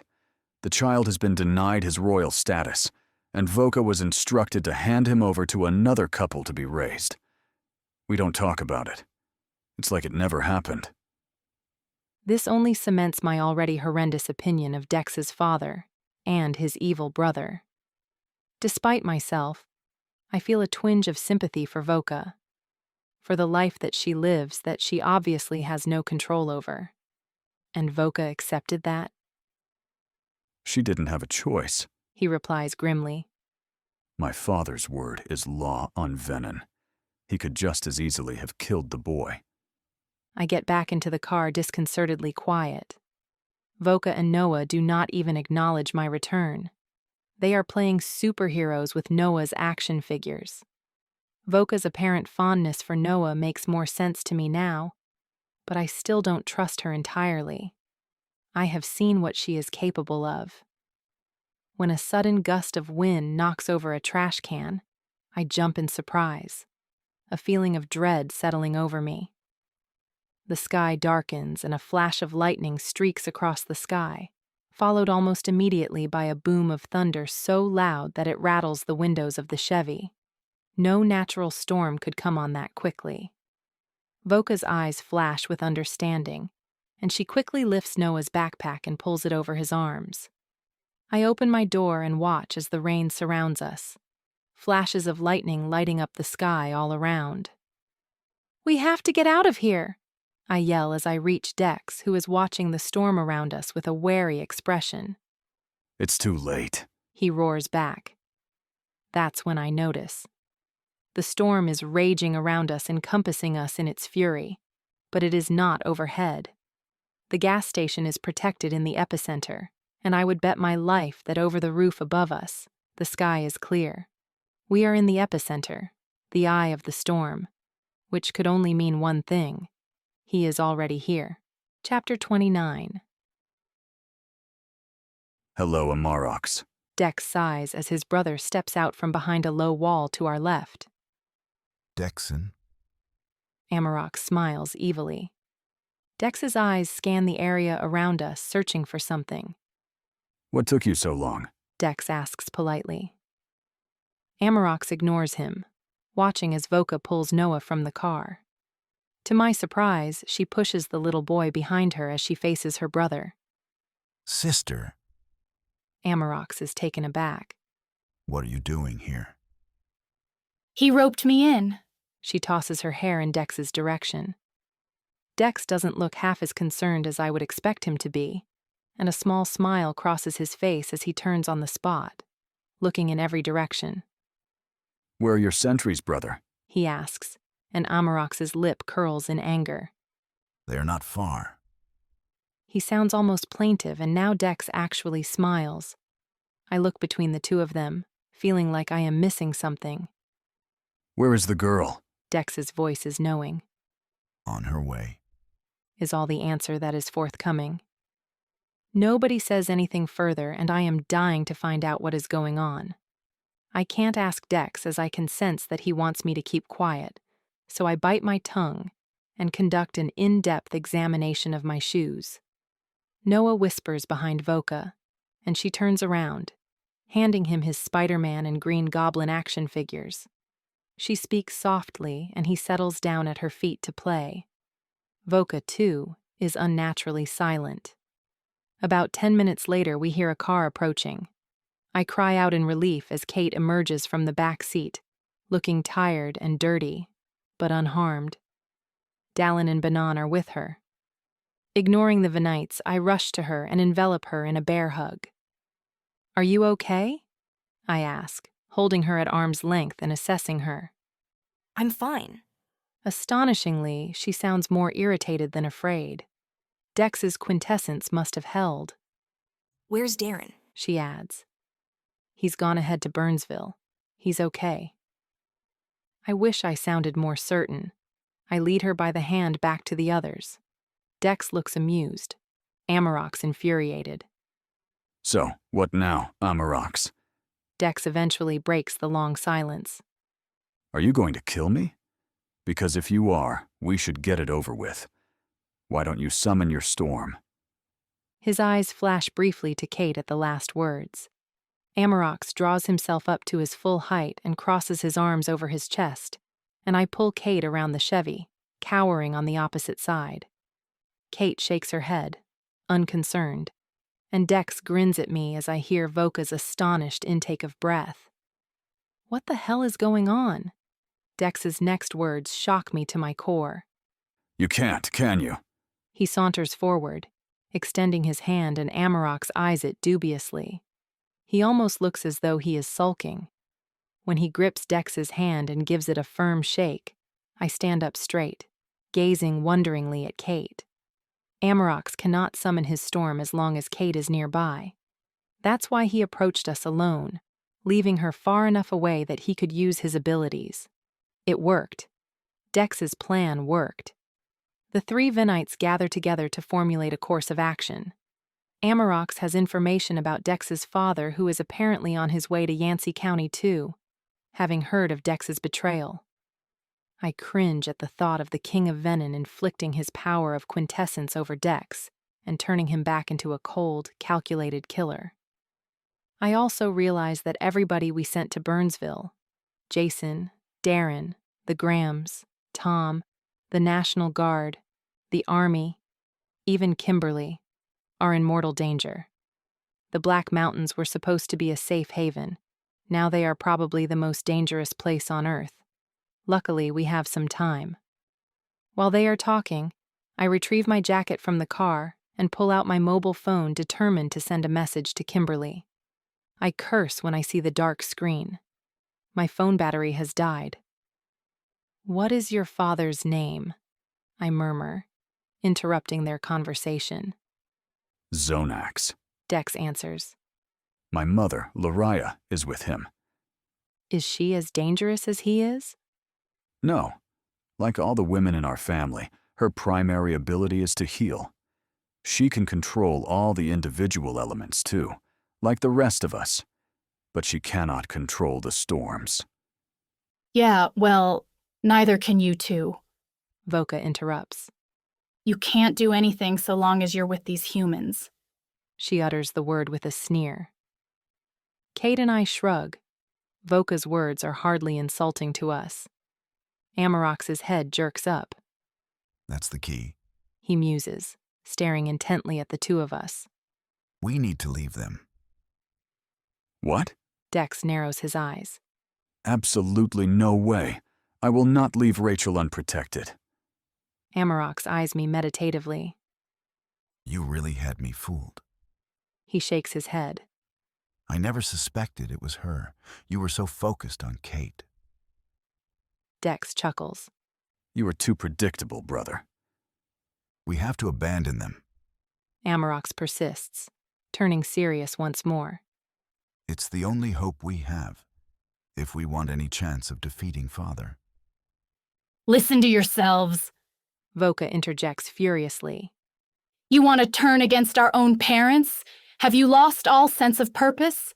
And for what? A few earthlings. How about I just dispose of the problem once and for all? She whirls to face me, her right arm coming up, and I throw my arms up automatically to shield my face. I hear Dex yell, trying to stop her, but he will never reach her in time. I close my eyes and wait for the end, only it never comes. What the hell? I lower my arms at Voka's irritated tone and open my eyes. She is staring at her own hand, shaking it as you would a battery-operated toy that has stopped working. Slowly, her gaze moves downward to Noah, who is hanging onto her legs. Her mouth falls open in surprise, and then she rolls her eyes. You've got to be kidding me. Voka's abilities have failed her too. Welcome to my world. Amarox grunts, and Dex comes to stand beside me, draping his arm over my shoulders. We should never have attacked Earth, he says, addressing his fellow Venites. Dallin and Benon narrow their eyes, but they do not argue. I figured that out 7 years ago. Dex continues. When I fell in love with a human girl. This human girl. He squeezes my shoulders and I blush. There is something about this race that weakens us. It makes us question everything we have been taught. Makes us feel things we have been trained not to feel. I came here to conquer, but Rachel has taught me to care. There are good people here, innocent people, and I will not stand idly by and watch them be slaughtered. We have done enough damage. It's time to go home. Amarox nods grudgingly, and Voka sniffs loudly. She is still peeved at the fact that she has lost her own abilities because of Noah. Well, I don't really care about any of these people, she retorts. Except this one. She places her hand on Noah's shoulder. I would feel uncomfortable if anything happened to him. Dexon, Amarox speaks up. You care for a number of these humans. Will your abilities work if you are near any of them? Or are you useless to us? I am not as strong as I would like to be, but I only lose all my power around Rachel. You? Just that little one. Amarox waves his hand at Kate, giving her an annoyed look, as if she is responsible for his weakness, his compassion, which, I guess, she is. Kate, I whisper, as they continue, my curiosity getting the better of me. Did you and Amarox... did anything happen while... No. Sorry, I just thought... He likes me. She shrugs. But nothing happened. Although I may have played up a little to encourage his interest. I raise my eyebrows, suitably impressed. I didn't think Kate had it in her. Strangely enough, I acted more like you. She adds. What? Well, I figured if one Venite had fallen for you, maybe another could too. Kate! What? It worked, didn't it? The plan, when they finally outline it, is not what I expected. No! I insist, grabbing Dex's hand, my eyes pleading. It's the only way, Rachel. He strokes my face gently. But what if something happens to you? What if I never... You will see me again, he promises. But... No buts. From now until we confront my father, we separate into new groups. It's the only way we can protect you all until we reach the mountains. Dallin and I will take Noah, Voka and Benon will take Kate, and you will go with Amarox. I don't like it. Not even one little bit. The thought of spending one full day, let alone 2 or 3 with Amarox, terrifies me. Dex's brother is harder and more calculating and, like Voka, he is unpredictable. I am even more afraid that something might happen to Dex. What if I never see him again? I wouldn't survive losing him this second time around. Then it dawns on me how selfish I am being. Without his abilities, Dex will never stand a chance against any Venite soldiers, let alone his father. None of them will. These brave siblings are prepared to risk their lives to save us. A bunch of humans they hardly know. And Dex would never allow me to go with Amarox if he thought I might come to any harm. Again, I get the gnawing feeling that he is placing too much faith in his siblings, but I push it aside. If Dex trusts them, then I must do the same. Mentally preparing myself, I nod in reluctant acceptance. Voka and Benon have already deposited Kate on the back seat and are slamming the doors of our recently borrowed Chevy. Benon's surly scowl makes it obvious that he is not happy with the plan, but he will not defy a royal instruction. I quickly cross to the back window, smiling reassuringly at Kate. I'll see you there. I squeeze her hand and she nods. She has grown, I think, remembering the tearful, terrified mess of a girl for the first few days of our journey. Now she is accepting of her fate and stronger for it, thanks to Dex's manipulation of her quintessence. It seems to have lingering effects.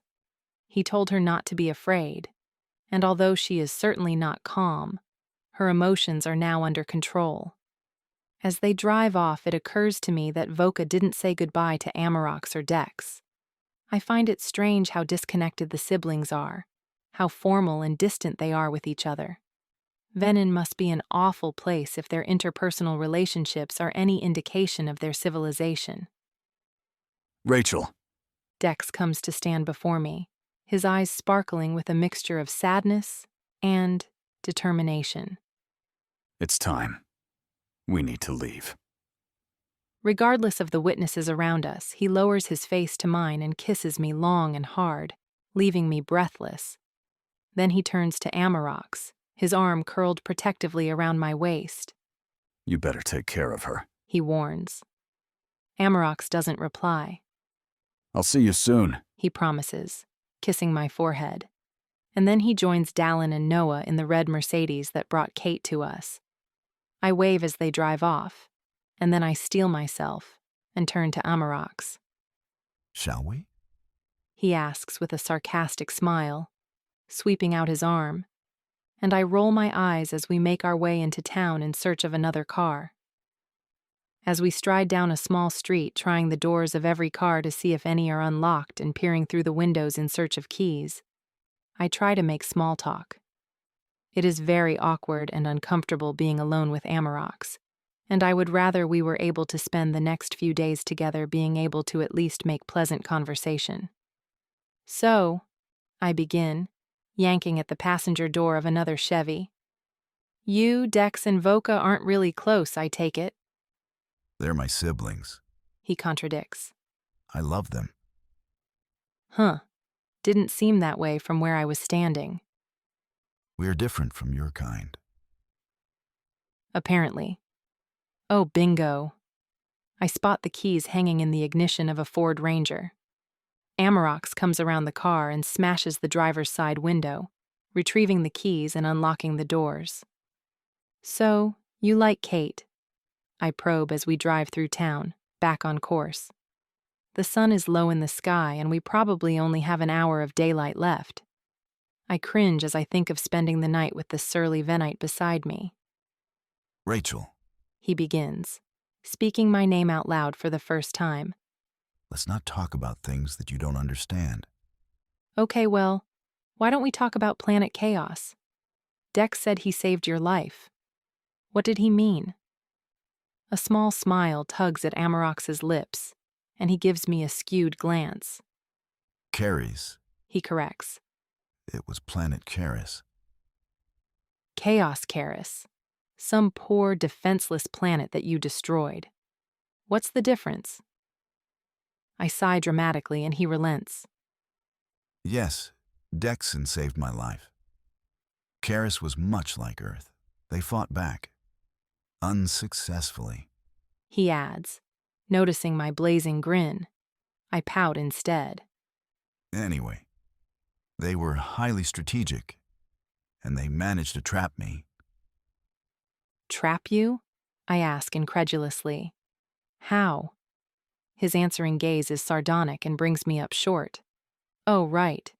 He's not going to tell me in case I share the information with our military. Suffice it to say, Dexon found me. He got me out at great risk to his own life. So that's why you spared us, to repay an old debt? No. The answer is not what I expected. I spared your lives because my brother asked me to. Chapter 30. Amarox is an enigma. In fact, all the Venites are. It's as if they struggle constantly to deny their conscience, as if they force themselves to repress any emotion. And yet, it's there. Their humanity, simmering just below the surface, a further testament to the fact that hope exists. And if a soldier as ruthless as Amarox can be persuaded to spare us, then maybe, just maybe, Zonax could be too. We won't dissuade him from his mission. Amarox murmurs, reading my thoughts. Trust me, Rachel. My father will not be reasoned with, and he will not tolerate disobedience. This will not end well. You may as well prepare yourself for the worst. At nightfall, we pull into a roadside truck stop. There are a few big rigs parked in the bays, but no sign of life. I am struck by how little contact we have had with my own kind. Presumably, most are in hiding or dead. Tomorrow we will cover the remaining 30 miles and then abandon the car, heading into the mountains on foot to approach Yancey County from the south. The Army and the Guard will approach from the north. We will not enter the town, but will rendezvous with the others in the Pisgah National Forest, which surrounds the Mount Mitchell State Park. It is only a few miles from Burnsville. We'll sleep in the car. Amarox instructs, dropping his seat and folding his muscular arms across his chest. I need to use the restroom, I point out. He opens one eye. Hold it. No way. I'm not a child, and I refuse to be treated like one. I open my door and stretch my legs, grabbing my backpack. Amarox opens his door too, uncurling his tall frame and glaring at me. Fine. He strolls toward the neon-lit administration building. I use the ladies and then undress, bathing myself as best I can with the small hand basin and the cheap floral-scented liquid soap. I refuse to use the disgusting damp hand towel provided, so I drip dry and then don my jeans. The lemon blouse that Martha gave me is revolting, covered in dust and dried blood. I ferret through the last of the clothing that we took from the Grahams. There is only one shirt left, a man's button-up. It's white, with pale blue checks. I button it up and roll the sleeves up to my elbows. My jacket is still in the car outside, but the air is not too chilly, and I am quite comfortable without it. Feeling better, I emerge and go in search of Amarox. He is not in the parking lot, so I head around the administration building. There is a small diner on the opposite side, and Amarox is slouched in one of the bench seats, idly flipping through a menu. I don't think they're serving at the moment, I remark dryly, slipping into the seat opposite him. My stomach gives a rumble. Are you hungry? I ask, suddenly ravenous. A bit. Gotcha. I nod, getting to my feet and making my way around the serving counter and through the swing doors into the back. I am determined to make some proper food to eat. The tiny amount of stew I managed last night at the Mills house seems a lifetime ago, and the crisps today did nothing to assuage my hunger. I find a few bread rolls and some burger patties in the refrigerator. Hamburgers it is. I light the antiquated gas stove and grease the grill liberally with oil, waiting for it to heat up. Scratching around for a clean spatula, I bend to peer under the counter and shriek in fright, jerking my head back so quickly that I bang it painfully on the underside of the cheap linoleum. I clap my hand to my head, stars bursting in my vision as Amarox bursts through the swing doors. What is it? He yells, his hands raised, ready for battle. I hop on one leg, my eyes watering with pain. Rachel. He rushes to my side, still scanning the small kitchen for any possible threat.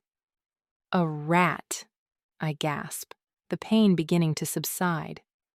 I'm going to have one hell of a bump, I think, rubbing my scalp. It was a rat. A rat. Amarox's concern vanishes and his lips pull up at the corners as he tries to contain his smile. Yes, a rat, I retort.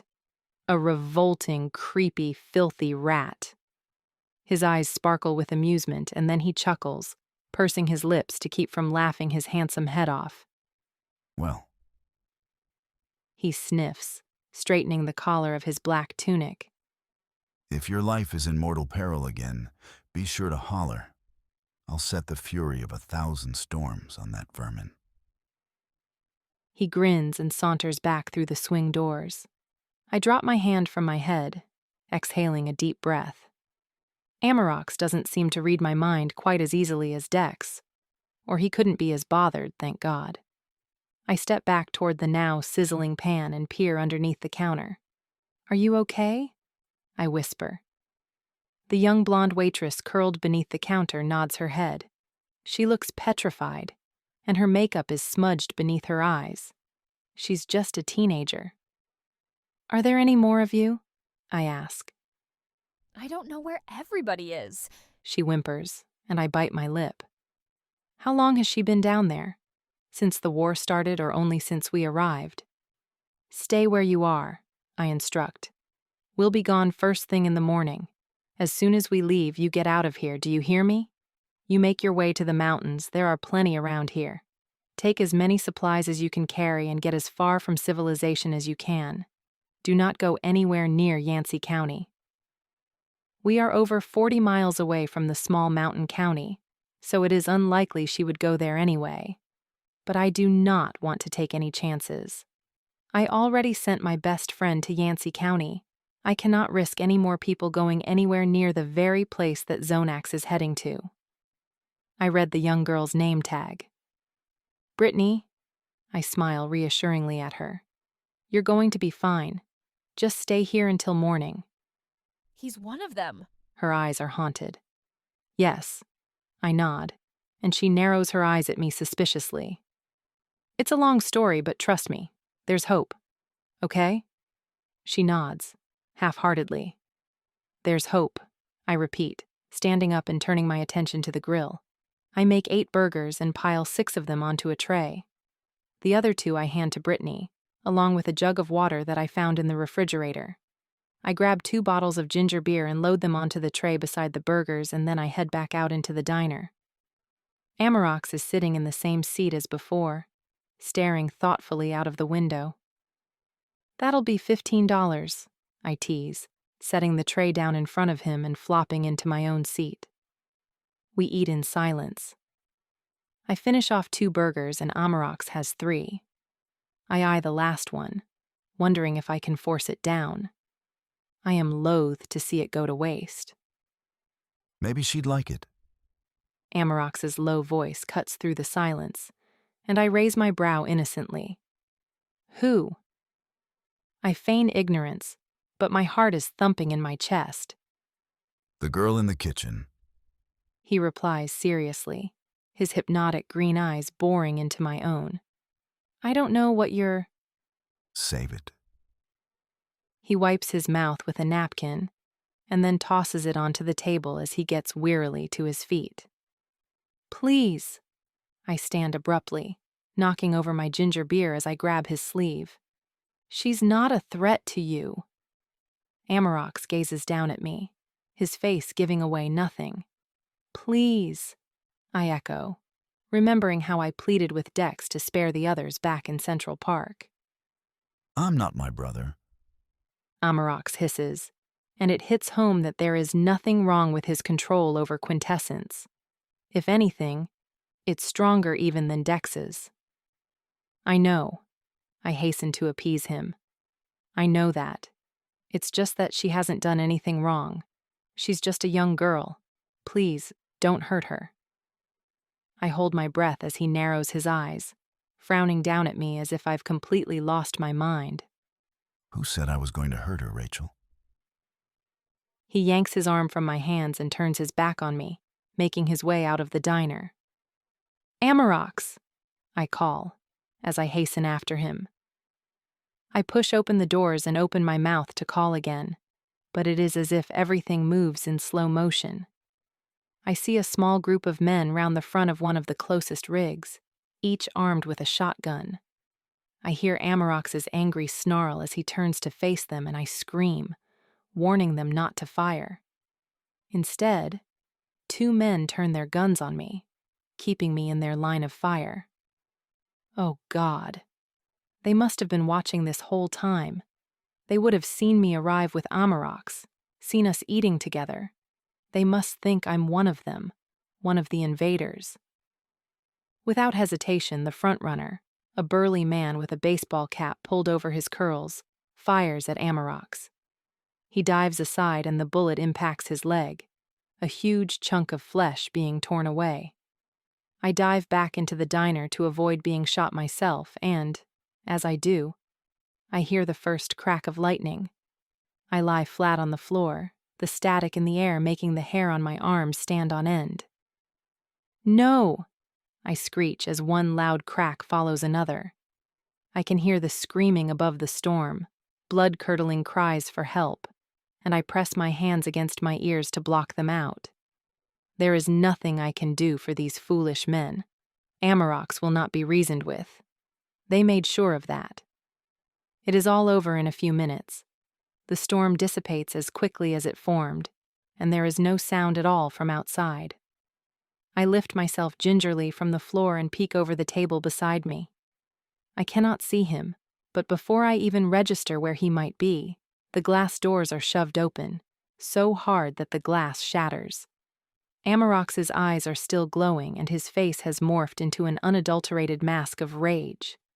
He strides past me, and with a jolt of pure, unadulterated panic, I realize where he is going.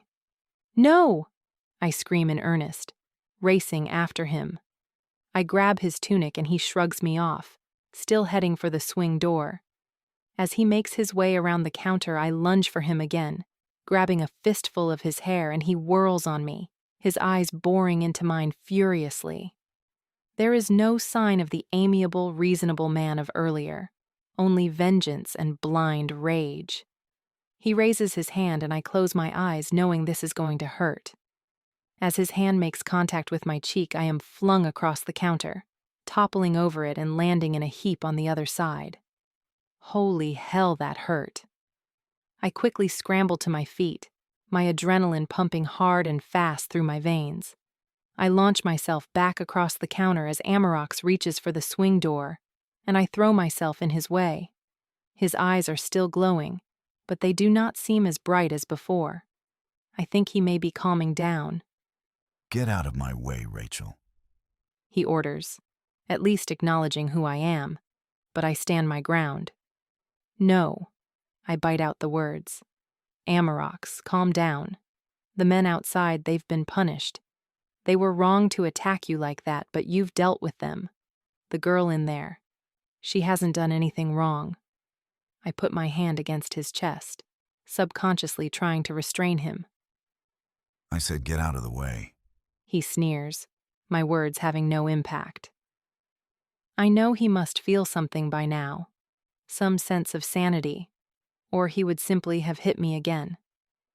I don't know what makes me do it, desperation, hope, or just pure madness, but I reach up and kiss him. At first he doesn't react, and I can feel the hard, unyielding rigidity of his shoulders under my fingertips. Slowly they relax under my hands, and, while he doesn't exactly kiss me back, he stops resisting. Only when I am sure that he is in control of his emotions do I step away, breaking contact and opening my eyes. His own green eyes are perfectly clear, all traces of the glow gone. I touch my lips with my hand, feeling shy and awkward. Amarox stares at me pensively, but he makes no move toward the swing door behind which the young girl is hiding. I'm sorry," I stutter. "I just didn't know how to calm you down, and I thought—" I don't finish the sentence. I am not even sure what it is I'm trying to say. Amarox's gaze falls on my bruised cheek. He lifts his hand and I flinch, but he just brushes a strand of blonde hair out of my face. "We should get some rest," he says softly, and then he turns on his heel and walks out of the diner without looking back. The close confines of the Ford Ranger make it hard for me to get settled. I am all too aware of Amarox's larger-than-life presence beside me, and I am mortified about the kiss. Knowing that he can read my thoughts, I try not to think about it, but as always, the very thing that you try not to think of is the one thing that dominates. Eventually, thankfully, my exhaustion wins out. Just as I am finally drifting off to sleep, I recall his injury. "Is your leg okay?" I ask sleepily. "It's fine. It's healed already," he replies, And then, sounding uncomfortable, How is your face? "Fine," I mumble, pulling my jacket around me. Something hard bumps against my side and I remember the gun, the one I had taken from the youth in the convenience store. Knowing I have a weapon, no matter how insignificant, is comforting. And finally, I close my eyes and let sleep take me. Chapter 31. In the morning, I wake up with a sore neck and an even more painful face. Feeling around to assess the damage, I give a groan. My cheek is obviously badly bruised, and I'm pretty sure I have a black eye. My top lip is also split. The blood has dried, and I wonder why I didn't notice it last night. Then I remember, and I give another moan. I can't believe I kissed Amarox. Thinking of the Venite, I glance across at the driver's seat, but Amarox is gone. I get out of the Ranger, scanning the parking area, but there is no sign of him. In the light of day, the truck stop holds even less appeal than it did last night. Everything is run down and in need of maintenance, and the administration building, which incorporates the diner, is in serious need of a paint job. Studiously avoiding the charred remains of a few of the men who attacked Amarox last night, I make my way around the administration building toward the diner. As I am pushing open the shattered glass doors, it suddenly occurs to me that Amarox might have finished what he started last night, and I sprint through the small restaurant racing for the swing doors. What if he came back and hurt the young waitress while I was sleeping? Surely he wouldn't. Oh God, he just might. I have no idea what type of person Amarox really is. I watched him kill 7 men last night. What's one more weak human girl? With all these thoughts swirling in my head, I burst through the swing doors expecting the worst. Instead, I find the handsome Venite leaning casually against the refrigerator while Brittany fries a mountain of scrambled eggs on the grill. At my abrupt entrance, they both turn to look at me. Would you like some breakfast? Brittany smiles shyly. There are plenty of eggs, and I'm making toast. I make a conscious effort to shut my mouth, which has dropped open in surprise. Yes, please. I make light of a bad situation and step further into the room. Amarox is hiding a smug smile. Obviously, he knows exactly what I was thinking. I watch as Brittany serves up 3 generous helpings, and then I help her carry the 3 plates through to the diner. I watch her closely, searching for any signs of distress. Outwardly, she seems calm enough, but she tugs constantly at her grease-spattered apron, and I realize she is nervous, though she's doing a good job at hiding it. Although not really, I remind myself, remembering quintessence. To Amarox's credit, he is perfectly polite as we eat our full, even thanking Brittany when he is finished. She takes the plates back to the kitchen and I round on him. "What are you doing?" I hiss. Amarox regards me steadily, his scrutiny making me blush. "We shouldn't be here," I continue when he doesn't answer. "That girl is terrified. We should go. We need to get to the mountains today." Rachel. He begins calmly, his long fingers toying idly with a napkin. I think I need to remind you exactly who is in control here. As I said before, I am not my brother. The words are spoken softly, but I can hear the authority in his tone. Dexon may bend to your every whim, but I am impervious to your charms. To me, you are just another human, much like that girl in there. He jerks his head at the swing doors. Do not presume to tell me what to do. It would not be in your best interest. His threat hangs in the air between us, just as Brittany returns with 3 glasses of orange juice. "I thought you might be thirsty." She glances between the 2 of us, sensing the abrupt change in atmosphere. "Thank you." I smile at her. "Brittany, remember what I told you? About getting to the mountains?" She nods emphatically. "Do you have any means of transportation?" "My car's around back." "Okay, you need to leave now. Get your stuff together and hit the road. Avoid the main highways. Can you do that?" She nods again, looking fearful. Good luck, I add as she scurries back toward the kitchen. Amarox drains his orange juice and sets the glass down on the table. He is distant and cool, and any progress that I have made up until now has been undone. Let's go, He snaps, and I follow him meekly to the car, not daring to object. I'm sorry, I say after about half an hour of driving in silence. I shouldn't have kissed you, and I shouldn't have assumed the worst when I realized you were with Brittany. Apology accepted, He replies darkly. Did you tell her not to be afraid? You're asking if I controlled her mind? He chuckles. Not that I would be bothered, but no, Rachel, I didn't. I didn't need to. She was scared, I point out. Yes, but she was coping.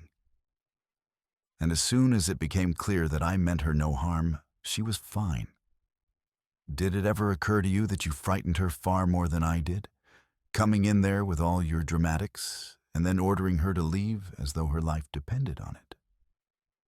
Didn't it? I counter. I mean, what exactly is it that you're doing?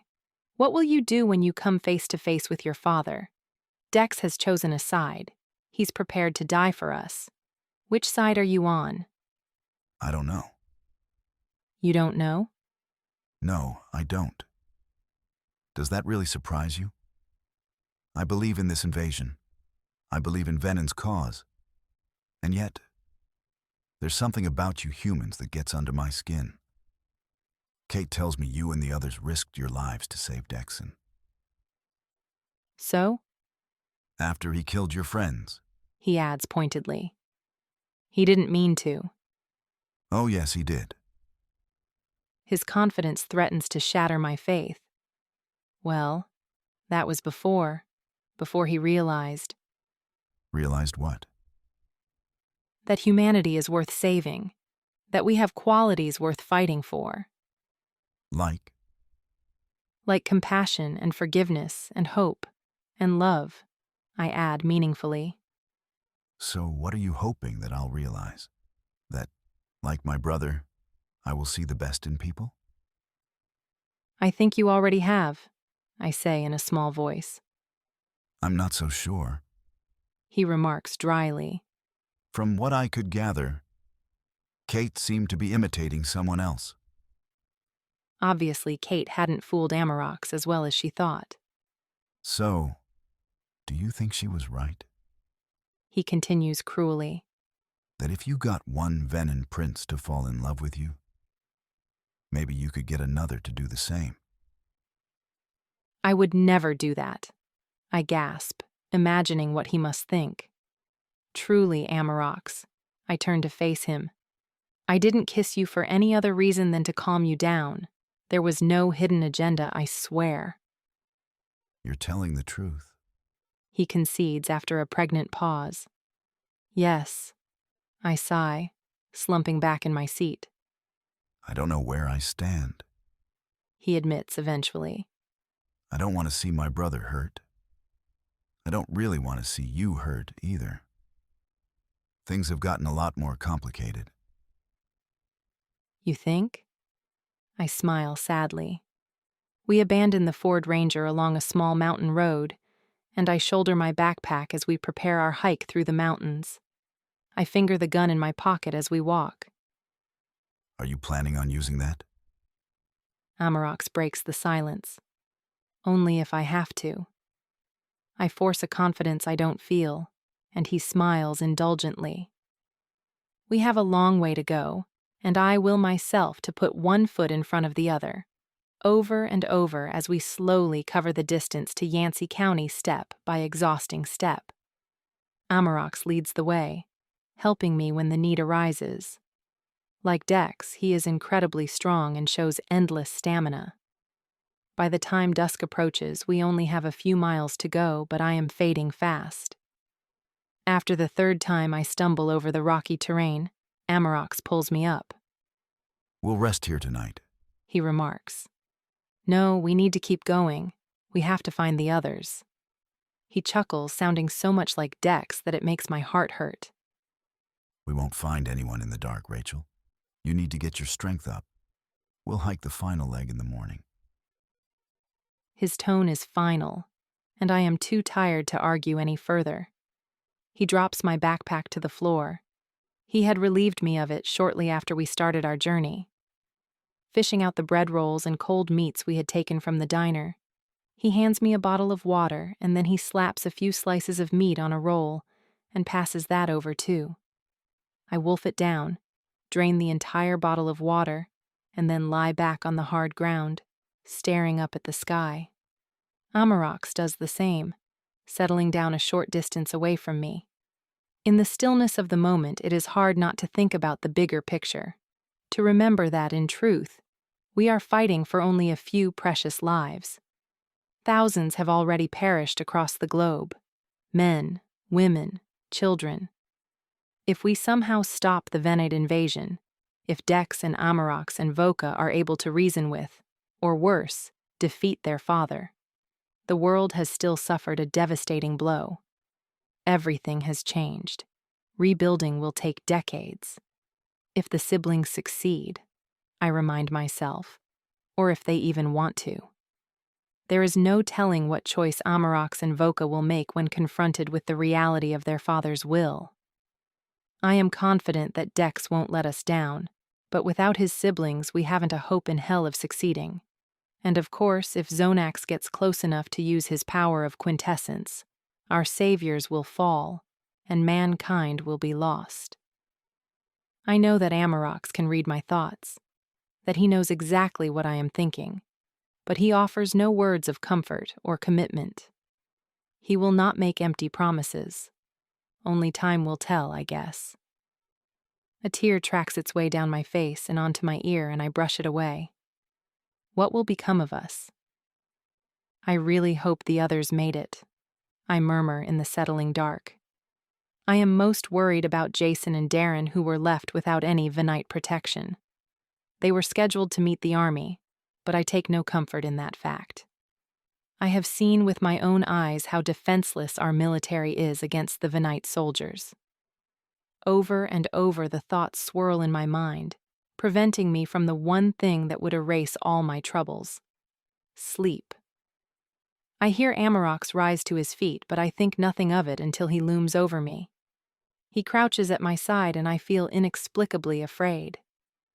He lowers his face slowly until his eyes are only an inch from my own, and, for a fleeting moment, I think he might kiss me. He knows it too, and a small smile crosses his face before he whispers to me, his green eyes glowing slightly. You will stop worrying. You will not be sad. Too late I become aware of his real intentions, but my fears have already fled, replaced by an eerie sense of calm and contentment. Sleep, Rachel.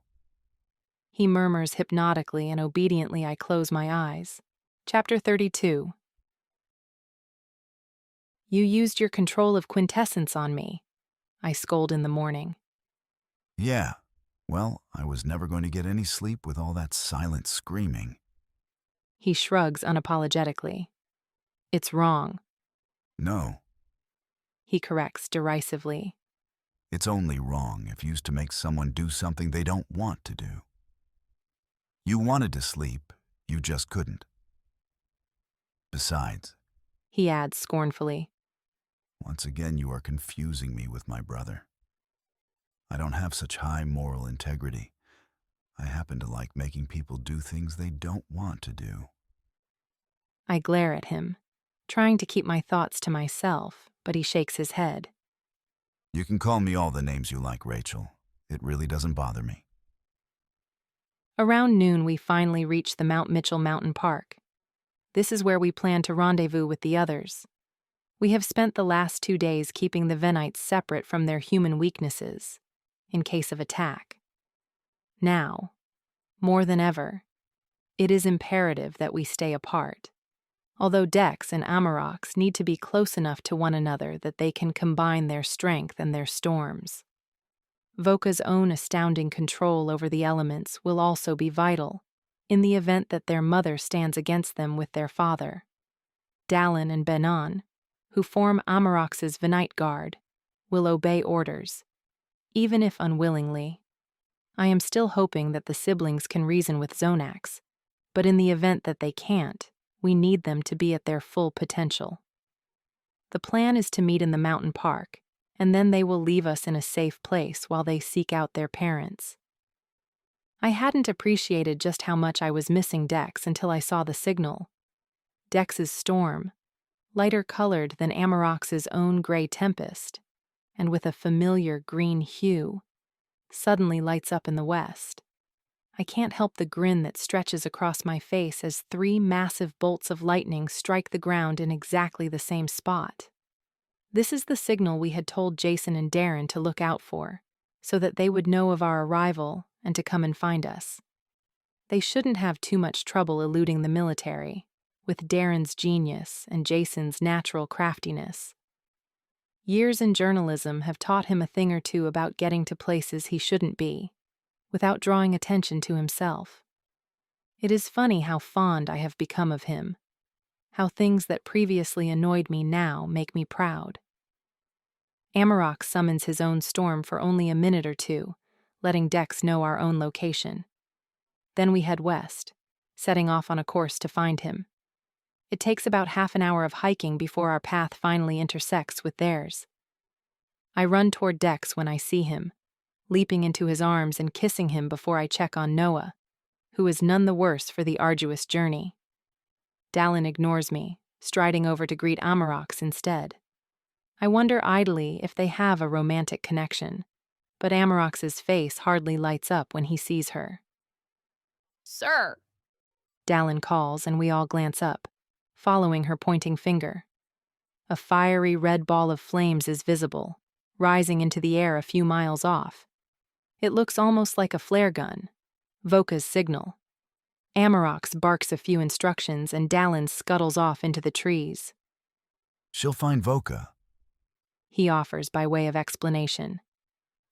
Dex and Amarox offer nothing more than a curt nod of their heads in greeting, and once again I am reminded of how different they are from humans, and yet Dex displays very human emotions with me. There is warmth in his gaze and obvious relief that I am okay. Well, almost okay. What is that? His voice is hard as he sweeps my blonde hair off my cheek. I had all but forgotten about my black eye and bruised face. What did you do to her? He thunders, storming toward Amarox. No! I quickly run between them. It was an accident. I face Dex. We ran into some trouble with a couple of truckers. Amarox saved me. I lie easily. The last thing we need is for our 2 strongest allies to be at loggerheads with one another. Rachel. Amarox grins behind me. He kinda knows you're lying. Dex's face morphs as I watch, from anger to shock, and then hurt. Oh shit. He has seen the kiss in my mind. I think you've got a bit of explaining to do. Amarox continues. It isn't what you think, I mutter, wishing I could get him alone and offer him a full explanation. Sadly, this will have to wait as there is no way I can leave Noah alone with Amarox. The tension in the air as we wait for the others is palpable. Dex sits with Noah, studiously avoiding me. Amarox is also noticeably quiet, and I welcome the distraction as the others arrive. I throw my arms around Kate, who is slightly taken aback by my enthusiasm. Has Darren arrived yet? She asks, scanning the group. Not yet, but I'm sure they'll be here soon. Noah is delighted to see Voka, and she looks almost happy to see him too, settling down on the ground beside him and offering him something to eat. Dex stands abruptly, finally catching my eye before making his way through the trees. I follow him, feeling the eyes of the others watching me. It didn't mean anything, I repeat for what feels like the 100th time when we come to a stop. I know that, he murmurs. I can read your mind, remember? I get the whole story, not just pieces of it. So, why are we out here? I ask. I thought he wanted an explanation about the kiss, that was the reason we came all the way out here, alone. Why do you think? He grins with a smug, sexy smile. Oh, I grin, more than happy to oblige as he presses his body up against mine. He kisses me gently, carefully avoiding my battered face. I missed you. I sigh into his mouth and he grins before he claims my mouth again. It's not long before his considerate restraint snaps and he kisses me harder, his tongue exploring every inch of my willing mouth. His hands travel down my back and over my legs, and in one swift movement he picks me up, his hands cupping my buttocks. I wrap my legs around his waist and squeeze tightly. He groans and I press myself against him, fitting snugly against his hard body. The Dex that I met and loved 7 years ago was cautious and careful, and treated me like a china doll which might break at any moment. The Dex I am with now is all man, strong and possessive, and for the first time, treating me as an equal, as an adult with physical needs just as powerful as his, and a passion to match his own. The groan that starts deep in his chest is raw and real, and it sets my senses on fire. I barely feel it when my back slams almost painfully into a nearby tree, the sudden increase in pressure between us masking everything else. I grab fistfuls of his hair, tugging ruthlessly, such is my desire. Dexon! It is Voka's voice that breaks us apart, both of us gasping for air. Dex's green eyes are glazed and heavy-lidded, and he nuzzles my chest, trying to ignore her. Dexon! She yells again, and my dislike for her increases in volumes. Tell her to go away, I murmur. Dex exhales slowly, his hot breath searing my neck. Infinitely slowly, he lowers me to the ground, inch by preciously painful inch. Taking my hand, he raises it to his lips and kisses my palm before entwining his fingers with mine and leading me unwillingly back. I decide to forgive Voka the second I clap my eyes on the 2 men standing in the small glade of trees. Jason! I shriek, launching myself at him and squeezing him tightly. You made it! I turn and embrace Darren awkwardly, given that Kate will not entirely let go of him.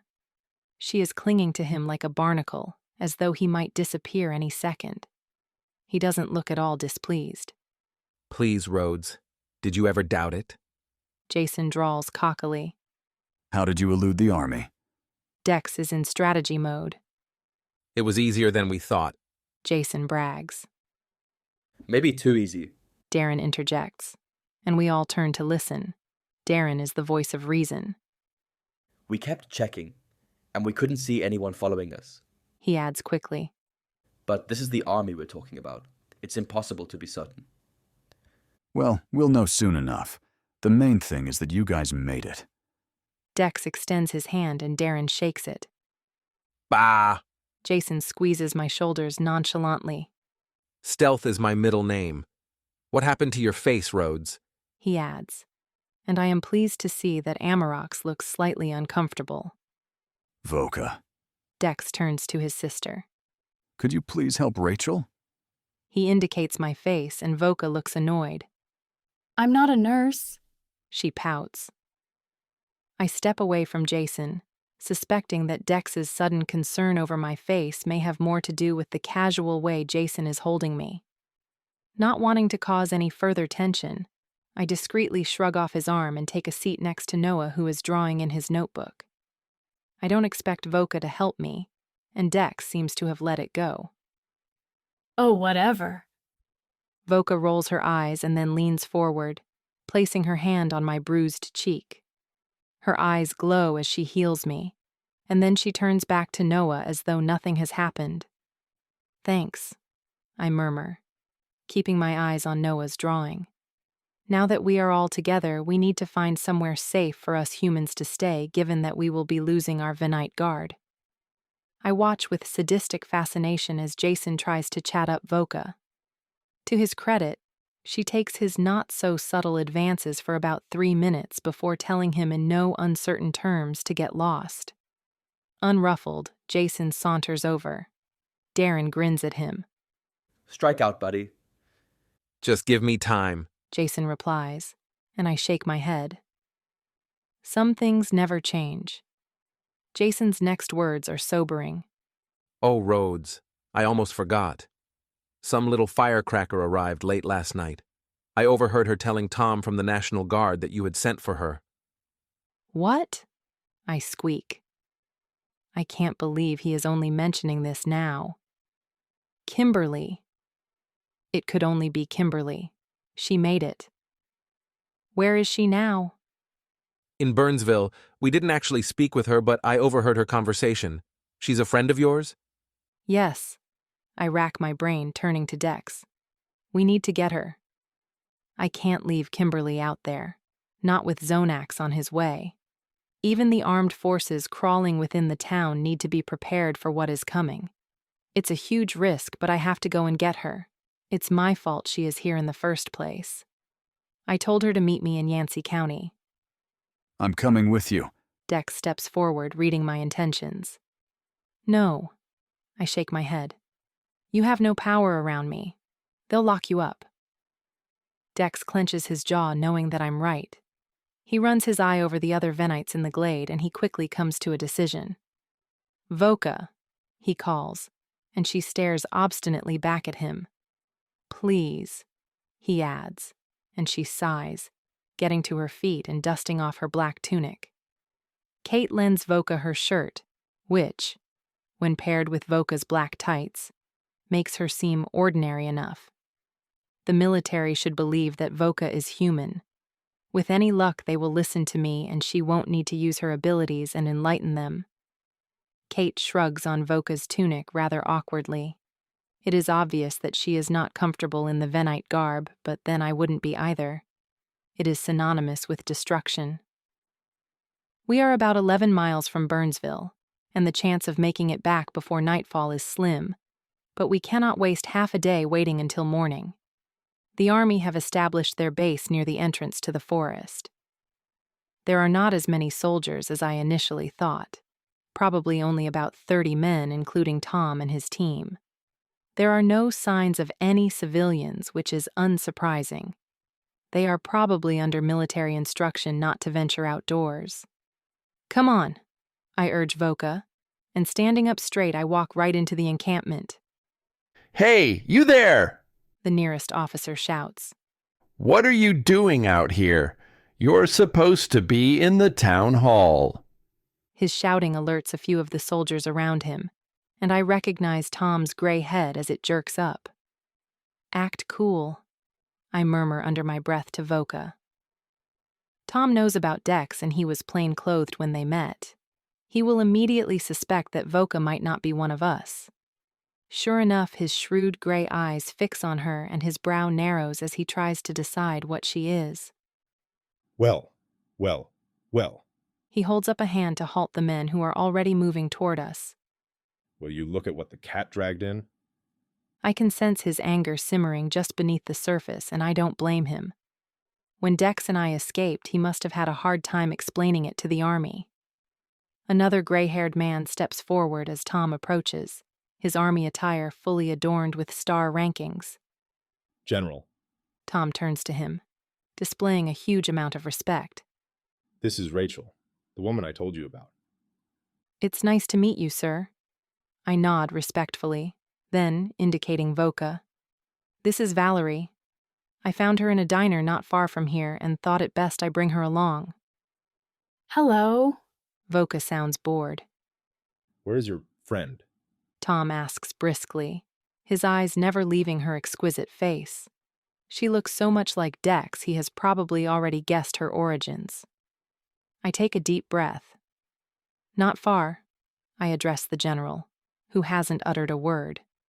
Sir, I think you should know that a very large, very dangerous force is headed this way. They could be here any second. What force? Tom interrupts. And where exactly is your friend now? I'm not telling you that. I insist. Young lady, I could have you detained for withholding information. What good would that do? I round on Tom. I am giving you all the information you need. Their soldiers are coming. Here. Now. We need to get these people up into the mountains as soon as possible. Why? The general finally speaks, and his voice is dignified and somehow calming. My friend, the man you want to take into custody. He's prepared to fight for us. He's on our side. I've already told him that. I point at Tom.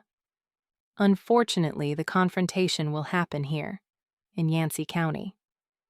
You were the one who suggested this place? Tom snaps.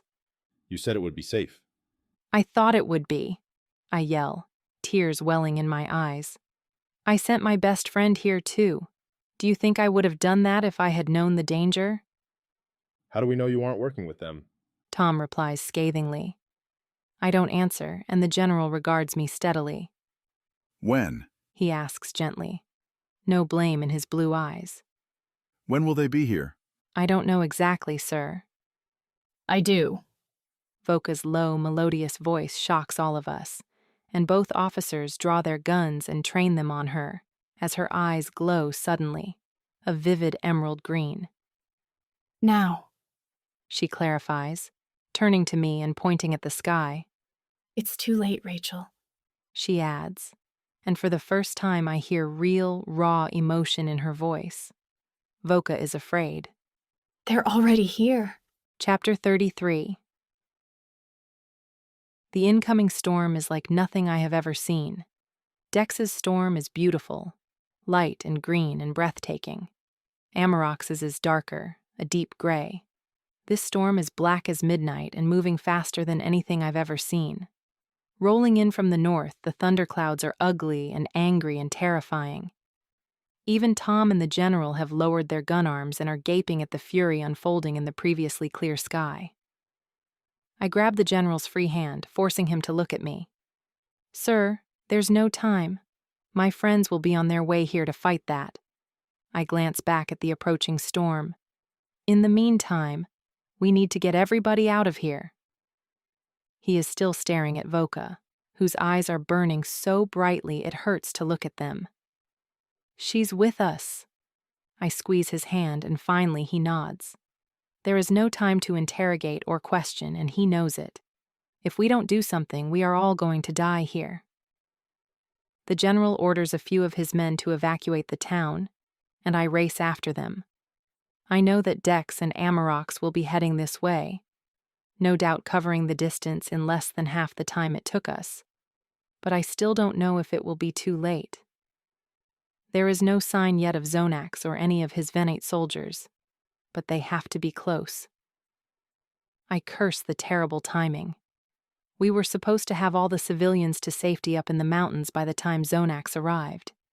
Dex, Amarox, and Voka were supposed to be together. Our plan was a good one, the best chance we had, but now it has gone to ruin. Now, Zonax has the upper hand.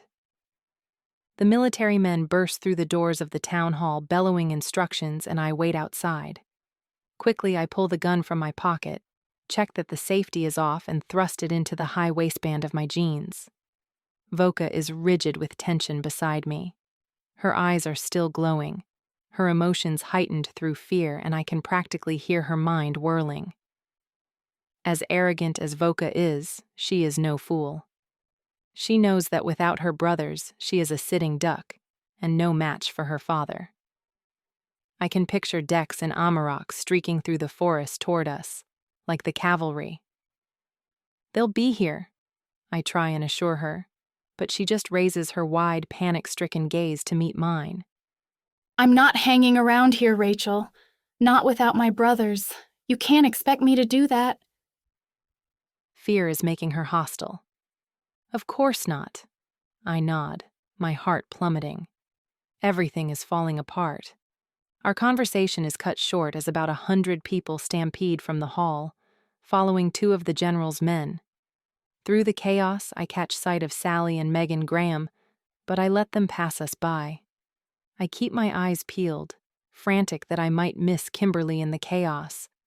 I spot her suddenly through a throng of people, and I leap forward, grabbing her arm. She whirls on me furiously, jerking her arm out of my hand.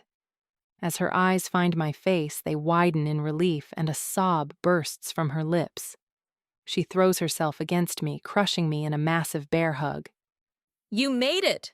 She half laughs, half sobs. So did you, I reply tearfully. Rachel, Voka warns. She's right. Now is not the time for catching up. We have to get out of here, Kim, James, Francis!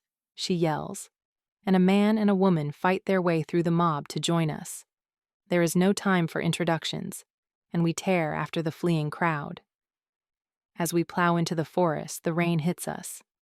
I have seen enough rain to last me a lifetime, but this rain hurts like nothing else. It stings like needles falling from the sky, even through my jacket, every drop more painful than the last. People are already slipping and sliding, losing their footing, and I hear shrieks of fright as lightning streaks across the sky overhead. The crowd is dispersing into the woods. The military personnel are having a hard time shepherding them in the bedlam.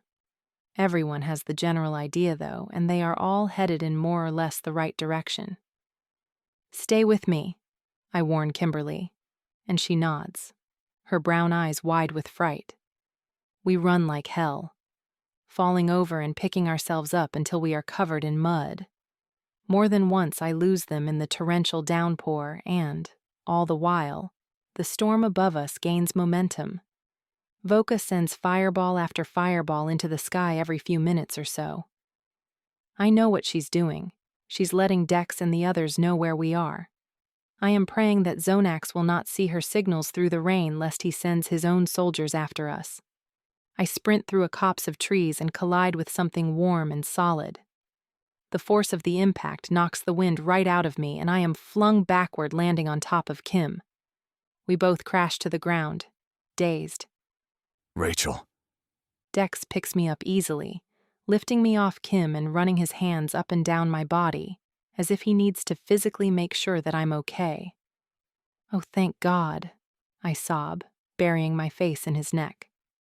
I meet Amarox's green eyes over his shoulder, and I smile feebly, weak with relief that they are both here. Dallin and Banan are standing just behind Amarox, their own eyes glowing, their mouths set in hard lines. Dex releases me and spins me to face Amarox, his hypnotic green eyes only inches from my own. Do it, he orders, and Amarox's eyes glow, lighting the rain that is falling between us. Rachel. Even his voice is mesmerizing. Your mind will not be able to be controlled by anyone but me. Not until I say so. Again, as he speaks, I am aware of what he is doing, but I don't fight it. I know Dex. He would never allow this unless it was for a good reason, and he can't control my quintessence himself, not properly. I nod, confirming that I understand, although I have no idea if it actually worked. Dex releases my shoulders, pushing me to keep going. Run, Rachel, he orders. Everything is happening so fast, there is no time to even wish him luck. I watch through the deluge as he and Amarox turn and hurtle toward the town, Voka falling into step behind them. Rachel! Kim yells in my ear. Was that Dex? Her face is ashen, devoid of any color. A million questions hang between us, but despite everything that's happened, I see something shining in her dark eyes that I never expected to see. Empathy. I bite my lip to keep from crying, and I nod before grabbing her hand and racing up into the mountains. It is only a few minutes later that I discover I have lost the gun. It must have fallen when Dex knocked me over. Cursing my own clumsiness, I keep going. We are climbing steadily, slowly gaining ground, when an almighty boom sounds behind us. I turn back, my heart soaring at the sight of the two new storms galloping in from the south. The deep gray and the lighter green race toward each other, and then fuse together in a magnificent display of light and sound. The two storms merge in the middle, so that there is no clear point of distinction.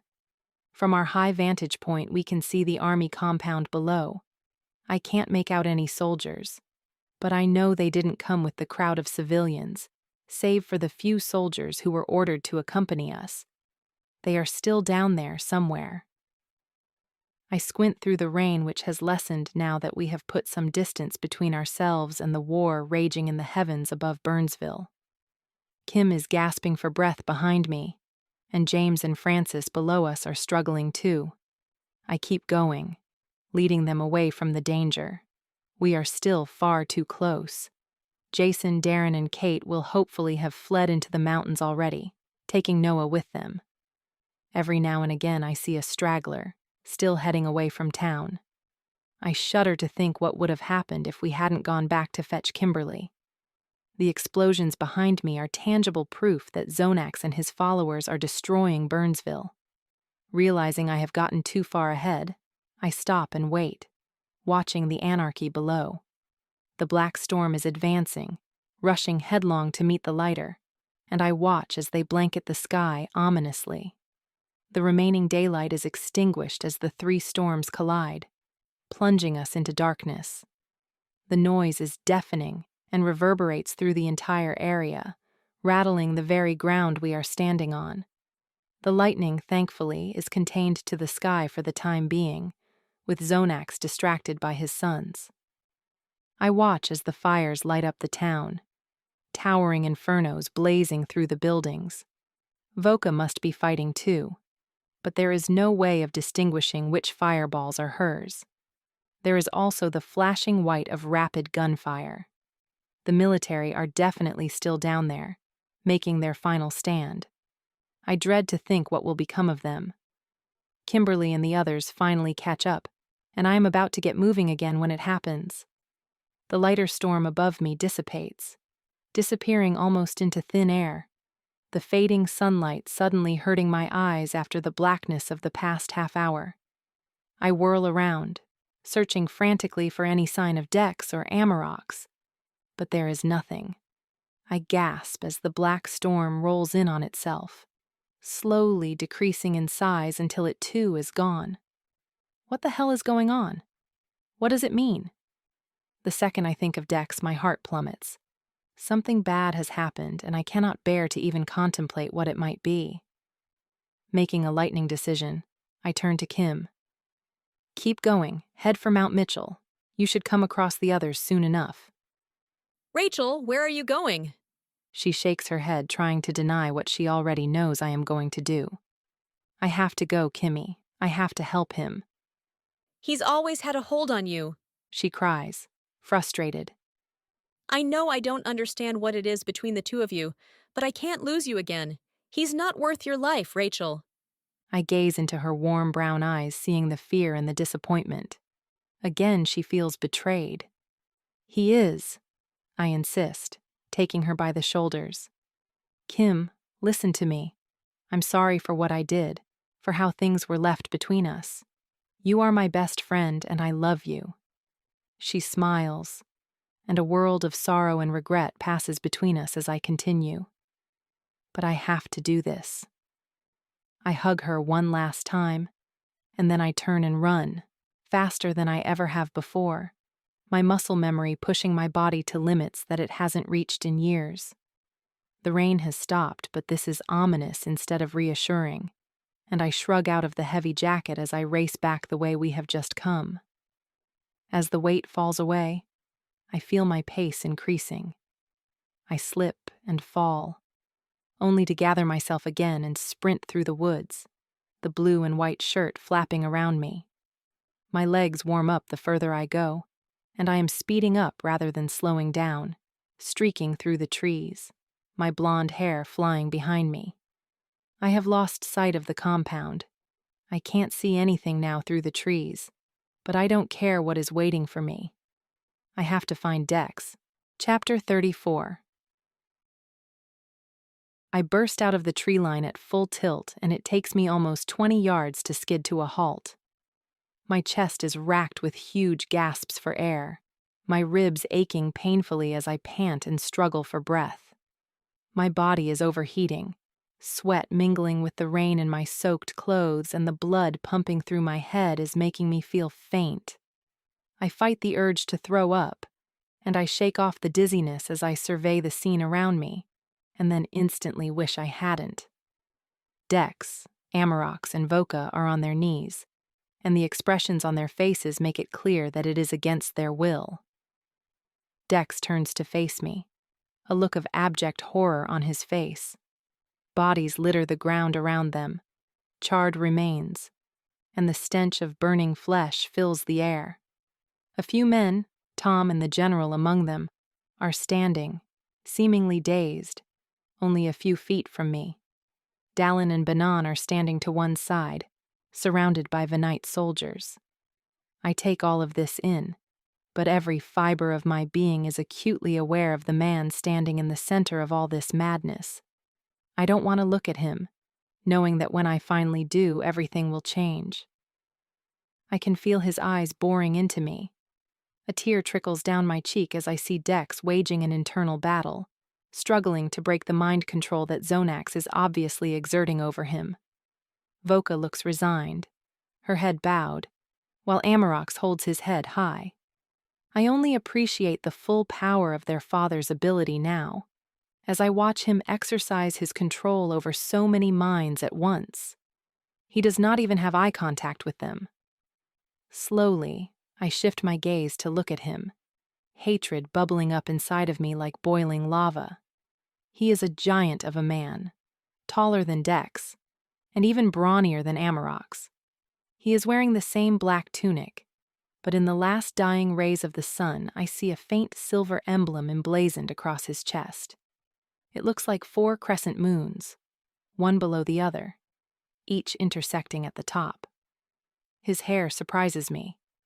It is a coppery blonde, the complete opposite of Dex and his siblings. His eyes are as green as his children's, although his brow is heavier, but it is the fanatical expression on his face that scares me the most. It is hateful and unyielding. "You must be Rachel," he says, and his voice is both seductive and repellent all at once. "Come here," he commands, and I take an automatic step toward him before I come to my senses. His eyes narrow, but he speaks again, more deliberately. "I said come here."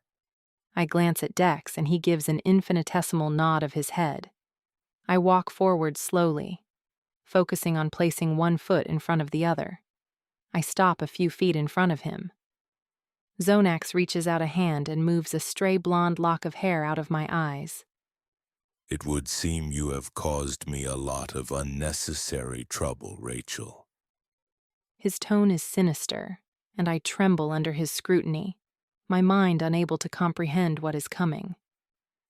"Ah, well, it's nothing that can't be sorted out." He smiles evilly, turning to gauge Dex's reaction. "Now kneel," he orders casually over his shoulder. I remain standing, absolutely terrified. Zonax notices Dex's proud smirk, and he whirls back to face me. "I said kneel." The words ring out in the air. "No." I shake my head, my legs trembling. "No." He rounds on me, incandescent with rage, his green eyes glowing. He stares intently at me, and I can hear his instruction in my head, but I remain standing. I will not die at his feet, broken and beaten. The discovery that he cannot control me enrages him even more, and he snarls. "You can't control me," I hiss, raising my head haughtily, my own fury outweighing my fear. An ugly smile spreads across his face. "And so I can't," he muses. "No doubt another act of defiance by my children, but you are the only one. Mr. Stewart." He turns abruptly, facing the older member of the National Guard. An ugly foreboding creeps over my skin as the gray-haired man steps forward without hesitation. "Would you do me a favor and take out your weapon?" Tom does as he says, holding his gun at his side. "Thank you," Zonax continues cheerily. "Now if you would just place it to your temple and pull the trigger." I scream as I comprehend what is about to happen. Zonax is a vindictive sadist, capable of unspeakable acts. Everything that Dex told me about Amaroks, about their race not being sadistic, does not apply to their father. What's worse is that he is doing this to prove a point to me. A look of consternation crosses Tom's face as he raises the gun to his head. I rush toward him, but, as I pass Zonax, he flings out his arm and swats me aside as easily as dusting crumbs off a table. I land painfully on my back. No! Dex roars, twisting his body from side to side, desperately trying to fight off his father's control. Silence! Zonax's maniacal yell echoes around the compound. Tom seems not to notice the activity taking place around him. I watch in horror as he puts the gun to his temple. A single shot is fired and his lifeless body slumps to the ground. Zonax smiles, satisfied. General. He beckons with a long, manicured finger. I believe you're up. I can't watch this. I can't watch these brave men being manipulated like sheep. I roll onto my stomach and start to crawl back in the dirt, away from the gruesome scene, but a black-booted foot appears in front of my face, preventing me from going any further. I glance up into the illuminated green eyes of one of Zonax's militia. Dropping my head, my face in the dirt, I wait for the crack of the gunshot. Instead, I hear Zonax's vocal musing. It seems we have company.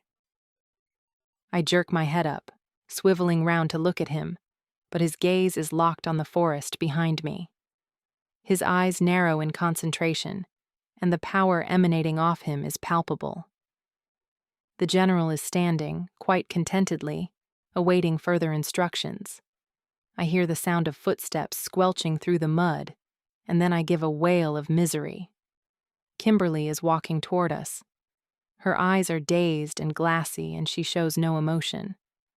I should have known she would come back for me. I would have done exactly the same for her. "Leave her alone!" I scream, scrabbling to my feet and rushing at Zonax. Again, the instant I get close enough, he sweeps out his arm and backhands me across the face. I fly in an arc through the air and land face down in the dirt, spitting out blood. Kimberly is unfazed, and she spares me only a curious glance as she passes me by, moving to stand beside Zonax. Hello, Kimberly. He greets her politely. Hello, she answers, her voice monotonous. Father! Dex gasps, sweating from the exertion of his constant struggle. Don't do this. It doesn't need to be this way. It doesn't? Zonax's voice raises in a furious screech. My own sons turned against me, Dex, and my own daughter. He glares at Voka, and she wilts beneath the intensity of his ire. This planet will be destroyed. Please. Dex persists. I beg of you, don't. Silence. The word rings with authority, and black clouds roll in overhead as Zonax's rage spills out of control. Dex closes his eyes in defeat but says nothing, unable to disobey. Banan. Zonax strides away from Kim, temporarily distracted, and I heave a sigh of relief. I quickly get to my feet and make my way to her side as Zonax faces Amarox's fair-haired water user. I feel guilty that Banan will be punished for helping us. But first and foremost, my concern is for my best friend. Kimmy! I hiss, taking her face in my hands. Kimmy, you need to run. You need to get out of here. I tug at her immobile body, but she doesn't react. Zonax is still addressing Banan. You helped these insolent fools. He gestures at his powerless children. Sir, Banan is quivering. I was following instructions, sir. He finishes pitifully. Zonax smiles mercilessly. How noble of you, Benon. Like a cobra, he strikes Benon's chest, and a bolt of lightning streaks from the sky, hitting the young Venite in the exact spot that Zonax's hand was just a second before.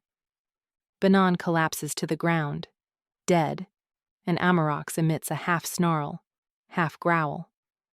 Banan was one of his soldiers and acted on his instruction, so he feels ultimately responsible for his death. I cast a furtive glance at Dex, who, incredibly, is still trying to fight Zonax's will. He manages to get one foot underneath him, and with a howl of effort, he forces himself up from the ground. Zonax whirls on him disbelievingly. Kneel, he thunders. Dex manages to remain standing for only a second before his legs buckle, but to my astonishment, Amarox is now doing the same, using every ounce of his willpower to get unsteadily to his feet. Kneel. Zonax's order sounds fanatical, and Amarox falls back to the ground. Stop defying me, the Venate leader screeches, spittle flying from his mouth. Is this really what you want, Father? Dex meets his eyes hollowly. To force us to accept your rule? To take away our will? My will is yours, Zonax thunders. This is what we... He is cut short as the sound of 2 gunshots boom through the air and 2 bullets hit him square in the chest. I gape in horror as blood dribbles from the 2 perfect holes in his black tunic. Jason and Darren burst into the clearing, each armed with a handgun pointing straight at Zonax. From their positions, I am fairly sure that it was Darren who shot the Venite leader. Zonax lifts his gaze from his bleeding torso to face them, and a malevolent glimmer flickers in his green eyes. No! I yell, knowing exactly what he is doing and powerless to stop it. I watch, aghast, as he exerts his mind control over my friends, no doubt silently ordering them to turn their weapons on themselves, just as he did with Tom. No one makes a sound. All of us stunned into silence, and then Jason cocks his head to one side, raising his eyebrow arrogantly. Now, what on earth makes you think I would do that? He drawls, firing another 2 shots straight into Zonax's chest.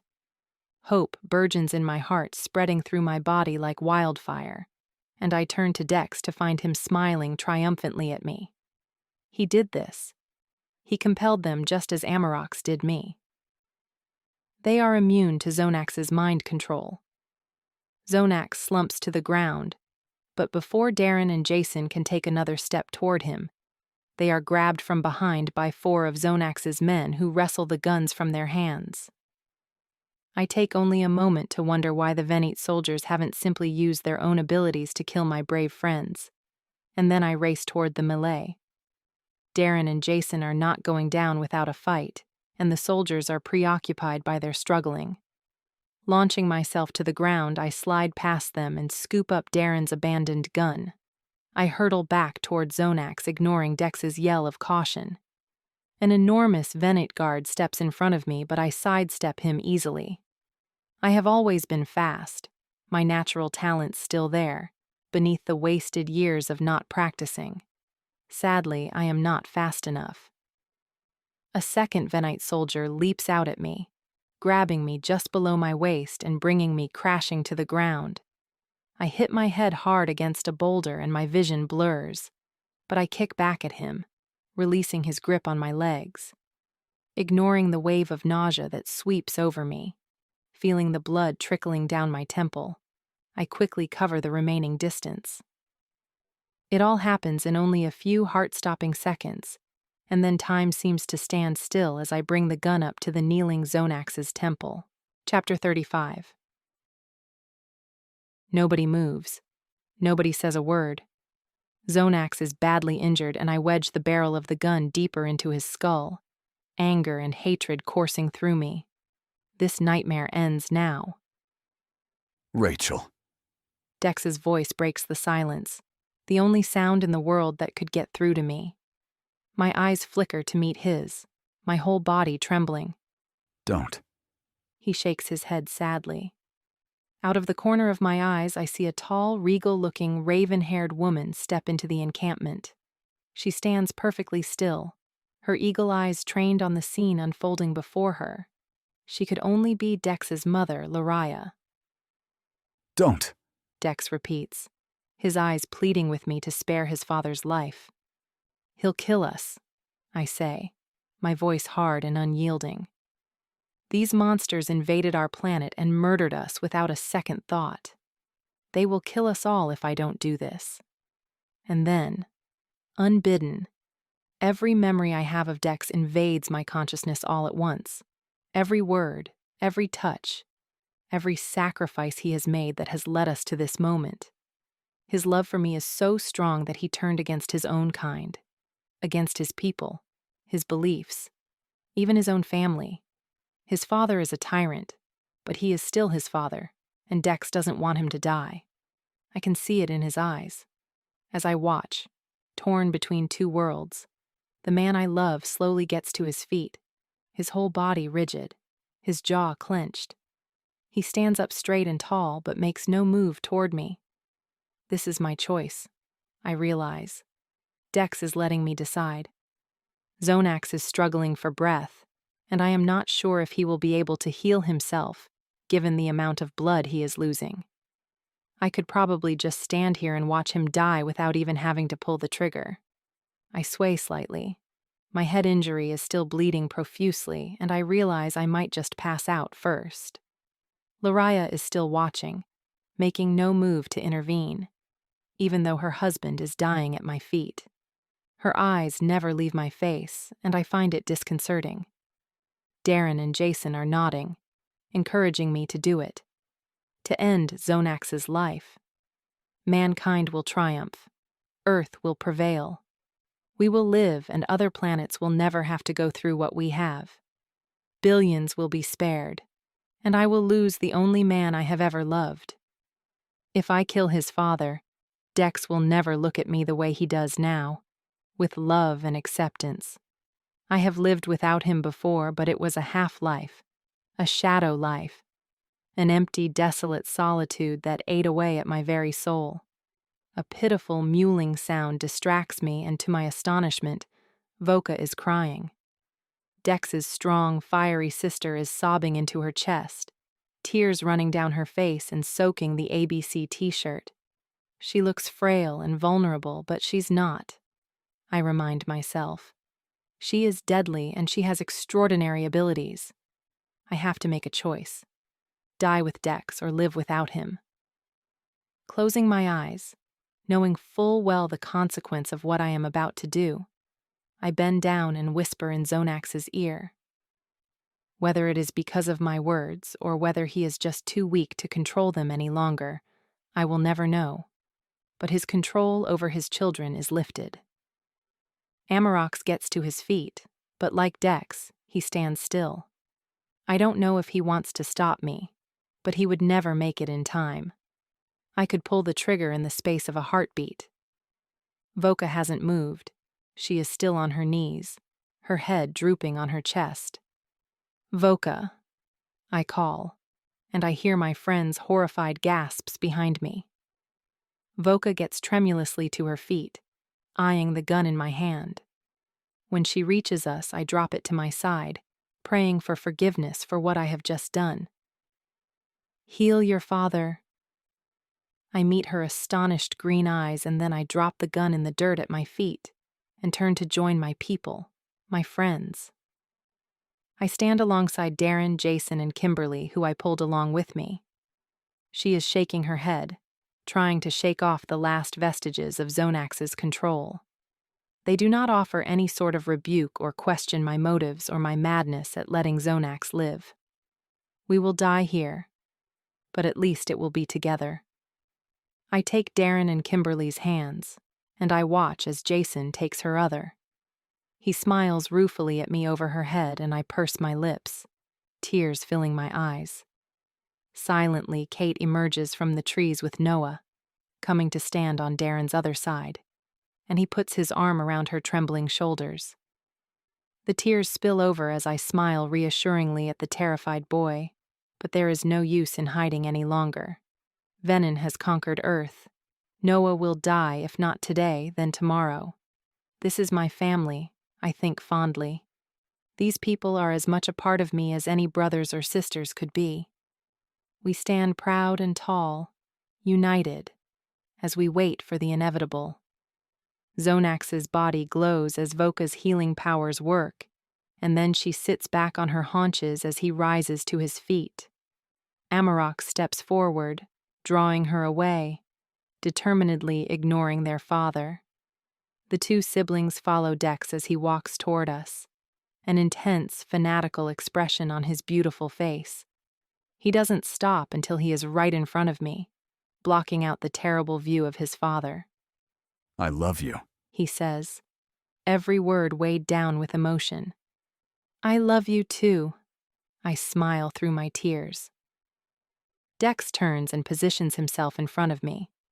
Amarok moves to stand before Jason and Kimberly, and Voka faces her father with Noah, Kate, and Darren behind her. She turns and smiles down at Noah, ruffling his hair before facing forward again. They are a part of our family too, I realize, and they are prepared to die with us. Zonax draws himself up to his full height, towering above the Venite soldiers who have spread out behind him. I can hear the shouts of the army, but they are surrounded by soldiers wielding fireballs in their hands and are powerless to do anything. It is almost surreal as I watch Zonax's eyes glow brighter and brighter, the black storm gathering above him. We do not run or scream, standing perfectly still, relishing our last moments together. Kimberly squeezes my hand and I drop my head on her shoulder, wishing things could have been different. My hair is warm and sticky with blood, but for the first time it doesn't bother me. The pain is a reminder of life, of being so fragilely human. I wouldn't want it any other way. The storm intensifies, roaring in the sky, the ultimate weapon. Zonax's face gives nothing away, but his gaze seems to be focused on his children, his eyes searching their faces for the answers he will never have. He raises his arms above his head, and I drop Darren and Kimberly's hands needing to touch Dex. I stretch out my arms, clasping both of his hands in my own, and he squeezes them back tightly. Enough! The voice cuts through the howl of the storm. I peek over Dex's shoulder and see Lariah striding across the compound toward her husband. He turns to face her, his eyes still glowing. That is enough. She meets his gaze unflinchingly, her eyes flashing. Lariah, these earthlings need to die. Earth will be ours just as we planned. I will not lose my children, she snarls. They defied me. And they will be punished, she promises. But I will not watch them die. Heaving a sigh, Zonax faces our three protectors, his eyes magnetic. No! Lariah hisses and Zonax breaks eye contact. You will not compel them again. I will not allow it. Zonax snarls, his lip curling. Rachel. Lariah turns to me, her finger beckoning. Her shrewd eyes bore into my own, daring me to defy her summons. She is not compelling me, but she is laying down a challenge. I do not want to leave my friends, to be alone. But I take a deep breath and step past Dex. Of course he will not let me go alone. He takes my hand and together we walk toward the king and queen of Venin. Zonax's hateful grimace is unbearable, so I keep my eyes fixed on Lariah, the lesser of two evils. This girl spared your life, Lariah informs her husband, as though he wasn't present at the time. And I believe, she continues, that she did it for our son. She raises her eyebrows at Dex and he nods proudly. I love her, Mother. Well, she loves you back if her sacrifice is anything to go by, she remarks dryly, but I am sure I glimpse a ghost of a smile cross her stern features. My head is swimming again, worse than before, and I am struggling to make sense of their words. She is human, Zonax sneers, as if the very word is below him. We will conquer this planet. At what cost? Lariah counters. Are you prepared to lose your heir? She jerks her head in Amarox's direction, and Zonax hesitates for the first time, as though the thought hadn't occurred to him. What good are all the planets in the universe if Venon has no one to rule them? Lariah lets the words hang in the air, and I sneak a glance back at Amarox, the Venon heir to the throne. I hadn't even known, or given it any thought. Zonax scowls darkly, surveying the scene around him. I hold my breath, not daring to move a muscle. The silence stretches on. Zonax's face morphing through a variety of expressions as he considers all the options. Eventually, he nods meaningfully at his wife. Planet Earth will be spared. His words resound across the empty space. Feeling like a puppet whose strings have been cut, my head swims with relief and dizziness. Dex's face looms before me, his mouth forming my name. But all I can hear is the blood pounding in my head, and then everything goes black. I wake slowly, my eyes flickering in the bright light, unaccustomed to the fluorescence. My mouth is dry and parched, and I clear my throat painfully. Rachel. Dex is at my side in a second, concern etched on his face. He takes my hands and lifts them to his lips, kissing them gently. You're okay, he mumbles, but his voice is strange, as if he doesn't believe the words himself. I close my eyes again, focusing on my body, trying to establish the extent of my injuries. I'm sorry, Rachel. He sounds hollow and anguished, and I swallow again, too afraid to ask what is wrong with me. Where's Voka? I murmur, wondering why she hasn't healed me. I must be dying. Why else would Dex be so distraught? Zonax probably denied it. Denied his superior race using their gifts on a pitiful human girl. She's here. Dex confirms my fears. What's wrong with me? I ask, opening my eyes again. They are slowly adjusting to the light, and I make out a white ceiling. There's nothing wrong with you, Rachel. I'm not dying? No. His voice is raised in denial. You're fine.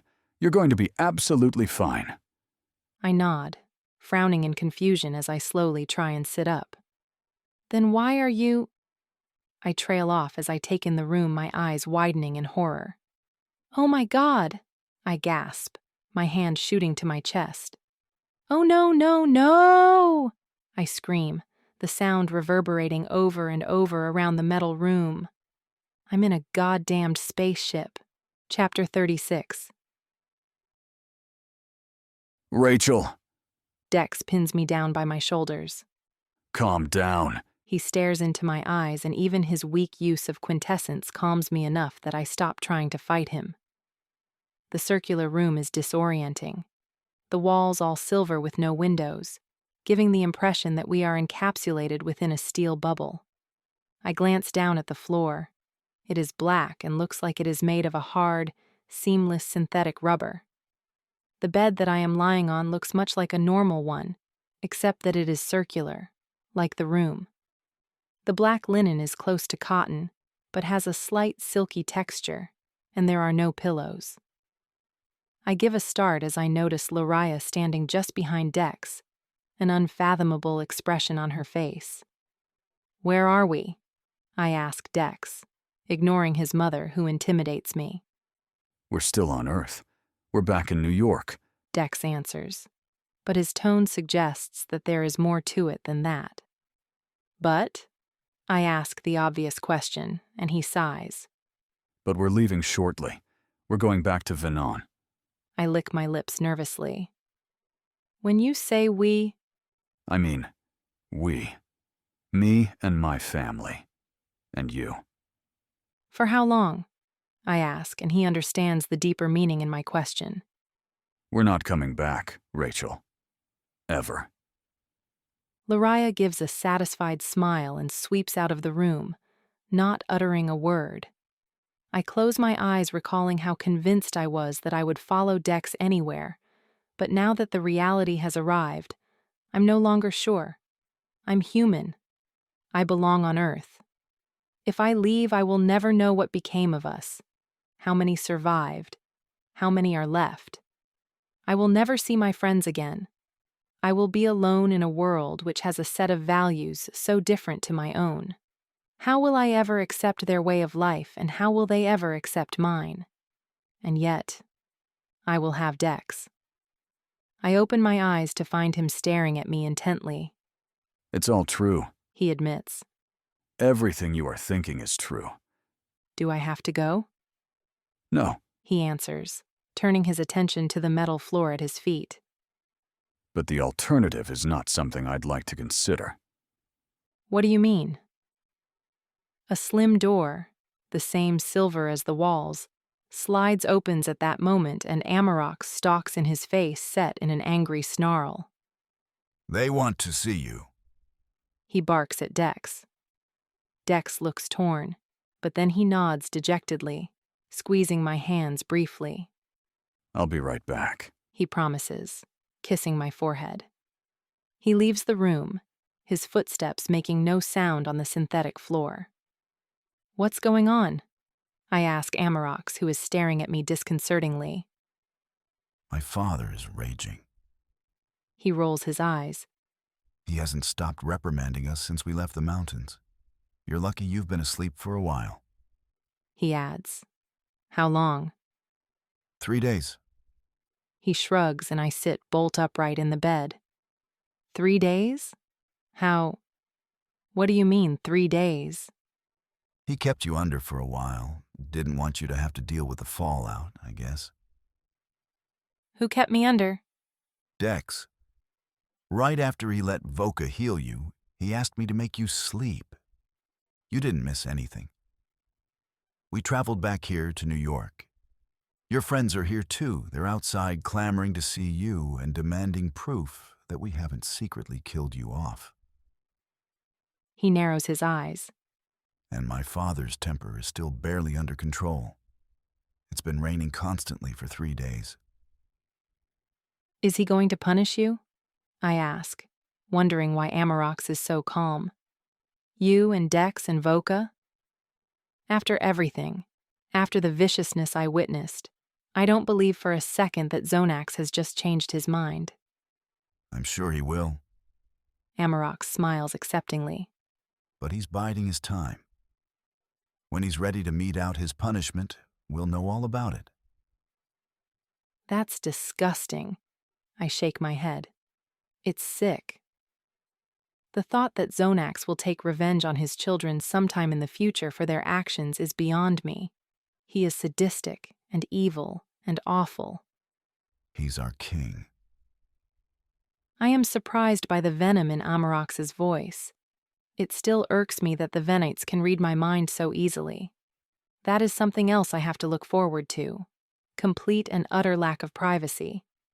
My thoughts will never again be completely my own. But he's your father, I counter stubbornly. And that is why Venon conquered your pathetic little planet without so much as breaking a sweat. He sneers. Because your world is ruled by weak leaders. My father is ruthless, yes. But he has achieved greatness, power that you could never comprehend. And he has never been beaten. He has never failed. He failed here, I growl, my anger spilling out of me. Did he? Amarox raises his brow and brings me up short. How are you so sure of that, Rachel? How do you know what his plan is? You think that this is over? He sounds disbelieving and sarcastic. Think again. Never underestimate Zonax, or it might be the last thing you ever do. I am so taken aback at the fact that Amarox, who was prepared to die to protect us, is capable of being so brutal and so cold that I cannot find the words to contradict him. As he watches, he must see it in my expression, because he visibly pulls himself together, and the harsh lines fade from his face as it softens slightly. It's too late, though. I am repulsed and afraid of him. I want off this ship, I mutter. That's not going to happen. I get to my feet, swaying slightly with lightheadedness, and I wonder if I have had anything to eat in the past 3 days. Get me off this ship, Amarox. No. He narrows his eyes at me. Get me off this ship, I scream. He strides around the bed and grabs my shoulders, his eyes blazing. You get off this ship and my brother dies. He growls, his voice so low and so furious that it takes me a moment to make out the words. What? Do you think that Dex will leave you here? No, he'll stay, I answer. Oh. He feigns pleasant surprise. Oh, right. So you and Dex will remain here on Earth together, in peace and harmony for all time? He smiles indulgently before his face turns hard again. Wrong, Rachel. He spits. Do you really think that my father will allow that? That my mother will? Dex belongs on Venon. He will come home or he will die. And he would never leave without you, so it would seem the choice is yours. So tell me, Rachel, after everything he did to keep you safe, are you going to murder my brother? By the time Dex returns, I have composed myself. Amarox explained everything, and I am still astounded that Dex is prepared to die for me if I choose to stay here on Earth. He would rather die than force me to come with him. Can I say goodbye to my friends? I ask immediately, blinking away the tears that are threatening to spill over my lashes. Dex's head jerks up, and he reads the truth from my mind, and he closes his eyes, his disappointment palpable. You don't want to go, he states simply. No, I admit, feeling ashamed after everything he has done for me. I don't, but I don't have a choice. It's simple. We go or we die. I want to live. Dex and I want to live with you. I don't want to leave Earth, but the alternative is, well, not something I'd like to consider. I echo his earlier words and smile bleakly. Who knows? Maybe we'll find our way back one day. To my surprise, he looks oddly satisfied. He closes the door behind him and strides across the room, bending his head low. I will bring you back, Rachel, he murmurs. What? This Earth expedition has changed things. I am not sure yet how much and for how long, but I think this is just the beginning. The beginning of what? Of my father's fall from grace. You want to overthrow him? My eyes widen in shock, and I begin to grasp what his plan is and why he was so forceful in front of his mother. I know my father. He is not going to let this go. Our actions will have consequences, and you and I will never be happy as long as he can help it. But how will you? Amarox, he replies, his green eyes flashing determinedly. Amarox is the rightful heir to the Venon throne. I am going to help my brother steal his birthright. I heave a sigh, remembering how angry Amarox had been only moments before, and I shake my head. It won't work. Amarox won't turn on your father. Why don't you trust me, Rachel? He smiles knowingly, and I narrow my eyes. What aren't you telling me? A whole lot. But the less you know, the better. I curse the fact that Zonax's power over quintessence can be used against me so easily. Dex takes my hand. I am not saying this will be easy. I'm not even saying it will work. And I will have to do things that you won't like. What kind of things? A sense of foreboding is trickling down the back of my neck. The only chance we have of succeeding, of ousting my father, will be if he doesn't see it coming. I will have to act normally, go about my life as if I am still loyal to him. My father will never stop colonizing. His mission has not changed, and although Earth was spared, it will happen again. Planets will fall. Venon is nothing like this. It's hard and cold, and the people are different. I'm different. I narrow my eyes in question at the last part. You're different? Very. Remember when you first found me in the park? I wince as I recall that darker side of him. I need to convince my father that I still believe in Venon's cause, including the colonizing. That this was never about changing our way of life, that it was only ever about you. And the others? I am thinking of Jason, of Darren and Kate, Kim and Noah, and all the other people who owe him their lives. How will we explain them? Extensions of you. He smiles. Hurting them would have hurt you, and I could not allow that. So you will destroy other worlds? I ask in a small voice. Possibly. That's not an answer. I can't give you the answer you're looking for. I'm different now, Rachel, because of you. I see things that I didn't see before. I don't know what I would do. I won't know until it happens. Waging a war against my father is not something I look forward to, but he has left me no choice. It is imperative that I play my part convincingly, however hard it may be. Maybe I'll hesitate. Maybe I won't. But what I won't do, he stresses the word, is make you promises that I can't keep. The only thing I can say for certain is that I will bring you back to Earth if it's the last thing I do, and I would rather be here with you than anywhere else. Every word rings with sincerity. I stare at my hands, at the floor, anywhere but at him. I take a minute to process, to really grasp what it is he is trying to tell me. I feel as though I've known Dex a lifetime, and yet it has only been a few days. There are so many things I don't know about him. I know that he loves me. I know that he would die for me. But it's what I don't know that terrifies me. Would Amarox be any different from Zonax? I ask eventually.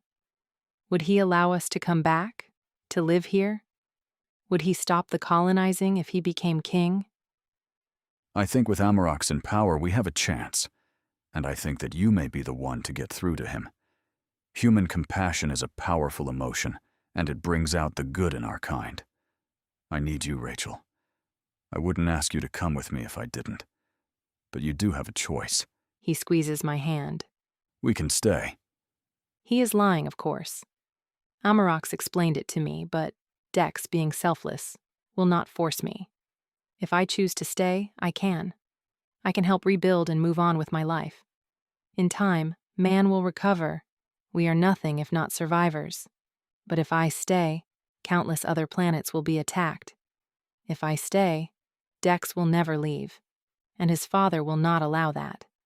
If I stay, Dex will die, and if I go, I may see things that will change the way I feel about him forever. You love me? I say, desperately needing to hear it again. He cups my face in both his strong, tanned hands, forcing me to look at him. More than my own life. Your father destroyed my home. I meet his gaze, determination rising in my chest. We cannot let him do the same to anyone else. He has to be stopped. I take a deep breath, my decision made. I'm coming with you. Dex has negotiated me half an hour to say my goodbyes. He leads me down a silver corridor with the same black flooring, into a large domed room with no visible doorways. He presses his hand against a scanning device mounted on the wall, and a black staircase descends from the floor a few feet away. A gust of air reaches me, and I breathe it in greedily. The inside of the spaceship is cool and comfortable, but I still feel slightly claustrophobic without being able to see outside. I descend the stairs, my sneakers silent on the smooth surface. I give a snort of hysterical laughter as I take in our surroundings. We are at the JFK airport. Dex smiles too, and I can see the irony is not lost on him. Most of the towers and surrounding buildings have been destroyed, but there is a hangar not far off that is still intact. Dex leads me straight toward it. As we make our way across the tarmac toward the large structure, I turn to stare at the spacecraft. I whistle softly through my teeth as I see the 7 other ships fanned out behind it. I remember the 8 cracks we heard as Joe was driving us to the studio. I wonder idly how many ships landed in various countries across the globe. The ship we have just disembarked from is much larger than the others, although the basic design is the same. It is almost triangular, the front forming a sharp V, but the back is circular. I imagine that if viewed from above it would resemble a giant teardrop. It is entirely black, with no visible openings or landing gear. It seems to be hovering 8 feet above the ground with no visible stands or struts. "I'm assuming you didn't get any landing permission?" I ask, and he shakes his head ruefully. "Did you do this?" I indicate the wreckage of the surrounding buildings. It was before. I can hear the infinite sorrow in his voice, but I cannot offer any words of comfort. The sad reality is that Dex killed a lot of people when he first arrived here on Earth. He stops suddenly, turning to face me. Are you sure this is what you want, Rachel? Will you ever really be able to forgive me for what I've done here? My immediate response is yes, but I force myself to consider his words carefully. Yes, Dex has done terrible things. He has hurt people, killed people, and yet, he has also shown more courage than anyone I have ever known, and he has risked his own life to save strangers. That is more than I can say for many humans. I have forgiven you, Dex. I forgave you the second you climbed into that news van. Chapter 37. The scene inside the hangar is bittersweet. My friends are there looking anxious but unharmed. I hug each of them in turn and quickly catch up on what I've missed. They have been left to their own devices. None of them have been permitted on board any of the spaceships, and only Dex and Voka have paid them a visit. I see Voka sitting apart from the others watching Noah drawing in his notebook. As I watch, she gets to her feet, picks up the young boy, and makes her way outside. She doesn't meet my eyes once. I say my goodbyes, each more difficult than the last. Darren and Kate are holding hands, and I am happy that they have found each other. "What will you do now?" I ask. We're going to search for survivors. I think there may be a lot more than we initially thought, judging by what we saw on our way back here. A lot of towns survived the attack. The Venites didn't have much time, although they managed to do a lot of damage in what little time they had. He adds grimly. You should stay. Kate grabs my hand. This is where you belong. I know she is right, but I have made my decision. If Dex insists on staying with me and rouses Zonax's ire, he could turn on my friends again and decide to kill them all. Besides, I have a score to settle with Zonax, and my need for vengeance outweighs any fears I have. What did you say? A furious voice interrupts, and I swing around to find Kimberly standing over me, a mask of disbelief on her face. You're not seriously thinking of leaving with them? She raises her eyebrow and glares at Dex. Kim, I tug her arm, and we walk outside into the open air. You can't go with them, Rachel. Don't be ridiculous. Surely you aren't that stupid. I have to go. She senses it. Kim, who knows me better than anyone, knows that deep down I don't want to go. Why? She snaps, and it is crystal clear that no explanation I can give her will satisfy her. I lower my voice so that the others won't hear. There is something we have to do, I whisper. But I'm coming back, Kim. I promise. Please, I add as she opens her mouth to protest. Don't say anything. It could put us all in danger. I know what I'm doing. Trust me. She gives me a look very similar to the one she gave me all those years ago in her bedroom, a cross between pain and cynicism. You saved my life, Rachel, she concedes eventually, sounding accepting. If you hadn't told me where to go, I would probably be dead by now. I refrain from pointing out that, in fact, I had led her right into the belly of the beast, and she would probably have been even safer staying put in Atlanta. You're really coming back? She asks skeptically. I promise. She takes a step forward and hugs me, a real bone-crushing hug, and I laugh despite myself. I've missed you, I whisper in her ear. She pulls back and her eyes are glistening with unshed tears. You don't come back, and I swear I will never forgive you, she sniffs. I promised, I point out. Saying goodbye to Kimberly is hard enough, and my resolve is almost crumbling. So when Jason saunters over, I steel myself. I'll see you soon. Jason claps me on the back fondly, and then wanders over to the others. I feel deflated, disappointed by the casual goodbye, but it's probably for the best. I am already blinking back far too many tears. As we make our way up the ramp and back on board the Venom craft, I turn back, taking a last long look at my home. Dex, standing beside me, says nothing, but he takes my hand and gives it a reassuring squeeze. I force a smile, and then we take the last few steps and head down the corridor. I want to show you something, Dex murmurs, and I follow him through a maze of passageways. All the doors are shut, and I wish I could see more of the rooms inside. I assume they must be cabins. We emerge from the corridor into a large open room, which must be in the very heart of the ship. I give a gasp of surprise at the windows which were not visible from outside the ship. They stretch along both sides of the vast room, providing a panoramic view of the world outside.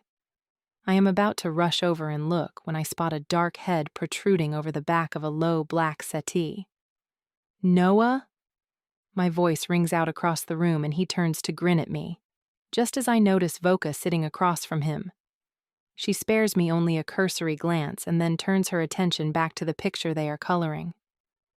He's coming with us, Dex murmurs in my ear. He has no one, and the mess left behind is no place for him. He wanted to stay with her. He tilts his head in his sister's direction. My spirits lift, knowing that at least I am not entirely alone. Noah is a human boy, and it's nice to know he will always be with me in a world full of strangers. Then I think about how selfish I am being. Noah. I move closer to him, ignoring Voka's warning frown. I want to talk to him, I tell her, refusing to be intimidated. She narrows her eyes, but Dex murmurs her name, and, heaving a sigh, she gets up and strides past me. Dex follows her, leaving me alone with the young boy. Noah. I take a seat beside him and make sure I have his full attention before continuing. You do understand that where we're going, we might never come back home? If things go badly, and Zonax discovers Dex's plan, there is a strong possibility he will kill us all. Noah nods, his eyes dancing with excitement. And you're okay with that? I press. You won't miss your friends? No. He insists. Besides, I'm going to see them. Noah, your friends aren't coming with us. Nobody else is. You won't ever see anyone you know again. But I'll see them. He insists. Them? My mom and dad. He beams, and a cold shiver runs through me. Noah, why would you say that? Because... He grabs his backpack, still recognizable even though it is filthy and mud-spattered. She told me so. I am about to curse Voka when he hands me the small piece of folded paper he packed before we left the Mills house. I open it carefully, my eyes scanning the neat, feminine handwriting. My dearest Noah, words will never be enough to tell you how much we love you, and how important you are to us. You are my life, my heart, and my soul. And even though I might not be with you, I want you to live every single day knowing that I am always watching over you. Be brave, my son, and be happy. You will see me again, and Daddy too, I promise. We will be waiting for you in heaven. Until then, know that we are always with you, in your heart, and we are so very proud to call you our son. All my love. Mom. I swallow hard to keep the tears at bay. The note is so poignant and so sad. Gran brought it back from the hospital, Noah explains, and I draw in a shaky breath. His mother must not have died immediately after the car accident. She had lived at least long enough to pen this final farewell to her baby boy. She told me. He smiles, taking back the paper and folding it carefully before returning it to the backpack. She told me I will see them again. That's where we're going, Rachel. To heaven. Noah. My heart aches for him, this naive, beautiful little boy who is so tragically mistaken. We're not going to heaven. We're going to Venin. It's another planet. It's where I gesture at the others, standing on the far side of the room, live. Your mom and dad. They aren't there. They're in heaven, but that's not where we're going. You're wrong. He shakes his head confidently. You'll see. And with that, he turns back to his picture.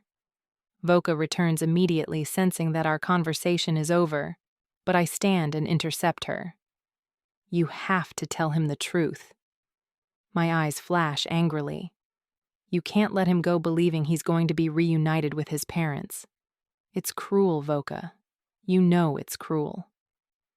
There is nothing left for him here, she replies, calmer than I expected, and I see the compassion in her eyes as she gazes past me at Noah. I will take care of him. He'll be okay. Why does he mean so much to you? I want her to tell me herself, about her son. That has nothing to do with you, she mutters angrily, and immediately her aloof disdain is back. She brushes past me and takes her seat next to Noah, dismissing me. It's not right, I murmur as Dex appears at my side. The line between right and wrong was crossed when this began. He entwines his fingers with mine, but I pull my hand free and turn to face him. Your father would have killed Voka's own son. Do you really expect me to believe that Noah will be safe on Venin? That Zonax will allow him to live happily ever after with Voka? My father has given his word, he murmurs, but his green eyes are fraught with concern. We need him. He sounds apologetic, and I moan in frustration. Dex's strategy includes Voka, obviously, and the easiest way to get to Voka is through Noah. He is her human weakness. You're using him, I chide. A part of me is disgusted that he would use the boy, but another part of me knows that it is a good plan. Zonax is dangerous. We will need all the help we can get, and then some. Eager for a distraction, I glance around the room, taking everything in. The floor is black, made of what looks like rubber. There are silver tables along both sides beside the windows, surrounded by the low black sofas. In the center, toward the back where we entered, is a circular counter, covered in computer screens and LED display panels. I watch all the blinking lights, fascinated. It's our control center. This is where we contact our other ships and coordinate our attacks. The advanced technology suddenly loses its appeal and I turn away from it. Where is your father now? I ask. He's in his private quarters near the front of the ship. He can coordinate our takeoff from there. I get the feeling that Zonax is still not accepting of our presence and is avoiding this area, but that suits me perfectly. There must be hundreds of Venite soldiers on this ship, but I haven't seen a single one. Why did they not just kill us? I ask. Your father's soldiers? They could have killed Jason and Darren, or even me by using their abilities. But they didn't. I told you, Rachel. Our people follow orders. They don't act independently. Free will is not tolerated. They would not do anything without permission. Humph. Well, it would seem to me that that philosophy didn't work out too well for your father. They could have saved him, and this all could have ended very differently. Maybe he'll think twice about treating people like robots from now on. I wouldn't bank on it. At the front section of the room, directly opposite the control center, are 8 rows of black chairs, all facing an enormous projection screen. Cinema? I grin, and Dex starts to relax, leading me forward. Not quite. He picks up a silver remote and presses a button. The screen lights up, and I am treated to the sight of what looks like a National Geographic show. The vivid colors are in stark contrast to the black and silver that dominates most of the ship. Dex changes the channel, and I watch as a step-by-step guide of a military tank building flashes across my face. The next channel is almost an exact replica of our History Channel. Research, He admits solemnly, and it confirms my suspicions. They have tapped into our satellites and can watch everything they need to research our planet. Dex taps another button and I blink. Oh. My hand flies to my mouth, and then I take a step forward. Jason's face dominates the screen, the bulletin that we issued warning people to stay indoors. That was you? He asks quietly, and I nod, taking another step forward and lifting my hand to touch the giant screen. Hey, Rhodes, keep your hands to yourself, will ya? I spin on the spot to find the real Jason standing at the same entrance we just came through. He has a familiar backpack slung over his shoulder. I stare at him, dumbfounded, and I hear Dex chuckle beside me. "What are you doing here, Jason?" I ask as he saunters toward us, giving Voka a smoldering glance as he passes their table. I'm coming with you. He replies, as though that should be obvious. You didn't really think I was going to let you go and win that Pulitzer all on your own, did you? Jason, I am absolutely serious. You know this ship is never coming back?